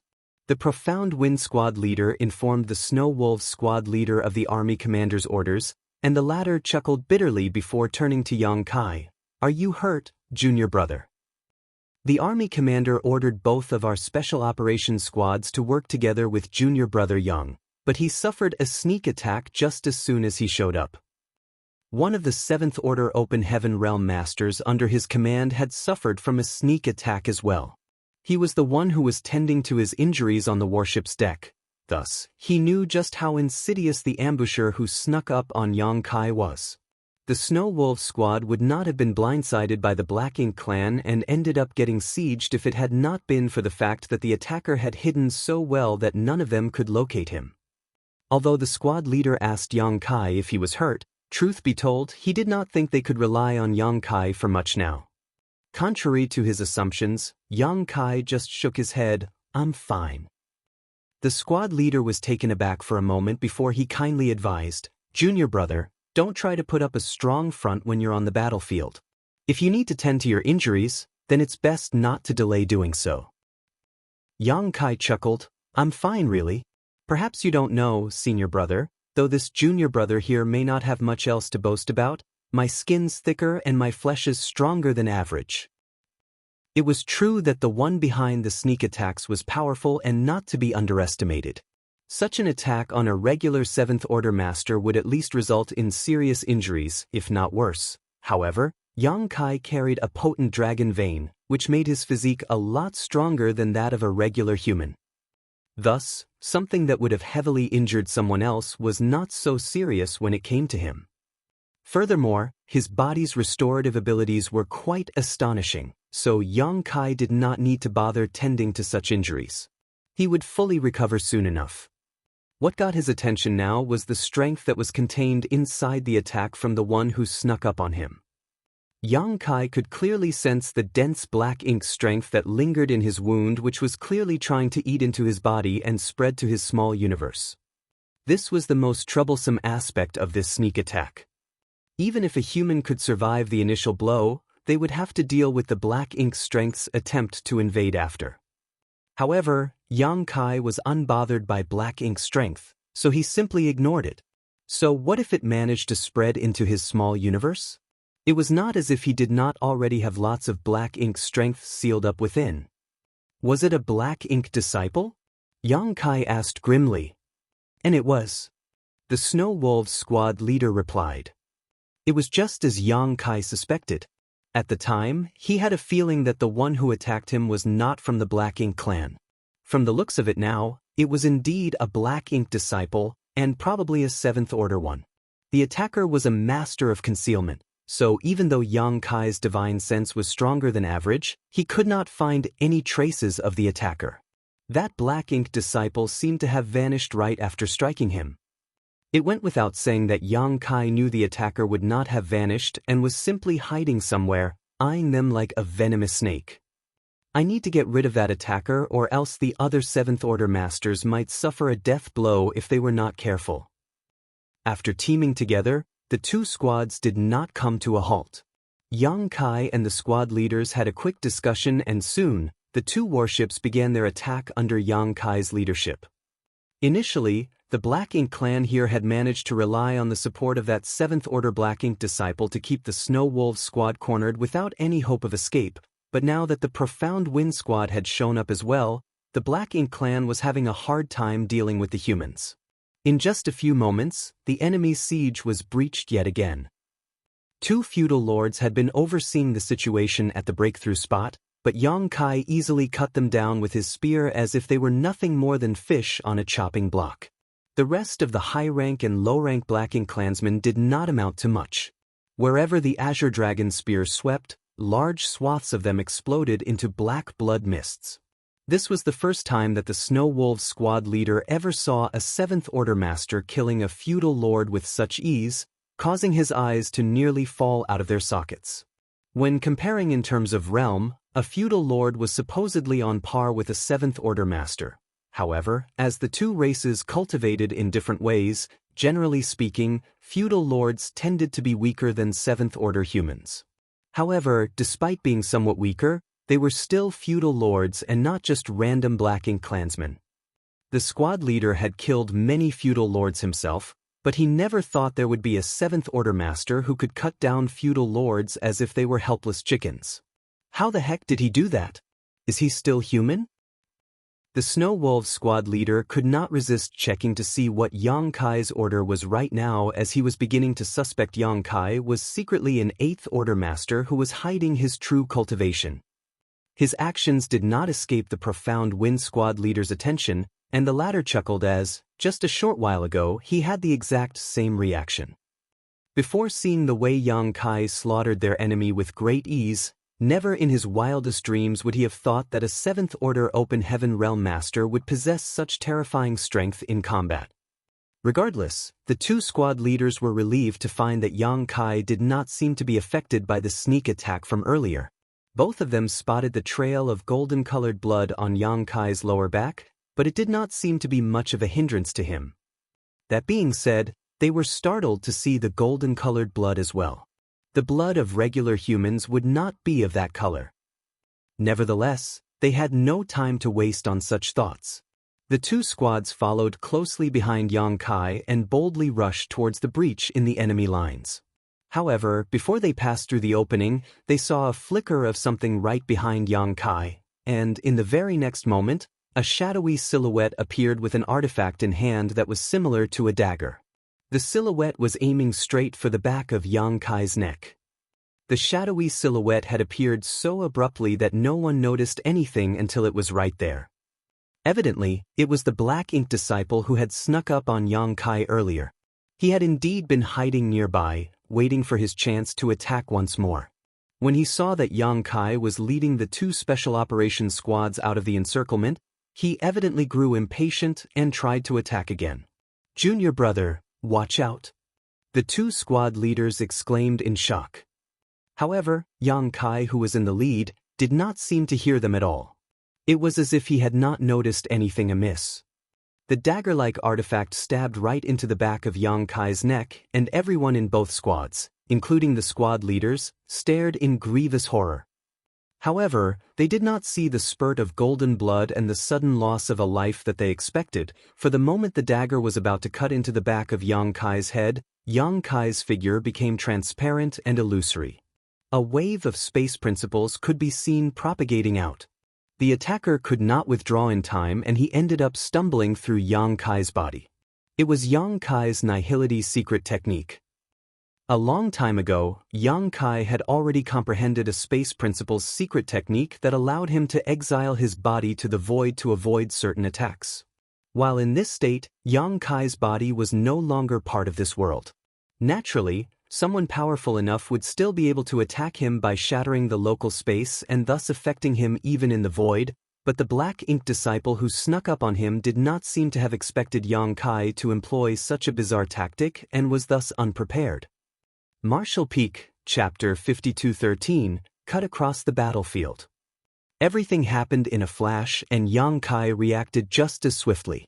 When the attack failed, the shadowy silhouette faded away in such an uncanny way that it was almost as if the silhouette never existed in the first place. Even divine sense could not detect any traces. However, Yang Kai simply smirked. "Do you think you can use the same trick twice?" By the time he finished speaking, the attacker had vanished. All of a sudden, Yang Kai whipped his head about and reached out to grab something in that direction. Once again, space principles rippled out and space was locked in from all sides. By the time Yang Kai withdrew his hand, it was clenched around the neck of a figure. His world force surged and crashed into the other person's small universe, which made the person dazed and unable to use his strength. "Attacking me twice, huh? You seem like a rather stubborn person," Yang Kai remarked coolly as he stared at the person. It was clear that the attacker had been highly trained in the art of assassination. When an attack failed, he retreated right away. That was why Yang Kai failed to detect him during the first sneak attack and could not find any traces of him after. However, after taking into account the mystifying powers of concealment that this black ink disciple had, Yang Kai was certain that the attacker would not give up so easily. He would strike again. Yang Kai did not know who the attacker would strike against next, or if he would even show himself once more. Still, the black ink disciple did intend to strike again, and the best and final opportunity would be when Yang Kai led the two squads out of the siege. Therefore, Yang Kai kept his guard up the whole time. He stayed vigilant and aware of everything that was happening around him, including the goings-on near the two squads behind him. Sure enough, the attacker showed himself again and he even chose to make Yang Kai his target. Why would Yang Kai, who already had his guard up, allow himself to be attacked in a similar fashion twice? To zero in on Yang Kai twice in a row meant that the attacker was stubborn and proud. As he failed to deal a heavy blow to Yang Kai on his first attempt, he did not hesitate at all to try again. Unfortunately for him, he chose the wrong target. His first sneak attack had been successful due to his tactics and Yang Kai's lack of vigilance. That was not the case this time. On the battlefield, one had to pay the price for such willful stubbornness. The attacker could feel the terrifyingly powerful world force that flowed out of Yang Kai's hand and crashed into his small universe. His small universe quaked and the black ink disciple was terror-stricken. He could sense that Yang Kai was merely a seventh-order open heaven realm master, just like him, but Yang Kai was now holding him by the neck as if he were a chicken waiting to be slaughtered. How could there be such a huge difference in strength between them? What he found even harder to grasp was the way Yang Kai had managed to locate him. His concealment secret technique was exceptional and in the heat of the moment, even an eighth-order master might fail to notice him. However, when he tried to conceal himself and vanish earlier after the second attack had failed, Yang Kai managed to capture him with just one hand. As the Black Ink disciple tried to struggle, he caught Yang Kai's eyes and was shocked by the sliver of golden pupil he saw. Demon Eye of Annihilation. Are you from Myriad Demons' heaven? Once the Black Ink disciple spotted that intimidating golden pupil, he came to a realization. He assumed Yang Kai was from Myriad Demons' heaven and had cultivated the Demon Eye of Annihilation, one of their core secret techniques, to a high degree of mastery. No wonder he knew exactly where I was. After working it all out, the Black Ink disciple was filled with bitterness.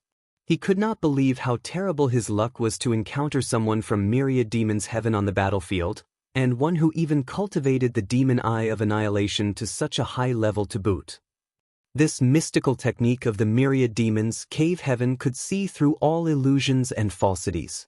If cultivated to the apex, it was rumored to be capable of seeing into a person's past and future. All in all, it was the bane of his concealment secret technique. The concealment secret technique that he relied on was nothing more than a joke before the Demon Eye of Annihilation. Yang Kai had no intention of responding to the Black Ink disciple's question.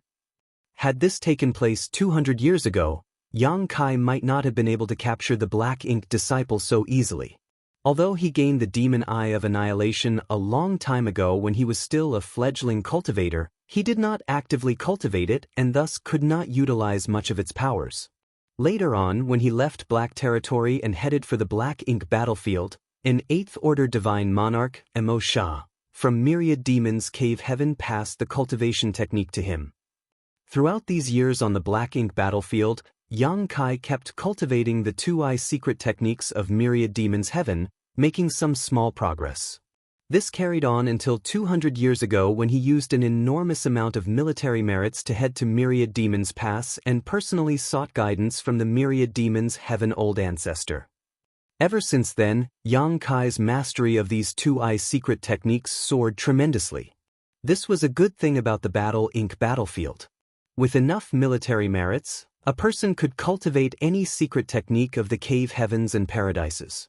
One could even ask an old ancestor for help in the process. This was simply unthinkable in the 3000 worlds. These powerful secret techniques were the foundation upon which all cave heavens and paradises built themselves, so who would ever readily allow an outsider to learn them? However, when on the Black Ink battlefield, none of the cave heavens and paradises believed in selfishly safeguarding these secret techniques for self-preservation anymore. All of the old traditions and beliefs had been broken, and everyone from the old ancestors to the regular cultivators had one goal in mind: to eliminate the Black Ink clan once and for all. Anything that furthered that goal was acceptable, including teaching others these once carefully guarded secret techniques. By now, Yang Kai's understanding of the two-eye secret techniques far surpassed what it once was 200 years ago. Based on how the Myriad Demons' heaven separated the mastery level of both these eye secret techniques, Yang Kai's cultivation of the Demon Eye of Annihilation could be considered to be far above average now. After all, receiving help from an old ancestor was no small matter. Therefore, it was laughable that the Black Ink disciple attempted to conceal himself in front of Yang Kai. At this very moment, Yang Kai was holding the 7th Order Black Ink disciple by the neck and staring at the lump that came out of the latter's forehead. Seeing it, Yang Kai let out a small sigh. Not all Black Ink disciples were alike. If someone became a Black Ink disciple because their body had been invaded by Black Ink strength, then there was still a way to save them. All they would need to do was remove the Black Ink strength with purifying light. However, if a person chose to rely on Black Ink strength to break through the innate barriers of their cultivation, there was no way of saving them anymore. This was due to the fact that once the Black Ink strength left their body, the person's small universe would no longer be capable of containing their cultivation. The person would end up dying from the explosion of their small universe. The 7th Order Black Ink disciple in front of Yang Kai right now had a bulbous, sore-like mass on his forehead that was surging with Black Ink strength. It was a clear sign that he had used Black Ink strength to break through his natural limits. In other words, this Black Ink disciple could not be saved, and that was the reason why Yang Kai sighed. His world force, which had already been coursing fiercely to begin with, intensified even further as it rushed into the Black Ink Disciple's small universe. In less than a breath, the Black Ink Disciple's small universe began to rumble and quake as cracks started spreading across it like a spiderweb. The Black Ink Disciple was visibly petrified. Soon, his small universe split apart and shattered into a million pieces. As his small universe collapsed, a huge amount of world force madly surged out, along with all of the Black Ink Disciple's vitality. By the time Yang Kai tossed the Black Ink Disciple aside, there was no longer any sign of life within him. It had only been several breaths from the Black Ink Disciple's appearance during his second assassination attempt on Yang Kai till the point where his lifeless body was cast aside. The surrounding Black Ink clansmen did not even have time to register what was happening. Suddenly, the screech of a golden crow reverberated across the void and a brilliant great sun rose into the sky. The golden crow kept awing in joy as the light shone out brilliantly. Yang Kai lifted his spar to the great sun as he shot forward as fast as lightning and roared, "Charge!" Members of both the Profound Wind Squad and the Snow Wolf Squad were still dazed from the death of the Black Ink Disciple. Now that they saw a great sun rising and felt its glorious power spreading through the area, they became even more thunderstruck. Following Yang Kai's battle cry, the great sun flew across the immense battlefield like a huge ball, and everywhere it went, the Black Ink clan helplessly fell aside. Those who touched the great sun died upon contact, and all others in its proximity were wounded. Two special operations squads trailed behind the great sun, the two squad leaders exchanging glances, seeing the astounded look in each other's eyes. Both of them could see that the great sun was a divine manifestation. High-rank Open Heaven Realm Masters had the power to create a divine manifestation of their own, and as squad leaders of Special Operations Squads, both of them were among the top talents among the seventh other and naturally had their own divine manifestations. However, they both realized that their divine manifestations were hopelessly weak in comparison to the one that Yang Kai displayed. This junior brother Yang of theirs was wielding a divine manifestation of such astonishing strength. It did not have the power of an attack from an 8th Order Open Heaven Realm Master just yet, but it was very close. Judging by how quickly the Great Sun was slaughtering the Black Ink clansmen, it showed that those who were beneath the feudal lords were killed by the Great Sun's blinding power before they could even get close. However, after recalling the power that Yang Kai had exhibited earlier, it was not hard to understand why his divine manifestation was this strong. It was hard to miss the sudden appearance of the Great Sun on the battlefield. It smashed through the enemy lines with unstoppable force, and it made its way through the battlefield without even slowing at all. The two squads stayed right behind Yang Kai, one on either side, acting as his wings as they worked together with him to reap as many of the Black Ink clan soldiers' lives as possible. This was the benefit of having squad members to work with. Previously, when Yang Kai acted alone, he did not have to worry about others, but his kill count did not stack up as quickly as it did now either when he did not have help. Right now, Yang Kai could focus his attention solely on charging forward and killing all the enemies in his path. He did not have to care about anything else, for even if he failed to kill those that fell by the wayside, the two special operations squads following him would finish them off. He also did not have to look over his shoulder or worry about being attacked from behind. The army commander had ordered the two special operations squads to join forces with him, and although there was no clear task communicated in the order, Yang Kai could tell that the appearance of numerous Black Ink disciples of high orders had most likely disrupted the North-South Army's plans. They were in a deadlock and they needed to break the stalemate. He could not help with the battle between the 8th Order Masters and the Territory Lords, so what he could do was give the humans an advantage in the fight among those of the lower orders. Since the army commander hoped that he could break the stalemate, his only choice was to give it all he had. Thus, Yang Kai immediately summoned his divine manifestation. The army commander did not say how he should break the deadlock, and under the circumstances, Yang Kai would not be receiving any advice from anyone else. Therefore, his plan was very simple. He was going to rely on the strength of the two special operations squads and rampage through the battlefield without holding back. Once the Black Ink clan's morale fell far enough and they were routed, the humans could naturally break the stalemate. Marshall Peak, Chapter 52:14, Light of the Sun. Amid the chaos, a great sun flew forward, and with the help of 2 special operations squads, they cut a large swath right across the vast battlefield. All of the Black Ink clansmen who stood in their path were slaughtered. The Seventh Order masters behind Yang Kai relentlessly cut down any enemies that managed to survive the initial impact of the Great Sun. Though a large number of Black Ink clansmen died from the Great Sun charging up ahead, many more managed to escape and began to launch frenzied attacks upon the source of the deadly attack. Yang Kai was under such heavy assault that his word force protection faltered and cracked. His skin split open and golden blood oozed out of the wounds all over his body. If no one dealt with these Black Ink clansmen, then they would be a huge hindrance to Yang Kai, and soon he would not be able to fight as ferociously as he did now. The task of getting rid of these Black Ink clansmen fell onto the shoulders of the 2 special operations squads. The only way to ensure that Yang Kai could continue pushing forward unyieldingly was to stop the Black Ink clan from attacking him. By now, the 2 special operations squads trailing behind Yang Kai had already killed countless enemies, and Yang Kai, who led the charge, killed even more. Yang Kai and his spear had stormed through over 10 million kilometers of space, and the light of the Great Sun had now grown dim. Once the light completely extinguished, the 2 special operations squads behind Yang Kai, who had been valiantly killing their opponents, abruptly noticed that there was no one around them. They had cut through the entire battlefield and rushed out into the open void beyond. Not too far behind them was the battlefield upon which tens of thousands of humans and hundreds of thousands of Black Ink clansmen were still clashing. It seemed that all of the Seventh Order Open Heaven Realm Masters who moved around outside the warship were injured. They had traversed the entire length of the battlefield in such a short amount of time, and all the while, they had been surrounded by the enemy on all sides. It was not hard to imagine just how many attacks they had to endure, and even though they were Seventh Order Open Heaven Realm Masters with formidable strength, it was impossible for them to come out completely unscathed.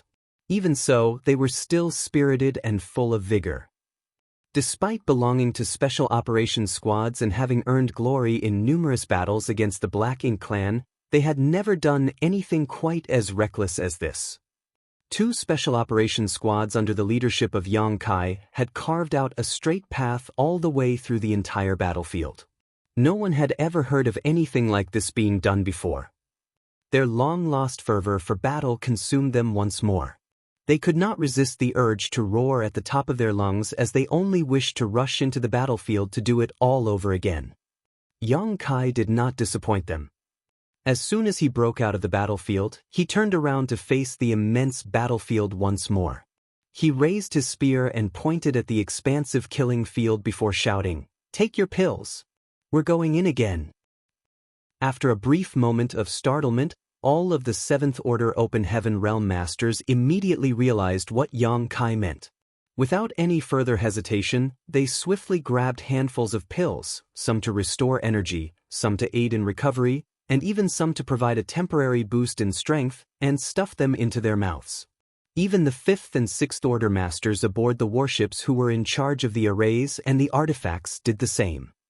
Despite this being their first meeting and their first time working together with Yang Kai, his ferocity had been seared into their hearts and minds. At this moment, the young man who was covered in golden blood looked like a glowing torch in the dark that could lead them down the path of vanquishing all their enemies. They did not need to think about anything, all they had to do was follow him, and they would be able to wipe out all those whom they wished to exterminate. The golden crow screeched yet again, and the blinding great sun rose once more. Just as before, Yang Kai's spear lifted the great sun as he roared, "Kill!" He led the charge as he stormed back into the colossal battlefield, the 2 special operations squads following closely behind. The brilliant great sun started rampaging through the battlefield for the second time. An incense stick later, the light of the great sun went out once more as Yang Kai and the 2 special operations squads appeared on the opposite side of the battlefield. They were in dreadful states as all of them were covered in blood. Even the 2 warships showed visible signs of damage. Again! Yang Kai chose a different direction this time and charged into the battlefield once more. The light of the great sun blazed for the third time. The fourth round started another incense stick later. Then the fifth round began. With each summoning of Golden Crow casts the sun, Yang Kai and the two special operations squads under his leadership were able to cut through the battlefield and eliminate their opponents from one end to the other.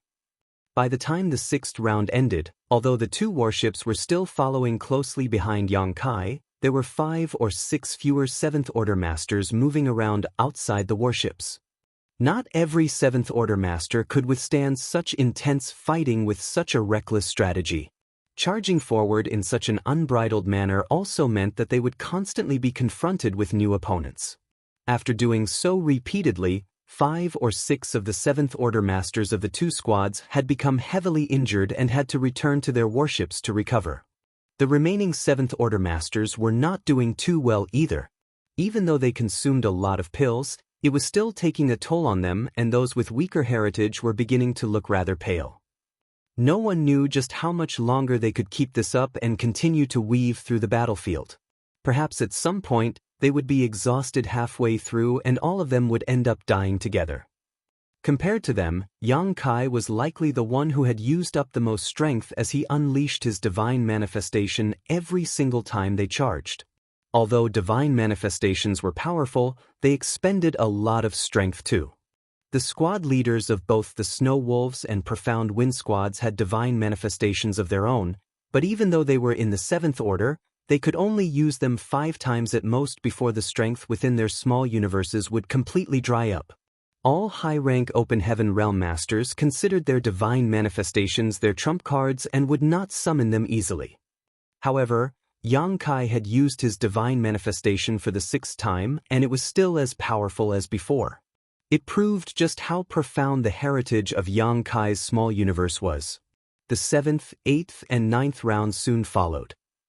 In just over 2 hours, they had charged through the battlefield 10 times and killed countless Black Ink Clan soldiers. By now, there were only 7 7th Order Open Heaven Realm Masters following behind Yang Kai. 3 were from the Snow Wolf squad and 4 were from the Profound Wind squad. The rest had returned to their warships to recuperate. Next, the 11th and 12th rounds. When Yang Kai broke out of the battlefield once again with the light of the great sun going out once more, all the color had drained from his face, but his eyes still radiated a brilliant light. All of the 7th Order Open Heaven Masters who followed him out looked depleted. Even the 2 warships were heavily damaged and flashing with sparks of light, which meant that many of their arrays had broken.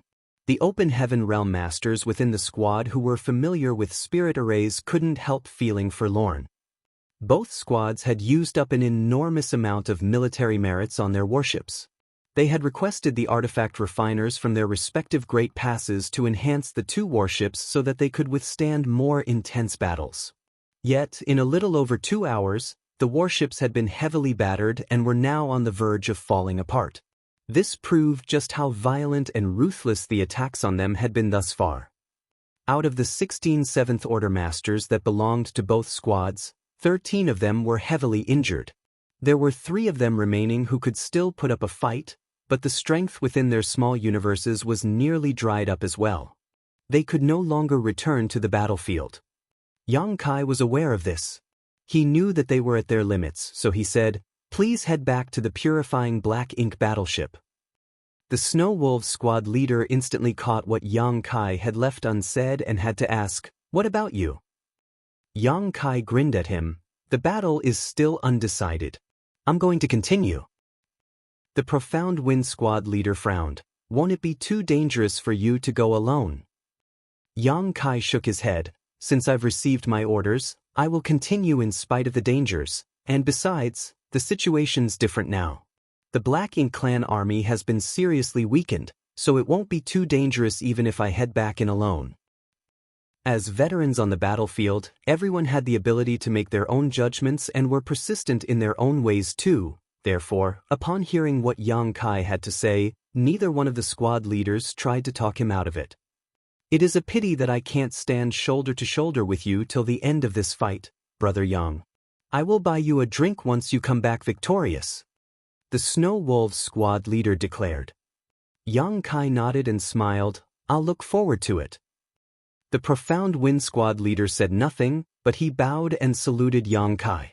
It was easy enough for the two squads to return to the purifying Black Ink battleship from here since the Black Ink clan were not around to stop them. After watching the two squads' warships limp off into the distance, Yang Kai finally rejoined the battlefield. The strength in his small universe had also almost dried up after using his Golden Crow casts the Sun Divine Manifestation a dozen times. However, this did not matter as he still had world fruits to replenish himself. He took out a low-rank world fruit and stuffed it into his mouth. The medicinal efficacies were rapidly absorbed into his body and the pure and rich world force swiftly filled his small universe. Yang Kai tore off a scrap of his tattered, blood-soaked clothing and used it to tie back his disheveled hair. He raised his Azure Dragon spear and took a deep breath before pointing the spear in front of him and roaring, "Kill!" The great sun that had gone out not too long ago once again filled the void with its brilliant light as it plowed through the battlefield. The two squads had gathered on the decks of their warships as they headed back to the purifying Black Ink battleship and felt their hearts surging as they watched from afar. Just as Yang Kai had said to the two squad leaders earlier, the situation on the battlefield now was no longer the same as at the start of the battle. The humans relied on the strength of their warships, their bravery and tenacity, and their collaborative efforts with one another, but the Black Ink clan did not show the same unity. All of the respective armies under the various territory lords did their own thing and rarely coordinated with each other. Therefore, despite the huge difference in numbers, it was the humans who had the advantage on the battlefield. Furthermore, Yang Kai had led the two special operations squads on a reckless rampage through the battlefield over and over again, and they had dealt the Black Ink clan a devastating blow. After weaving in and out of the battlefield over 10 times, Yang Kai had successfully divided up the battlefield and helped the human race army in various areas to eliminate all of the nearby Black Ink clansmen in the most efficient manner possible. The effects were not so noticeable after only 1 or 2 rounds, but after the 7th or 8th time, the advantage became clear. When Yang Kai stepped back onto the battlefield alone, he was faced with a lot fewer obstacles. However, he did not have the two special operations squads behind him now, so he had to be in charge of making sure he eliminated all the threats around him. He was under a lot more pressure now than before. Even so, Yang Kai showed no signs of trepidation. Relying on just his powerful heritage and the power of the world fruit to restore his world force, he continued to work his way through the battlefield over and over again.